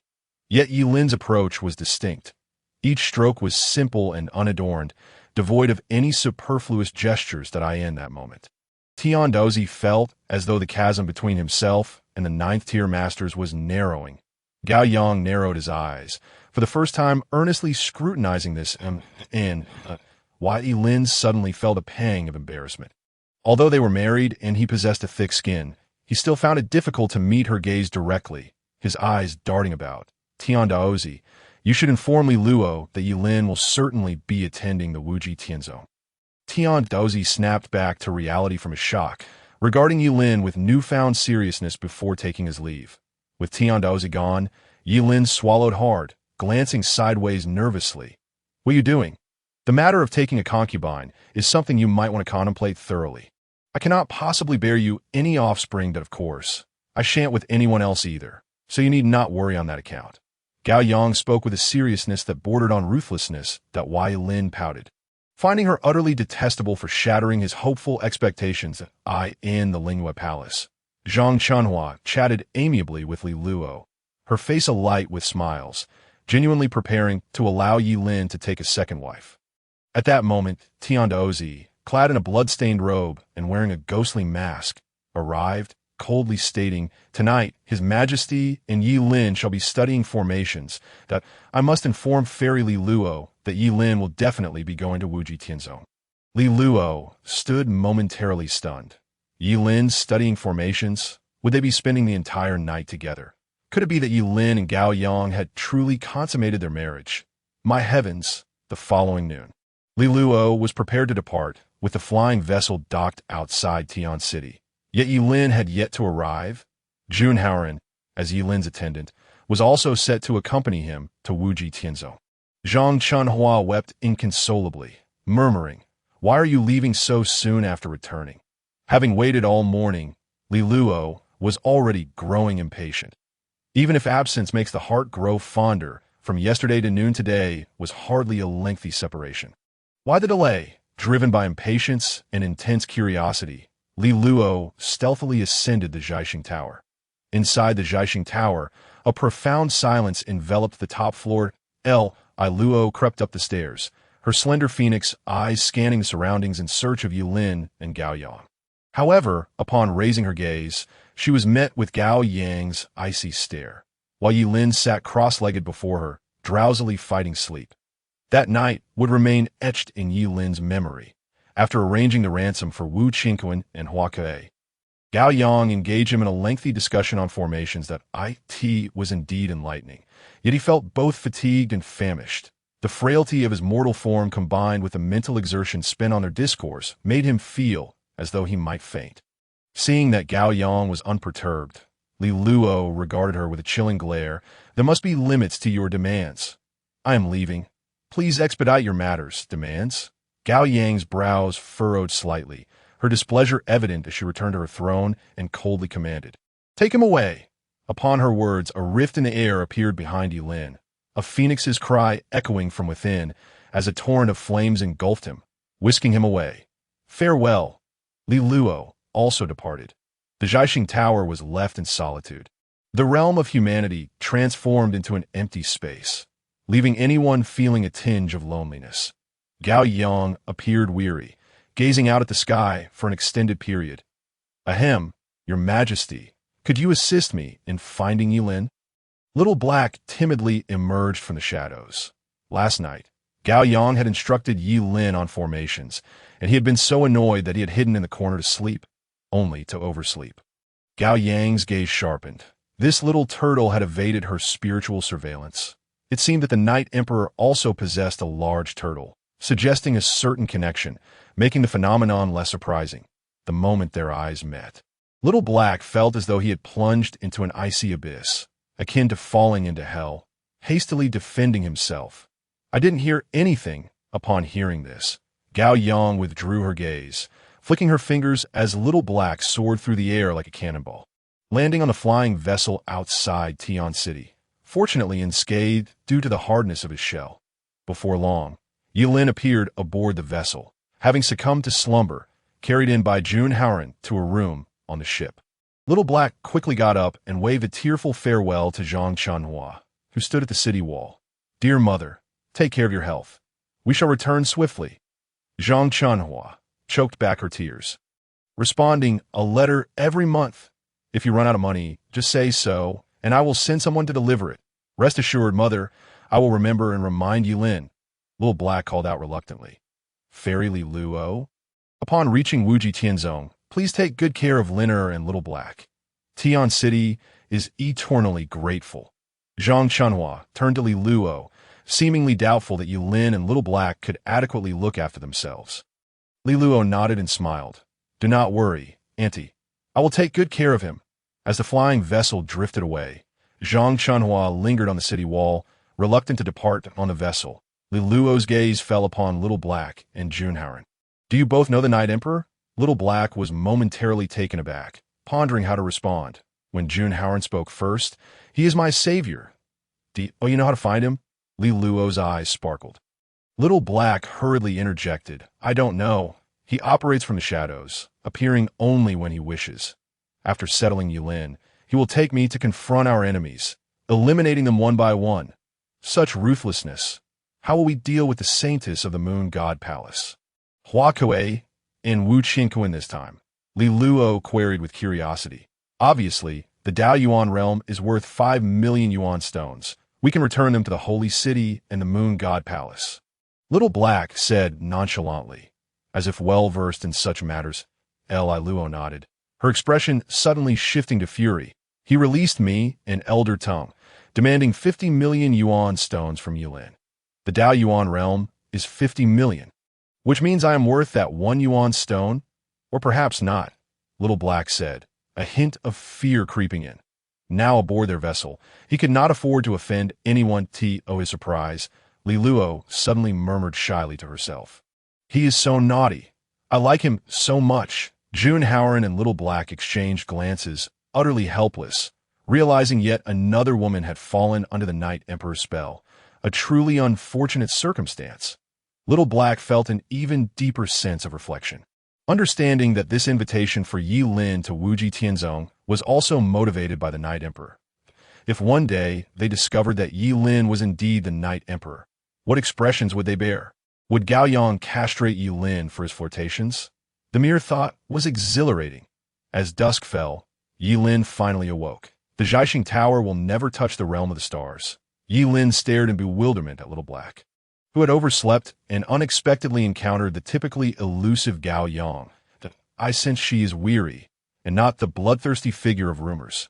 Little Black murmured, recounting the oddities he had witnessed regarding Gao Yang in the Zhaixing Tower. The scent of blood is so strong. Ye Lin suddenly frowned, leading them out of the room and onto the deck, where the heavy atmosphere of blood lingered. Had it not been for the protective measures aboard the vessel, the miasma of blood could have suffocated them. Curious, he approached the edge of the ship, gazing out at the sea of skeletal remains, a towering structure assembled from skulls rising majestically in the distance. These are from the Northern Kingdom's royal dynasty, the Sect Alliance army in that battle. Gao Yang personally led a bloodbath in their encampment and commanded the construction of this skull edifice to instill fear across the realm. Since then, no one in the north has dared to oppose the Wind Empress. Li Luo spoke, her eyes filled with shock and regret. Ye Lin turned a Little Black. I still believe she possesses a certain degree of brutality. Little Black shrugged. Forget I said anything. Li Luo regarded Ye Lin with disdain. Brother, she is your wife. You won't be able to assist her in her deeds. Might you consider delving into the reasons behind her act of murder? I grew up alongside Gao Yang. I hold affection for her, yet I disapprove of her current actions. The night enveloped me in a chilling embrace, and the words of Lilo resonated with undeniable truth. Since arriving in this foreign realm, my sole ambition has been to cling to the legs of the Empress, wielding the power of others to seek the 9 tripod for my own life extension. Yet from the perilous sands to the current crisis facing the Yi family, Gao Yang has tirelessly supported me, fulfilling her responsibilities as my partner. Beyond the absence of physical intimacy, Gao Yang has done everything within her power. In retrospect, I seem rather lost. The harrowing scene before me must surely be rooted in some deeper cause. It appears that my tasks must expand, in addition to the missions assigned by the system. I should also delve into Gao Yang's past, and fortuitously, I have a childhood friend of hers by my side. Heaven has indeed favored me. Over the course of the next fortnight, I immersed myself in the study of formations and uncovered tales from Gao Yang's youth, leading to a fulfilling existence for me. However, during this process, Lilo revealed her ulterior motives, insisting that I exchange information about the Night Emperor with her. This predicament left me in a quandary, as I had to study formations while concocting stories to deceive Lilo. After 2 weeks of excessive contemplation, I fainted. Observing my weakened state, Lilo ceased her inquiries, and upon joining forces with the disciples of the Easternite family, we set forth for the southeastern borders.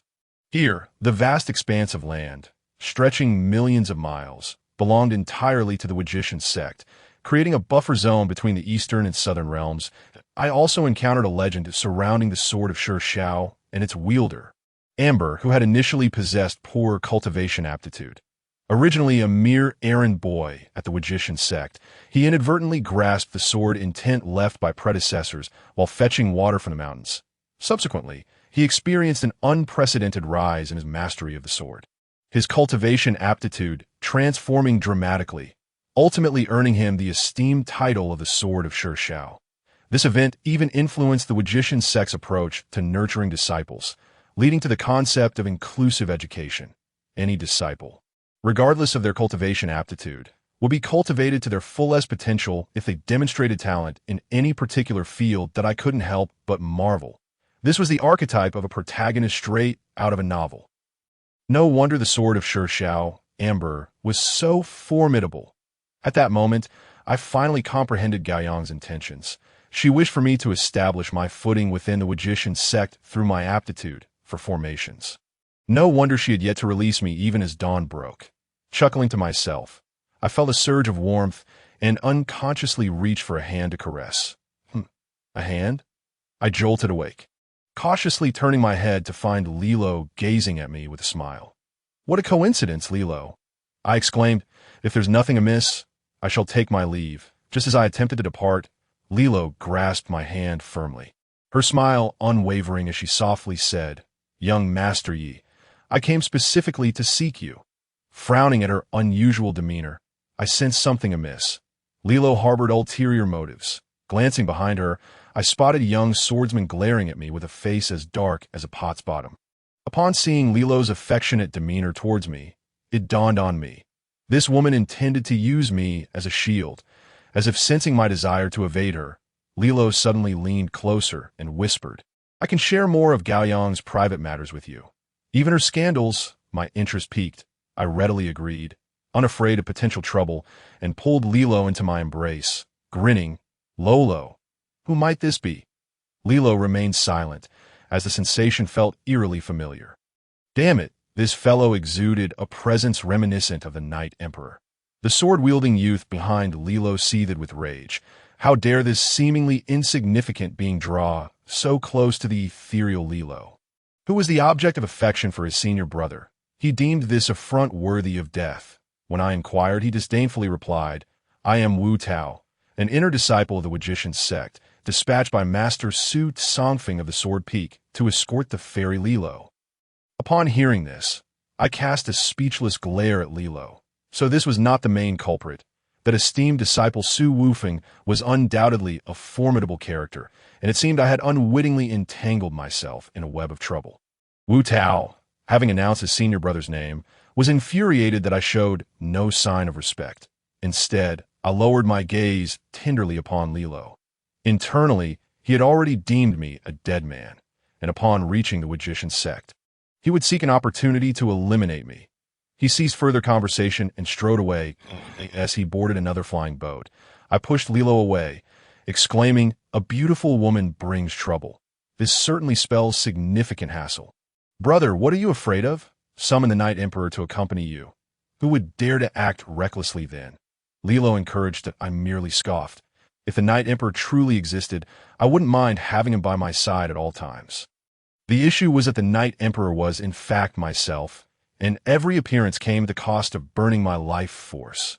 Gazing at my dwindling life essence, I felt a wave of melancholy wash over me. Seeing my dejected expression, Lilo felt a pang of compassion, guilt creeping into her heart. She gently patted my shoulder and reassured, "Fear not. Once we reach the Wujishan sect, my sister will look after you." "As I promised your mother." I had no reason to doubt her. Lilo managed to secure a spot within the Wujishan sect, indicating she possessed connections. However, I was acutely aware that Su Wufeng would be a formidable obstacle. Otherwise, Lilo would not have resorted to using me as a shield. Reflecting on how I had offended someone even before entering, I couldn't suppress my frustration. 3 days later, we finally beheld the majestic gates of the Magician sect. Amidst swirling clouds, 5 ethereal peaks stood tall, adorned with pavilions and palaces, with caves arranged neatly among the mountains. Celestial cranes and mystical birds soared and sang throughout the area, resembling a paradise on earth. Noticing my rapt attention, Lilo elaborated, "The central peak is Magician Peak, the core of the sect where the sect master and elders reside. The 2 peaks on the left are the Sword Peak and the Dao Peak, serving as residences for elemental practitioners and sword cultivators. To the right lie the Pill Peak and Formation Peak, where disciples are fewer due to their unique aptitudes." That I let out a relieved breath. I should belong to the Formation Peak, distance from the Sword Peak, thus less likely to be singled out. All right, let us proceed to Magician Peak for aptitude assessment, after which we'll be assigned to suitable peaks for cultivation. Lilo stated as our flying boat descended upon the plaza below Magician Peak. The sect's stewards have been awaiting our arrival, extending their courtesy, as we were indeed individuals brought by the heavenly Tao. I felt an unsettling sensation as I disembarked, sensing someone's gaze upon me. Turning my head, I was met with the sight of an unwanted acquaintance. There stood Wu Tao, engaged in conversation with the stewards. Casting glances in my direction, as the 20 members of the Ye family approached to pay their respects. Nightingale was among them. Though she deliberately avoided eye contact with me, I had no desire to put her in a difficult position. So I waved dismissively. "Go ahead, test your aptitudes, and remember not to cause trouble." After the customary greetings, they followed the stewards to the testing area. An elder steward clad in black approached, his voice revealing him to be quite senior in age. "Welcome, everyone. During the aptitude assessment, there is no need for anxiety. In principle, we will assign you to specific peaks based on your assessed aptitudes, and we are willing to respect your wishes. After testing, you may choose your own peak. Those with lower aptitudes need not feel disheartened. You are free to select any peak to join, as you may yet become the next Sword of Sure Shao." The crowd visibly relaxed. The atmosphere within the prestigious Magician sect felt remarkably light, even more so than within their own families. Once the elder steward signaled readiness, Wu Tao produced a roster and announced, "Let the assessment commence. When your name is called, step forth to the aptitude stone for evaluation. The stone will illuminate in colors red, yellow, blue, green, or none, corresponding to supreme, high, medium, low, and no cultivation aptitude. First up, Ye Lin." Upon hearing this, the members of the Ye family froze momentarily. It was well known that the head of the Ye family, Ye Lin, possessed no cultivation aptitude, making this seem like a deliberate humiliation. Lilo's expression soured as she contemplated confronting Wu Tao, but I restrained her, casting a glance at the mockingly grinning Wu Tao. I remained unfazed. "No worries. It's just a test of talent." Approaching the aptitude stone, I confidently pressed my hand against it. As expected, the stone remained unresponsive, indicating no cultivation aptitude. Ye Lin of the Ye family possesses no cultivation aptitude, Wu Tao announced loudly. I said nothing, stepping aside to allow others to take their turns while I awaited the next assessment. The members of the Ye family approached in succession, and while none achieved red, the majority registered yellow, with only one unfortunate soul displaying blue. As for Nightingale, she too, like me, possessed no cultivation aptitude, and I had already arranged for Lilo to comfort her. The next test, the Sword Stone. First up, Ye Lin. Once again, it is but one self. It seems that Wu Tao has everything arranged out why Ye Lin arrives before the Sword Dao monument, and undoubtedly, there remains no response. Wu Tao, with a face full of confusion, mockingly remarks, "Ye family head, how do you even manage to be a leader? Unable to cultivate, you rely solely on a woman in Tiancheng to impose your will upon the Ye family." A flicker of cold light flashes in Ye Lin's eyes as he coldly retorts, "Since you have investigated me, do you not know that those who have offended me are already dead? Ye Lin, the Magician sect cannot be compared to the Shunshao continent. Here, whether you are a dragon or a tiger, you must submit." Wu Tao's eyes brim with malice. "That so? Then let us see what prowess you possess to make me submit." Ye Lin, not wishing to entangle himself with them just yet, knows that the test must proceed. This time, many participants merely achieve a blue rating, barely passing. Yet unexpectedly, Yi Ying stands out with a striking red rating. Ye Lin is overjoyed. Although this girl lacks cultivation talent, her aptitude in the sword Dao is remarkably high. Suddenly, the system speaks, stating that sword Dao aptitude is determined by both talent and resolve. Steadfastness can compensate for talent. Or perhaps an overwhelming desire, such as for vengeance. Ye Lin smiles faintly and questions, is my resolve not strong enough? Not at all. I have only provided you with skills in painting, formations, and alchemy. The sword Dao remains a blank slate. The system clarifies. Ye Lin is speechless, realizing that his own talent is merely a provision. Without it, he has none. No wonder he is labeled a cultivation waste, just as he converses with the system. The third test commences, this time focusing on formations. The elder approaches, takes the roster, and glances at Ye Lin before commencing the roll call. Ye Jun. Unexpectedly, he does not call Ye Lin's name. Wu Tao's face darkens with displeasure as he warns. Senior brother Su Wufeng has given strict instructions. The old steward pays him no mind, and the formation test continues. It is only at the end that it is finally Ye Lin's turn. The Yi family disciples and Li Luo feel somewhat despondent, relieved that there are merely 2 more humiliating trials before Ye Lin can pass this stage. Ye Lin steps before the formation monument. Where most of the Yi disciples tested earlier displayed no color, with the best only achieving 2 greens. Yet he is different. The system has endowed him with exceptional formation talent, certain to overshadow the entire crowd. And then he shall see how Wu Tao responds. Ye Lin presses his hand against the stone, and with a thunderous roar, it remains colorless. The crowd's expressions grow increasingly dejected. They had hoped for a miracle. But it was merely wishful thinking.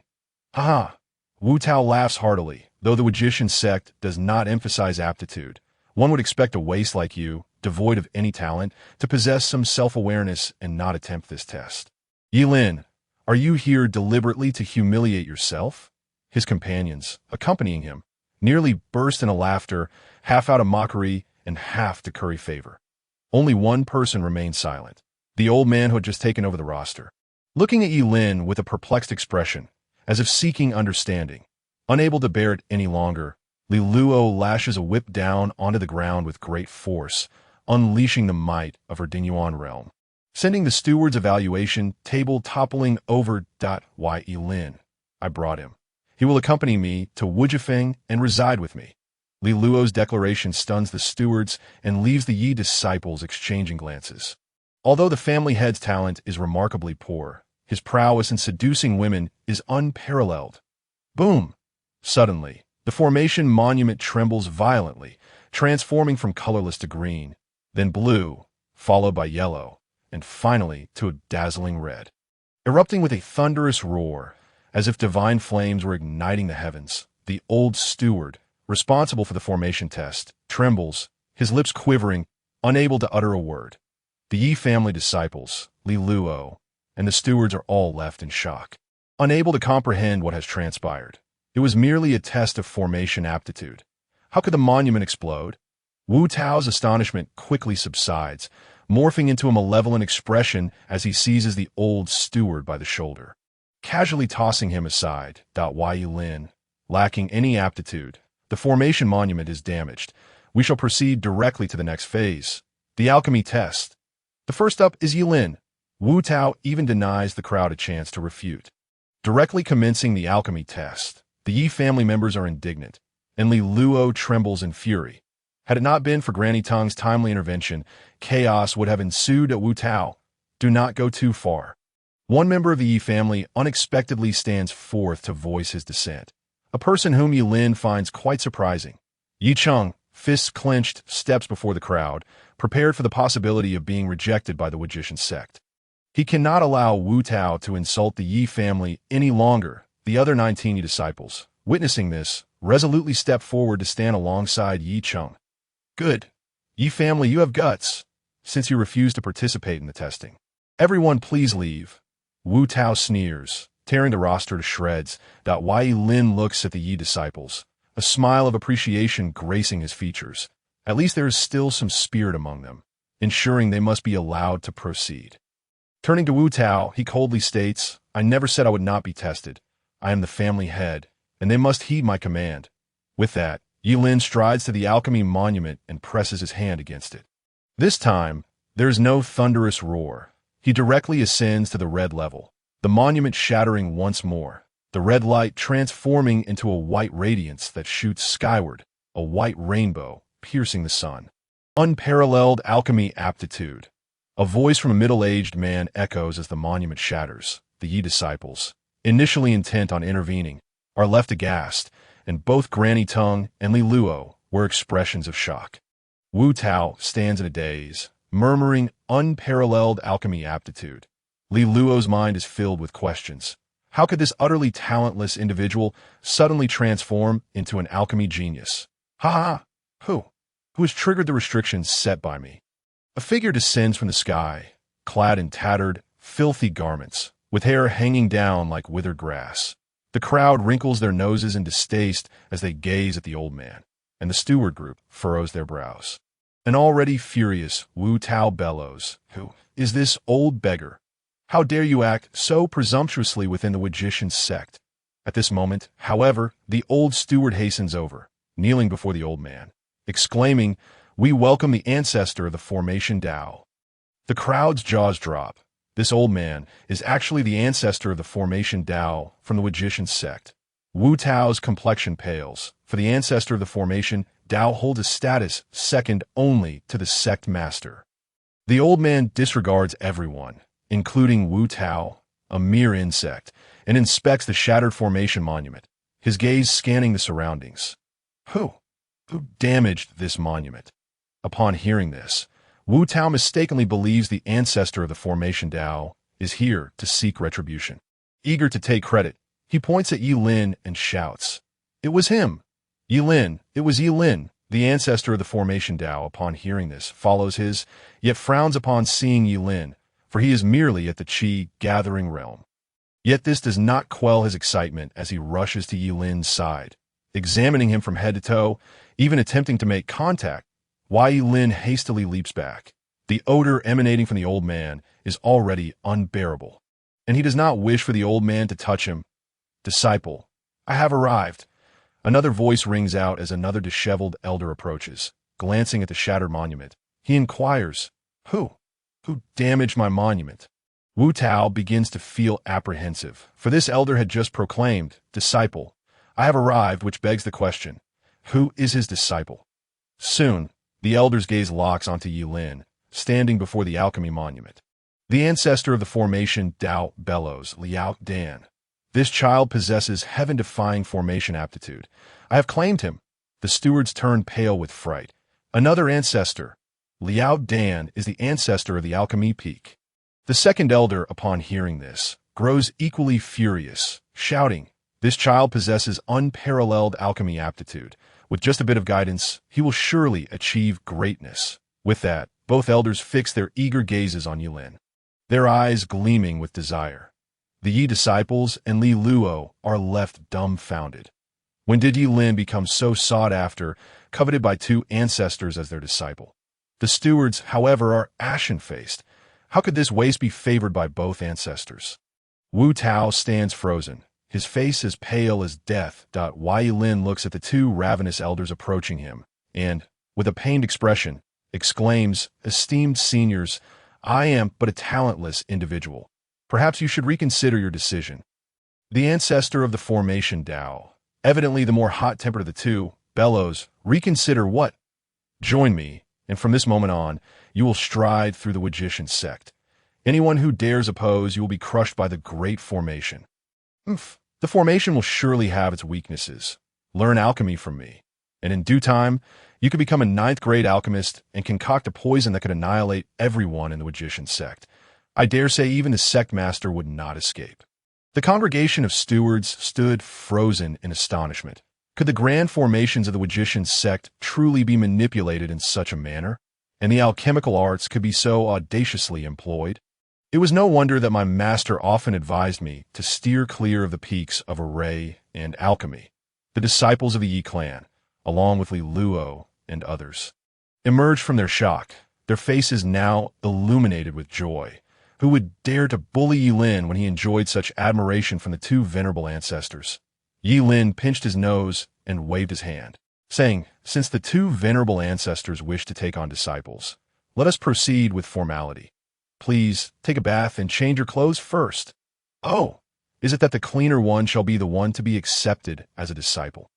The alchemical ancestor's face was alight with expectation. Ye Lin nodded, still pinching his nose, and replied, "Indeed." Upon hearing this, the ancestor's array flickered beneath his feet, and he vanished without a trace. "Liao Zhen, you shameless wretch. If you have the ability, compete fairly." With that, he dashed towards the dovey foam. Ye Lin was taken aback. Could Liao Dan and Liao Zhen be brothers? "Brother Ye Lin, I beg your pardon." Another voice chimed in. "I too was misled by Wu Tao's slander. I seek your forgiveness." All the stewards knelt before Ye Lin, scarcely daring to breathe. Who had ever witnessed ancestors vying for disciples, especially from the peaks of alchemy and array, which placed such weight on aptitude?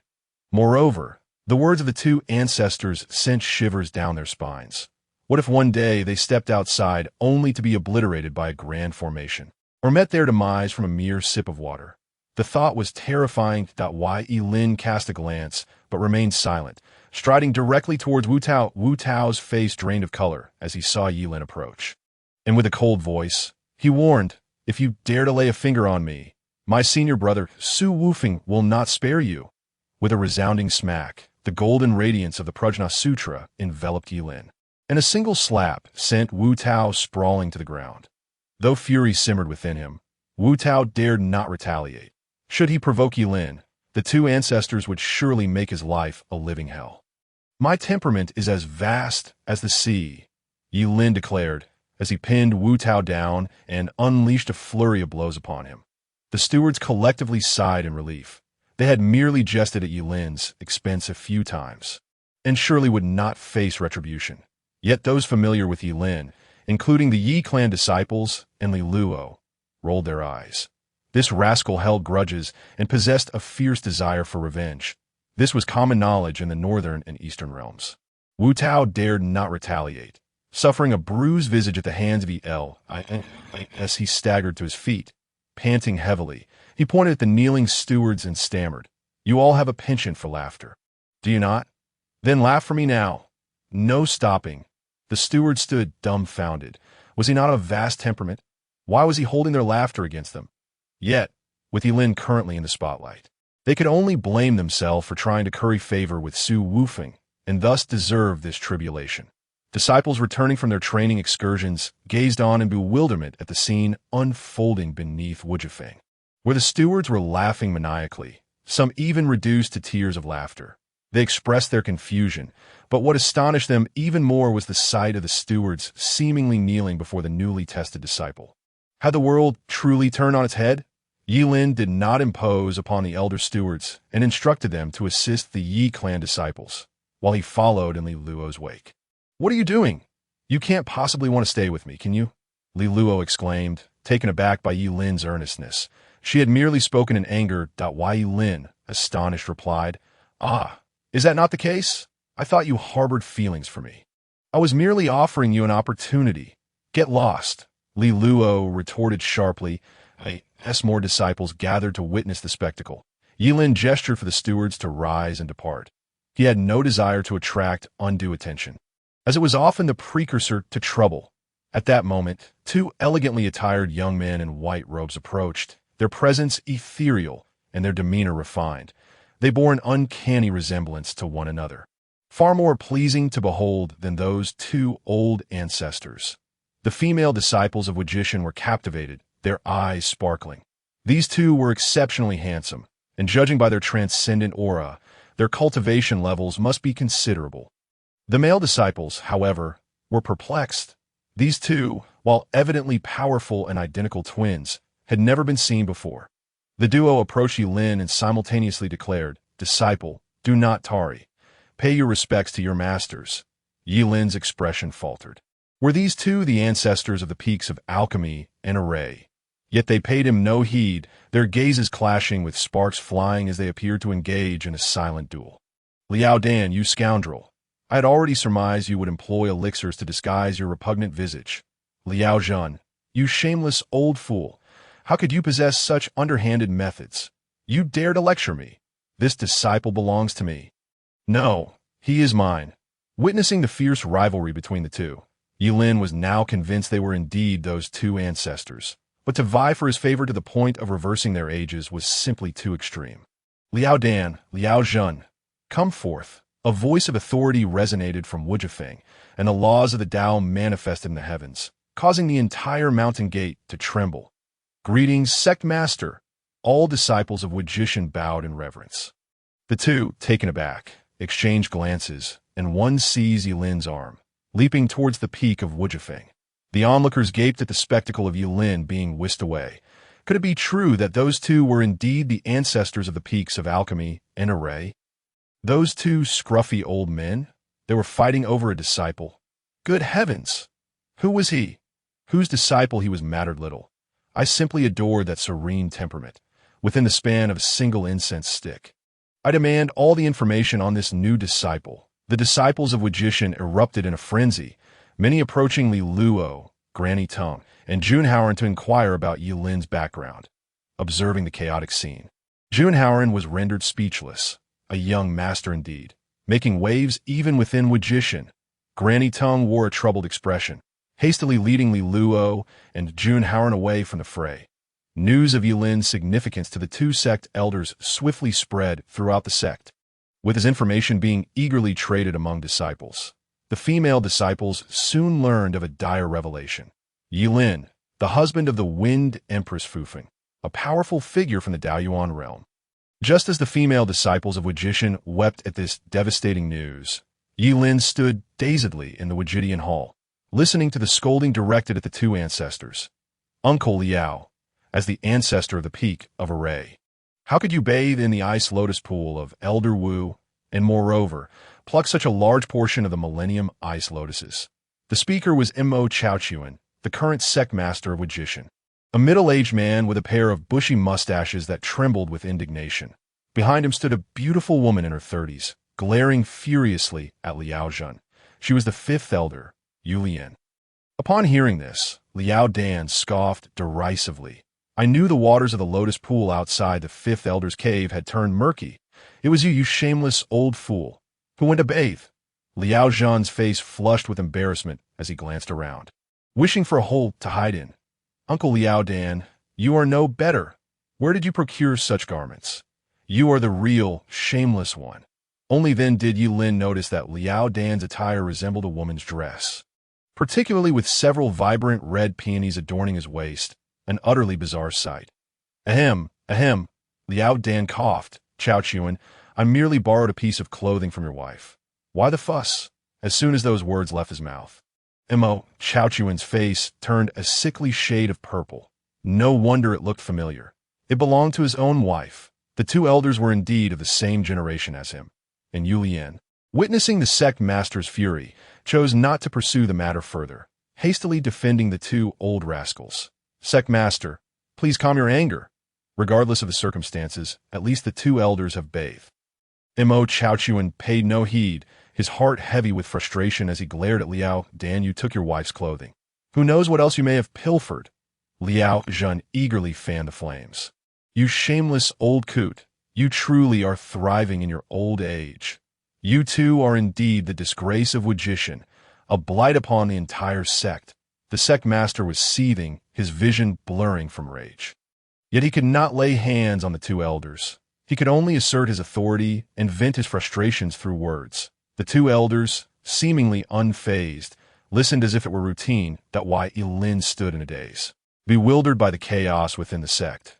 Moreover, the status of these two elders was indeed elevated, being the sect master's uncles. Seemingly fatigued from scolding, Mo Chaochuan turned his gaze towards Ye Lin, his expression darkening. Go find someone from the peaks of array and alchemy to take you as a disciple. What? They are worthy of teaching me. Liao Zhan bellowed, utterly displeased. I, Liao Dan, shall never agree. Mo Chaochuan, do not think I am unaware of your intentions. Are you not simply afraid that this young lad will be of the same generation as you? Ye Lin suddenly understood. Indeed, should he take these two elders as his masters, he would share the same generation as the sect master. Humph. With my inferior aptitude and being the husband of the Wind Empress, I must never become a disciple of either of these two uncles. Imo Chaochuan's attitude was resolute, and there was an unmistakable hint of hostility in his words towards Ye Lin. Liao Zhan, displeased, stepped forward and barked, Imo Chaochuan, I came here out of respect for you. Otherwise, would your shouts have any effect on me? The Magician sect has always been inclusive and does not inquire about one's background or lineage. I care not whose husband he is. Liao Dan also approached, looking at Ye Lin, and said, Young man, choose a master. From now on, you shall be the junior disciple of the sect leader, Imo Chaochuan. You dare. Imo Chaochuan seethed with indignation. These two were relying on their seniority, and yet he found himself powerless. It seemed he could only apply pressure on Ye Lin now. Ye Lin's brows furrowed slightly in displeasure. Did someone truly dare to threaten him? He sighed and addressed the two elders. Only children make choices. I shall take them all. Upon hearing this, the expressions of the two changed to something peculiar, and Liao Zhan ground his teeth in frustration. Liao Dan spoke first. From our youth, we have never been able to part with what we possess. This lad, Ye Lin, not only possesses astonishing talent in array techniques, but also has equally remarkable aptitude in alchemy. I'm willing to make an exception this once.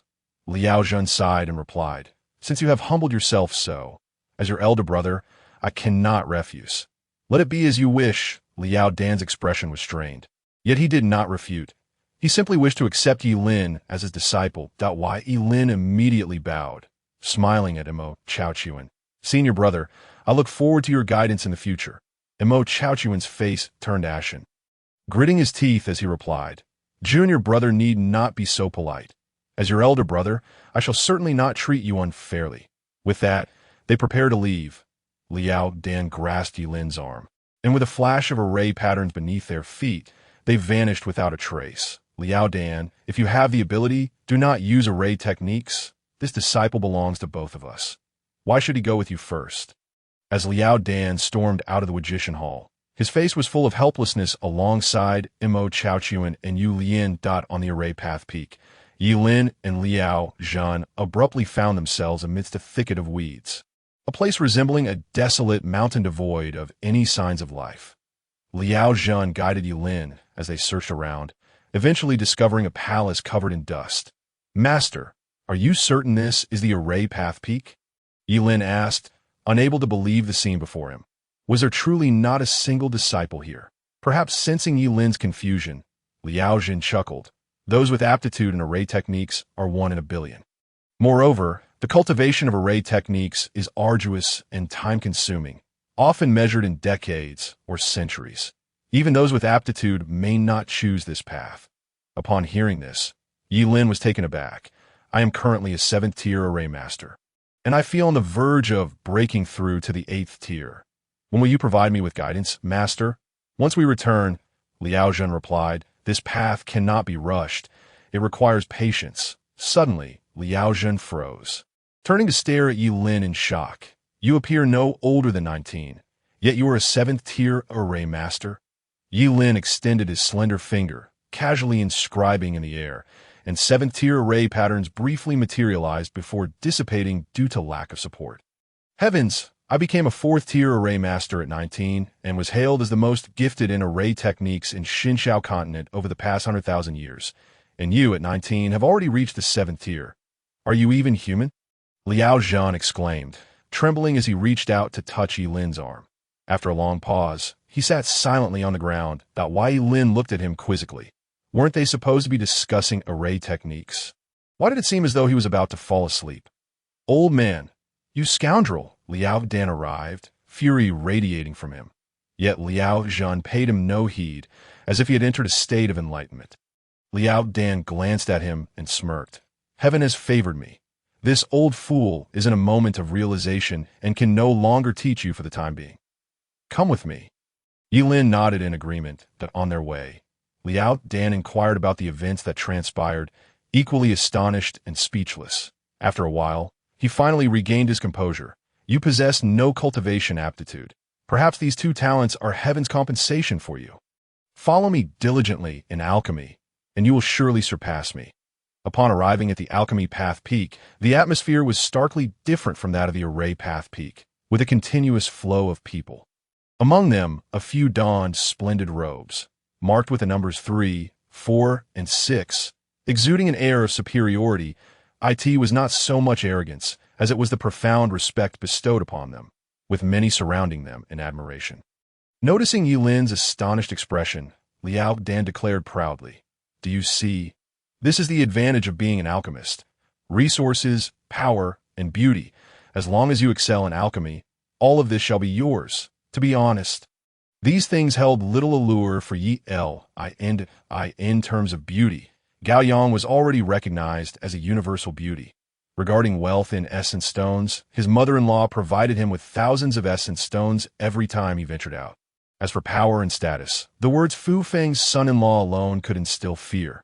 Moreover, he was secretly known as the Night Emperor, a figure renowned in Xinshao. Nevertheless, he was genuinely keen to learn alchemy. His cultivation aptitude was too poor, and he did not know how long the system could prolong his life. Perhaps one day, he would meet his end. Learning alchemy now might enable him to save himself in the future, ensuring that the system's bestowed talent in alchemy was not wasted. "Hey, the two in front, halt!"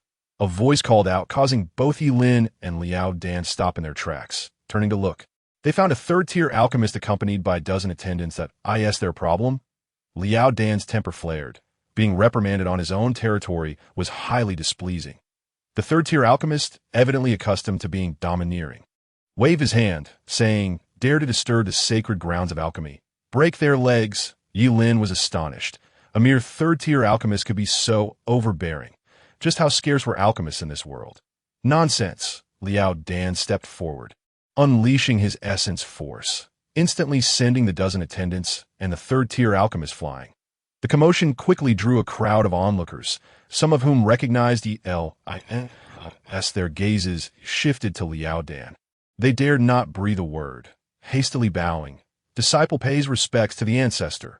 However, their numbers were too few, and the din of the crowd drowned out their voices. The third-tier alchemist, now recovering from being flung, glared with resentment and shouted, "Cousin Wu Tao, save me!"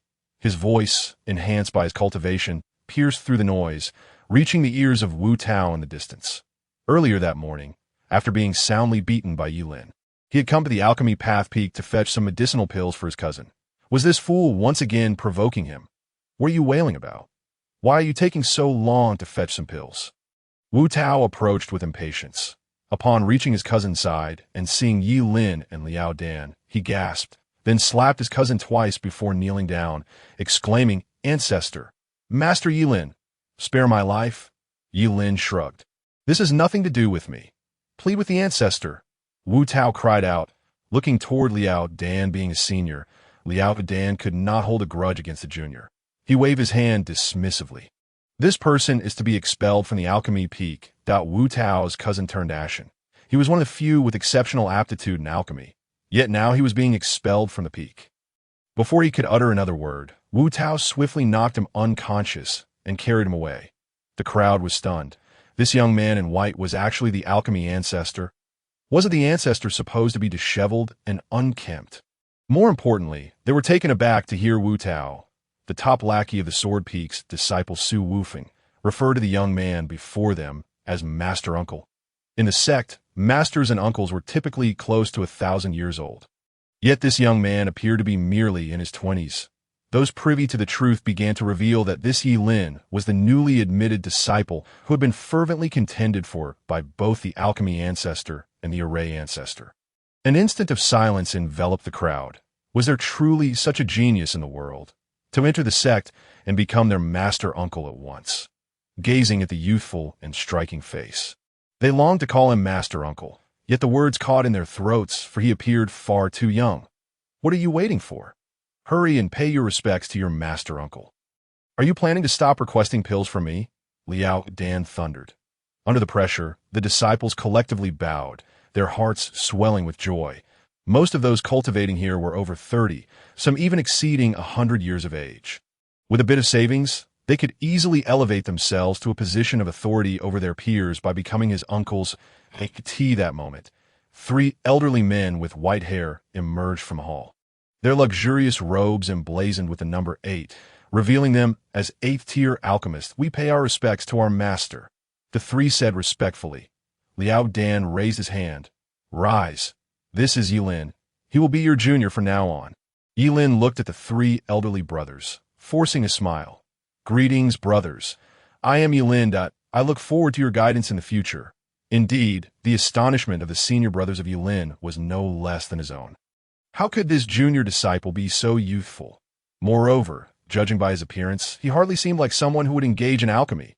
"Come on." Without paying heed to the other seniors, Liao Dan led Ye Lin to his private cave dwelling, a place that had always been forbidden to others. Previously, only he had been allowed entry, but now Ye Lin was granted access as well as the cave door swung open. A vast array of tomes unfolded before Ye Lin's eyes. An alchemist must first understand the properties of herbs. I have gathered a comprehensive catalog of spiritual herbs from across the divine sky continent here.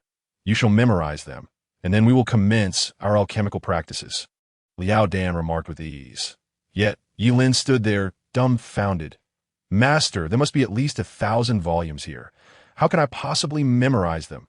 It would be a challenge just to read through them all," he protested, contemplating that it might take years to peruse these texts, by which time he might have already lost his own life. Liao Dan flashed a grin and pointed to a row of 10 or so books at the top, saying, "For now, just focus on these. I was merely jesting with you." Ye Lin felt somewhat speechless as he randomly picked up a book to peruse that was a compilation of low-grade herbs, classified from levels 1 to 3, complete with illustrations and annotations. Observing that Ye Lin had begun reading, Liao Dan turned to leave, casually stating, "You can browse for now. I have some matters to attend to." Why? Ye Lin nodded. "Go ahead." 2 hours later, Ye Lin tossed aside the second book, dull, tedious, and monotonous. What use is reading these books? He recalled the feeling of being addressed as uncle today.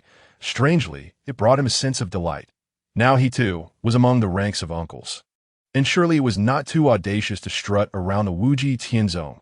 "Ah, I wonder how Junhauern is faring. Perhaps I should check on him," Ye Lin mused, rising to head towards Wuji Peak.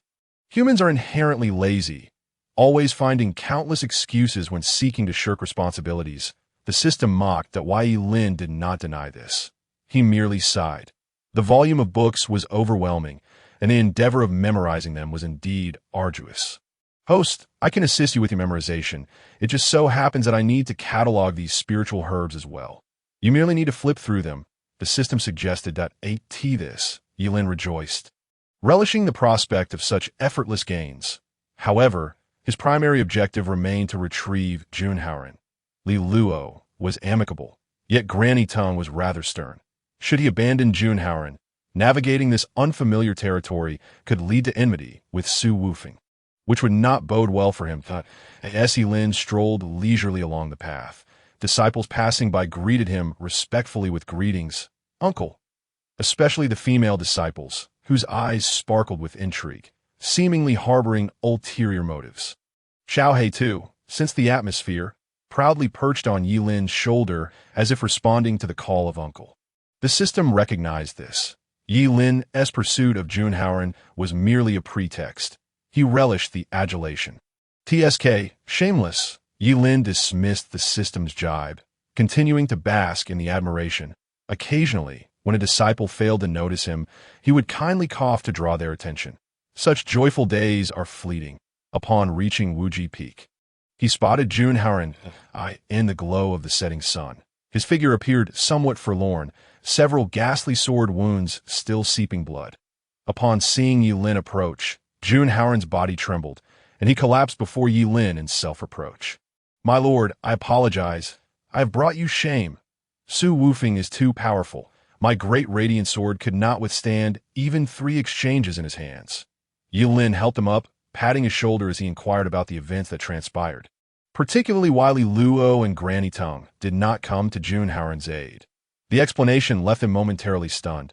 Su Wufeng had come to Wuji Peak to pay respects to Li Luo, who, not wishing to meet him, sent Junhauern to dismiss him. Junhauern had claimed that Li Luo was Ye Lin's woman, ordering Su Wufeng to leave. Yet, it was precisely this declaration that led to his downfall.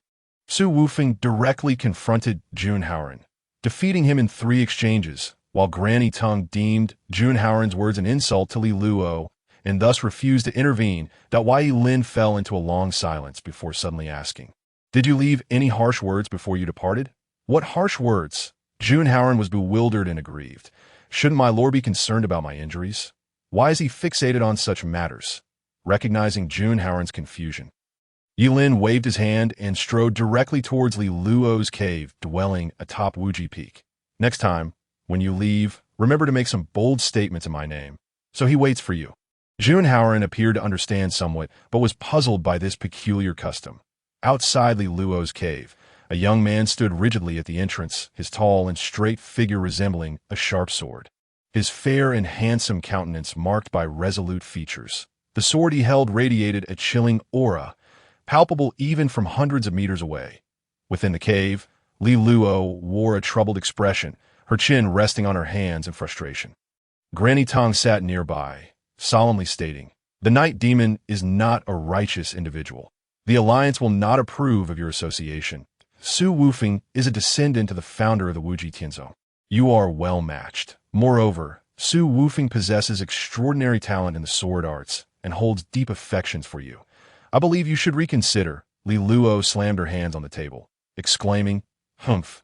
You merely wish to solidify the alliance between Wuji Tianzong and the heavenly Dao Society. I, Li Luo, shall never submit. Let him roll. Is it you, you rascal, who injured my attendant?" A voice from outside the cave questioned. Li Luo's heart leapt for joy. A shield had arrived, yet Granny Tongue restrained her, preventing her from exiting. Outside the cave, Ye Lin approached with an air of confidence, hands clasped behind his back. Su Wufeng, not sparing a glance, dismissed Ye Lin's arrival. How could a man living off others' merits possibly catch his eye?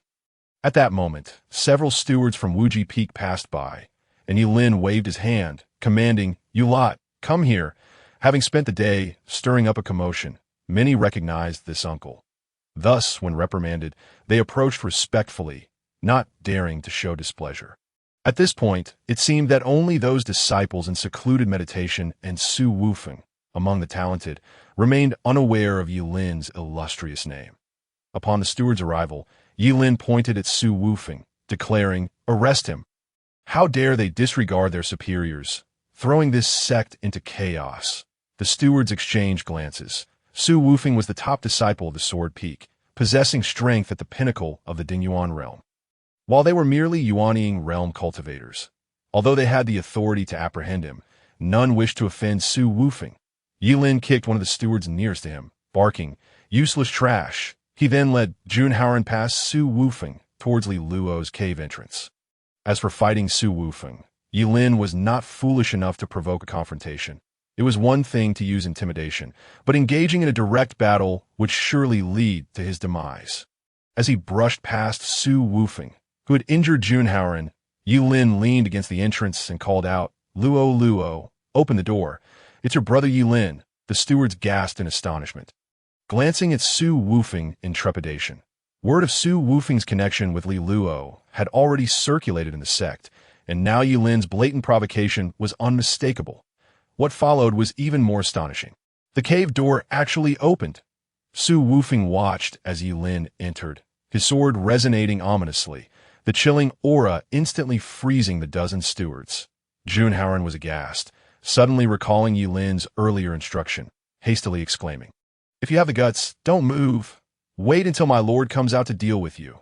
Su Wufeng, suppressing his cold aura, replied in a deep voice, "Very well, I shall await his emergence, and we shall see how he handles me." Junhauren felt as though a great weight had been lifted. Truly, my lord is remarkable, having unwittingly taught me a means of survival against formidable foes. In response, Ye Lin merely smiled, for this was all within his expectations.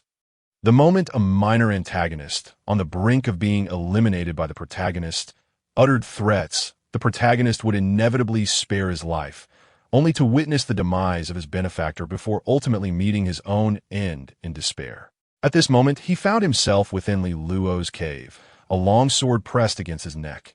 "Granny tongue, let us discuss this calmly," Ye Lin exclaimed, wearing a contrite expression. The sensation of having a sword trained upon him was indeed uncomfortable, particularly as the cold blade grazed his neck, instilling a primal fear. Granny Tongue regarded the trembling Ye Lin with an icy gaze.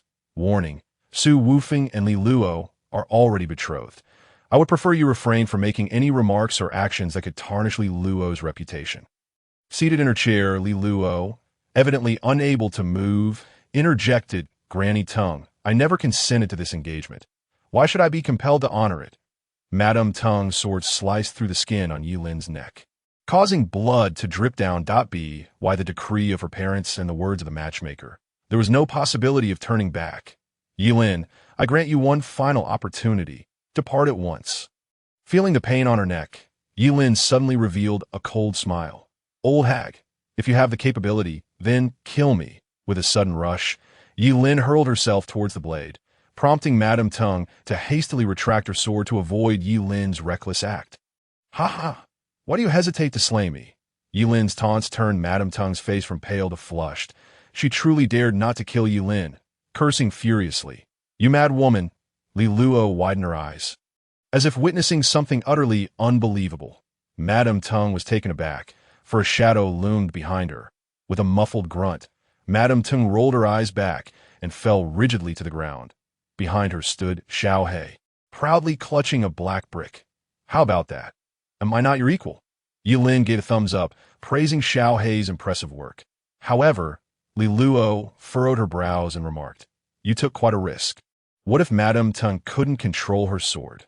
She is at least of the Dao Yuan realm. How could she possibly fail to restrain herself? Furthermore, only by doing so could she focus all her attention on me. Otherwise, Xiao He would have no chance to act." Just as Ye Lin was about to rummage through Madame Tongue's belongings, she noticed Li Luo's exquisite phoenix, eyes curiously fixed on her. "You come here. I want everything of value, regardless of worth." Ye Lin hesitated to make a move. "Brother Ye Lin, could you spare Madame Tongue?" Li Luo pleaded sweetly. Why Ye Lin's expression shifted instantly, adopting a serious demeanor. "A beast leaves its skin, and a wild goose plucks feathers. I cannot let her go. If you do not act, I shall take matters into my own hands." "No, if you truly take action, Madame Tongue might wake up and be so humiliated that she would take her own life." "Let me handle this." With reluctance, Li Luo handed over Madame Tongue's treasures to Ye Lin. Once the looting was complete, Ye Lin promptly departed, unwilling to linger. "Hey, are you not planning to take me along?" Li Luo called out. "How could I? I have no time for that. I only came to ensure your safety." Why Ye Lin declined. Li Luo gritted her teeth, extending her 5 delicate fingers. 500,000 yuan stones. "All my pocket money. I will give it all to you. Take me with you." Ye Lin smiled. The currency mattered not. What mattered most was loyalty. With that, Ye Lin began to explore the cave, dismantling the defensive array while setting up a teleportation formation on the ground. "My palace on Dandao Peak may house a peculiar old man. Pay him no mind. Farewell."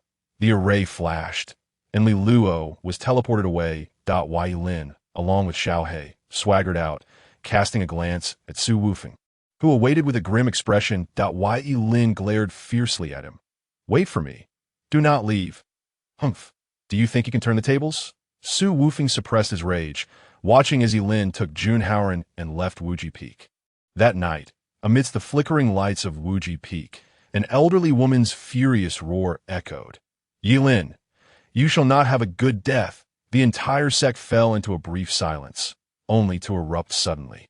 "Ye Lin, that name sounds familiar," a cultivator sneered. "I do not wish to know who Ye Lin is. I only want to know what he did to that old woman. That place seems to be the dwelling of Fairy Li Luo. My goodness, that rascal Ye Lin." In an instant, the sect was ablaze with fervor. Why Ye Lin's name had stirred Wuji Tianzong into a frenzy twice within a single day. It was truly inconceivable. The atmosphere within Wuji Tianzong was rife with commotion, and some hot-tempered cultivators had already drawn their swords, intending to rescue Fairy Li Luo. On Dandao Peak, Ye Lin sat nonchalantly within the grand hall, flipping through an alchemical tome. Beside him, Junhaoren was meditating to recover from his injuries. Li Luo did not tease Ye Lin as she usually did, nor did she inquire about any news of the Night Emperor. She sat quietly, burdened with thoughts, outside Li Luo's cave on Wuji Peak. Su Wufeng roared in anger, surrounded by a tempest of sword intent. Ye Lin had walked away right before his eyes, brazenly declaring that he should wait, yet he had secretly taken Li Luo away. A disgrace, a profound humiliation. Ye Lin, I shall slay you. The disciples who arrived witnessed this and retreated hastily. Su Wufeng, the foremost disciple of Sword Dao Peak and one of the strongest in Wuji Tianzong, was not to be trifled with. Maniac, who dares to harm my disciple? A powerful voice rang out as Liao Dan, clad in flowing white robes with several red plum blossoms adorning her waist, descended. The crowd had already recognized Liao Dan's appearance and bowed respectfully. Greetings, ancestor. Liao Dan paid them no heed, demanding, Who dares to threaten my disciple? Su Wufeng showed no fear, his words as sharp as his sword. Angrily, he declared, It is I, Su Wufeng, who shall kill him. You, mere offspring of the Su family, call your father to test whether he dares to lay a hand on Ye Lin. Liao Dan seethed with rage. Clang! The long sword was unsheathed, its blade radiating frost as it pointed directly at Liao Dan's throat. Ancestor, Ye Lin has abducted my fiancée. This grudge cannot go unavenged. Su Wufeng spoke coldly. Boom! A blood-colored figure descended with a thunderous crash, surrounded by a wave of blood aura, revealing a gleaming iron armor. The Lord of the Hall of Heavenly Punishment from the Fufeng Empire, Duan Wudao, has come. The crowd felt a chill run down their spines. Both Su Wufeng and Duan Wudao emanated a sense of coldness. That Su Wufeng's sword intent was inherently frigid, casting an icy shadow over the ground. In contrast, Duan Wudao's chill stemmed not from sword intent, but from his murderous aura and the accumulated sins of countless years. This coldness originated from within, sending shivers down the spine. After all, Fufeng had slaughtered countless beings, with a significant portion of those deaths attributed to Duan Wudao. The Emperor has decreed that those who act against Ye Lin shall have their 9 clans exterminated. A voice resonated from the sky as a blood-clad figure appeared, revealing the Lord of the Hall of Stars from the Fufeng Empire. Tiandazi, the crowd, trembled in fear. Extermination of 9 clans? Was this a declaration of annihilation against Wuji Tianzong? The Fufeng Empire's might was overwhelming. The decree had crossed thousands of miles from the northern realm to reach Wuji Tianzong. On Wuji Peak, the aura of the Dao flickered as the sect master, Mo Chaochuan, bellowed, standing defiantly before Tianai. As the sect master emerged, the crowd no longer felt fear, standing tall with a fighting spirit. Tiandazi showed no trepidation, asserting, Through the eastern realm, my Fufeng army can advance unimpeded and obliterate your Wuji Tianzong. The Fufeng Empire will not allow Ye Lin to be disgraced, nor will it permit the Emperor to be shamed. Mo Chaochuan's expression shifted. If the Fufeng army truly arrived, Wuji Tianzong would indeed find it difficult to contend it on the ground. Duan Wudao acted decisively, refusing to waste words when he could strike. Su Wufeng's expression changed as he drew his sword to confront him. The power of the Ding Yuan realm quickly swept the surrounding disciples to the ground, causing them to flee in terror. In the Grand Hall of Dan Dao Peak, Ye Lin suddenly rose, looking bewildered at the figure that had appeared before him. Gao Yang, why are you here? Mother insisted that I come at least once.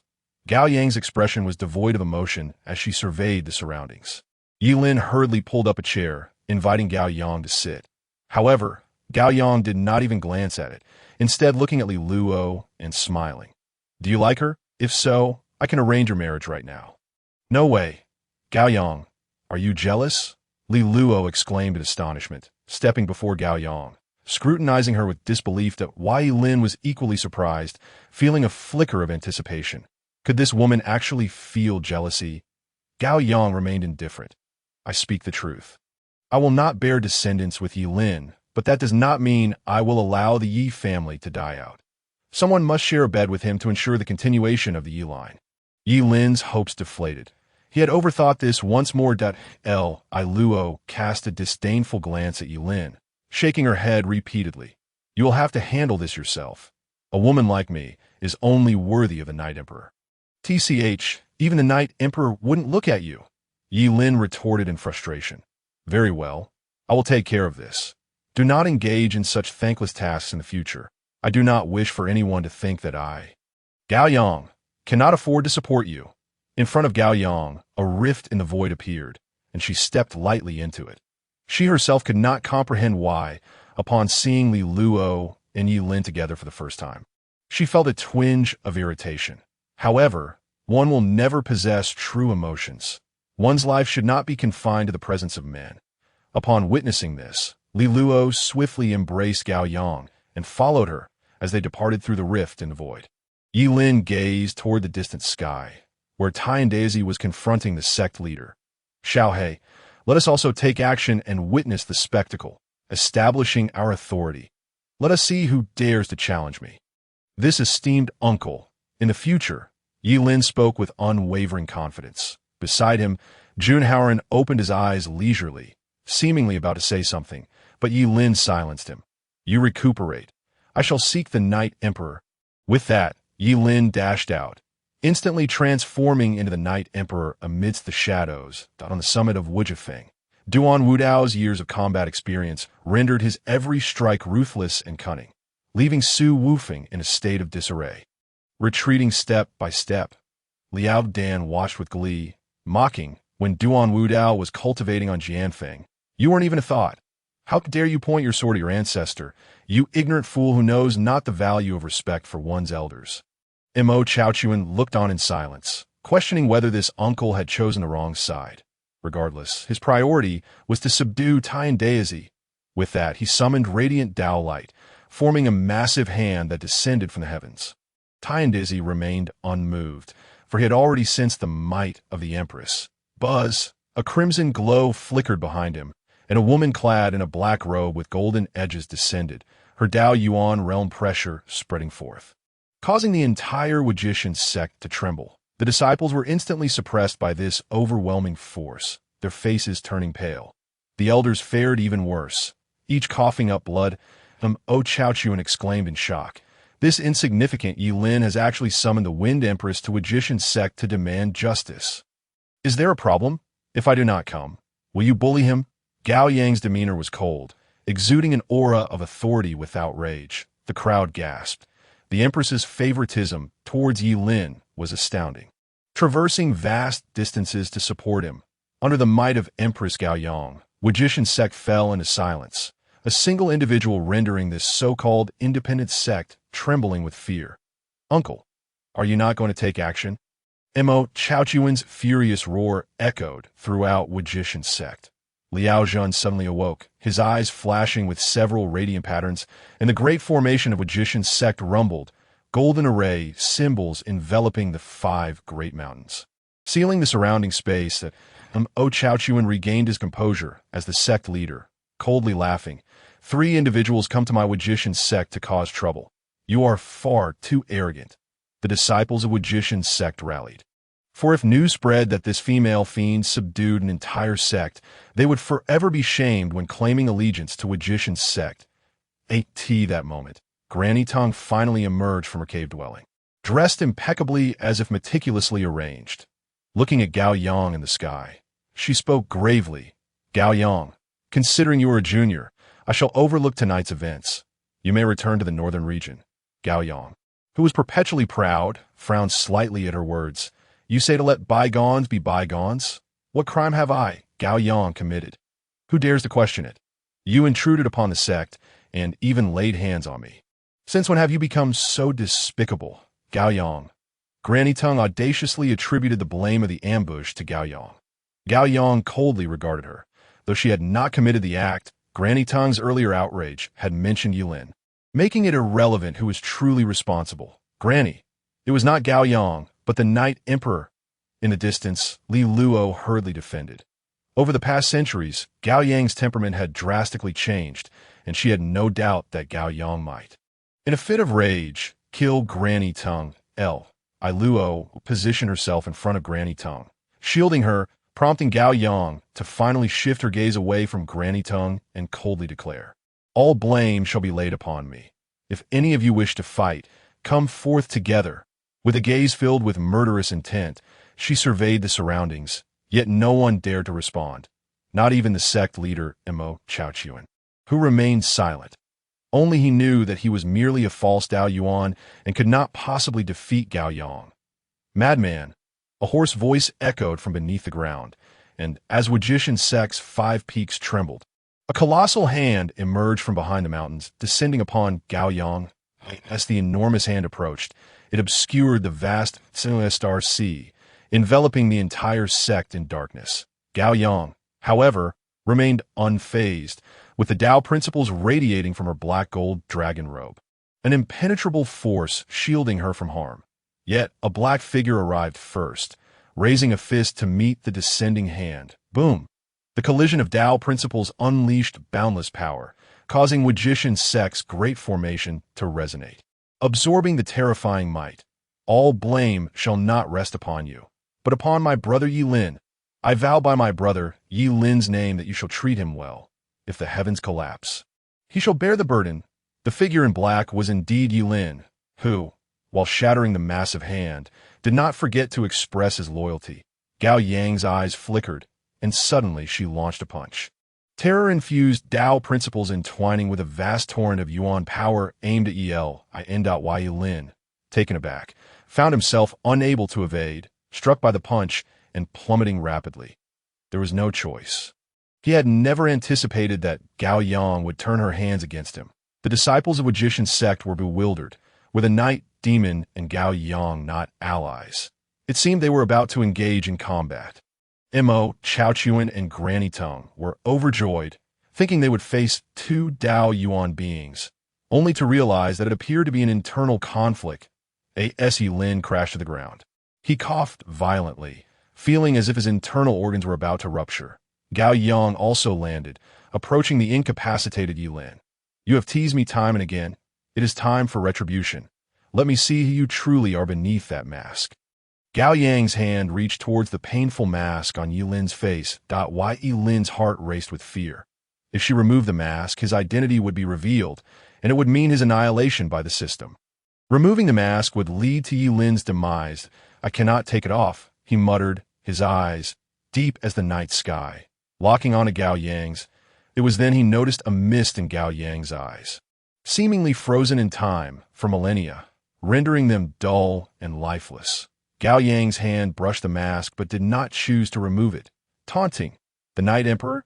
Merely this?" Ye Lin's breath quickened. The pain from Gao Yang's earlier strike had faded. Yet the exquisite face before him made his heart race. In a moment of impulse, Ye Lin surged forward, pressing his lips against Gao Yang's. Though separated by the mask, the sensation left him astounded and exhilarated. Gao Yang was taken aback, as were Tian Daisy and Duan Wudao, while Li Luo in the distance was rendered speechless, pointing at Gao Yang and Ye Lin before glancing towards Dan Dao Peak. The disciples of Magician Sect exchanged bewildered glances. Mere moments ago, there had been an ambush, and now they were kissing. I have matters to attend to. Return to the northern region soon. Farewell. Ye Lin, in fear of Gao Yang retaliating, vanished without a trace under the guise of his movement technique. Your Majesty, Tian Daisy hastily approached, his concern for Gao Yang evident. I am unharmed. Let us teach Mo Chaochuan a lesson, and then we shall return. Gao Yang's demeanor returned to its detached state. And what of Ye Lin? Tian Daisy inquired, his worry palpable. Gao Yang contemplated for a few moments before smiling. He will take care of himself. Let us proceed. Though Tian Daisy was astonished, he never defied Gao Yang's orders. I could see this moment. He unleashed a spell, and countless array symbols emerged in the darkness. The 8 Great Hall Masters rapidly converged, intertwining their array symbols as they enveloped Mo Chaochuan. Realizing the dire situation, Mo Chaochuan hastily activated Magician Sect's protective formation, only to discover it had already been sealed. Uncle, why have you betrayed me? Mo Chaochuan cried to the heavens, only to be engulfed by the array formed by the 8 Hall Masters. The disciples of Magician Sect attempted to intervene, yet Gao Yang stepped forward, her Tao principles cascading down like a divine decree, overwhelming all before her. With a single step, Gao Yang entered the forbidden grounds of Magician Sect. Half an hour later, the formation of the 8 Hall Masters dissipated, and Mo Chaochuan fell from it. Unconscious, Ye Lin paced anxiously within the Dan Dao Peak's great hall, his mind restless. It's over, it's over. Gao Yang must have discovered something. Ye Lin spoke in agitation. Junhauer, perplexed, wished to console Ye Lin, but found no suitable words. What have I discovered? At that moment, Gao Yang entered with deliberate steps. Ye Lin turned pale with fury. What have you done with the Night Emperor? Gao Yang remained silent, approaching Ye Lin and extending her hand. The first time she gently caressed his face, smiling. I have done what needed to be done. But the issue should not be significant. If the heavens collapse, will you bear the burden? Ye Lin's breath became increasingly rapid. Could it be that Gao Yang truly had uncovered the truth? Seeing Ye Lin's silence, Gao Yang did not press further. I shall take my leave. The Radiant Cauldron will no longer reside in Magician Sect, but is related to the Magician Grand Ceremony a month from now. At that time, we shall see your capabilities. Gao Yang's voice is indeed gentle, yet her imposing and domineering demeanor has instilled fear in others for as long as anyone can remember. Akati this moment. As the night descends in a hazy shroud, she gazes at her fair, delicate hand and bites down upon it. Who is Gao Yang? One might wonder. Swiftly retracting her hand, she avoids the fangs of Ye Lin. Shaking her head in disappointment, too weak. Under the ireful gaze of Ye Lin, Gao Yang traverses through the void tunnel. Once she departs, Ye Lin sits despondently upon the ground, within his sea of consciousness. He calmly states, It seems Gao Yang has already discerned my intentions. If you wish to annihilate me, then commence. Alas, the system sighs, enviously remarking, I never anticipated the leg you found to be so formidable. She merely harbors suspicions, without making a definitive confirmation. So this does not constitute an exposure of your identity. Why Ye Lin rejoices. Perhaps this is why astute and clever women are so endearing. Gao Yang understands that Ye Lin is reluctant to reveal his identity. And thus, even in her suspicion, she refrains from probing further. How few can achieve such tact. My admiration for this woman grows ever stronger. Ye Lin exclaims with delight that I cannot fathom how you, a mere mortal, have managed to wed the Empress of Fufeng. Truly, I am at a loss as to whether you deserve such fortune. Liao Dan enters from outside, his demeanor towards Ye Lin remaining largely unchanged. This, in turn, fills Ye Lin with a sense of guilt, for Gao Yang's brazen disruption of the Magician Sect is, in essence, a slap in the face to both Master Liao Dan and Master Liao Zhan. Liao Dan waves his hand dismissively, saying, No matter, just focus on your cultivation. Why Ye Lin? Your master has arrived, the Dan Tao Hall trembles, and the void shatters as Liao Zhan joyfully rushes out. How about it? I've even sold out the sect leader for your wife. Liao Zhan boasts, a hint of self-satisfaction in his tone. Why Ye Lin expresses his gratitude. Thank you, master, but this won't have any repercussions for you. Will it? This is Ye Lin's primary concern. If Mo Chaochuan has already lost his voice in vain attempts to persuade Master Liao Zhan to take action against Gao Yang, it would undoubtedly become a thorn in Mo Chaochuan's side. Liao Zhan chuckles lightly, producing a golden token, and proudly asserts, I am the sole 9th-tier formation master in the entire Magician Sect. No one can touch me. Only then does Ye Lin feel at ease. Inquiring about the Magician Grand Ceremony set to take place in a month, Liao Dan furrows his brow, admonishing, the Magician Grand Ceremony is the most stringent and brutal trial of the Magician Sect. To enter the Magician's secret realm for a year is a requirement, during which disciples are permitted to engage in combat, and the victor will earn the qualification to inherit the sect leader's mantle, along with a reward of 1 heavenly tier artifact. Why Ye Lin comprehends. The rules permit unrestricted combat, and if he were to enter with his current cultivation level, he would undoubtedly meet his demise. Hey, what are you thinking? Focus solely on alchemy and abandon any thoughts of becoming the sect leader. Just look at Mo Chaochuan, how stifled he appears. Liao Dan exclaims, shaking Ye Lin's shoulders vigorously. Why Ye Lin, feeling dizzy, quickly protests, I want to go. I absolutely refuse. After offering a perfunctory response, fatigue washes over Ye Lin, and he casually reclines, succumbing to slumber. For each time he transforms into the Night Emperor, he is left with a sense of exhaustion. The following morning, Ye Lin awakens, stretching lazily and staring in astonishment at the green barrier outside the Dantao Hall. It turns out that Liao Zhen, not trusting the situation, has set up formidable formations around the Dantao Hall. Upon investigation, Ye Lin discovers it to be an 8th-tier formation. Ye Lin laments. If he becomes trapped here and cannot attend the Magician Grand Ceremony, then the Radiant Cauldron will surely slip from his grasp. Watching the seconds of his life tick away on the system's attribute panel, Ye Lin is on the verge of madness, shouting for Liao Zhen and Liao Dan to release him. However, this time, the two elderly men share an unprecedented consensus. Ignoring Ye Lin entirely, at noon, Liao Dan arrives with several 4th-tier alchemists to deliver food to Ye Lin. Seated in his chair, Ye Lin languidly flips through the pharmacopoeia. Do not blame Liao Zhen. If you were to participate in that Magician Grand Ceremony, it would be far too perilous. If you desire heavenly tier artifacts, I have several stored away for you. Would that suffice? Liao Dan personally brings the meal, attempting to comfort Ye Lin. I have matters that necessitate my entry into the Magician's secret realm. It is of utmost importance, Ye Lin replies weakly. What could be more vital than your life? Master is doing this for your own good. You simply cannot go, Liao Dan insists, rising to leave, seemingly with no room for negotiation. Days pass, and after half a month, Ye Lin has perused the pharmacopoeia thoroughly. Although he has only skimmed its contents, the system has recorded everything. It will gradually be inscribed into Ye Lin's Sea of Consciousness. One morning, an unexpected visitor arrives. Su Wufeng, sword in hand, stands outside the Dantao Hall, his eyes brimming with murderous intent.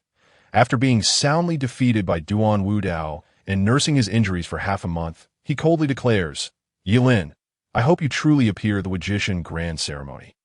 When that time comes, I will slice your flesh piece by piece with my sword. Ye Lin leaps from his chair, irritable. If Duan Wudao thrashed you, take it up with him. Ye Lin, you are utterly shameless. Su Wufeng exclaims in a fit of rage. Yet unable to breach the formation, he cannot teach Ye Lin a lesson. Shameless. Indeed. If someone does not fancy you, why must you force the issue, only to humiliate yourself? Alas, you are, after all, a man of integrity. How can you not grasp this simple truth? Ye Lin retreats to his chair, covering his face with a book, unwilling to engage with Su Wufeng any further. Oomph, you coward! Su Wufeng, seeing that Ye Lin ignores him, leaves in frustration. This infuriates me. After Su Wufeng departs, Ye Lin, in a fit of rage, hurls the pharmacopoeia across the room. Jun Haoran and Xiao He exchange glances. Having noted Ye Lin's increasingly irritable demeanor over the past few days, unsure of how to console him, Xiao He sprints out of the teleportation array, retrieving the pharmacopoeia, and sighs, it's no big deal. When the time comes, let the Night Emperor descend and destroy this teleportation array. Ye Lin, however, gazes at Xiao He in surprise, a glint of mischief in his eyes. What are you up to? Xiao He questions. Suspicion creeping in, sensing that this fellow is brewing something. Ye Lin chuckles coldly. This formation only allows inanimate objects to pass freely. How did you manage to do it? Xiao He looks at Ye Lin with astonishment. Is that so? Shortly thereafter, amid Xiao He's screams, Ye Lin ruthlessly strips the shell from his back. Ye Lin instructs Xiao He to enlarge the shell and then dons it himself. He tentatively approaches the formation barrier, and an astonishing scene unfolds. The formation remains entirely unaffected. This shell can indeed obscure the formation. Well done, Xiao He. Keeping such a secret, elated to have escaped the confines of the formation, Ye Lin's spirits soar. Jun Haoran, observing Xiao He's pitiful state, reassures him, it's all right. The young master will certainly return it to you. Suddenly, a jolt of realization strikes Ye Lin, prompting him to dash back to the Dantao Hall and toss the shell back to Xiao He. At that moment, Liao Dan and Liao Zhen appear from a distance. They survey the formation and nod in satisfaction. Ye Lin, rest assured in your studies of the pharmacopoeia. Do not entertain any reckless thoughts. Liao Dan advises earnestly. The previous gloom surrounding Ye Lin dissipates, and he responds with a smile. Understood, though I have memorized all the pharmacopoeia, it truly is quite dull. Upon hearing this, Liao Dan gasps in astonishment. To memorize such an extensive pharmacopoeia would normally take 3 to 5 years. Yet Ye Lin has done it so swiftly. In disbelief, Liao Dan randomly selects a volume, casually flipping to a page. Sol in grass, rank medicinal properties. Ye Lin smirks disdainfully as the system transmits the recorded information to his mind. Sol in grass, a 7th-tier spiritual herb, possesses in nature, thriving in cold and shadowy places. It can be used in the crafting of the 7 absolute in pill. Being colorless and tasteless, it can kill without a trace. Liao Dan is taken aback, flipping through several more pages. Withered leaf fruit, 7th-tier herb, possessing a yang attribute, found in the Far East, it can be used for the Taihao Yuan pill. Rapidly replenishing vital energy. Ye Lin continues to respond fluently. Liao Dan stands in stunned silence. This child's aptitude for alchemy is truly beyond expectation, and his memory is extraordinary. To have such a photographic memory is almost unbelievable. Suddenly, a series of ominous tolls resonate, causing Liao Dan and Liao Zhan to change countenance dramatically. This is the first chiming of the return bell in the Magician sect in thousands of years. Could the sect be facing an existential crisis? Observing this, Liao Dan tosses a storage ring to Ye Lin, saying, "Inside is my lifelong alchemical knowledge and some alchemical tools. Contemplate at your leisure. We shall return shortly." The so-called departure of the two meant they would never return, leaving one to ponder what had instigated their haste. Typically, meals were delivered personally, yet now they were entrusted to others. As night descended, Ye Lin donned a protective shell and cautiously slipped away, in a secluded area. He transformed into the Night Emperor, vanishing into the shadows. That evening, Gao Yang ventured into the forbidden grounds of the Wuji heavenly sect, emerging with the revelation that the brightness cauldron resided within the Wuji secret realm, presumably acquired from the supreme ancestor of the Wuji heavenly sect. Thus, the victim was unequivocally identified as the supreme ancestor of the Wuji heavenly sect. Are you mad? That person possesses formidable power. Even if you could infiltrate silently, do you truly believe you could extract his secrets? The system exclaimed that Ye Lin, beneath his mask, remained unfazed, retorting with a cold smile. Am I not invincible as the Night Emperor, particularly in matters of the soul? The system grasped his intent. Ye Lin aimed to invade the supreme ancestor's soul to unearth the secrets of the brightness cauldron. Yet, this plan was undeniably perilous. Despite Ye Lin's soul power exceeding that of the supreme ancestor, it was still another soul realm, fraught with danger. However, Ye Lin had always been reckless. His past battles in Tiansheng and Luocheng had been wagers of life itself. One could only hope for luck akin to his previous exploits. At this moment, Ye Lin had arrived at the Wuji heavenly sect's forbidden grounds, where behind 5 towering mountains lay a patch of black earth. In stark contrast to the lush greenery in front, this place exuded an eerie desolation that a chill wind swept through the stillness, sending shivers down one's spine. The Wuji heavenly sect was constructed in accordance with the Taiji diagram, the 5 mountains partitioning the realms of Yin and Yang, which was indeed intriguing. As Ye Lin surveyed the sky, he found no structures or caves within the forbidden grounds, as if it were entirely lifeless. Yet he recalled a colossal hand emerging from this very spot, shattered by his own fist, indicating that life must exist here. Reluctantly, he began his search on the ground. Upon landing, countless runes interwove, and decaying corpses emerged from the black soil. Their garments were ancient, exuding an aura of the Dinyuan realm, yet they stumbled aimlessly, devoid of consciousness. The 9th rank mixed Yuan locking dragon formation. Ye Lin recognized the origin of this formation, as it was recorded in the heavenly diagram of Time Daisy. As hundreds of corpses drew near, the formation unleashed chains of order, glowing red as they shot towards Ye Lin. Drawing a sword, he wielded its intent with precision, cleaving through a horde of corpses. Causing the chains to dissipate, Ye Lin sighed in relief, finding the adversaries seemingly manageable. However, in an instant, regret washed over him, for the severed corpses continued to writhe, their bodies and limbs healing rapidly, restored to their former state. They could not be killed. At that moment, the formation began to exert its power, thick chains intertwining and constricting Ye Lin's movements that Ye Lin formed a hand seal, and the great brightness sword technique erupted from his grasp, its blinding radiance illuminating the forbidden grounds, causing the corpses to scatter like vermin.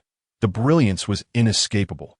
Under the glow of the great brightness sword technique, the corpses transformed into pools of black water. Witnessing this, Ye Lin thrust his sword into the black soil. With a resounding crash, a large pit appeared, revealing a secret passageway whose destination was unknown. Fearless, Ye Lin stepped inside, the sword illuminating the path like the sun. The underground palace was vast, its depths shrouded in darkness that Ye Lin's feet radiated divine light, his figure weaving through the mixed yuan-locking dragon formation's pursuit, swiftly reaching the end of the passage. Before him lay a seemingly bottomless pit. Under the light of the great brightness sword technique, a colossal head emerged that it belonged to an elder, with flowing white hair, gentle eyes, and a robe that billowed like a celestial being.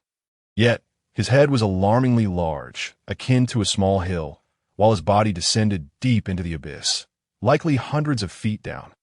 Host, are you certain you wish to invade his sea of consciousness? The system queried uncertainly. Ye Lin dismissed the concern, leaping onto the giant's shoulder. What is there to fear about a larger head?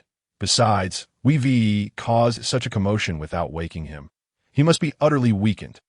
With that, Ye Lin projected his consciousness, penetrating the giant's sea of consciousness. What greeted him was a desolate expanse, astonishing him with its barren landscape. Deep fissures spread across the vast ground, devoid of life. Ye Lin's consciousness morphed into the visage of the Night Emperor, rampaging through this realm. Is anyone there? Old man, come forth. No response met him. The prolonged silence led Ye Lin to suspect the elder had perished. His consciousness, interwoven with the laws of the universe, threatened, if you do not emerge, I shall obliterate your world of consciousness. With that, Ye Lin unleashed a surge of primal energy, instantly creating a massive crater in the ground. Yet, silence reigned. Infuriated, Ye Lin struck again, causing the already fractured realm to tremble violently, on the verge of collapse. Junior, how dare you act so disrespectfully? A voice boomed from the fissures, resonating like thunder, filled with fury. Elated, Ye Lin darted into the crack. Before him, the elder's soul gradually revived, and sensing the aura of the one who had attacked him that fateful night, Ye Lin wasted no time initiating his invasion, forcibly merging his soul with that of the elder to seize his memories. Presumptuous, this is my realm. The elder's voice thundered, filled with indignation at the audacity of this young intruder, surpassing even that of the female demon. In response, the sky darkened as thousands of bolts of heavenly lightning coalesced, crashing down upon Ye Lin. Crack, his soul trembled violently, his body numbed, followed by an indescribable pain. As white lightning danced across his form. Ye Lin seethed. Old man, you are merciless. With that, his soul surged, launching a full-scale invasion to extract the elder's memories. The relentless rain of lightning from the elder's world of consciousness struck Ye Lin with devastating force. Yet he too bore the brunt of a fraction of that energy. Even at merely 1/10, his soul teetered on the brink of collapse. This junior was terrifyingly powerful, his ruthlessness shocking, having survived for millennia. The elder felt utterly insulted. Yet, after living for so long, he was reluctant to fight fiercely. He had no choice but to yield, addressing Ye Lin with a chilling tone. Young man, what do you truly seek? I wish to know the whereabouts of the brightness cauldron, Ye Lin declared, laying bare his intentions. The brightness cauldron, again with the brightness cauldron. Take it all, take it all. A stream of memories flooded into Ye Lin's consciousness. In a golden ocean, a flood dragon ascended the Fusang divine tree alongside the elder, effortlessly retrieving the brightness cauldron without detection. This elder had indeed received assistance from the dragon in stealing the brightness cauldron without raising an alarm. Naturally, Ye Lin's primary concern remained the location where the brightness cauldron was hidden, but a familiar scene unfolded, revealing that the site was none other than the forest in front of the Wuji Heavenly Sect. The Wuji Heavenly Sect was constructed according to the Taiji diagram, the forbidden grounds representing the realm of Yin. While this area served as the white dot within that realm, a place of vitality maintained by the elder. Conversely, the black dot of the Yang realm was the Wuji's secret realm, the domain of the most potent Yin energy, concealing the aura of the brightness cauldron and rendering it undetectable. Fortunately, the memories provided by the elder included a topographical map of the Wuji's secret realm. Thus, upon entering, he would possess both the timing and advantage. Now, he merely needed personnel and a plan to infiltrate. As he gazed at the weary visage of the elder's soul, Ye Lin felt a twinge of guilt. "I sincerely apologize. I shall make amends when the opportunity arises." The elder, seemingly wise to the ways of the world, sneered. Who would believe such words? "Now go. Do not disturb my slumber again." Ye Lin smiled broadly, withdrawing his consciousness from the elder's realm and leaping down from the giant's head. With the speed of his divine movement, he vanished in an instant. However, upon arriving at the entrance of the underground palace, he was taken aback to find Mo Chaochuan and a host of elders from the Wuji heavenly sect glaring intently at him, with two masters in the distance casting furious looks his way. Unbeknownst to them, he was Ye Lin, yet they perceived him merely as a detestable intruder. "Night demon, how dare you trespass into the forbidden grounds of the Wuji heavenly sect? Do you truly believe our sect is so easily bullied?" "Master, the great formation," with a furious roar, Mo Chaochuan commanded Liao Zhan to activate the grand array. Though he cherished Ye Lin, she was not his wife, and it was time to take action. The protective array of the Wujishan sect roared to life.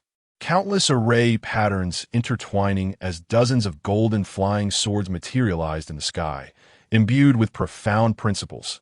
This was a pinnacle ninth-tier formation, tantalizingly close to the divine level. Ye Lin felt a pang of despair. His master was indeed serious this time. "Night demon, meet your demise." Seizing the opportunity, Mo Chaochuan launched his assault, his silver spear piercing through the air like a swimming dragon, radiating with principles, sword control, ascend to the heavens. Ye Lin executed a sword technique he had replicated from Amber. In an instant, myriad swords filled the horizon. The elders of the Wujishan sect were filled with dread, retreating hastily. A battle of such caliber was beyond their capabilities. Liao Zhan summoned the array's divine light to protect the elders. Go. Ye Lin unleashed without reservation, a torrent of sword shadows and intentions severing the void, disrupting the array's sword principles overhead. Mo Chaochuan, who had approached, turned pale with astonishment as his spear transformed into a white dragon, twisting around him and shredding the sword intent directed at him. Seizing this moment, Ye Lin gathered his principles and charged into the formation with all his might. Liao Zhan manipulated the array plate, deftly adjusting it as waves of order surged forth, reshaping the array's configuration. This time, the array's runes morphed into ethereal Qilins, fire phoenixes, and true dragons, roaring as they surrounded Ye Lin, their cries shaking the heavens and causing the earth to tremble. The disciples of the Wujishan sect were instantaneously sent reeling, blood oozing from their mouths and noses, their faces pale. Luo and Granny Tongue emerged from their cave, gazing in horror at the spectacle in the sky. Night Emperor, upon realizing that the one ensnared was the Night Emperor, whom she admired, Luo gasped in concern. Beside her, Granny Tongue's eyes blazed with fury. For Luo had previously cast the blame upon the Night Emperor. As Granny Tongue prepared to act, Luo hastily confessed, "Granny, I'm sorry. I deceived you. It was actually Ye Lin's little turtle that knocked you out that day." They were both involved. It has nothing to do with the Night Emperor. Granny Ting's expression was a mix of indignation, embarrassment, and helplessness. Esli Luo's protector, she had to sacrifice everything to shield her.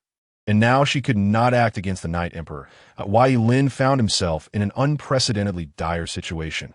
Gazing at the gigantic beast shadows, the great illumination sutra within him erupted, and a golden phantom emerged behind him. Towering at 100 feet, with fierce eyes and fangs, wielding a sharp sword, flames coiled around him like a true dragon, exuding immense majesty. Yet this immovable king of light was unstable, as if its very essence wavered. Ye Lin felt a sense of helplessness. Junhauer had only cultivated to this extent and had not fully mastered it. He was merely managing to release it now. The immovable king swung his sword toward the three-headed divine beasts. Flames erupting from the blade, scorching the void with searing heat. The beasts conjured by the array showed no fear. The Qilin hooves descended from the sky like two sturdy pillars, crushing down upon the sword. The fire phoenix flapped its wings, igniting half the sky in a fiery blaze, reminiscent of a sunset. Soon, a rain of fire fell, incessantly eroding the body of the immovable king. The true dragon's phantom roared, its claws gleaming with cold light, tearing through the void as it barreled toward Ye Lin, who was shielded by the immovable king. That Ye Lin was horrified, propelled skyward by the sudden appearance of the true dragon phantom. Xiaodalu sneered, his spear whistling as he gathered all his strength to strike at the heavens, intent on inflicting severe damage upon this mysteriously powerful Dao Yuan expert. PFF? Ye Lin, launched into the air by the true dragon phantom, could not evade Xiaodalu's spear, which pierced through his abdomen. Old dog, die! In a fit of rage, Ye Lin grasped the spear embedded in his belly and delivered a powerful punch to Xiaodalu's face. In the state of the Night Emperor, Ye Lin's strength was formidable. His punch left Xiaodalu dizzy, on the verge of collapse. Watching Xiaodalu plummet to the ground, Ye Lin exhaled in relief. Seizing the opportunity, he donned the shell of Little Black and boldly charged out of the nearly divine protective array. Liao Zhan and the elders were momentarily dumbfounded. He was leaving just like that? Liao Zhan, why did you let him go? Is it because of your disciple? Xiaodalu struggled to rise from the crater, disheveled and furious. Liao Zhan, surprised and infuriated, barked, "Silence! I did not hold back. How could he possibly escape?" Xiaodalu roared back, "Quiet!" Liao Zhan had indeed not gone easy on him. This man possessed a secret treasure that allowed him to traverse the array, prepare for the Wajishan grand ceremony. This one is of utmost importance. A voice resonated from beneath the black earth, frail, yet commanding. "ASU command." The others hastily knelt in homage to the forbidden ground. This was the supreme ancestor, the founder of their sect. Meanwhile, outside the Wajishan sect, Ye Lin crashed down, fortunate that Little Black's shell had shielded him from further harm. Yet, the wound in his abdomen was being eroded by Xiaodalu's principles, making it slow to heal, and blood continued to seep from it. "Host, you must first find a place to dispel the principles. This constant loss of blood is severely draining your vitality. Once the Night Emperor's cultivation dissipates, you will surely perish." Hearing the system's warning, Ye Lin swiftly navigated through the terrain, extending his consciousness to probe his surroundings. "Come out." He sensed the presence of someone nearby. From the shadows, a young girl slowly approached. It was none other than the exceedingly ordinary Hua Kuei. Ye Lin's face darkened instantly. He had just bound this person and sold her to the Moon God Palace at the Fusang Divine Tree. Now, the situation seemed dire. However, the woman appeared unfazed, a smile gracing her lips as she drew closer. "You bound me last time. Now, your retribution has come." Hua Kuei spoke calmly, her tone inscrutable. Yet, in his current state, confronting a Dao Yuan expert seemed impossible. He needed to devise a way to ensure his survival. In Hua Kuei's astonishment, Ye Lin suddenly turned aside, appearing like a wandering sun. Lost, melancholic, and nostalgic, the simple gesture conveyed a wealth of unspoken information. Ye Lin glanced back, his deep-set eyes gazing tenderly at Hua Kuei. "Once a sincere love was laid before me, yet I failed to cherish it. If heaven were to grant me another chance, I would utter 3 words to that girl." Hua Kuei, unable to believe her ears, covered her mouth in shock, her heart racing as she eagerly asked, "What 3 words?" Ye Lin slowly stepped closer, taking Hua Kuei's hand and gently drawing her into his embrace. Hua Kuei's breath quickened. There was an inexplicable allure in Ye Lin's gaze that made it hard for her to refuse. Suddenly, darkness enveloped her, and she lost consciousness. Ye Lin stored away the black brick and swiftly sealed Hua Kuei's cultivation, letting out a long sigh of relief. In the distance, 7 or 8 streaks of light surged toward him. The power of the Ding Yuan realm erupted, shaking the mountains for miles around. Low-tier demon beasts scattered in fear, while higher-tier ones roared in warning to the intruders. Ye Lin retrieved a pill from the storage ring given to him by Master Liao and swallowed it whole. the pill emanated a captivating fragrance. Dissolving instantly in his mouth, its medicinal properties swiftly permeating his body. His minor injuries healed completely, yet the wound inflicted by Mo Chaochuan remained unhealed, though the rate at which the principles were dispelled had accelerated. Buzz! The sky above him lit up, intricate array patterns connecting and resonating, and the elders realized their predicament. Night Demon, today you cannot escape your doom. 8 elders of the Ding Yuan realm formed an array. Encircling Ye Lin, bolts of array lightning rained down upon him, reducing the surrounding area to scorched earth.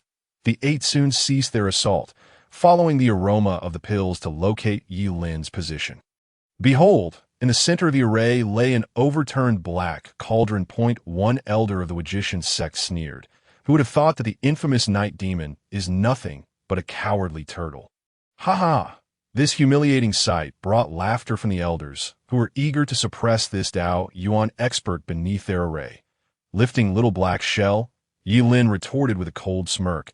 A tiger fallen in the plains is bullied by dogs. Do not let me find a chance to eliminate you.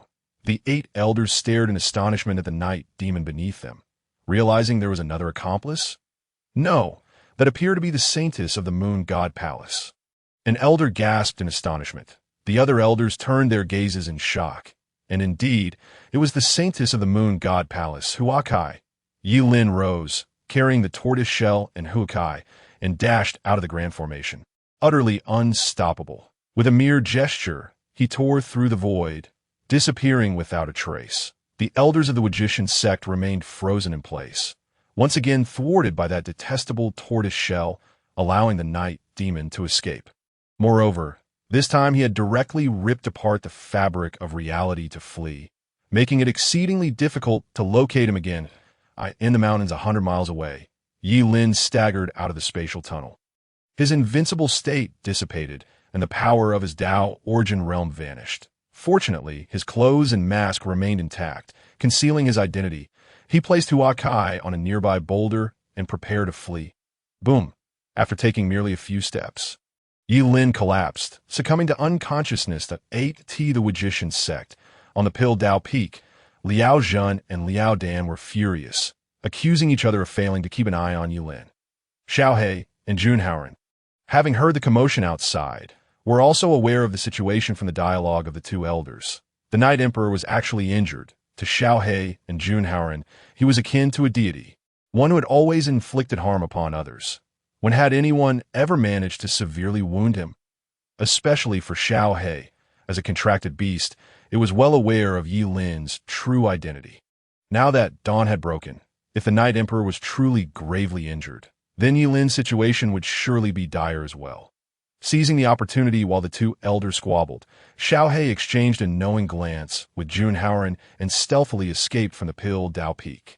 As they searched, they were met only with the heart-wrenching scorched earth and remnants of blood. Originally, Xiao He and Ye Lin were bound by life and death, but during the confrontation with Li Tianqi, their connection had been severed, making it exceedingly difficult to sense his location.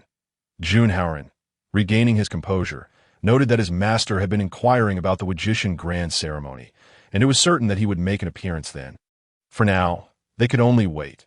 Xiao He, feeling helpless, agreed, but had no desire to return to the Magician sect, and the 2 decided to conceal themselves within the mountains. Meanwhile, in the mountains 100 miles away, Huakai gradually regained consciousness. Observing her unfamiliar surroundings, she felt no panic and began to explore. Her gaze soon settled upon the unconscious form of Ye Lin before her. A few divine patterns flickered across her body, and the sealed power within Huakai began to surge once more. After all, she was a remarkable prodigy, even daring to be compared to Gao Yang. She would not be captured in the same manner again, and had long since prepared for such an eventuality. Before long, Huakai's expression froze. The night demon was still bleeding from his abdomen, and the wound was spreading alarmingly. Approaching to inspect, she noted that the transparent holes on either side were nearly obliterated.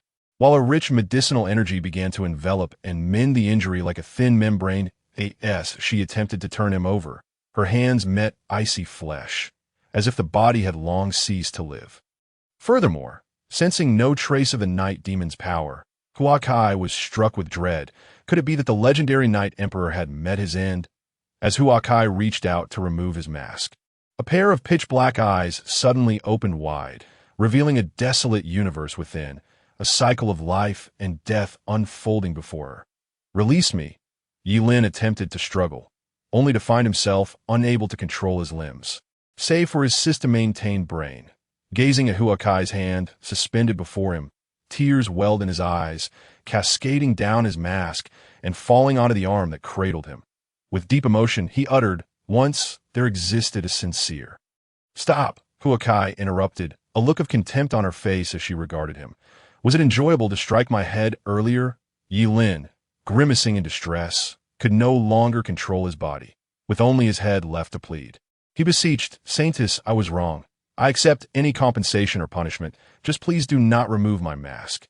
Huakai chuckled coldly, producing a dagger and holding it before Ye Lin's eyes as the esteemed saintess of the Moon God Palace. "What do I lack? Compensation from you." With that, the dagger descended, hovering ominously near his groin. "The thought of castrating the infamous Night Emperor fills me with unexpected excitement."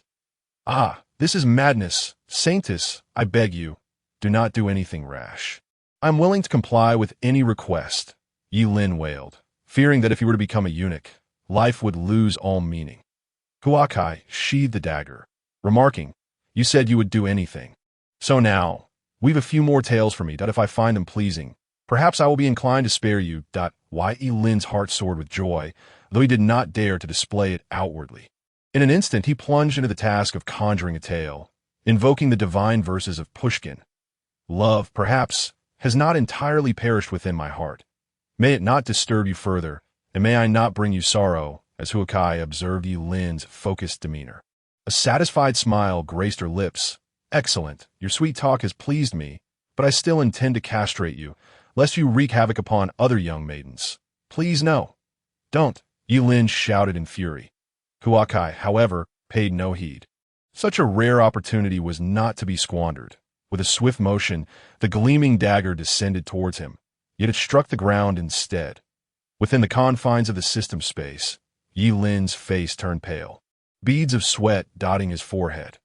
Huakai was indeed ruthless.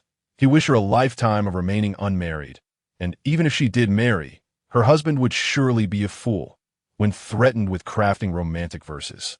Ye Lin had been devising a plan and suddenly discovered that his prestige had inexplicably surged to 1 million. Coincidentally, the exchange shop offered System World, and 1 million was precisely enough for the exchange. He had finally escaped her clutches. Now, he merely awaited the recovery of his injuries to emerge and wreak havoc, and that vile woman Huakai would surely pay. A fortnight was not an eternity. And with the full preparations of the Wujishan sect, the once-in-a-century Wujishan grand ceremony commenced. Under the organization of the elder Liao Zhun, the ritual to open the Wujishan secret realm began, and a massive portal arose in the forest before the Wujishan sect's gates. Aside from the prohibition of entry for those over 1,000 years old, there were no other restrictions. Anyone unafraid of death could enter. However, once inside, it was a matter of fate. Within lay 300 Wujishan halls, each housing a Wujishan token, alongside various martial arts techniques and spiritual pills, enticing to cultivators. The Wujishan secret realm also contained ancient caverns, offering disciples the chance for serendipity, with the possibility of breaking through several major realms within a year. The ultimate victor would be determined by the number of Wujishan tokens collected. The first place would receive a heavenly grade treasure, and this time it would also decide the successor of the sect leader. Thus, all the talented disciples of the Wujishan sect gathered, eager to compete for gloried. Iluo, feeling somewhat despondent, was troubled by the news that the Night Emperor had sustained grave injuries while ambushing the revered elders of the Wujishan sect in secluded cultivation. And there had been no sign of Ye Lin, filling her with concern. The only solution she could conceive was the Wujishan secret realm. That fellow had been incessantly prattling about seeking the light cauldron, so he would undoubtedly not miss this trial. Suddenly, Li Luo's delicate brows furrowed in distaste as she turned away. In the distance, Su Wufeng's smile gradually froze, a chill rising in his eyes. "Senior brother, this woman truly lacks appreciation. A bewitchingly alluring woman in purple leaned against Su Wufeng's shoulder, inching closer to him. Silence, Su Wufeng retorted, slapping her face with disdain. How dare you insult my woman? The vivid imprint of his slap marred her cheek. Tears welling in her eyes, and though she felt wronged, she could not retort. Big brother, please calm down. Sister-in-law is also going to the magician's secret realm. In a year's time, big brother, you can slowly cultivate your relationship. Wu Tao, ever the sycophant, aptly seized the crux of the matter. Su Wufeng offered no reply, his gaze scanning the crowd repeatedly, searching for the figure that made his teeth grind in frustration. Ye Lin. Wu Tao's expression darkened. Big brother, I dispatched people to investigate long ago. That brat Ye Lin did not come. Nearby, a young sword cultivator hurriedly spoke up. Ye Lin is merely a coward relying on the night demon and his wife Gao Yang. If he were truly brave, he would dare to enter the magician's secret realm. The disciples of the sword Dao Peak nodded in agreement, their disdain for Ye Lin growing. Wai Ying remained silent. She would no longer defend Ye Lin. All disciples, enter.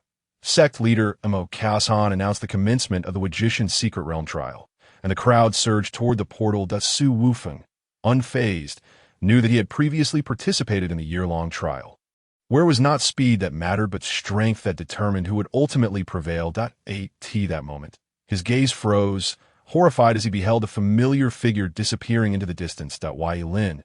It was Ye Lin. Wu Tao shouted in astonishment. That moment, the man turned around and broke into a broad smile. Was indeed Ye Lin. Moreover, that rascal smiled as brilliantly as a flower. Fury ignited in Su Wufeng's eyes. Yet his heart brimmed with joy. He had come. Over the course of the past year, he was determined to eliminate him. At the entrance, Ye Lin observed the murderous intent emanating from Su Wufeng and silently raised his middle finger in a gesture of friendly greeting. Rebellious disciple, come back. Suddenly, a furious roar from Master Liao Zhan echoed through the sky. Without hesitation, Ye Lin executed his shadowy movement technique and dashed into the portal of the Wuji secret realm. Liao Zhan, in a state of exasperation, lamented the harsh reality of life and death within, questioning how Ye Lin, a mere novice, could possibly protect himself. Just as he despaired, Su Wufeng, accompanied by a group of disciples from the Sword Peak, soared in on their swords, intent on surrounding and slaughtering Ye Lin.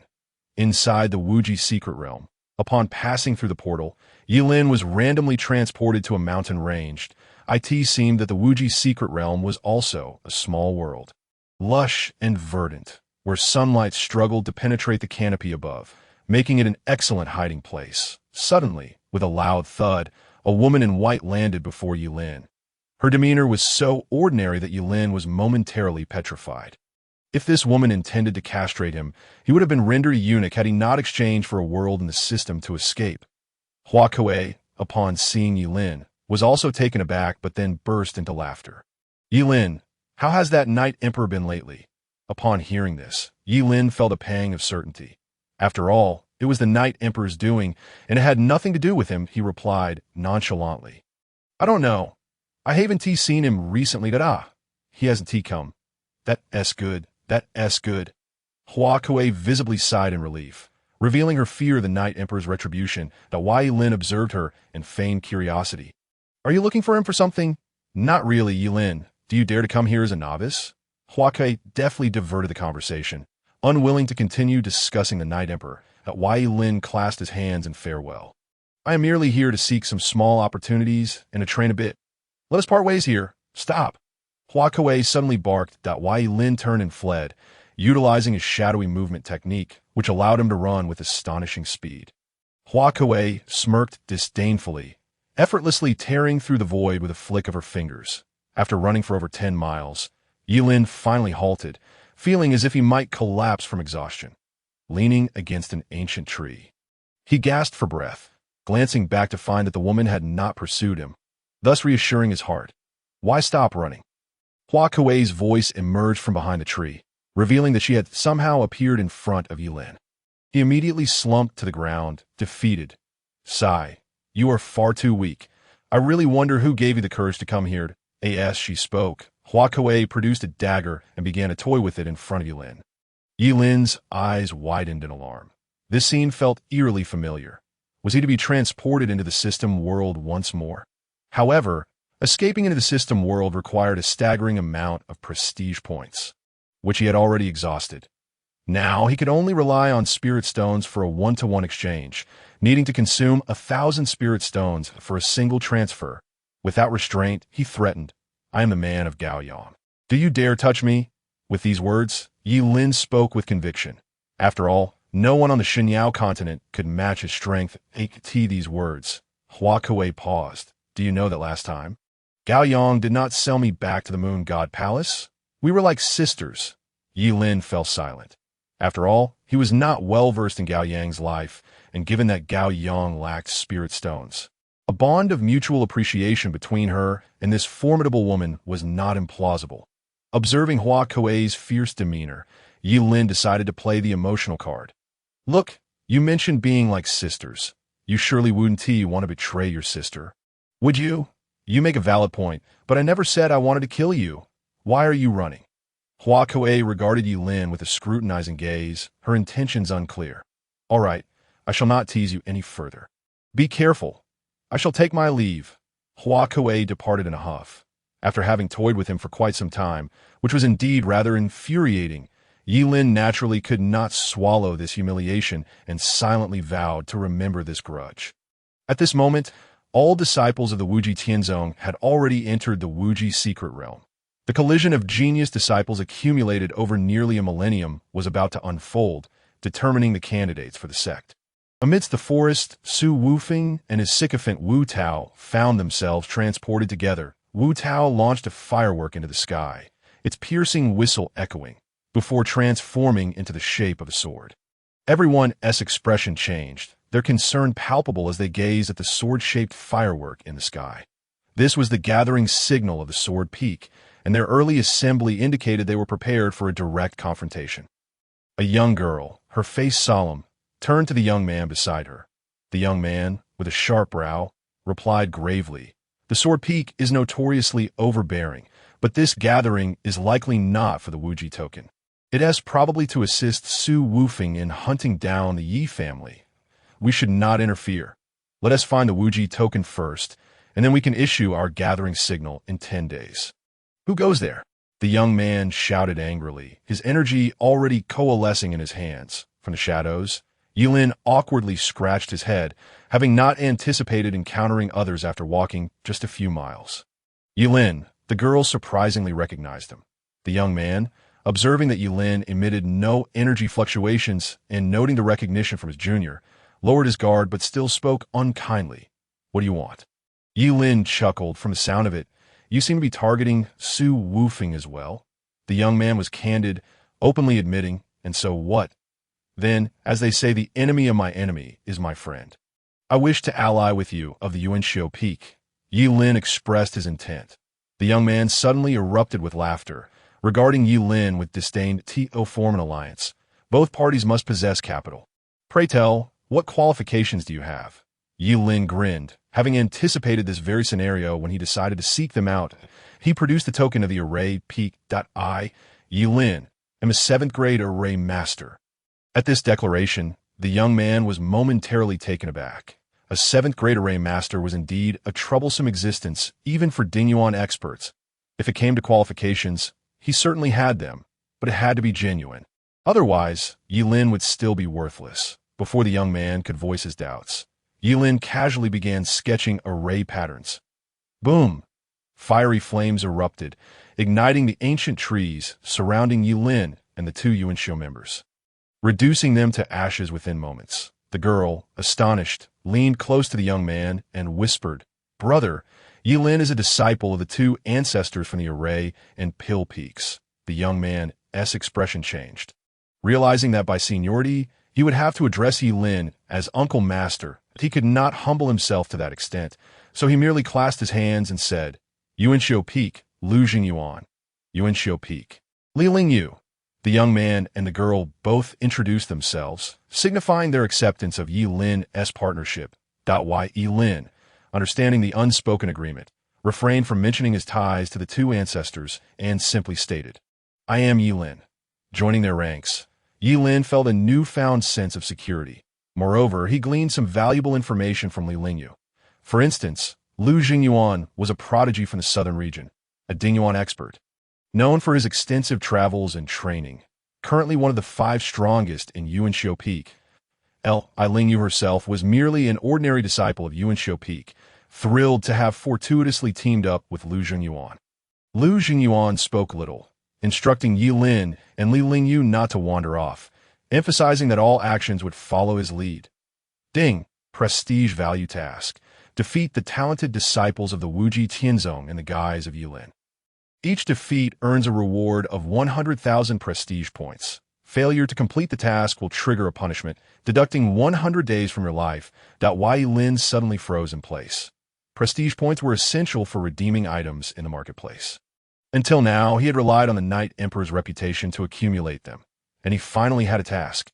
However, defeating those talented disciples with his current status as a novice, he could only boast superior physical strength. How could he possibly defeat those Dingyuan prodigies? Ye Lin, Uncle Master. Ye Lin, Uncle Master. Li Lingyu called out.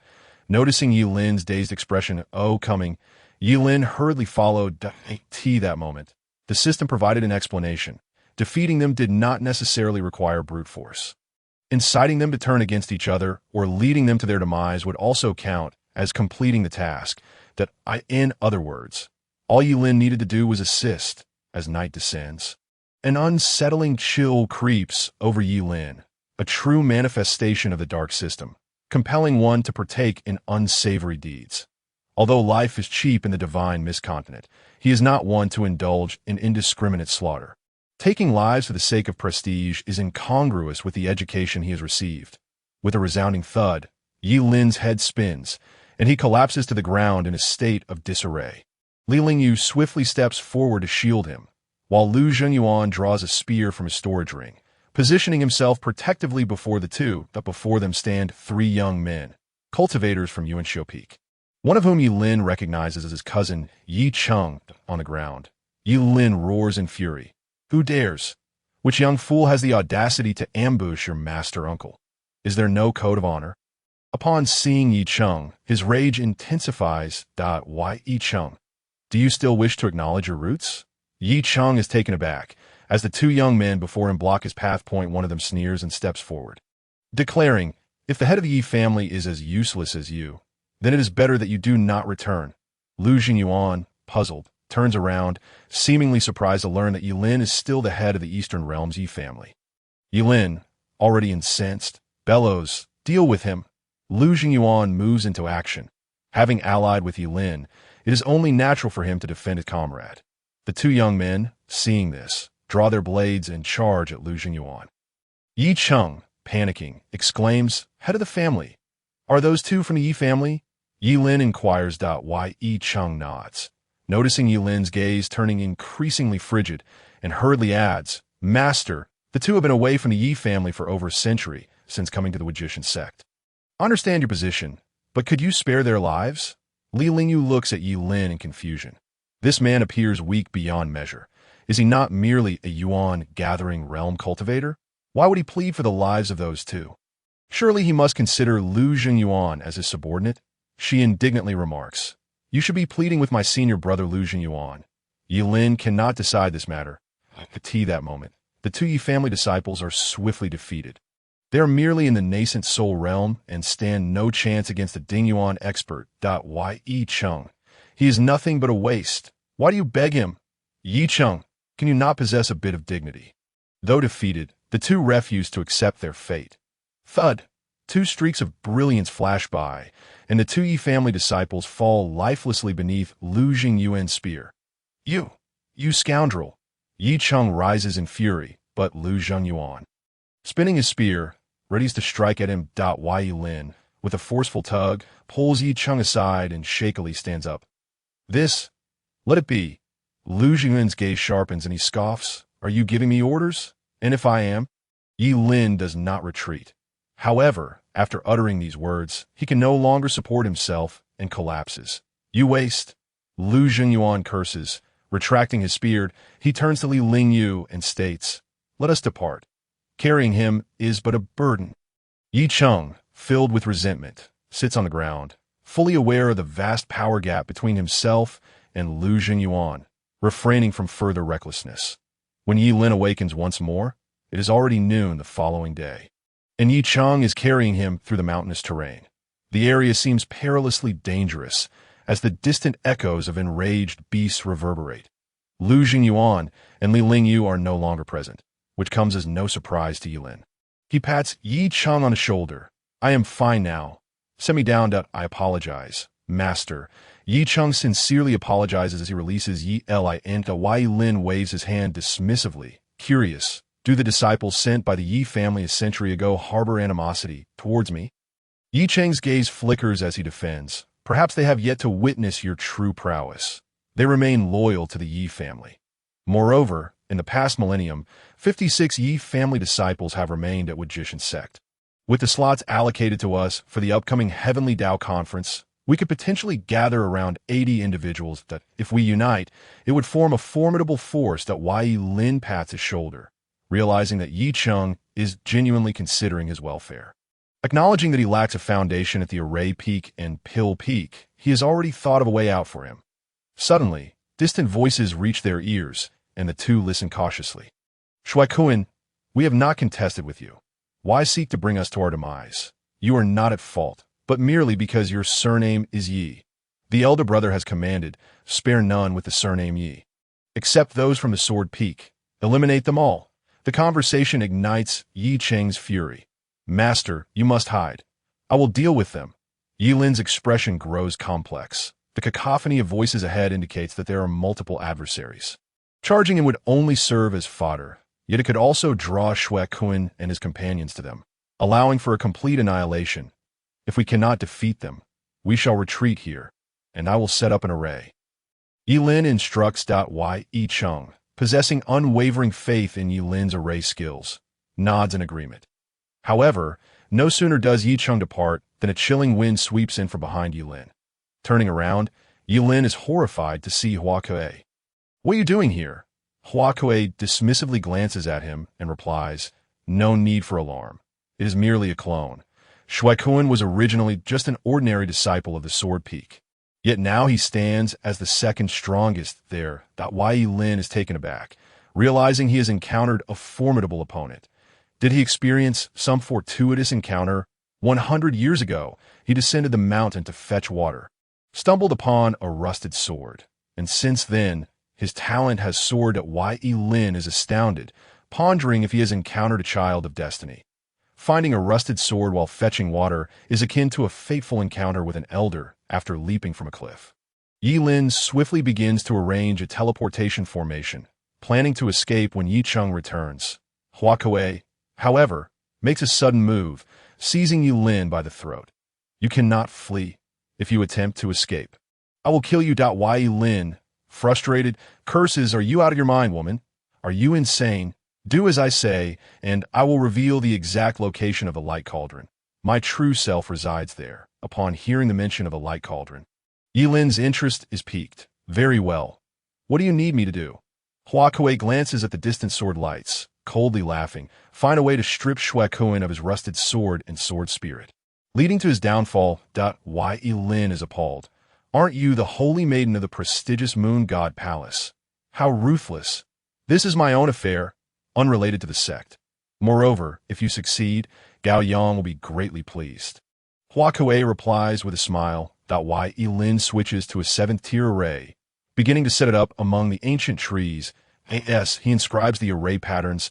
An inexplicable rhythm of the Tao emerges faintly. Hua Kuei watches, astonished. A 7th-tier array should not manifest such a Tao principle.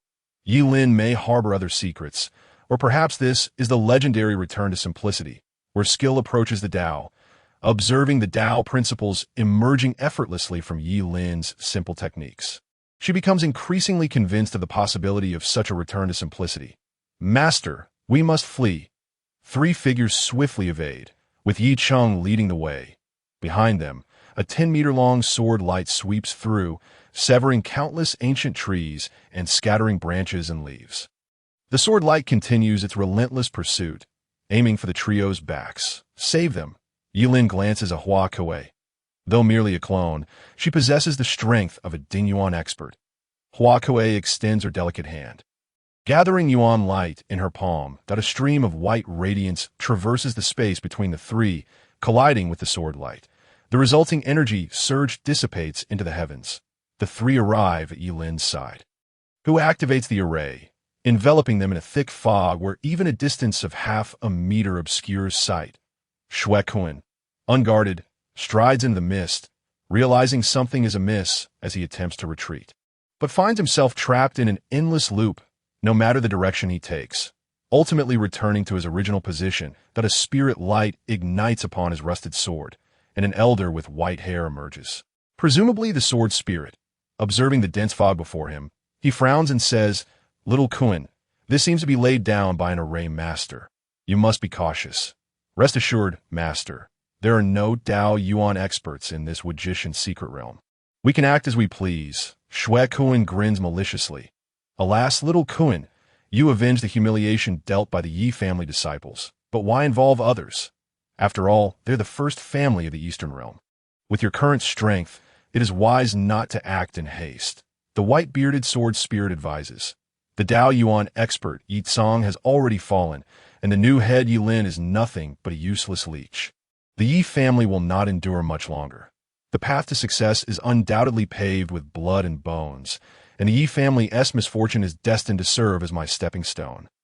Xue Kun exuded an air of confidence, yet unbeknownst to him, the very master he derided as living off others was merely a dozen meters away, observing him with an amused expression. Why, Yi Cheng and the other two heirs of the Yi family were already seething with indignation, itching to tear Xue Kun apart. But Ye Lin cast a glance at the aloof Hua Kuei, and with a flick of his hand, intricate runes shimmered, unleashing a flurry of sharp sword energies towards the disciples of the sword peak within the formation. Xue Kun was no pushover. He immediately brandished his sword to defend himself. First, strip away the sword spirit.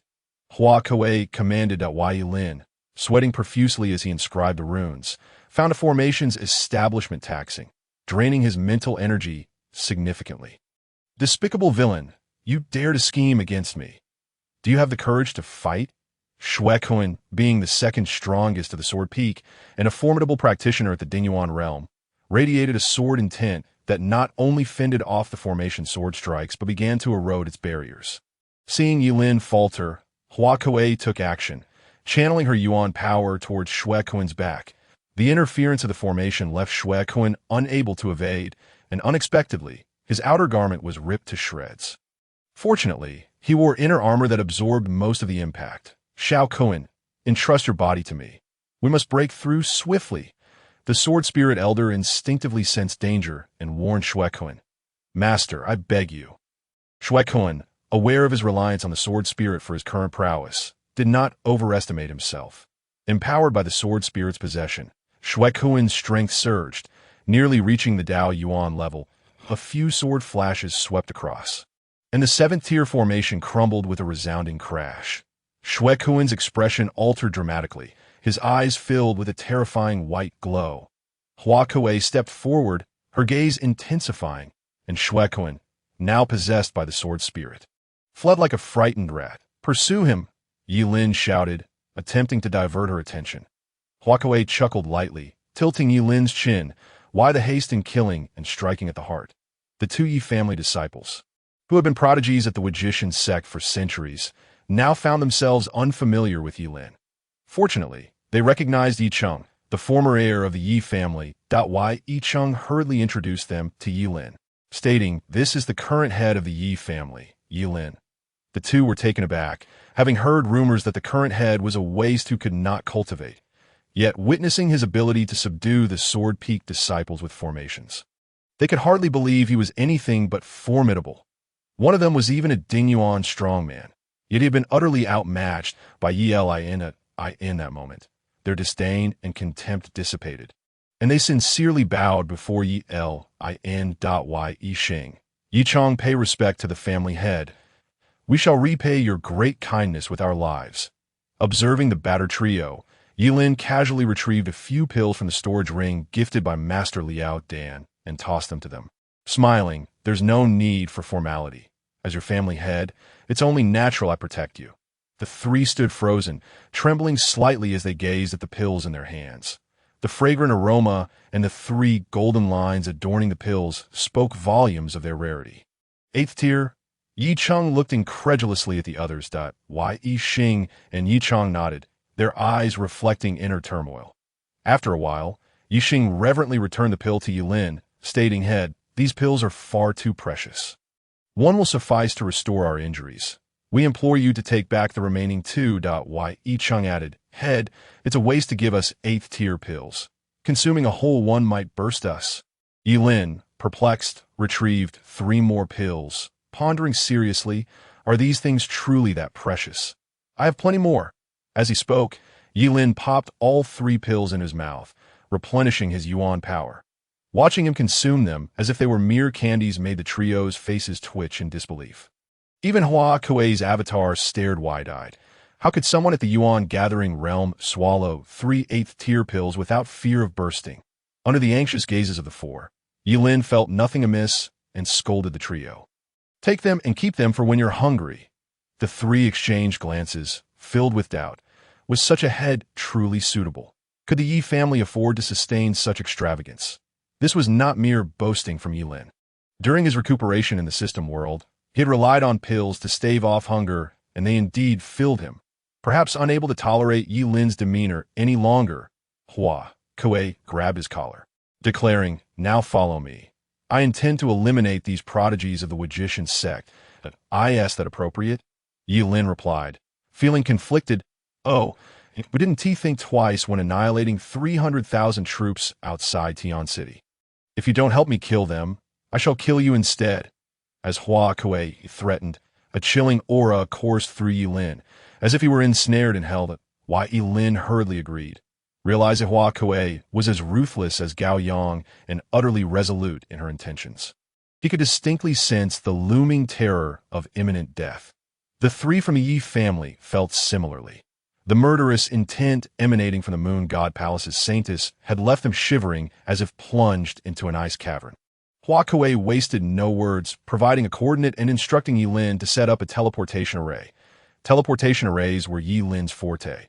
Now a 7th-tier array master, he could effortlessly create arrays spanning thousands of miles. After completing the setup, he placed a yuan stone, and with a flash of yuan light, the 5 vanished without a trace. In the Shanfang Valley of the Wujishan secret realm, a dozen practitioners were being herded into the valley. Outside the valley, Wu Tao rode atop a 5-meter-tall shadow wolf, his eyes fierce as he bellowed, "Do not blame the heavens. Blame only your family head, Ye Lin, for daring to oppose senior brother Su Wufeng." The Yi family bore their ire towards Ye Lin for the calamity that had befallen them, yet their resentment for the Sword Peak disciples ran deeper, for this was a deliberate hunt targeting the Yi family. In mere days, nearly all Yi family disciples in the vicinity had been herded into this valley. Within the valley, crucifixes stood in rows, some adorned with bloody remnants of bodies, most flesh having vanished as if devoured by some monstrous beast. Further back lay a haze of toxic mist, visibility exceedingly low, with only decaying black crucifixes standing sentinel. The Yi family disciples, bound to the crucifixes, were escorted by the Sword Peak disciples, who then retreated from the valley. As night descended, the valley filled with thick miasma, which swirled like a colossal demon, engulfing the bound Yi family disciples, and a dozen of them furrowed their brows, aware of the toxicity of the miasma, while the growls of a colossal beast echoed ominously from the depths of the valley. After a spell, the sounds grew clearer. The Yi family disciples could envision the impending doom behind them.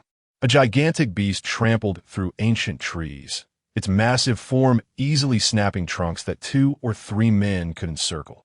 They were acutely aware that they now faced death, the palpable danger eliciting a profound sense of fear and despair. Outside the valley, Wu Tao, thrilled by the sounds, shouted, "Quickly inform senior brother. The tongue snake in Shanfang Valley is about to emerge. I have arrived." Su Wufeng soared in on his sword, radiating an even sharper aura, suggesting he had acquired some fortuitous encounter. Gazing at the swirling mist and the crisp sound of splintering wood, Su Wufeng revealed a long-lost smile. Ever since being suppressed by Duan Wudao, the master of the celestial punishment palace. He had felt a pent-up rage, an urgent desire to grow stronger and defeat Duan Wu Dao. Above all, he yearned to eliminate Ye Lin, the architect of his woes. The ferocious beast, tongue snake, was his target. It was an opportunity left by the masters of the Sword Peak. Each trial, the Sword Peak would capture practitioners and offer them here as sacrifices to lure the tongue snake, subsequently extracting its blood to refine their bodies. Once their physical forms were enhanced, the greatest vulnerability of the sword cultivators, their frail bodies, would be eradicated, leading to a tremendous surge in power. Bang, bang, bang. The dull thuds echoed as flames ignited through the mist. Someone sought to seize the chance first. Su Wufeng, enraged, shouted, "All disciples, form a sword formation and follow me into the valley." Hundreds of disciples from the Sword Peak unsheathed their swords, rallying around Su Wufeng to form a sword formation. Their sharp sword intent slicing through everything, including the miasma. Within Shanfang Valley, Ye Lin, accompanied by Yi Cheng and the three others, worked to rescue the Yi family disciples bound to the crucifixes. Most were affected by the miasma. Now utterly weak and dizzy. Ye Lin produced a fourth-grade detoxification pill, distributing it among them. Several higher-ranked Yuan infant practitioners gradually regained their strength and began aiding in the rescue. Young Master Yi Cheng. There are demonic beasts approaching.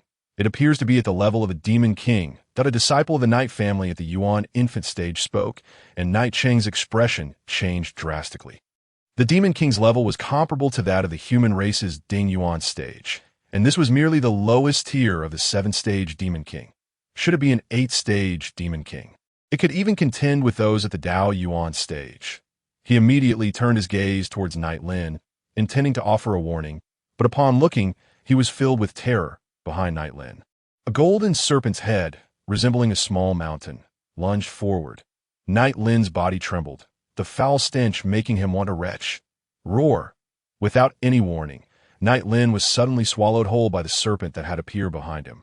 Hua Kuei emerged, witnessing Knight Lin being engulfed in one bite, his own energy surging as he charged towards the serpent. The serpent was formidable, its scales akin to golden armor. How could it fear this mere Ding Yuan stage? The serpent rose amidst the mist, the sky gradually becoming shrouded in clouds, obscuring the moonlight and plunging the entire valley into darkness. Take the others to a safe place. I will rescue Knight Lin. Hua Kuei's command reached Knight Cheng and the others' ears. Faced with this serpent, they had no means to resist and could only flee. Hua Kuei gazed at the looming shadow ahead, her eyes flashing as her figure quietly vanished from the scene. In the system world, Knight Lin was horrified. Without activating the Knight Emperor mode, he felt like a mere child, barely able to sense the impending danger. He had almost been devoured by the creature. But fortunately, his reflexes had allowed him to teleport into the system world. Yet it cost him 1,000 yuan stones, which made Knight Lin's heart ache that moment. Mirrors began to appear, revealing scenes from various locations in Shangfang Valley.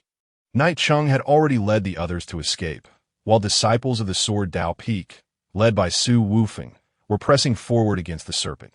The sword formation of hundreds was not less imposing than that of the Demon King itself. Knight Lin crossed his arms, thinking it was the perfect opportunity to watch from the sidelines, observing the battle between the Sword Dao Peak and the serpent, intending to clean up the aftermath later. How splendid. Suddenly, Knight Lin's gaze froze on a mirror before him.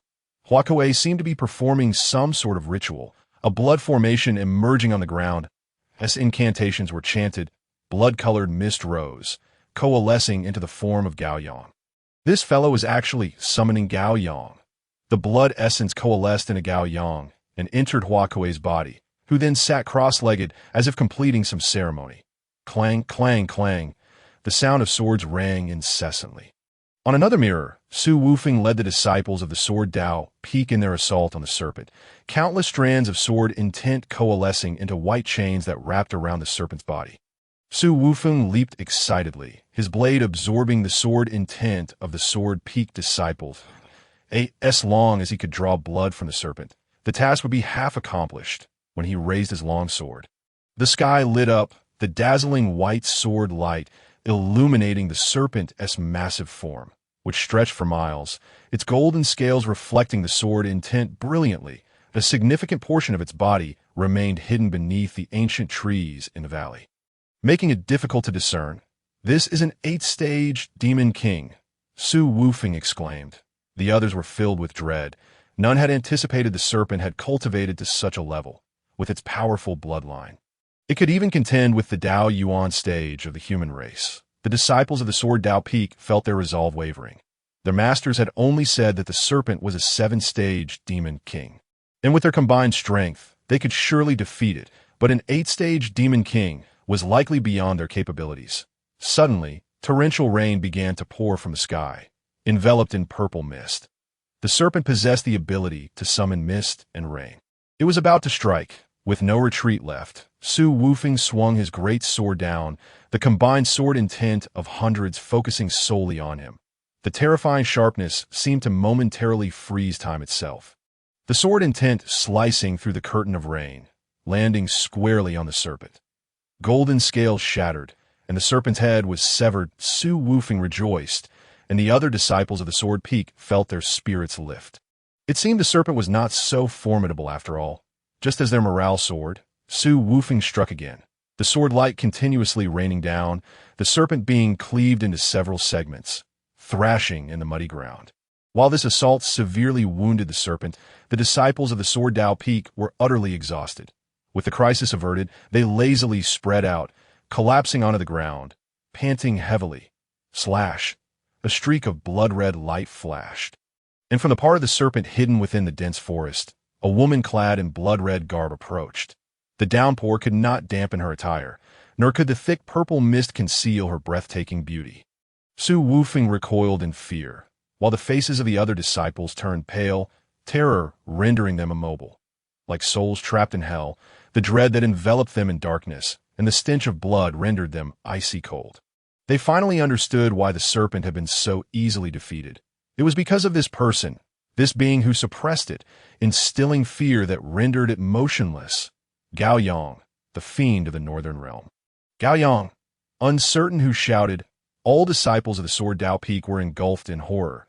Su Wufeng retreated, having never directly faced Gao Yang during his time at the Wuji Tianzong. Thus, he had not felt her oppressive presence. And later, he had even looked down upon his sect leader's cowardice. Now, standing before Gao Yang, he comprehended fully. This woman was insurmountable, an unfathomable mountain. Your Majesty, the family head has been swallowed. In the distance, Night Chung, seeing Gao Yang, seemed to have found a beacon of hope and hastily reminded her that Night Lin had been consumed. Gao Yang did not respond, casually strolling along the serpent's body. If Night Lin were present, she would undoubtedly sense I in the system world. Night Lin gazed outside in disbelief. Am I dreaming? Hua Kuei is actually Gao Yang, or is Gao Yang merely masquerading as Hua Kuei? Night Lin uttered in incredulity. It seemed he had stumbled upon a great secret. The system, equally astonished, spoke gravely. It is the divine map. Gao Yang has utilized it to split herself into 2 parts. 1 part inherits her cultivation and physical form to guard the Fufeng Empire, while the other part enters the renowned Moon God Palace of the Southern Realm to rebuild. Thus, she alone possessed 2 Dao fruits, and when the time was ripe, the 2 Dao fruits would merge, creating an invincible force. This leg to stand on is truly beyond my imagination. Night Lin listened, his heart stirred by tumultuous waves. And oh wonder Hua Kuei had presented him with the 9-transformation Holy Spirit pill at their first meeting. And no wonder she claimed to share a sisterly bond with Gao Yang. Suddenly, it seemed Gao Yang upon the serpent sensed something, her gaze shifting, locking on a Night Lin before the mirror. The murderous intent in her eyes was overwhelming. With ethereal shadows of divine demons lying slain, the surrounding area turning to scorched earth. Night Lin was startled, retreating incessantly. Host, she has not seen us. It's merely the intuition of a powerful being. Night Lin awkwardly rose, embarrassed that he had been frightened by a mere glance, thankfully unseen by others. Upon noticing Gao Yang, not knowing what she intended, the void before her split open, and a red figure vanished within that eye in the distance. The disciples of the Sword Dao Peak suddenly erupted, all but Su Wufeng transforming into blood mist. The sky was filled with a rain of blood, staining Su Wufeng crimson as he suddenly knelt on the ground, crying out loudly. Fear, helplessness, and resentment surged within him, for Gao Yang had never so much as glanced in his direction. Yet before his very eyes, she had slaughtered all his brothers, in the grayish-white expanse of the system world. Ye Lin sat in silence, Gao Yang already having vanished from sight. In this world, life was as fragile as grass, much like the disciples of Wuji Tianzong, who likely had no idea how they perished. Gao Yang must have had ulterior motives for entering this Wuji secret realm. She approached him and the Night Emperor under the guise of Hua Kuei with some scheme in mind. Regardless, he should have considered his options sooner till dawn. After confirming no one was around, Ye Lin groggily emerged from the system world. After days of fatigue, he finally had a good night's sleep. Suddenly, his expression froze. The severed body of the serpent was nowhere to be found. That brat Su Wufeng, seeing him cry all night, had stealthily made off with the serpent's body. Ye Lin cursed, realizing Gao Yang's intentions. Having slaughtered everyone else, what purpose did she have in leaving Su Wufeng behind? Perhaps it was to temper him, or like Shui Kun, she intended to kill while breaking his spirit. In any case, she undoubtedly harbored some conspiracy. The host must proceed with caution, the system advised. Ye Lin nodded, beginning to arrange the teleportation array. Last night, Night Sheng and the others had exited to the west, utilizing the teleportation array to reach 100 miles away. He would wait for them, as the intricate array patterns were meticulously inscribed. Ye Lin's form faded from existence. Half an hour later, a ripple in space emerged 100 miles away, and Ye Lin materialized amidst a thicket of bushes. This location marked the confluence of mountainous jungles and arid desert, offering an expansive view in all directions, where one could see for dozens of miles given keen eyesight that, lo and behold, Ye Lin raised his hands, grinning as he beheld a dozen cultivators before him. The disciples from Yuan Xiao Peak stood in utter disbelief. They were strategizing against the disciples of Sword Dao Peak when suddenly a person appeared via teleportation. "Third brother, what shall we do?" one of the Yuan Xiao remarked, gesturing ominously across his throat. A more rugged and seasoned Yuan Xiao revealed a fierce glint in his eyes, asserting, to ensure absolute certainty, "We must eliminate him."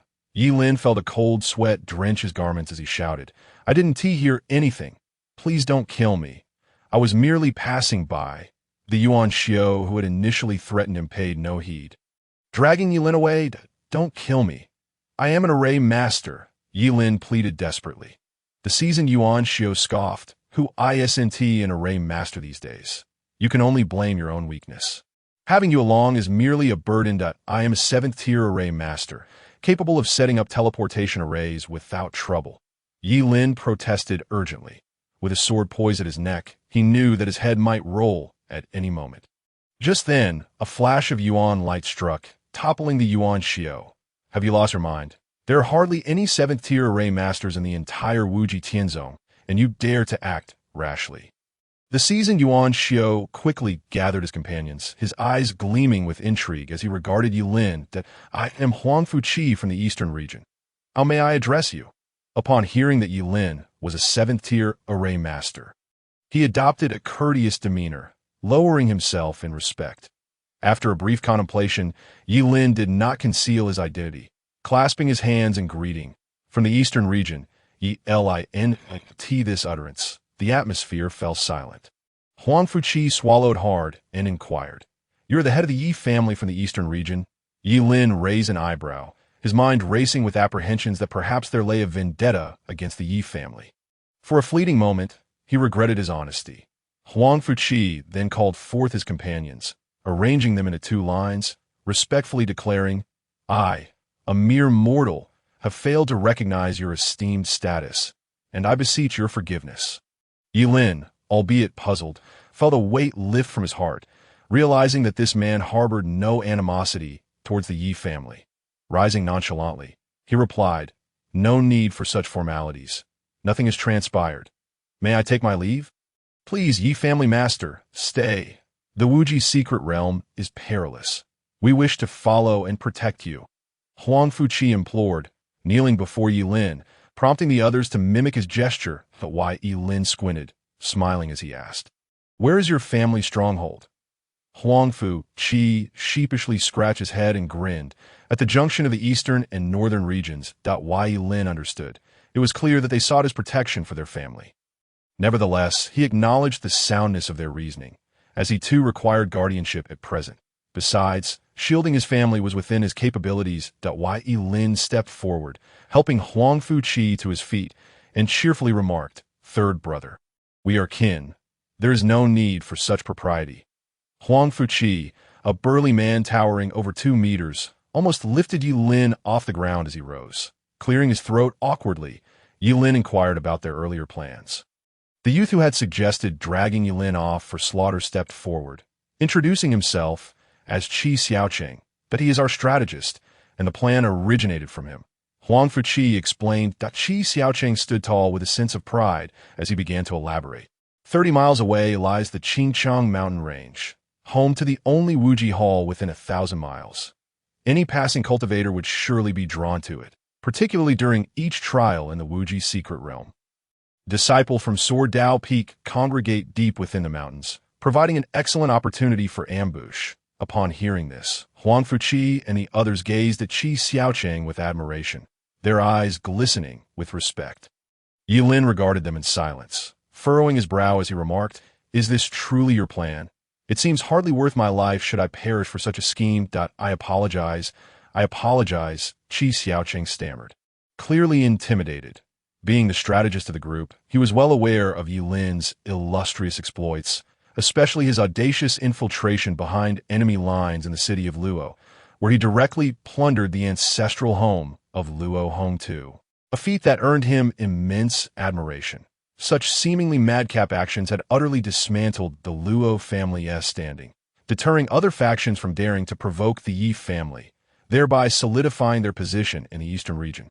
In comparison to Ye Lin, Qi Xiaocheng felt like merely a small F.R.Y. Ye Lin patted his shoulder, sharing the news of the near annihilation of the Sword Dao Peak disciples. Huangfu Qi and the others gaped in disbelief.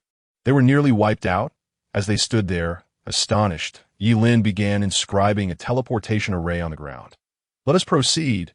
Qi Xiaocheng's plan is indeed feasible. Many will pass by," Ye Lin declared with a smile.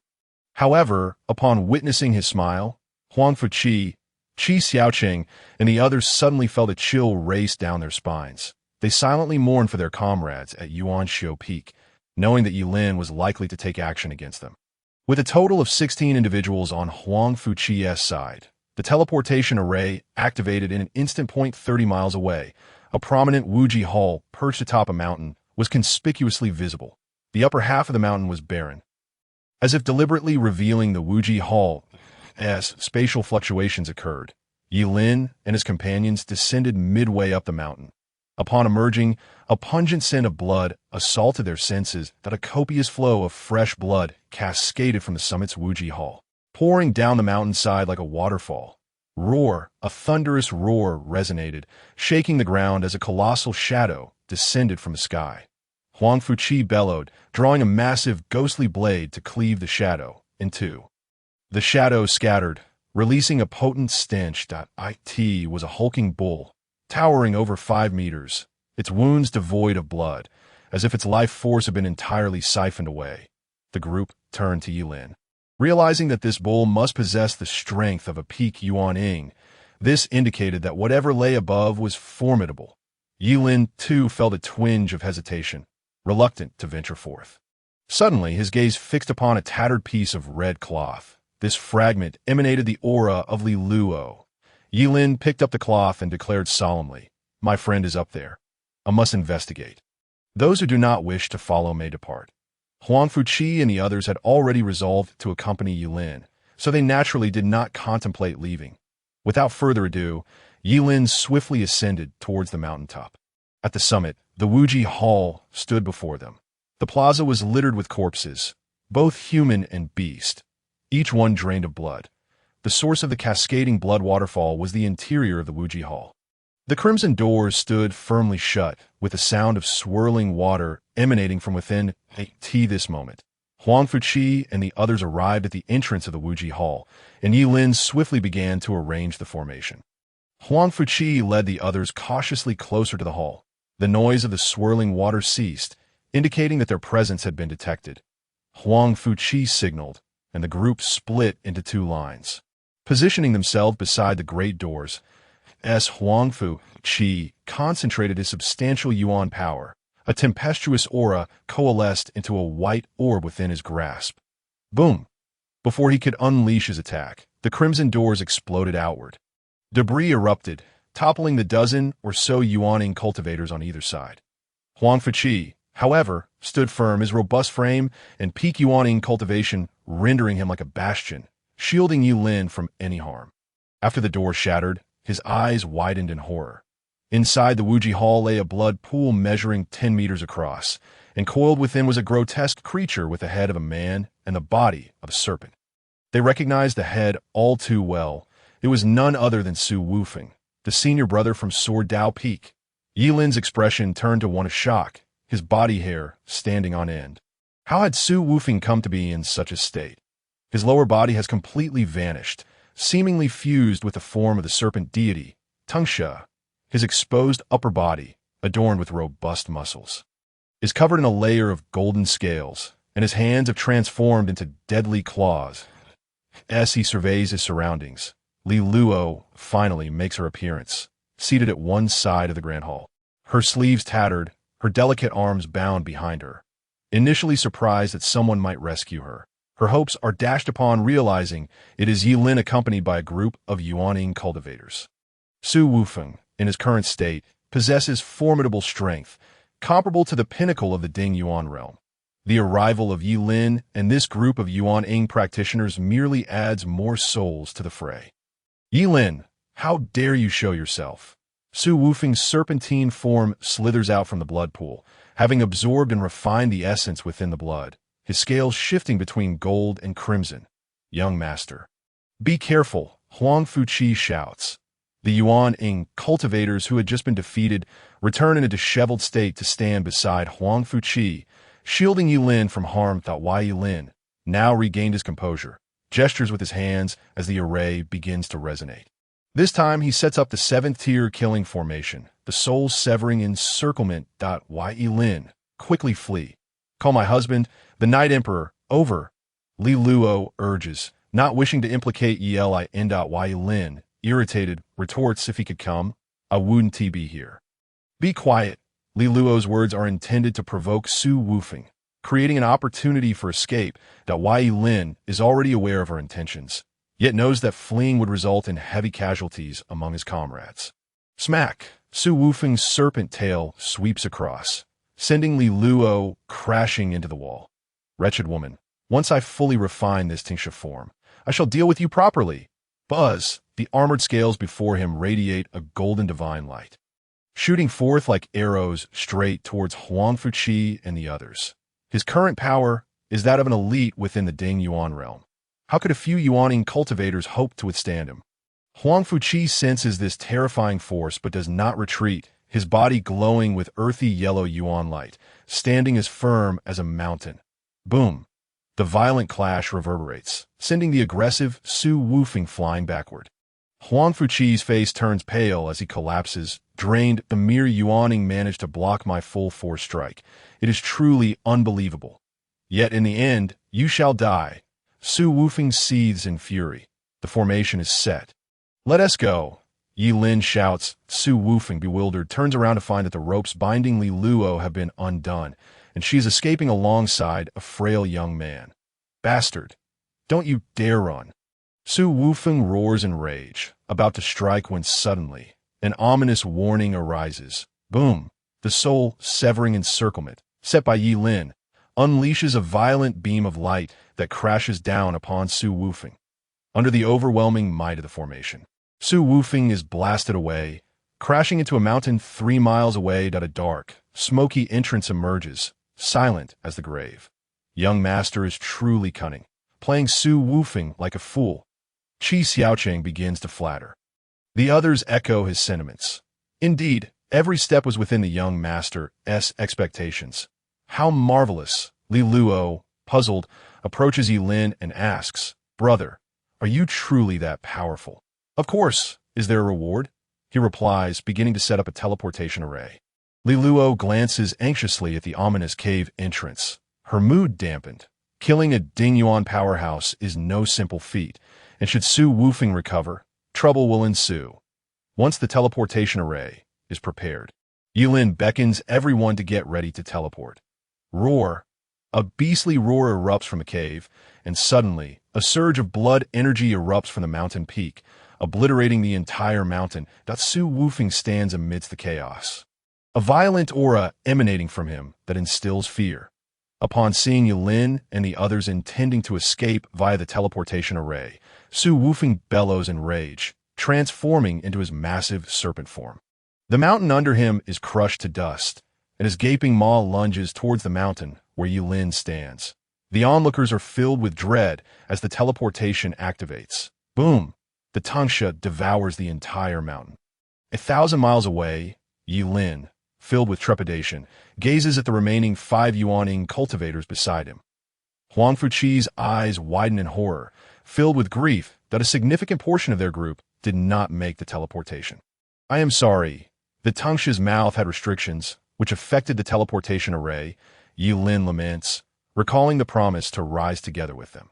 Huang Fuqi utters a single sentence, tears streaming down the face of the imposing figure over 2 meters tall. Li Luo remains silent, knowing that nothing she says can remedy the situation. She can only strive to make amends after they escape. "Let us rest here for the night and depart tomorrow." Ye Lin states, dejected. As night falls, the surroundings grow eerily quiet. The moon within the secret realm is as frigid as the outside world, with a gentle breeze that both calms and frustrates. Ye Lin searches Master Liao's storage ring, but finds no alcohol. Feeling quite regretful that moment, a graceful figure approaches, warming the chilly night. It is Li Luo, who produces a jug of wine and a jade cup, pouring a drink for Ye Lin. "Here." Ye Lin takes it and downs it in one gulp. The wine is potent, burning like flames as it goes down. Conversely, it leaves a lingering aftertaste, fragrant upon the lips. Just as Ye Lin prepares to ask for another cup, he sees Li Luo tipping the jug straight into her mouth. Finishing it in no time, Ye Lin's mouth twitches, holding the jade cup in stunned silence. Earlier, she had only taken 1 cup. He had assumed she would not drink, only to discover she is quite the heavy drinker. Li Luo belches and wipes her mouth with Ye Lin's sleeve, grinning. "Not bad. This is the strongest immortal drunk from the southern region. A cup would knock anyone below the Dingyuan realm out."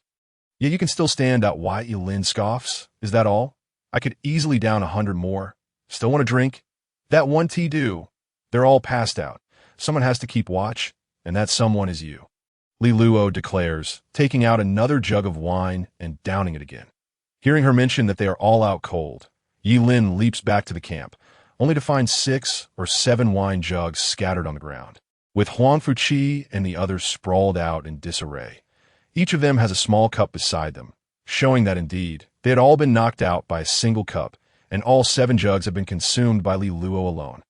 Suddenly, Ye Lin's expression changes, and he rushes back to where he had been moments ago. Li Luo is nowhere to be found, leaving only 3 wine jugs and a piece of paper. Ye Lin picks it up. "Ye Lin, thank you. I know you all went to save me, and many brothers died for it as a merchant's daughter. I will repay what I owe you. After exiting the Wuji secret realm, you can take this letter to find Granny Tongue for Yuan stones or treasures. Just ask for whatever you need. Let's part ways here. I vow to kill Su Wufeng within this year. Avenging them and clearing my name to Li Luo, you will not yield. The woman of the Night Emperor is certainly not one to surrender." Ye Lin is left speechless. Surely she has had too much to drink. Especially that last line. Clearly, she is intoxicated and not thinking straight, glancing at the remaining 96 days and 5 hours of his life. Ye Lin sighs and activates his Night Emperor transformation. Ye Lin's consciousness expands like a vast net, enveloping a 100-mile radius, capturing every subtle movement within his awareness. Soon, he detects Li Luo as presence, along with another figure, a hunched old man, his appearance rather lecherous. Although the old man appears to be merely at the Yuaning realm, Ye Lin feels no excessive concern, knowing that Li Luo is a Ding Yuan powerhouse. He turns back to arrange protective and concealment formations for Huang Fuqi and the others 30 miles away. In a small grove, Li Luo discards the immortal drunk in her hand and draws a slender sword. Before her, the hunched old man gazes regretfully at the shattered wine jug, lamenting, "A jug costs 1,000 yuan stones. Dear sister, what a waste. Su Baohua. I have no connection with Su Wufeng, yet I still intend to kill him." Even if this man is Su Wufeng's elder brother, Li Luo shows no hesitation and bears no fear. Su Bao will laugh heartily, saying, "My dear brother, if you wish to kill him, then do so. However, if my sister-in-law is willing to pay a small price, I would not mind lending you a hand." The wicked desire in Su Bao's eyes grew more pronounced as he brazenly eyed Li Luo's curvaceous form. Li Luo, incensed, struck out. Su Bao's lecherous reputation was well known. In his youth, he had even teased his father's concubine, which led to his expulsion from the family. Li Luo charged at him. A cunning smile crept across Su Bao's lips. With a flicker of his hand, he vanished from sight, and the surrounding trees began to sway, enveloping the area in a thick fog. My sister-in-law is so eager. Tonight, I shall surely spend a delightful evening with you. Su Bao's words were laced with frivolity and confidence. Li Luo's expression shifted. She had underestimated him. After being cast out from his family, Su Bao had mingled with the Wuji Tianzong, dabbling in both array and alchemy. This formation appeared to be at least 6th tier, indicating his considerable talent in array techniques. Li Luo sprang into action, her slender sword shimmering with 7 stars, weaving intricate strands of sword light into a dense net before her. In no time, a verdant sword net nearly 2 meters long and 1 meter wide took shape. With a stride, Li Luo advanced, and the mist and ancient trees offered no resistance, being utterly shredded, as expected of a Dingyuan-level powerhouse. "Now, let us see you handle this," Su Baowu declared, as the positions of the ancient trees shifted once more. Li Luo swung her fine sword, cleaving through the mist behind her, bisecting a toad the size of a human head, its viscous innards spilling forth.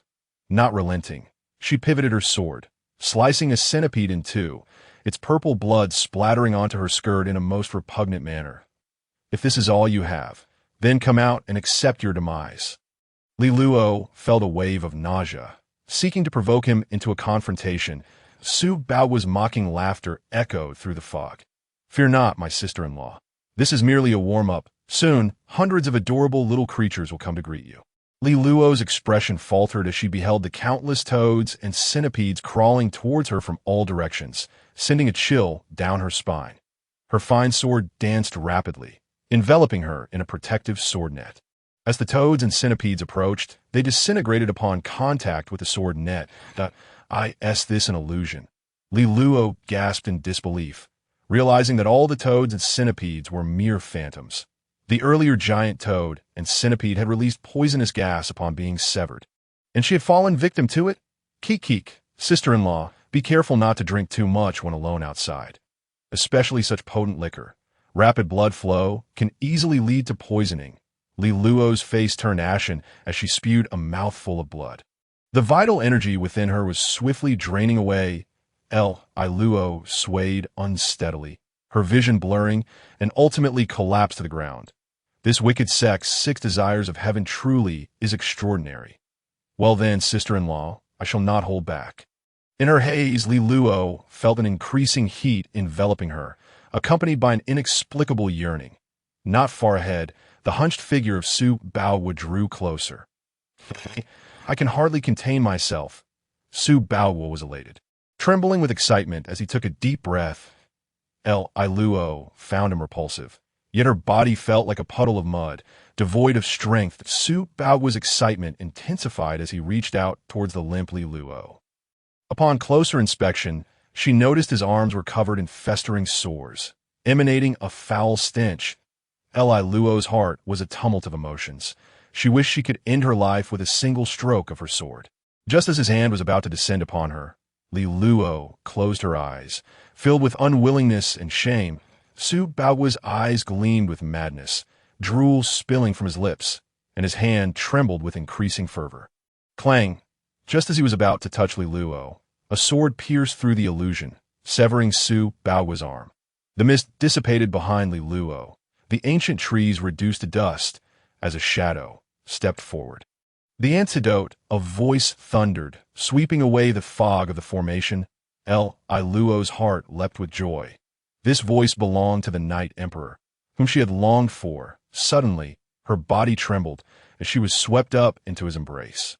Knowing it was her idol, the Night Emperor, Li Luo, did not hesitate to nestle against him. Looking up, she beheld him clad in a black robe, wearing a mask, exuding a chilling aura that descended like night, compelling her to draw closer. Night Ling's cold gaze fixed upon the retreating, lecherous figure, and he threw another sword, pinning Su Bao's thigh to the ground. One last chance. The antidote? Night Ling declared, producing a third sword. Su Bao cried out in agony, hastily pleading, Night Emperor, I will give you the antidote.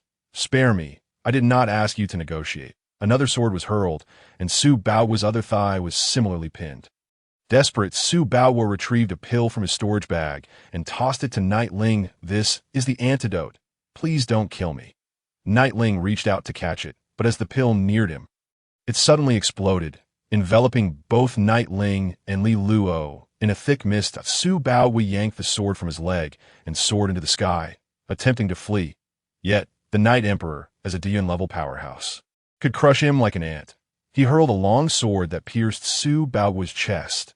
Night Ling stepped through the mist, his consciousness invading Su Bao's sea of consciousness, seizing his memories while he was still clinging to life. Night Ling's divine awareness was immensely powerful, instantly unraveling all of Su Bao's secrets. Shocked to discover that this loathsome creature was Su Wufeng's elder brother, Night Ling's expression stiffened. This poisonous pill, known as the Six Desires Heaven Pill, with a 9th-tier elixir capable of igniting one's carnal desires, leading to an explosive demise, if not satiated, Su Bao had stumbled upon it. And regarding the antidote, he had either failed to seek it out or had not intended to find it at all. At this moment, Night Ling felt a growing heat within him. The pill Su Bao had thrown was also a Six Desires Heaven Pill. Night Ling was taken aback. Li Luo was actually tearing at her own clothing. Sensing Night Ling's gaze, she looked up, her sultry eyes meeting his, her flushed face igniting a primal urge within him. Especially now, as she inadvertently revealed ample, creamy skin. Her captivating gaze made it increasingly difficult for Night Ling to resist as the heat within him surged. Even the Dune-level Night Emperor began to feel unusual effects. Night Ling quickly called out for help. System, save me! Quickly, a 9th-tier pill, currently unsolvable, could only lead to cough cough. Before the system could finish speaking, a divine light enveloped Night Ling and Li Luo, transporting them into the system world in a flash. Fear not, I shall not pry. No need for thanks. The system world was dim and silent, with only the heavy sounds of Night Ling and Li Luo's breaths echoing.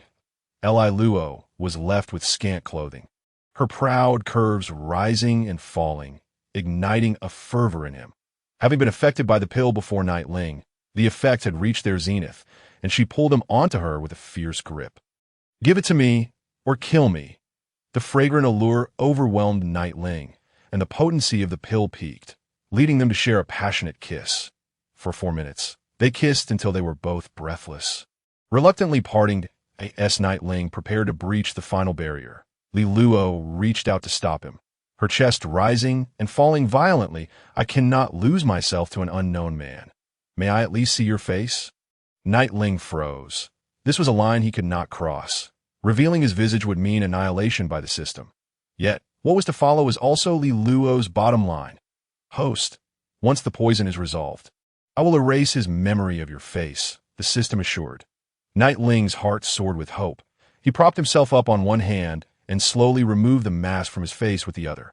As Li Luo watched with eager anticipation, Night Ling's handsome face, adorned with a mischievous grin, came into view. Had he not exhibited his Daoyuan's strength to dispatch Su Bao, she would never have believed that this seemingly frail man was indeed the Night Emperor. Setting the mask aside, Night Ling spoke softly, After this, you will forget my face.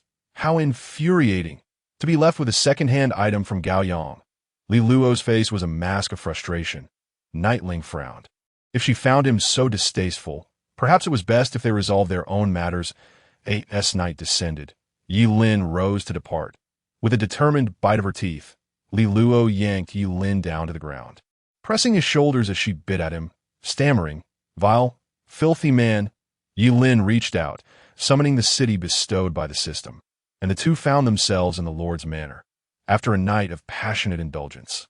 Even as dawn broke, they remained entangled until the sun reached its zenith, finally parting ways. Li Luo pouted, still somewhat unwilling to accept that Ye Lin was indeed the Night Emperor. With a sigh, Ye Lin reassured her, "I have never been with Gao Yang." A flicker of joy surged within Li Luo, yet she masked it from Ye Lin, turning away disdainfully. "Pa, detestable scoundrel. Let me forget you. Do not tarnish the grand image of the Night Emperor in my heart." Suddenly, Ye Lin embraced her from behind, whispering, "Remember this feeling. I shall not fail you." The system intervened, a divine light sweeping over Li Luo, adorning her in a pristine red dress, and she vanished from sight. Ye Lin inhaled the lingering fragrance on his hand, reminiscing, "In 2 lifetimes, I am finally no longer a novice." Exiting the system's realm, Ye Lin hastened to the location of Huang Fuqi and his companions. Fortunate that the system's teleportation had not placed them far apart, the two returned to their base almost simultaneously, where Huang Fuqi and the others had already awakened. Upon seeing Ye Lin and Li Luo together, knowing smiles adorned their faces. Embarrassed, Li Luo's cheeks flushed. After all, they had just shared an intimate encounter, making her unable to bear such scrutiny as she called for Ye Lin. Taken aback, Ye Lin wondered if memories had not been erased. He quickly followed her to a secluded area, where Li Luo furtively remarked, "I seem to have forgotten to ask the Night Emperor how to find him. What if I have a child?" Ye Lin's brows knitted together, realizing she was already contemplating children, yet he feigned surprise. "What child? What were you up to last night?" "Shall lower your voice." Li Luo angrily stepped on Ye Lin's foot. Wincing, Ye Lin responded dismissively, "We'll discuss that if it happens. I am a responsible man. You can rest assured that if you have something to say, write a letter, and I shall convey it." "Why can't he appear?" Li Luo pressed. Ye Lin, feeling helpless, had been so engrossed in matters last night that he forgot to explain, fabricating an excuse. "The Night Emperor has too many enemies. Frequent appearances could awaken ancient foes, leading to troublesome consequences." Li Luo remained skeptical, but ceased her inquiries, aware that she had forgotten certain things, yet instinctively reluctant to delve deeper. "What are you talking about?" A familiar voice suddenly rang out, causing Ye Lin to stiffen. Not far away, Hua Kuei appeared, a concealed sword on her back, an emblem of the fated child. Ye Lin had clearly seen in the system's realm that Hua Kuei was a fragment of Gao Yang's soul. "What misdeeds have you committed that leave you looking so pale?" Hua Kuei shot a disdainful glance at Ye Lin. No, it's merely your overwhelming aura that has left me startled." Ye Lin waved his hand dismissively. Whether you did or not, let's go. We must find the next fated child." Without waiting for Ye Lin's approval, Hua Kuei approached Li Luo, greeting her amiably. "Fairy Li Luo, how have you been?" "I am well enough." Li Luo replied tersely, unaware that Hua Kuei was indeed Gao Yang. Though they had heard of each other, they had never crossed paths. Ye Lin felt as though he were caught in a compromising situation. However, in this world, having multiple wives was not deemed immoral, and Gao Yang had even suggested taking concubines. Surely, being a bit proactive wouldn't pose any issues. "Let us move," Li Luo called out, noticing Ye Lin's distraction. Regaining his focus, Ye Lin hurried to catch up, recognizing that finding the bright cauldron relied on Hua Kuei, while also seeking to uncover Gao Yang's true intentions. With two souls divided yet one essence, it seemed his legitimate wife harbored far too many secrets. On their journey, Ye Lin learned that Hua Kuei's next target was the eldest disciple of Yuan Xiao Peak, the powerful Ding Yuan expert. Duan Mu Lei, unlike Xue Kun, who was a product of chance, Duan Mu Lei was a natural prodigy. Awakening his innate pristine body at the age of 7, he formed an innate affinity with the elemental energies of the world. allowing him to traverse the realms of Yuan Qi, Yuan Si, Yuan Dan, and Yuan Infant without obstruction. At merely 20 years of age, he had reached the pinnacle of Yuan Infant realm, having been stuck for 50 years at the threshold of Ding Yuan. At under 100 years, he was poised to challenge the Ding Yuan realm, earning him the reputation of rivaling the Holy City's genius, Han Xing Yuan. Now at 200 years old, some even predicted he could ascend to the Dao Yuan realm within a millennium, becoming the sole individual capable of matching Gao Yang's pace in 1,000 years. As they traveled, Ye Lin dutifully followed behind Hua Kuei, while Huang Fuqi and the others fell in line behind him. The two women ahead engaged in lively conversation, discussing the exquisite garments from Tianxiu Workshop and the delectable treats from Wan Yuan Tower, seemingly enjoying their banter endlessly. Only when constructing the teleportation array did Li Luo and Hua Kuei remember Ye Lin. Just as Ye Lin was setting up the teleportation array, Hua Kuei approached him. "You seem a bit peculiar. Have you committed any misdeeds or discovered some secret?" At this inquiry, Ye Lin's body tensed further, realizing he might have done both and no need to be anxious. "If it concerns Li Luo, I doubt Gao Yang would mind, and I shall advise her accordingly that, of course, this is contingent upon your assistance in completing certain tasks. I will eliminate 10 individuals here. 9 remain," Hua Kuei declared, handing Ye Lin a list. Comparing the names on the list with the fated children provided by the system, he noted they matched perfectly. Curiosity piqued, Ye Lin asked, "Why must you eliminate them?" Hua Kuei sneered, "The world is not lacking in talent. It is best to remove a few," tossing Shui Kuan's rusty sword at Ye Lin's feet. She departed. "Host, a valuable item, quickly stow it," the system urged, eyeing the sword greedily. Why Ye Lin collected the sword into the system's realm, then swiftly arranged the formation, growing increasingly adept at constructing teleportation arrays. This time, their destination was Duan Mountain, situated 1,000 miles away. Upon entering the teleportation array, Ye Lin's consciousness traversed into the system's world. The rusty sword lay upon the ground, its spirit having emerged. Gazing in bewilderment at the dim sky and unfamiliar city, the spirit flickered weakly, as if a mere breeze could disperse it. Why Ye Lin materialized, observing from above. Upon seeing Ye Lin in the sky, the sword spirit trembled and knelt. "What? Have you forsaken Shui Kuan so easily?" Ye Lin teased. The sword spirit sighed. Shui Kuan, in his arrogance, sought to destroy the Yi family, oblivious to the fact that there are always greater beings beyond one's kin. "How easy is it for an ant to shake a tree?" Ye Lin expressed his own regret, attributing Shui Kuan's misfortune to being targeted by Gao Yang. Why Ye Lin then broached his most pressing concern, asking, "Can this sword withstand the powers of the Dao Yuan realm?" The sword spirit straightened, responding proudly. "This sword was left by the ancient godly entity, Dugobo. Though now worn and damaged, it can still endure the powers of the Dao Yuan realm." Upon hearing the name of the godly realm, Ye Lin's interest surged, but the system promptly doused his enthusiasm with cold reality. In ancient times, the elemental energies of the world were abundant, and the paths were complete. Even godly entities were not at their peak. Nothing remarkable.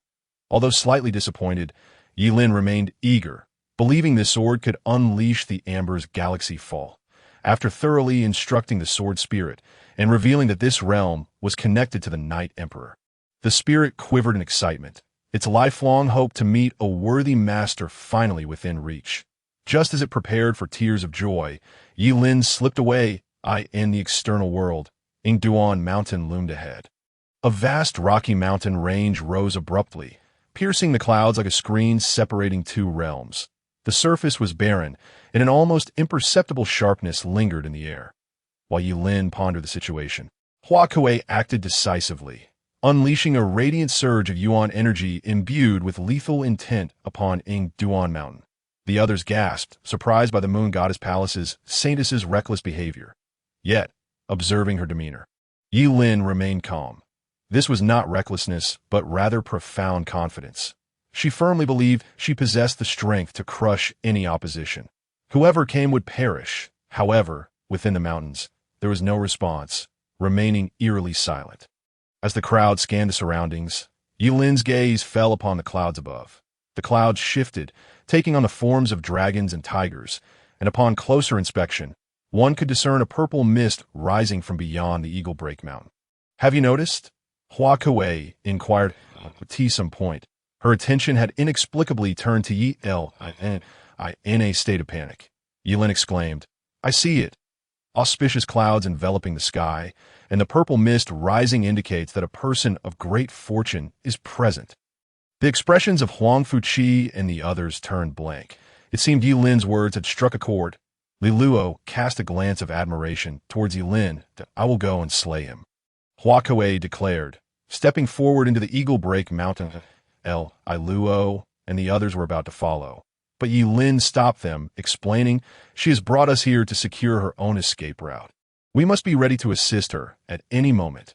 As she spoke, Ye Lin began to set up a formation, specifically a teleportation array, so that if Hua Kuei encountered danger, she could flee directly.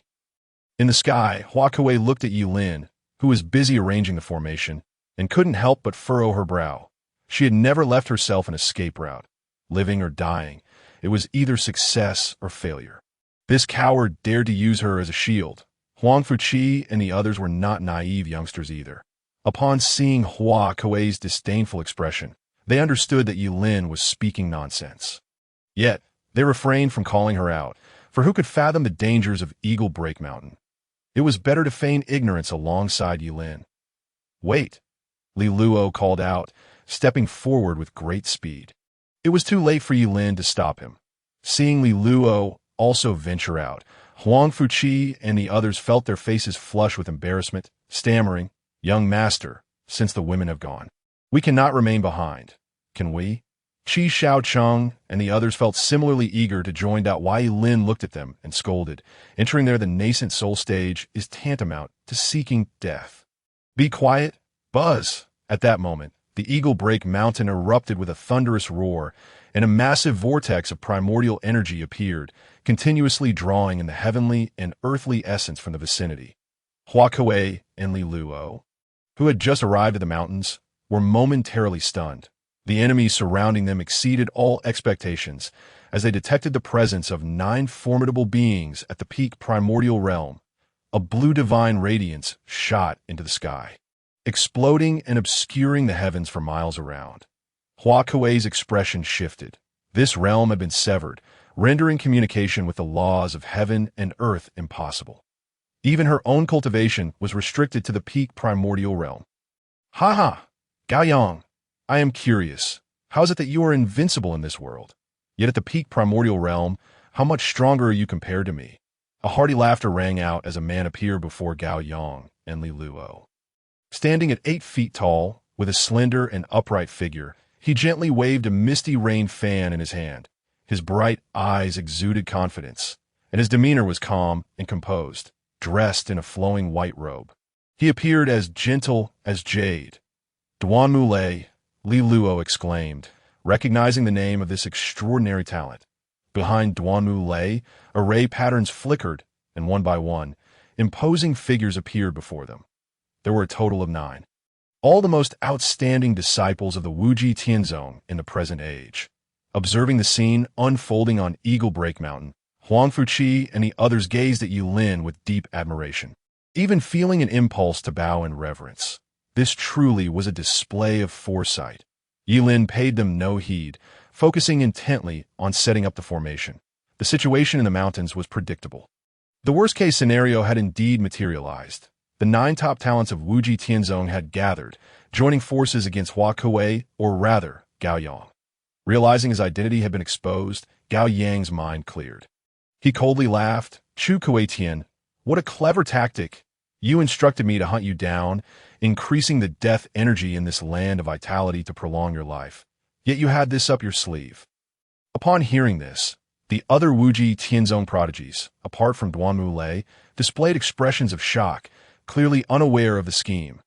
Duan Mulei chuckled lightly, mocking, "How could the esteemed ancestor Kuei-tian conspire with a demon like you?" He then turned to the other 8 prodigies, adding, "The ancestor Kuei-tian feared Gao Yang might be led astray. Thus he did not inform you that I am the one he arranged." Only then did the other prodigies relax, for they were currently in a position of advantage Li Luo, however, was not surprised. Being near Hua Kuei for the first time gave her a sense of déjà vu, as if she were witnessing the young Gao Yang once more. Gao Yang shook his head, looking with pity at Duanmu Lei and the other nine with a sigh. He remarked, "Do you truly believe your ancestor would leave you an escape route? He merely desires to watch us duel. Regardless of whether I kill one of you or you kill me, we shall all serve as his nourishment." The crowd was taken aback. Gao Yang's words held merit. The ancestor Kuei Tian was at the Dao Yuan realm. With a lifespan of only 10,000 years, yet he had existed for at least 20,000 years, meaning he was at least over 20,000 years old. Rumors had circulated that ancestor Kuei Tian was actually the first-generation leader of Wuji Tianzong. The entirety of Wuji Tianzong was built upon the grand yin-yang reversal formation, wherein the cultivation of everyone who died would be absorbed by the formation. Seeing the hesitance among the crowd, Duanmu Lei exclaimed, "Do not be deceived by this demon. There's a celestial mechanism concealing the heavens, restricting our cultivation. She is merely at the peak primordial realm. Whoever slays her shall undoubtedly achieve great renown." At that moment, Li Luo finally grasped the situation. Gao Yang and ancestor Kuei Tian had reached some form of agreement, yet Kuei Tian sought to betray Gao Yang and eliminate him. "Step back. Let us see who dares to harm her." Li Luo sensed Gao Yang's only peak primordial realm power and immediately positioned herself in front of her. Duanmu Lei ceased his words. The individuals behind him were all intelligent. They were still within the Wuji secret realm. And should they defy ancestor Kuei Tian's orders, they would never live to see the outside world. "Duanmu Lei, I have come to learn from you." Duanmu Lei stepped forward, his figure vanishing in an instant to appear behind Gao Yang. Li Luo was horrified. His speed was astonishing. Even at the same peak primordial realm, her speed was barely half of his. Behind Gao Yang, Duanmu Lei's gentle face twisted into a sinister smile. This was the ultimate battle of the peak primordial realm, determining who would be the strongest among them. The misty fan swept towards Gao Yang's neck, seemingly poised to slice through her ivory-white skin. Gao Yang reacted swiftly, dodging the fan's arc, and then delivered a powerful kick to Duanmu Lei's abdomen. The force was tremendous. Duanmu Lei was sent flying hundreds of meters, crashing through 6 boulders before finally halting. The expressions of the other 8 prodigies were frozen. How could one be so strong, while still restricted to the peak primordial realm? She had actually kicked the number 1 prodigy of Yuan Xiao Peak aside? Everyone, she is merely highly skilled in combat. Duanmu Lei was determined to instill confidence in the others for resistance. His primordial energy surged, and the power of the rules he could comprehend in the peak primordial realm manifested upon the fan. But he hurled the fan, which suddenly expanded, effectively trapping Gao Yang within it. The misty rain design transformed into a small world, with winds swirling and creatures vividly alive. This was his life as treasure, a small world nurtured with all his might. Once an ordinary person was drawn into the fan, they would find it impossible to escape, and he would be the god within, controlling everything. Li Luo glared furiously, charging towards Duanmu Lei. This moment, the prodigies of Wuji Tianzong seemed to finally realize their advantageous position. Moreover, should they not cooperate, they might not even be able to exit the Wuji secret realm. They immediately acted, 3 surrounding Li Luo, while 5 rushed to Duanmu Lei's side, collectively infusing their primordial energy into Duanmu Lei's fan, thus becoming its controllers. "Everyone, do not intervene. Today, I shall duel with her." Duanmu Lei's eyes glinted with battle intent. The others exchanged glances and nodded in agreement. Within the misty rain fan, Gao Yang surveyed the ink-and-wash world without fear, her primordial energy surging, ready to unleash her might. Duanmu Lei's face materialized in the ink sky, declaring, "Gao Yang, if it were not for ancestor Kuei Tian's guidance, who could have guessed that the saintess of the Moon God Palace in the Southern Realm would be a doppelganger of Gao Yang? Let us battle." No need for further words. Gao Yang hurled a sphere of violent primordial energy, shattering the giant face in the sky. Duanmu Lei's true form emerged, primordial energy swirling around him. "You can no longer move. Unless you surpass me in primordial energy, you will undoubtedly perish." Duanmu Lei was a natural-born pristine body. His understanding of primordial energy was his greatest pride, and today he would defeat Gao Yang at the same realm. Gao Yang's expression faltered. She truly could not move, forced to gather primordial energy and await Duanmu Lei's assault. Duanmu Lei's primordial energy raged outward, charging towards Gao Yang. Boom! A violent energy wave erupted from the fan, causing the five prodigies to stagger back several steps. The five rushed forward, eager to see the outcome, only to witness Duanmu Lei being sent flying, weakly coughing up blood at the side. All together, let us slay her! Duanmu Lei shouted in fury. Gao Yang was too strong, so powerful she seemed not of this world, even defeating him in the aspect he prided himself upon: primordial energy. 6 individuals united their strength, their figures materializing within the misty rain fan, where a tempest raged and thunder roared. Alongside Duanmu Lei, these 6 possessed absolute dominance over the powers contained within the fan. Gao Yang's breath quickened significantly. The recent blow that had repelled Duanmu Lei had not come without cost. Observing Gao Yang's rapid breaths and the fiery pain etched across his face, Duanmu Lei, in a fit of desperation, declared, Gao Yang, I concede you are formidable, yet today you shall perish here. No one can save you. You have lost, and your downfall stems from your overwhelming arrogance. Gao Yang retorted with a cold smile. That remains to be seen, that a proud youth scoffed. Gao Yang, the fairy Li Luo is still under our control. No one is coming to your aid. Will you truly expect your insignificant husband from the primordial realm to rescue you? Ha ha! The 5 erupted in merciless laughter. Yet, Gao Yang spoke earnestly. For once, you have shown some wisdom. He will indeed come to my rescue. Duanmu Lei dismissed her words with scorn. Impossible! A few mere ants are unworthy even to approach the Eagle Break Mountain. Suddenly, a deafening crash echoed as the misty rain fan appeared to endure a fierce impact, fissures spiderwebbing across the realm of mist and rain. The crowd gasped in astonishment. Could it be? Was he truly capable of saving Gao Yang? Outside the Eagle Break Mountain, Ye Lin's complexion was ashen, his hands trembling uncontrollably. He had succeeded. He had broken through to become an 8th-tier array master. Huang Fuqi and the others were utterly stunned, gazing in disbelief at the luminous void within the mountain, wondering, did 2 individuals just get blasted away? Qi Xiao Chang stammered. It seemed like it was 3. Now hurry and assist Li Luo and Hua Ke. I will cover you from outside, Ye Lin asserted. The 5, left behind by Ye Lin, felt a surge of frustration, akin to caged tigers, as they rushed towards the Eagle Break Mountain. Within the mountain, Li Luo gazed at the pale Ye Lin in disbelief. The moment she had separated from the 3 8th-tier masters, a terrifying surge of energy had nearly brushed past her. This violent force directly struck the 3, tearing their bodies apart and leaving a gruesome scene of blood and bones. They would likely never have imagined that their esteemed 8th-tier status would end at the hands of a mere ant of the primordial realm. Luo hesitated briefly before turning to the misty rain fan to rescue Gao Yang. Ye Lin began repairing the array, ready to take action at any moment. This was indeed a gamble. The moment 9 8th-tier masters manifested, this grand wager had commenced.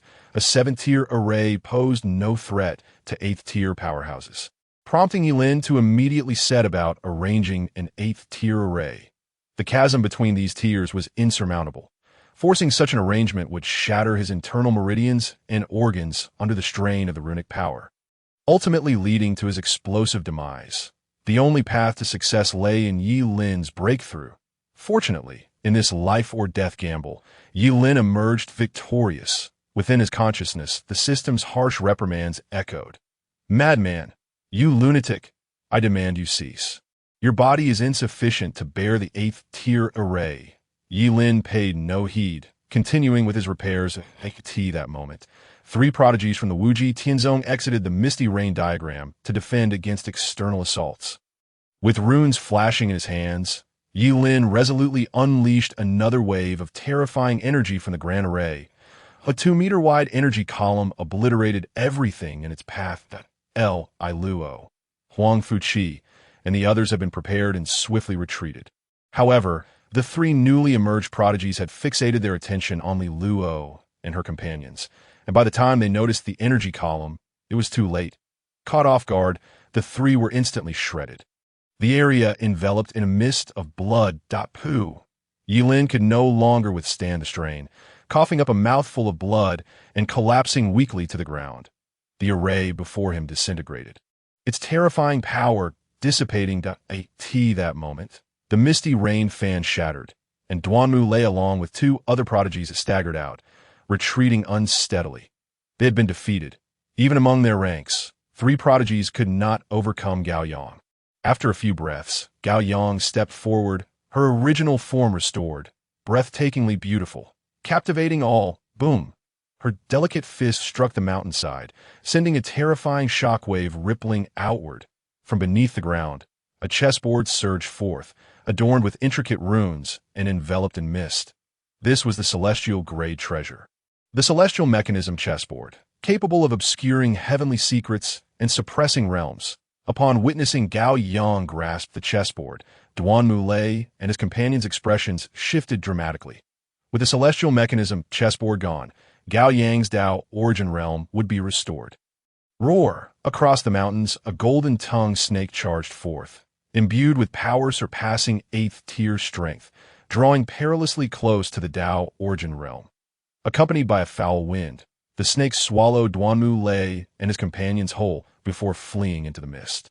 Gao Yang's expression changed, her realm not yet fully restored. She could only watch helplessly as the snake vanished. With a swift stride, she bridged the distance to Ye Lin. "When did you discover my identity?" Gao Yang inquired curiously. Why Ye Lin, weak and feeble, replied, "Naturally, it was the Night Emperor who informed me, and also, I am dying. Hurry and save me." As he spoke, his head tilted, and he spat out half of his tongue. This Gao Yang seemed to inherit a part of the Gao Yang's emotional nature, her consciousness probing into Ye Lin's body to assess his injuries, while her hand firmly grasped his chin, compelling him to swallow his tongue back down. Be gentle, Ye Lin protested weakly. Yet Gao Yang's brow furrowed in concern. Ye Lin's internal state was a chaotic mess, with his organs displaced and numerous lacerations present. It was a miracle that he still drew breath. However, she soon discerned the reason. A continuous flow of high-purity medicinal energy was mending Ye Lin's body. These were the result of his extensive consumption of elixirs, now fortuitously preserving his life. Gao Yang's expression grew complex, her gaze softening slightly. Unable to restrain herself, she asked, "Was it worth it?" Ye Lin extended his hand toward Gao Yang's chest, a smile gracing his face. Gao Yang's fist clenched, her knuckles cracking. Were it not for Ye Lin's grievous state, she would have surely beaten him to a state of utter helplessness. In a fury, Gao Yang unleashed the principles of the Tao, binding the injuries within Ye Lin's body, thereby preserving his life. In a chilling tone, she declared, "We are even now. Any further offense will lead to your demise." The authority in her voice was palpable, yet the coldness was equally piercing. Whether as Gao Yang in the heavenly city or this reincarnated version before him, her innate pride forbade any desecration. However, the aspect from the heavenly city was far more ruthless and bloodthirsty. While Hua Ke added a touch of warmth. Luo, Huang Fuqi, and the others arrived, gazing at the battered Ye Lin with a mix of admiration and a Luo remarked, "Indeed, not just anyone can recognize the Night Emperor. Ye Lin, from this day forth, you shall no longer be seen as a waste in my eyes." Once Ye Lin's injuries were contained, he finally had the freedom to speak, boasting, "I am the Night Emperor's envoy in the divine sky continent. How could I possibly be the waste you presume?" Suddenly, a palpable killing intent filled the air, sending chills down the spines of Huang Fuqi and Qi Shaocheng, who trembled in fear as they looked at the woman before them. They had learned too much, and now they must die. Gao Yang explained that why Ye Lin and Li Luo were on high alert. The information about Hua Kuei must not be revealed, and the fewer who knew, the better. She was preparing to eliminate witnesses. Li Luo stepped forward to intervene, pleading, "They saved my life. Let them live if they surrender their soul origin." Ye Lin hastily added, "They are my people. Do not harm them." Huang Fuqi and the others trembled uncontrollably, speechless, as if they were being targeted by some primordial beast, the terrifying pressure nearly suffocating them. Gao Yang withdrew her gaze, her delicate hand sweeping across the air. In a flash of Tao principles, 5 crimson lines appeared upon their hearts. You now bear a seal within your consciousness. Revealing any information about me will lead to your explosive demise. After delivering her warning, Gao Yang approached Ye Lin, placing her finger upon his brow, stating, "This is the location of the bright cauldron. I must hunt down Duanmu Lei and the others, and I cannot take you with me." A torrent of information surged into Ye Lin's consciousness, and in the vast desert, a sun plummeted from the heavens, remaining silent and forever fixed in place.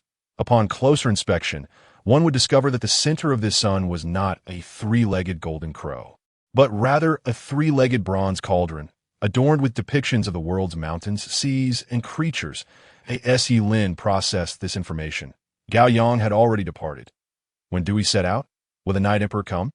Li Luo inquired eagerly, her eyes fixed on Ye Lin. Ye Lin rolled his eyes, responding, "What is the rush? I'm about to kick the bucket. Let me recover from my injuries first." On the 3rd day, Ye Lin finally regained the ability to move. After meticulously sorting through the memories imparted to him by Gao Yang, he discovered that the location of the Cauldron of Light was an astonishing 1,000,000 miles away across the desert. Even if a teleportation array were constructed, it would require 100 setups to cover the distance of 10,000 miles each time. With only 86 days left to live, he felt as though he had returned to the time when he first arrived in this world. Living in constant fear for his survival, Li Luo, noticing that Ye Lin was once again preparing a teleportation array, expressed her displeasure. "What are you doing? Your injury hasn't healed properly yet." Huang Fuqi added, "The Wuji secret realm won't open for another year. Why are you in such a rush?" Ye Lin resolutely declared, "I must obtain the Cauldron of Light within 2 months." Huang Fuqi and the others exchanged glances, knowing that Ye Lin's decisions had always proven correct. Yet now, they found themselves in a dilemma. Should they persuade him to cease his actions? "Let us go." While they hesitated, Ye Lin had already completed the first teleportation array. Li Luo and the others reluctantly followed suit as the teleportation activated. A day later, after setting up the teleportation array 20 times, Ye Lin suddenly spat out a mouthful of fresh blood. His complexion as pale as paper. Li Luo and Huang Fuqi immediately decided that they could no longer allow Ye Lin to take such risks, so they began to set up camp, forbidding him from taking further action. Ye Lin valued his life more than anyone else, yet he was also anxious about the potential dangers of delay. Setting aside Duanmu Lei and Su Wufeng, the most terrifying threat was undoubtedly Chu Kuetian, the ancestral figure of the Wuji Tianzong. Lurking in the shadows, Ye Lin had witnessed the terrifying yin-yang reversal formation, when more death energy accumulated on the yang side. The more vitality gathered on the yin side where he stood. With all of them currently situated on the yang side, who could predict whether he might strike to eliminate everyone within the Wuji secret realm. Thus, it was paramount to locate the Cauldron of Light and escape this perilous place. Host, you should truly pay attention to the mall system. You currently possess 700,000 prestige points. Upon hearing this, Ye Lin focused his mind, and the items in the mall appeared before him. The treasures in the 3-item slots have been refreshed, revealing 1. Heavenly ranked God Devouring Spear, valued at 500,000 prestige points. 2. Heavenly ranked Defensive Armor, valued at 200,000 prestige points. 3. A giant teleportation array, one-time item, valued at 500,000 prestige points. Upon seeing the giant teleportation array, Ye Lin was momentarily taken aback. Was this not a pillow sent to him while he was drowsy? However, the price was steep, equaling that of a heavenly ranked magical artifact. "Hey system, are you specifically here to exploit me?" Ye Lin couldn't help but voice his frustration in his mind. The system replied, "Did you forget that I am called the Black System?" Ye Lin was left speechless and, with a mix of exasperation and humor, exchanged his prestige points for the defensive armor and the giant teleportation array. Li Luo, seeing Ye Lin about to act again, instantly teleported in front of him, gripping his neck. "Even I, who am in love, am not as impatient as you. Stop what you're doing." Ye Lin protested. "No need. This time I 1T set up the teleportation array. Just let me go." Only then did Li Luo release him, remaining vigilant. If Ye Lin dared to set up another formation, she would strike him unconscious. With a casual wave of his hand, the spatial area ahead began to tremble violently. And with a twist, a massive teleportation array appeared before them. Huang Fuqi, Qi Xiaoqing, and the others were rendered speechless in shock. Li Luo was equally astonished, exclaiming, "Where did you get this thing?" "I found it," Ye Lin replied as he limped onto the giant teleportation array. "What are you standing there for? Let us go." He beckoned. Curiously, Li Luo and the others stepped onto the teleportation array. The system, never one to falter when it came to business, confirmed that the teleportation array was fully charged and began the transfer. Suddenly, Ye Lin's gaze was drawn to a massive pit in the distance, which appeared to be roughly the same size as the teleportation array. Or perhaps it was even identical. "System, is this array taken from there? 50,000 prestige points for this?" Ye Lin roared in his mind. The system quickly clarified, "Host, you misunderstood. It's the transportation and charging fees combined." Poof! Ye Lin spat out a mouthful of old blood. Startlingly, Luo and the others that a day later, they materialized in the vast desert. The scenery perpetually reflected a sunset. A colossal sun loomed on the horizon, surrounded by endless yellow sands that in the message Gao Yang had relayed to him. That sun was the cauldron of light. "Let us go." Ye Lin staggered forward, and Huang Fuqi stepped up to carry him on his back as they made their way toward the sun. However, Li Luo appeared somewhat dazed and conflicted. This was finally her opportunity to meet the Night Emperor, but what would she say? Would he even remember her? After all, with his stature, who knew how many women he had encountered? Anxiety and anticipation swirled within her, causing her to alternate between silly smiles and frowns. Ye Lin observed all of this, feeling a twinge of guilt. Due to the system's restrictions, he could not reveal the truth to her just yet. Seeing her become increasingly engrossed in her emotions, he felt he needed to find a moment to respond to her. Uncertain how long they had been walking, they had not closed the distance to the sun even slightly. Noticing that everyone was tired, Ye Lin summoned several houses from the system world, allowing them to rest. Li Luo's expression changed. The aura of the houses felt familiar, reminiscent of the night they had spent together. Ye Lin shared a close bond with him. Perhaps it was a gift from Ye Lin? Li Luo, unaware, subconsciously linked Ye Lin with the Night Emperor, compelled by a mysterious force to find justification for her suspicions.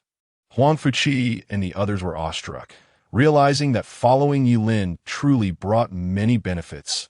Buzz! The sky distorted as a figure in white plummeted from above, a black object falling from his shoulder in the process. Huang Fuqi and the others remained cautious, drawing their swords in preparation for battle. "Night Dog, return my black armor." A frantic roar echoed across the desert, startling Ye Lin within the house, on the sandy ground. A small black figure, no larger than a palm, scuttled past Huang Fuqi and the others. They wanted to laugh, but stifled their amusement. Sensing that this peculiar creature was of significant importance, Ye Lin emerged and burst into laughter at the sight of the small black figure. "Black Lord, why aren't you wearing leopard print?" This little black creature amusingly donned a pair of pants made from tiger skin, looking utterly ridiculous. Seeing Ye Lin laugh, Huang Fuqi and the others joined in, their laughter ringing out freely. Li Luo stepped outside, caught sight of the small black figure, and swiftly retreated into the house, where uproarious laughter erupted. "Return my armor." The little black creature jumped in front of Ye Lin, gripping his collar with an angry expression. It had been the subject of ridicule countless times due to its appearance. Ye Lin stifled his laughter, saying, "Isn't this quite charming?" "Charming? I'll make you a new one if you want. Don't even think about borrowing my armor again." The little black creature fumed, clearly feeling quite oppressed lately. In the distance, Jun Haoran jogged excitedly, having finally found Ye Lin after more than a month.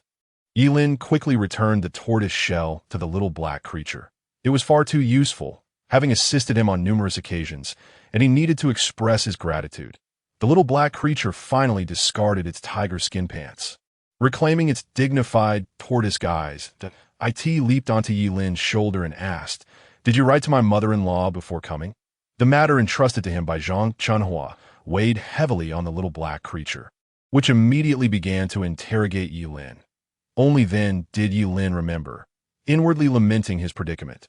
Since the Wuji's secret realm wouldn't be open for another year, failing to send a letter would undoubtedly cause his mother-in-law concern. The little black creature proudly announced. Fortunately, Tortoise Grandpa prepared in advance. I've already reassured her and explained that I would be entering the Wuji's secret realm for a year. I love you. Little Black, Ye Lin hugged the little black creature tightly, nearly kissing it if not for its dark complexion. Jun Haoran seemed slightly jealous of the little black creature, his internal energy surging as his cultivation level soared to the Ding Yuan realm. Ye Lin exclaimed in delight. Not bad. You've reached Ding Yuan so quickly. Jun Haoran glanced at him with pride and flattered. It's all thanks to your guidance, master. Without you, I wouldn't be where I am today. As night descended, it was marked by a silence filled with laughter, and Jun Haoran was increasingly adept at navigating the treacherous path of sycophancy, straying further down that road. The two continued their conversation, and when Ye Lin learned that Xiao He had spent 100,000 stones to teleport here, he nearly spat out a mouthful of blood. With 55 points of prestige, one could acquire a heavenly grade artifact. Its value far exceeded a mere 100,000 stones, and now it had been so brazenly extorted by the system. How insidious! Ye Lin resolved to exercise utmost caution in future dealings with the system. As they discussed their upcoming plans, Ye Lin ultimately decided to recuperate here due to his physical condition, especially since the Cauldron of Light was now within reach. He could also take the opportunity to explore how one might approach it. On the third day of his recovery, while Ye Lin remained unhurried, Li Luo could hardly sit still. She stormed into Ye Lin's room, indignantly demanding, "Are you capable or not? If not, why not summon Lord Yi first?" Ye Lin took a gentle sip of tea, recalling Li Luo's word from 3 days prior, and teased, "Weren't you not in a hurry? Eager to see your beloved? Are we?" Li Luo's cheeks flushed crimson. She indeed could not wait any longer, but how could she confess that? Immediately, she seized Ye Lin by the collar and threatened, "You'd better get well soon, or summon Lord Yi to see me." Ye Lin attempted to break free from her grasp, but his realm was too low, and after a few futile struggles, he surrendered, muttering, "Let go. I am your Shishu, Oh, you dare to defy authority? Don't mistake a feather for a command." Li Luo responded with a punch to his face, and no hitting, just walk 100 miles west, and he is waiting for you. Ye Lin hastily pleaded for mercy. Had you done this earlier, we would have been done with it. Li Luo tossed Ye Lin aside. Watching Li Luo depart, Ye Lin retrieved the heavenly grade defensive armor he had exchanged for from the marketplace, as the president of the Eastern Realms Tiandao Society. Li Luo lacked nothing, and this would serve her well that a glance at the item catalog revealed 3 heavenly grade artifacts available for exchange, each valued at 500,000 prestige points. Ye Lin had become utterly impoverished, with his prestige points siphoned away by the system, leaving him to merely covet what he could not attain in the vast desert. There was no night. The sun, transformed by the Cauldron of Light, perpetually illuminated this land. According to the system's timekeeping, it was now 3 o'clock in the morning. Ye Lin first set up restrictions within his room before activating the Yi mode, gazing at the remaining 82 days of life on the system panel.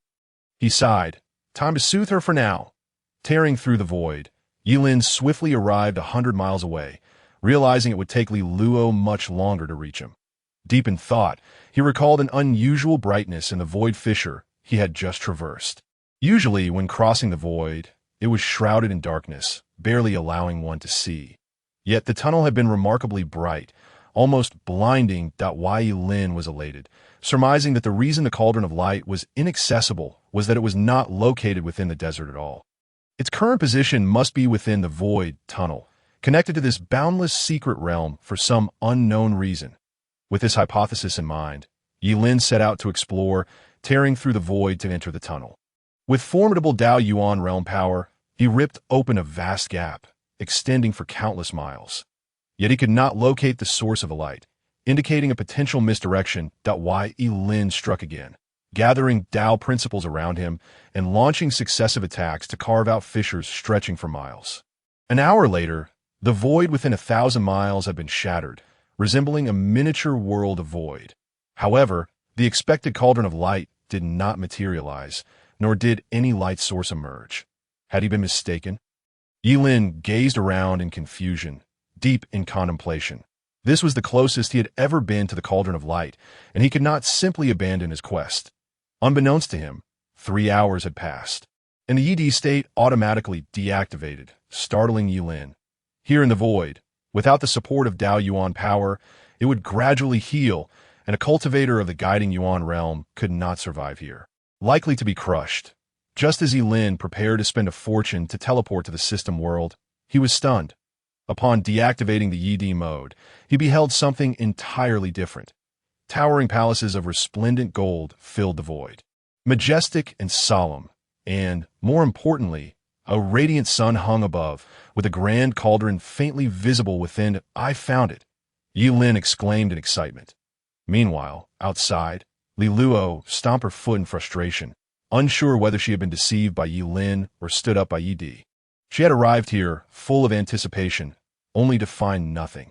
How foolish she had been to agonize over the journey. In the camp, Xiao He and Jun Haoran wore furrowed brows. Where had Ye Lin and Li Luo vanished? However, Huang Fuqi and Qi Xiaocheng remained remarkably calm. Huang Fuqi remarked, if only the young master had disappeared, then concern would be warranted.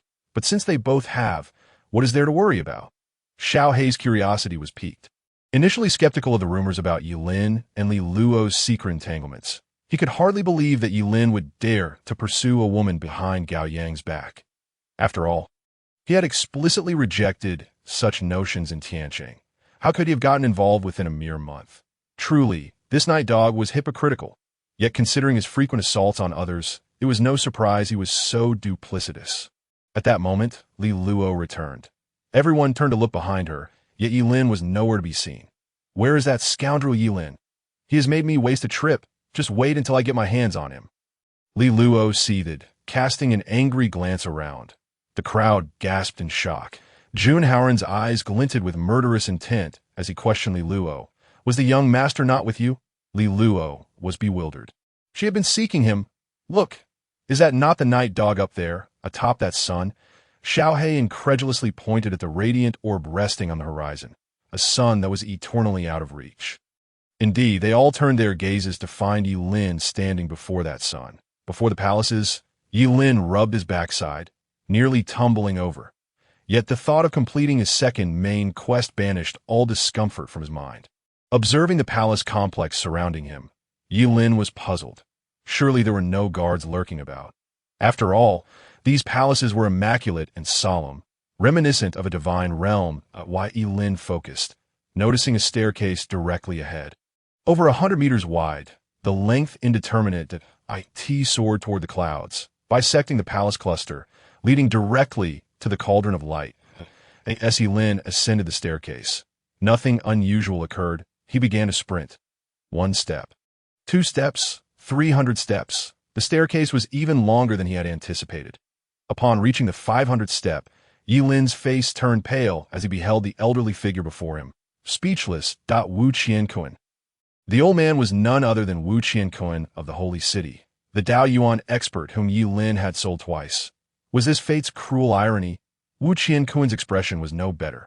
As the first Dao Yuan expert to be sold, the humiliation he bore was beyond the imagination of ordinary folk. Without uttering a word, Wu Qiankun prepared to strike down Ye Lin, this insignificant bug. But as he rose, he was suddenly pinned to the ground. Countless Dao principles surged from all directions, pressing down upon him, rendering him immobile. Ye Lin, initially terrified, found a fearsome figure before him collapsing instead. Host, this old man is suppressed by the staircase. He cannot harm you. Proceed, the system explained. Yet, Ye Lin made no move, instead donning a charmingly innocent smile. Predecessor, allow me to lighten your burden and assist you in your escape. With that, Ye Lin mounted Wu Qiankun and began to rummage through his belongings. Perhaps having been sold twice had taught Wu Qiankun a lesson, for he possessed nothing of value. Ye Lin trembled with anger, knocking Wu Qiankun unconscious, and noticing a fine hairpin atop his head, he promptly took a by chance. He also spotted Wu Qiankun's socks, which emanated faint traces of Dao rhythm. In a flash, Ye Lin discarded the shoes and stripped off the socks. Host, I'm not a person, but you truly are a dog. The system marveled at Ye Lin's actions. Ye Lin replied, "Enough of the chatter. Show me these socks. Are they of any remarkable quality?" The system responded, "They're indeed valuable. Heavenly grade Godspeed socks. The accompanying shoes are Godspeed shoes. Together, they enhance a cultivator's agility and provide a boost to physical prowess. Why didn't you mention this sooner?" As night fell, Ye Lin hurriedly retrieved the shoes he had previously discarded. I could see that moment. The mist ahead dissipated, revealing a tall figure. He resembled a solitary wolf. No, he was akin to a sword, a lone blade amidst the heavens and the earth. His gaze fell upon Ye Lin, filled with confusion and incredulity. "The sword of divine sky," Ye Lin exclaimed with delight, his eyes gleaming with fervor. This staircase exerted a suppressive force upon them. Thus, it was certain that Amber was also immobilized. Ye Lin's eyes fixated on the amber sword behind her, undoubtedly a precious artifact, with 500 steps remaining. Ye Lin was invigorated, finally standing before Amber. She stood proudly, unperturbed, her previous bewilderment and confusion entirely vanished. Extracting a gourd of wine from behind her, she took a hearty swig. Ye Lin was taken aback. This fellow was still capable of movement. Creating some distance, Ye Lin growled, "Amber, the little thief, hand over all your valuable possessions." Amber set down the gourd, chuckling softly. "This wandering divine sky is merely a sword. A gourd of wine, and a solitary being. Nothing more. There exists such a rumor within the system." Ye Lin furrowed his brow, feeling uneasy. Would demanding his sword be too direct? In novels from his past life, swordsmen often regarded their swords as their second life. What if he provoked him to the point of a self-inflicted calamity? At that moment, Amber attempted to drink once more, but as she raised her hand, countless chains flew forth, binding her hands. Alas, Amber sighed. Seeing this, Ye Lin was elated, slowly approaching her, extending his hand toward the sword behind her. Amidst her indifferent gaze, Ye Lin grasped the amber sword, its icy touch sending chills down his spine. This was the sword of divine sky. Who could fathom how many prodigies had perished beneath its blade? After a thorough examination of Amber, Ye Lin refrained from further action and fled, covering his nose. This esteemed figure had no regard for hygiene. Who knew how long it had been since she last bathed? Observing Ye Lin's hasty retreat, Amber chuckled softly. The end of the staircase still lay far ahead. Yet Ye Lin felt elated, having gained considerably. After toying with the amber sword for a while, Ye Lin grew weary of it, realizing he still had at least half the distance to cover. "System, how far have I come?" Ye Lin inquired. The system replied, 5,000 steps. After calculation, there are still 4,990 steps remaining. Additionally, I must emphasize, do not assign me any nicknames. Alas, Ye Lin lay back on the staircase, utterly exhausted. He desperately needed a moment of respite. Meanwhile, atop the Fusong's sacred tree, 5 elderly men with white beards were wide-eyed in astonishment. They were elders of the sacred city. And after the previous incident, the sacred city had expended tremendous effort to uncover the secret of this place, discovering that this sacred tree's secret realm was connected to the infinite's secret realm. 100,000 years ago, the founder of the infinite celestial sect, Chu Kuei-Tian, discovered the radiant cauldron, yet he, like the current Wu Qianquan and Amber, could not reach the end of the staircase. In despair, he had to expend immense magical power to transport the entire palace complex into the void, thereby creating the infinite's secret realm. This served the dual purpose of guarding the radiant cauldron and gathering vitality for it. According to legend, only those with light in their hearts could approach the radiant cauldron. Yet this young man, Ye Lin, was striking Wu Qianquan while the iron was hot. Could he truly harbor light in his heart? Suddenly, the 5 elders widened their eyes, witnessing a golden divine rainbow descending from the radiant cauldron. Halting at the spot where Ye Lin Ye Lin gazed in astonishment at the golden pathway that had suddenly appeared before him, resonating with harmonious Tao rhythms, as if beckoning him. Without further thought, Ye Lin stepped upon it. The mysterious Tao energies flickered beneath his feet, propelling him upward with the divine rainbow. Observing this scene, the 5 elders atop the Fusong sacred tree were left dumbfounded, frozen in disbelief. Is this even possible? One elder, disregarding his dignity, exclaimed in shock, the 1,000-step mark. A smile graced Amber's lips as she took a hearty sip of wine, her gaze ardently fixed on the departing Ye Lin. Ye Lin had not anticipated such divine assistance, as if he were riding an elevator. In a daze, he noticed the Fusang's sacred tree looming in the sky, with 5 elderly men standing on the altar above. Gazing down at him, Ye Lin was unaware of their identities, yet his heart brimmed with joy, yearning to share his elation with others for a 6-fold increase in happiness, prompting him to wave. "Hello." The 5 elders atop the Fusang's sacred tree turned pale with fury. The elder who had earlier cursed declared, "This rascal is provoking us. Utterly audacious." Having never witnessed such boldness, another elder vowed, "I must confront this young man." Sensing the elder's displeasure, Ye Lin quickly turned away, muttering, "The teacher deceived me. Wasn't he had said that sharing joy would yield double happiness?" With the aid of the divine rainbow, Ye Lin swiftly reached the summit, where a jade platform measuring 100 meters square bore the radiant cauldron, quietly floating down that moment. The amber sword behind him trembled, then detached itself from Ye Lin. Below the staircase, Amber chuckled, transforming into a stream of light that followed the amber sword upward, reaching the jade platform in an instant. Indeed, one does not receive free gifts from the heavens. Coveting the amber sword had now brought him trouble. Amber retrieved the sword, took a swig of wine, and gazed at Ye Lin with keen interest, seemingly eager to discover what antics he might conjure next on the Fusang's sacred tree. The 5 elders were overjoyed. Amber truly lived up to the name of the Sword of Divine Sky, far surpassing Ye Lin in both intellect and strategy. Rumble, rumble! The jade platform trembled as the runes on the steps Ye Lin had traversed began to illuminate one after another. The energy released by the radiant cauldron was being continuously absorbed by the runes on the jade platform. Ye Lin raised his hand, a golden rune shimmering in his grasp. Seal. Energy surged to the 5,000-step mark, with chains of order emanating forth, racing toward the jade platform. Amber sought to subdue Ye Lin, but just as she approached him, the rune in Ye Lin's hand erupted with blinding divine radiance, forming a golden barrier before her. Amber struck down with her palm, yet the golden wall remained unyielding. At that moment, the myriad chains of order descending from the staircase had already arrived, densely binding the area where Amber stood. Amber's expression shifted, no longer attempting to break through the barrier. She spoke in a low voice. "You anticipated this step all along?" Ye Lin's face turned grave, his demeanor solemn as he declared, "No one can impede me." The implication was clear. I had foreseen this, that in truth, however, he had set up this formation merely because he had just advanced to an 8th-tier array master. Upon seeing the abundant energy from the radiant cauldron, he had decided to test it, never expecting it would prove effective.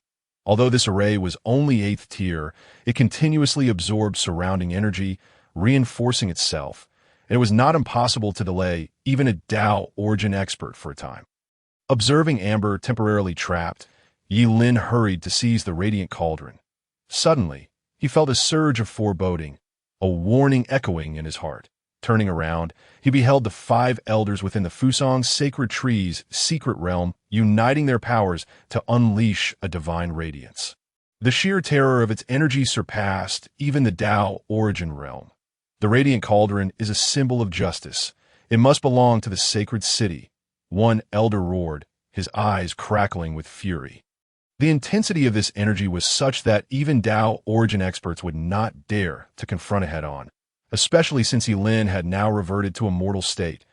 Buzz, as Ye Lin attempted to retreat into the system world. A golden barrier materialized before him, an inexplicable force flooding into his body. Boom! The explosion reverberated throughout the infinite secret realm, causing the palace complex and staircase to collapse in chaos. In the sky of the infinite secret realm, a golden divine light tore through the heavens, revealing the Fusang's sacred tree's secret realm, while boundless seawater surged forth from the rift in the infinite secret realm. Amidst the tumultuous waves, ferocious sea beasts rampaged. Spilling into the infinite secret realm, the 5 elders turned back, witnessing the sacred city fleet beneath the Fusang's sacred tree utterly powerless in the face of this calamity, swept into the infinite secret realm, where they either met their demise or were devoured by the sea beasts. Chu Kuetian, you truly possess audacity beyond measure." An elderly man roared in fury. With their cunning and deep-seated schemes, they immediately surmised that this was the plot of Chu Kuetian, the ancestral figure of the Wujishan sect. He intended not only to sacrifice the talented disciples of the Wujishan sect, but also to offer up the 100,000 fleets of the holy city. Within the golden barrier, Ye Lin observed everything and hastily sought aid from the bright cauldron. "Brother Ding, I know you can hear me. Please save my friends." The bright cauldron trembled, and golden chains of order surged forth from within, plunging towards the earth. Before long, Li Luo, Xiao He, and Jun Haoran arrived upon this jade platform. A few golden chains retracted, pulling Yi Cheng and the other members of the Yi family here as well. Everyone looked at the tumultuous sea beneath them with lingering fear. It was terrifying, for they had narrowly escaped death in this Wujishan secret realm. The disciples of the Yi family, seeing Ye Lin's unusual state, understood that he had saved them, and they respectfully knelt. Patriarch, they genuinely acknowledged Ye Lin's status as head of the family, filled with admiration for him, and no need for that, Ye Lin said, a bit embarrassed. Xiao He circled around the floating Ye Lin a few times, astonished. "What are you doing?" Ye Lin replied, "I don't know, I just feel a tingling sensation in my body, as if some energy is coursing through me." The 5 elders atop the Fusang divine tree experienced a surge of primordial energy, their bodies radiating with Dao patterns. These were 5 Dao Yuan powerhouses. They continuously tore through space, charging from the Fusang divine tree towards the bright cauldron. As the holy city represented the continent's orthodoxy, it could not abandon the bright cauldron, dispatching 7 Dao Yuan powerhouses to demonstrate its resolve. Ye Lin felt a chill run down his spine. 5 Dao Yuan had suddenly appeared. Was it not said that there were only 6 on the entire continent, including Gaoyang? Those were mere rumors, and as for these individuals, who knew how many years ago they had been formidable figures, likely resting in the holy city, the system remarked. Looking at the imposing 5, everyone was horrified. Could the bright cauldron withstand them? Buzz! The bright cauldron enveloped everyone inside, divine light erupting as it vanished in an instant. The 5 elders did not rush to pursue. Instead, they shattered the order chains that bound Amber. Once the bright cauldron departed, the suppression on Wu Qingquan also dissipated. The 7 Dao Yuan from the holy city then began to chase after the distant bright cauldron. At that moment, from the surging sea, a colossal figure slowly emerged, with white hair cascading down and a benevolent expression. It was Chu Kuetian, the first-generation sect master of the Wujishan sect. Ye Lin was astonished. This towering figure was terrifying, each step stirring up monstrous waves. Suddenly, Ye Lin's gaze froze, for behind Chu Kuetian stood another figure, Gao Yang. Yet she felt utterly unfamiliar to him. She held the severed heads of Duan Mu Lei and Su Wufeng, her eyes glimmering with a bloodthirsty HUEAS if sensing Ye Lin's gaze. She turned to glance at the bright cauldron, her eyes reflecting indifference and arrogance. Amber and the other 7 Dao Yuan powerhouses were obstructed by the immense form of Chu Kuetian. Daring not to advance recklessly, Wu Qingquan, seeing Chu Kuetian and Gao Yang together, clapped his hands and exclaimed, "Good, good! I see clearly now." You use the bright cauldron to draw the holy city in, then lead Ye Lin to find it, connecting the Fusang secret realm and the Wujishan secret realm, inviting all Dao Yuan powerhouses inside. Your objective was us from the very beginning, wasn't it? Huh, not too foolish after all. Chu Kuetian's voice thundered like a storm, causing Ye Lin's eardrums to ache. Ye Lin's spirit trembled. He had been used all along. Gao Yang helping him find the bright cauldron was merely a part of her and Chu Kuetian's plan. He was but bait. Ye Lin felt a sense of collapse, having believed he was playing tricks on these old fellows, only to realize he had been the one played. Ding! A prompt from the system sounded. Ding! Congratulations to the host for successfully absorbing the bright cauldron. At this moment, the system's notification rang out. Ding! Congratulations to the host for completing the main quest too. Find the bright cauldron. Congratulations to the host for gaining 10 years of life.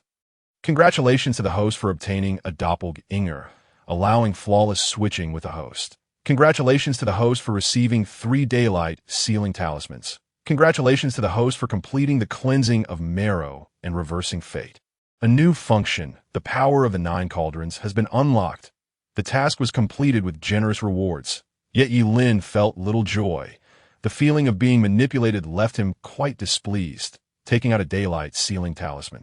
A fierce glint flashed in Ye Lin's eyes that he crushed it, and the Night Emperor descended. The daylight sealing talisman enabled Ye Lin to activate the Night Emperor mode even during the day. On the bright cauldron, another Ye Lin had already taken his place, a reward from the system, identical to himself. Ye Lin took the bright cauldron and approached the Fusang divine tree, releasing everyone, including Ye Lin. Li Luo exclaimed joyfully, "Lord Night Emperor." Ye Lin nodded at her and addressed the crowd. "The reversal of fate for Ye Lin has been completed. You all may leave the Fusang's secret realm first." Xiaohe, astonished, gazed at both Ye Lin and the Night Emperor before resolutely jumping onto Ye Lin's shoulder, saying to the crowd, "We have matters to attend to. We shall return shortly." Ye Lin glanced at Xiaohe, but did not stop him. Li Luo wanted to say something, but Ye Lin handed her the prepared heavenly stage armor, saying, "Just wait for my return." Luo smiled sweetly. Her face flushed as she lowered her head, feeling dizzy and no longer pressing for answers. After all, the might of the Night Emperor was evident to all. The doppelganger Ye Lin took action, calling out, "Let us go. Don't hold back, Lord Night Emperor." Hearing this, the Yi family disciples and Huang Fuqi all bowed. After all, they were not familiar with the Night Emperor. They only recognized the Lin. Ye Lin stored the bright cauldron and leaped back into the magician's secret realm. Within the system, the life cauldron and the bright cauldron were placed upon a bronze tree, with energy continuously flowing into Ye Lin. The system remarked, "This is the new function, the power of the 9 cauldrons. The more cauldrons you collect, the stronger your power becomes. Once all 9 cauldrons are gathered, you will unlock the human emperor mode and dominate the divine realm." Ye Lin did not respond. After the power of the 9 cauldrons was activated, he indeed felt a surge of strength within him, an ancient and profound energy enveloping him, revitalizing him 100-fold. According to the system's description, this life cauldron not only enhanced Ye Lin's vitality, but also allowed wounds to heal rapidly after injury. Comparable to immortality to AS for the bright cauldron, it lacked tangible effects. The system claimed it increased the host's fortune. Xiaohe asked in surprise, "Are you Ye Lin or the Night Emperor?" "I am your father." Ye Lin replied without hesitation. However, this bluntness allowed Xiaohe to recognize him. Only the Night Black Dog would be so audacious. The magician's secret realm had already been submerged by the sea, with ferocious beasts rampaging within. There might be survivors, but certainly not many. Countless corpses of demonic beasts floated on the sea's surface, a truly tragic sight. The once vast desert had vanished without a trace. Completely engulfed by the ocean on the sea's surface, 9 colossal figures stood facing each other. Wu Qianquan sneered at Gao Yang and Chu Kuitian, saying, "Even though you, Gao Yang, possess unparalleled talent, can you truly contend against 3? Do you dare to scheme against us 7 Dao Yuan powerhouses? Isn't that rather presumptuous? What if Amber joins in?" Gao Yang returned the sneer. Wu Qianquan and the other 6 were horrified. Amber's combat prowess was no less than Gao Yang's. If he defected to the enemy's side, the holy city's chances of victory would indeed plummet. As they turned to look at Amber, a brilliant white light flashed.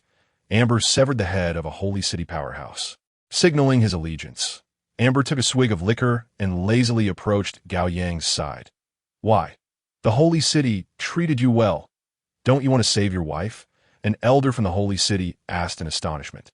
Amber took a deep breath of alcohol and suddenly shouted, "Sima Tukong, I have served the holy city for over 1,000 years. Are you incapable of fulfilling your promises, or are you deliberately stalling?" This left Sima Tukong speechless. Initially, Amber had agreed to serve the holy city under the condition that they would rescue his wife, who was sealed within the 9-eye abyss coffin. However, considering Amber's erratic nature, they feared he would not wish to remain under the holy city's control if she were revived.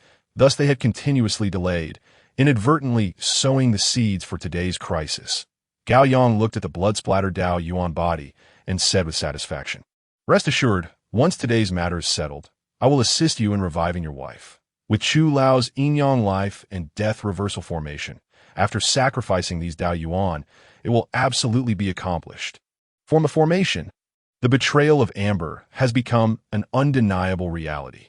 Having stealthily ambushed and slain one of our own formidable warriors, transforming the current situation into a daunting 5 against 3, Chukuetian, an ancient powerhouse of immeasurable strength, stands alongside Gao Yang and Amber.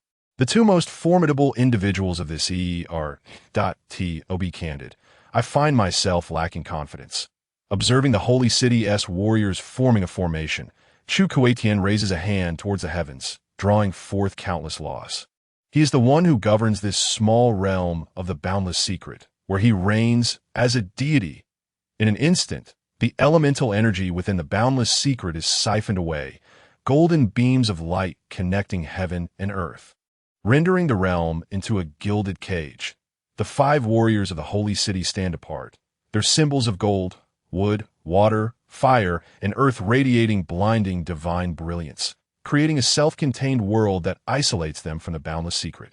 "Let us strike," Gao Yang declares, conjuring a long sword that gleams with a verdant hue, exuding divine radiance. Amber follows closely, her sword emitting a gentle chime as the laws of the universe swirl around her. Chukuetian, with his flowing white beard, continuously releases arrays of runes from his hands, which resonate with the small realm of the boundless secret, suppressing the 5. Matukong's expression darkens, realizing the situation is far more dire than he had anticipated. The elemental energy within the boundless secret has been drained. If this continues, death is inevitable. 5 spirit-shattering dragon formation. Now is the time to strike down Gao Yang and Amber. The thoughts of the 5 align. Recognizing that this is their sole path to survival, the 5 elemental energies manifest around them. The convergence of the 5 spirits shaking the mountains and rivers, threatening to shatter the heavens that a white radiance spreads. The seawater evaporating, turning all it touches into dust. In that moment, the swords of Amber and Gao Yang stand as the only colors in this white world, the yellow and green slicing through the blinding light. Following this, torrents of blood erupt as the white light dissipates. Sima Tukong has met his demise, his mastery over fire extinguished, while Wu Qinquan and his companions are struck back, spewing forth copious amounts of blood. The temperature plummets. The previously evaporated seawater transforms back into rain, rendering the warriors of the holy city increasingly beleaguered. Before Sima Tukong, Gao Yang stands with his sword raised, blood continuously dripping from its blade.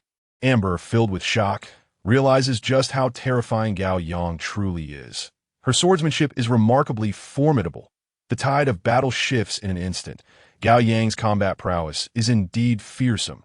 Following Sima Tukong's death, Wu Qinquan and his companions become akin to headless flies, torn between the desire to fight and the fear instilled by Gao Yang's overwhelming power. "Let us fight to the death," an elder exclaims. Soaring into the sky, he is a Dao Yuan powerhouse from tens of thousands of years prior, awakened only to confront an enemy of unimaginable strength. However, he is a master of the Dao Yuan realm, the highest echelon of the Shunshao continent. A warrior cannot be insulted. The demon must perish. Another Dao Yuan realm cultivator erupts in fury. The remaining 2 Dao Yuan powerhouses from tens of thousands of years ago are similarly inspired, burning their life force as they charge towards Gao Yang and Amber. Wu Qinquan stands alone on the ocean surface, contemplating deeply before ultimately deciding to flee. "Fellow Taoists, buy me some time. I shall return to the holy city for reinforcements." After all, he has already been betrayed by Ye Lin twice. Any remaining semblance of dignity has long been discarded, and now preserving his life takes precedence. Furthermore, if he can escape to relay the information regarding the alliance between the boundless heavenly sect and the Fufeng Empire, it may prove invaluable to the holy city. The 4 Dao Yuan powerhouses, burning their life force, harbor contempt yet still exert their utmost effort against Amber and Gao Yang. Should they perish here today, the holy city would suffer a grievous loss, and Gao Yang's ambitions would go unchecked unless she is eliminated now. Gao Yang and Amber, their expressions grave, unite to confront the assault of the 4 Dao Yuan powerhouses. They are not afraid of powerful foes, but rather fear those who fight without regard for their lives. I could see this moment. The four Dao Yuan powerhouses are akin to rabid dogs, disregarding their injuries. Willing to exchange wounds for victory to end their frenzy, the four Dao Yuan powerhouses even charge towards Chu Kuitian, who, after breaking the formation, has refrained from further action, seemingly awaiting something. Upon witnessing one charge at him, he summons chains of order that ensnare the Dao Yuan cultivator, pulling him back forcefully. Seizing the opportunity, Amber strikes, cleaving him in two with a single sword strike. 2 hours pass. The battle is extraordinarily brutal. The ocean stained red with the blood of the Dao Yuan powerhouses, the seawater boiling in the aftermath. Some lower-tier sea beasts are directly killed by the overwhelming might of the Dao Yuan realm. Their lifeless bodies floating to the surface. 3 Dao Yuan powerhouses, exhausted and depleted, ultimately choose to self-destruct. Each explosion reverberates throughout the entire boundless secret. Gao Yang and Amber, panting heavily, find their elemental energy drained. Their laws nearly exhausted. IT begins. Chu Kuitian states, performing a ritualistic gesture of sacrifice. The blood mist rising from the ocean seems to react to some unseen stimulus, pulsating violently. The entire boundless heavenly sect trembles. The Yin side of the forbidden zone and the Yang side of the boundless secret releasing a surge of Yin and Yang energy that soars into the heavens, forming a colossal Taiji symbol in the sky. Mo Chaogun and the other elders gaze in astonishment at the spectacle above. The long-rumored truth is revealed. The boundless heavenly sect is indeed a grand formation. Liao Zhen's gaze flickers. He had sensed this long ago, but had not comprehended its purpose. Now it appears the rumors hold true. The founding master of the boundless heavenly sect may reverse the Yin and Yang, reasserting dominance over the Shenxiao continent. Yet he wonders about his prized disciple. Ye Lin, such a rare talent in the art of formations, unparalleled in potential. Could he also perish within the boundless secret and become sustenance for the founding master? Liao Dan, already in tears, gazes at the Taiji symbol in the sky. Weeping softly at this moment, within the boundless secret, Amber and Gao Yang remain vigilant, their gazes fixed on the figure clad in black. You truly dare to show yourself, Amber quips, taking a swig of wine. Gao Yang narrows her eyes, a cold smile gracing her lips. Are you truly Ye Lin? Ye Lin smiles nonchalantly. I am Ye Lin, and the Night Emperor is the Night Emperor. I have come today to ascertain your true intentions. Chu Kuitian casts a dispassionate glance at Ye Lin, stating, Can you not discern? The reversal of Yin and Yang, a rebirth at why Ye Lin nods, then inquires, And you, Gao Yang? Gao Yang's gaze sharpens, her long sword imbued with the laws of the universe. Naturally, I shall eradicate the talented and seize the heavenly fortune, ultimately ascending to the divine origin and unifying the Shenxiao. The rules of the Shenxiao continent are flawed, yet the abundance of genius renders it impossible to cultivate divine origin powerhouses. Thus, I must forge my own path. As Gao Yang speaks, her eyes blaze with murderous intent that Ye Lin's expression hardens. You would even kill me. Gao Yang affirms, you have already obtained 2 of the 9 tripod cauldrons. Your immense fortune is unprecedented. Unless you are eliminated, it is likely that no divine origin powerhouse will emerge in the Shenxiao. What if I am Ye Lin? Ye Lin retorts passionately. Gao Yang laughs lightly. I will persuade my mother. Besides, if you truly are Ye Lin, a person who has feigned incompetence for 20 years, wishing to continue the charade, then you are truly terrifying, and thus you must die. Upon finishing her words, the power of the laws within Gao Yang has been restored. Amber is nearly at her peak as well, the sword intent surging around her as she resolutely strikes. I shall lend you my strength, Chu Kuitian proclaims, as 10 suns blaze across the sky, their scorching energy obliterating the boundless secret, the vast ocean being evaporated to reveal desolate land beneath. This is the supreme path I have gleaned from the cauldron of light. Tremble in fear, Chu Kuitian exclaims with excitement. He senses an overwhelming vitality emanating from the Night Emperor, the youthfulness intoxicating him as he yearns to uncover the secrets within the Night Emperor's being.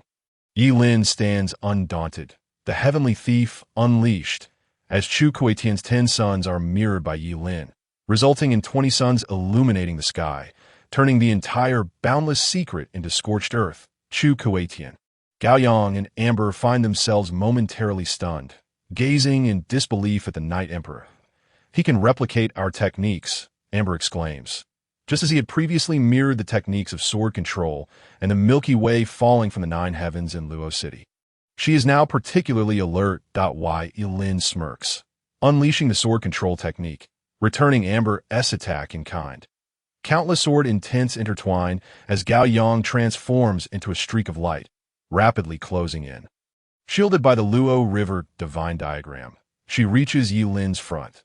The Night Emperor clenches his fist, the laws swirling, gathering power to strike at Gao Yang. In terms of both physique and cultivation, Gao Yang believes herself to be equal to anyone, and thus meets his blow with her own fist. Boom! The laws shatter. Gao Yang is sent flying. After all, she is defined as invincible by the system. Even in singular combat, she finds it challenging to contend directly. Amber disperses the sword intent, then gathers her own sword intent to form a towering sword. This is not a technique nor a martial skill. It is pure sword intent, something the Night Emperor cannot replicate. "You too assist me. This child is exceedingly demonic. He must be struck down in one blow." The colossal sword descended, as Chu Kuetian summoned all the principles of the Wuji secret realm. Bolstered by Gao Yang's own principles, the combined might of the three paramount Dao Yuan experts converged, and the sword cleaved through the heavens, aimed directly at the Night Emperor. The ebony eyes behind the Night Emperor's mask flickered intensely as he unleashed a full-force strike. What ferocity! This surge of power was overwhelming, carrying an almost insurmountable ferocity. "Get in here!" Xiaohe, sensing the cataclysmic aura, hastily wriggled out from the Night Emperor's embrace and enlarged its shell. The Night Emperor took refuge within the turtle shell. The sword struck down, obliterating everything in its wake, cleaving the Wuji secret realm and the entire Fusang divine tree secret realm in twain. The fissure plunged deep into the earth, revealing an unfathomable void. "Is it over?" inquired Chu Kuetian. Amber furrowed her brow, incredulous as she remarked, "That turtle shell, whatever treasure it may be, withstood the force capable of shattering a small world. It seems they have plunged into the void." The void beneath was not a realm for mortals. By entombing the Wuji secret realm and the divine tree secret realm, he would not return, declared Chu Kuetian. Gao Yang remained silent throughout, lost in thought as he gazed into the dark void below. Within the Wuji secret realm, tranquility reigned, as if all had reached its conclusion. The complementary forces of Tai Chi flowed, infusing the boundless death energy into the forbidden grounds of the Wuji heavenly sect. "I leave the next matters to you both," stated Chu Kuetian. With that, he transformed into a billowing black mist and soared towards the forbidden grounds of the Wuji heavenly sect, the very foundation for reversing yin and yang to attain a second life. Beside him lay an ice coffin, within which rested an ethereal beauty clad in bridal attire, her countenance wan and weary. Amber followed, brandishing her sword before her knees, eyes closed in meditation. Chu Kuetian said nothing, beginning to absorb the life energy. After the purification through the reversal array of yin and yang, this energy was the purest essence of life in the cosmos, capable of reviving the dead. Gao Yang approached the Fusang divine tree, his gaze sweeping across the crowd until it settled on Ye Lin, his expression momentarily faltering before fixing upon Li Luo. "What of the Night Emperor?" Li Luo felt an unsettling premonition. Gao Yang averted his gaze, stating, "He has been cast into the abyss below and cannot return." Li Luo's face paled instantaneously as she rushed to Gao Yang, demanding, "Why? Were you not an alliance? Why?" Gao Yang's Yuan power surged, repelling Li Luo, who was steadied by Ye Lin. Gao Yang's indifferent gaze swept over the others, his chilling demeanor suffocating. Those of unknown origin, those with extraordinary talents, one by one. They would be eliminated, cold-blooded and arrogant. Gao Yang's demeanor was alien to Li Luo. Suddenly, Li Luo, in a frenzy, called out to Gao Yang's retreating figure, "Gao Yang, from this day forth, the heavenly Dao Society shall be your adversary.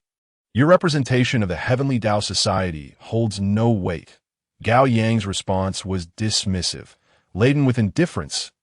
Luo sank despondently to the ground, clinging to her last glimmer of hope as she queried Ye Lin. The Night Emperor is not dead, is he?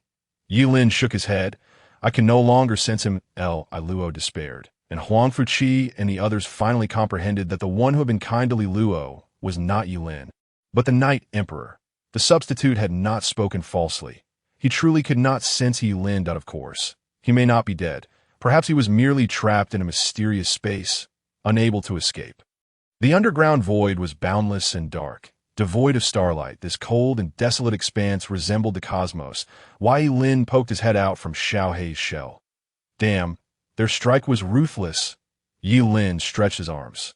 Xiao Hei emerged as well, standing atop Ye Lin's head, saying, "Thank your grandpa turtle." Wait, is this the great void? We're doomed. Xiao Hei suddenly panicked, gazing despondently at the endless darkness that Ye Lin, puzzled, asked, "What do you mean, doomed?" Xiao Hei sighed deeply, replying, "It is said that the void cracks appearing after a Dao Yuan expert tears through space in the Shenxiao continent are merely minor voids, where one might encounter a few large stones. But this great void is different. It lies beyond the Shenxiao continent, fraught with peril, teeming with ninth-tier ferocious beasts, and some ancient, unparalleled demons driven into this realm, making it exceedingly dangerous that Ye Lin remained skeptical. After all, as far as the eye could see was nothingness.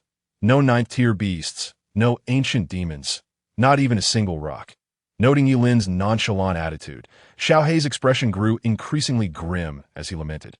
The most terrifying aspect is not those creatures. This great void is so vast that it would not be surprising to go thousands or tens of thousands of years without encountering another living being. We could drift here forever, until we become mere piles of bones. System, check for an exit. With the system at hand, Ye Lin was not inclined to believe he could not escape. Shortly after, the system responded, stating the detection range was too vast and no exit was currently available. It would continue to scan diligently. Ye Lin was taken aback. The Shenxiao continent system could provide a map, yet this great void could not. Ding! The main quest 3 was issued. Seek the time cauldron within the void. Rewards and penalties for failure remain unknown. Ye Lin gazed blankly, raging within his mind. This place was boundless. Where could he possibly search? Glancing at his own lifespan of over a decade, Ye Lin suddenly grasped why the system had abruptly granted him so much life force. However, if he were truly to drift in this dark great void for a decade, who could bear it? The crux was that finding an exit was uncertain. In the ensuing months, Ye Lin and Xiao Hei aimlessly wandered, with only the two of them, one human and one turtle, in the dark world. Initially, they engaged in banter and took naps, finding it somewhat pleasant, but gradually it became increasingly monotonous at last. On a certain day, Ye Lin commenced his cultivation. The system's reward was the ability to reverse fate. Allowing for the practice of cultivation, and the potential acquired from this reversal would undoubtedly be extraordinary. The Yuan induction realm involved drawing Yuan energy into the body, followed by the convergence of Yuan power into a sea. Marking the second realm, the Yuan Sea. The condensation of the Yuan Sea formed the Yuan Dan, which represented the third realm. The shattering of the Yuan Dan produced the Yuan Infant, the fourth realm. Subsequent to these two resounding booms, Ye Lin had already reached the Yuan Dan realm. How astonishing! Had he not even begun to cultivate, he had already achieved a breakthrough. Ye Lin felt a flush of embarrassment. Xiao Hei's lips twitched. How could this be? Truly inhuman. Ye Lin rejoiced, sensing the Yuan Dan was on the verge of shattering, soon to break through to the Yuan Infant realm. With a pop, a small figure, identical to Ye Lin, materialized in his dantian. This was the Yuan Infant. Ye Lin was overjoyed, yet suddenly furrowed his brow as he noticed another Yuan Dan appearing in his dantian. Another pop, and yet another Yuan Infant emerged, while simultaneously a Yuan Dan began to condense once more. Was this not the birth of a Hua? Ye Lin stared in astonishment at the two small figures in his dantian. The system quipped, "They may also be heroes from Liangshan." Before long, Ye Lin's expression darkened. There were already 7 Yuan infants in his dantian, yet the Yuan Dan continued to condense. Xiao Hei was understandably alarmed, curiously peering into Ye Lin's dantian. where he saw the small figures frozen within. Time passed, and the commotion in Ye Lin's dantian ceased. 108 yuan infants had appeared in his dantian. Damn it, you crow's mouth. Ye Lin gazed at the 108 yuan infants in his dantian. Tears of frustration welling up, he could not discern whether this was a blessing or a curse. Xiaohe looked upon the small figures and chuckled. If only they were children, they could be born and play with us. Scram, Ye Lin retorted irritably. After a period of silence, Xiaohe suddenly exclaimed in excitement, "There's light! There's light!" Ye Lin sprang to his feet, standing atop the turtle shell to gaze into the distance. Indeed, the edge of his vision, a faint light flickered. Perhaps having drifted in darkness for too long, the sight of even a glimmer of light drove Ye Lin and Xiaohe into a frenzy as they surged forward with all their might towards the light. A solitary figure and a turtle, brimming with anticipation, hastened towards the starlight. 3 years had elapsed, and Ye Lin had begun to grasp some of the principles of power. It was only then that they finally approached the radiant starlight. Before them loomed a colossal city, suspended in the void. Stretching for countless miles, the heart of the city, stood a tower soaring hundreds of thousands of meters into the sky. Atop this tower, an enormous corpse of a 3-legged golden crow was ensnared by chains, intricate runes shimmering upon them. The corpse incessantly emitted light and heat, and what Ye Lin and the turtle beheld as starlight emanated from it. The entire city was shrouded in darkness, its architecture reminiscent of the skyscrapers from Ye Lin's previous life, rising layer upon layer, each surpassing 1,000 meters in height. The buildings appeared to be constructed of a steel-like material. Surrounding the city was a blue protective shield, isolating it from the emptiness beyond. This outer shield resembled a defensive formation. Could they enter? The turtle, having drifted aimlessly in the void for far too long, was eager to land. Being an 8th-tier formation master, Ye Lin meticulously observed the shield and seamlessly passed through it. The protective barrier did not hinder entry. The city itself was eerily quiet, devoid of any inhabitants. As Ye Lin wandered aimlessly, he eventually stumbled upon something unusual. There were indeed people within these steel edifices, and quite a number at that. The lower floors of each building were crammed with individuals. They were filthy, their gazes vacant and numb, languidly perched upon window ledges, staring aimlessly like that moment. The sound of hooves echoed, and Ye Lin's heart surged with joy. Finally, he would encounter normal humans. A cavalry of dozens charged forth, leading a young man clad in golden armor, astride a white horse, standing in stark contrast to the black-armored warriors. The cavalry spotted Ye Lin, but did not halt, charging straight at him. Why Ye Lin furrowed his brow. Releasing the aura of his pinnacle realm, and with a single punch, he struck the white horse, sending it tumbling. The golden-armored youth leaped from his mount, his gaze sharp and menacing. Where do these lowly peasants come from? The black-armored warriors leveled their spears at Ye Lin. He felt a surge of indignation. It was he who had been nearly trampled, yet they dared to act so arrogantly. Observing that the youth was also of pinnacle realm, he decided it would be an excellent opportunity to test his skills. Resolute, Ye Lin unleashed his full strength, employing the ethereal steps of his movement technique to appear before the golden-armored youth. You chose to tread upon me, did you? Ye Lin felt no fear and even anticipated the impending confrontation, eager to assess his training results. Lowly peasant, do not overstep your bounds. The leader of the black-armored knights, also a pinnacle realm warrior, and a notable one at that, charged at him, wielding a spear imbued with the flowing power of rules. Ye Lin pivoted, delivering a swift strike with his sword. Immediately engaging in battle with the black-armored commander, a resounding clang echoed as the sword met the spear, ripples of rule power emanating from the clash. The black-armored commander was sent reeling. The black-armored knights were taken aback. Their leader, a formidable figure among pinnacle realm warriors, had been repelled by this individual with a single strike. The commander's face twisted in fear. This opponent was unlike any he had encountered, possessing strength several times greater than his own despite a lower realm. The golden-armored youth froze momentarily, retreating discreetly, realizing his own power paled in comparison to that of the black-armored commander. Ye Lin gazed at his sword, momentarily entranced. Was it that the denizens of this city were so weak, or was he truly formidable? He had only exerted 30% of his strength and had effortlessly forced the youth to retreat. Turning around, he noticed the golden-armored youth had already fled, shouting as he ran, "If you have the ability, do not leave. Just wait." Ye Lin shrugged, dismissing him with a scoff. "Want to rally your friends? Go ahead. Call for the big guns." The golden-armored youth fled in disgrace, not daring to look back.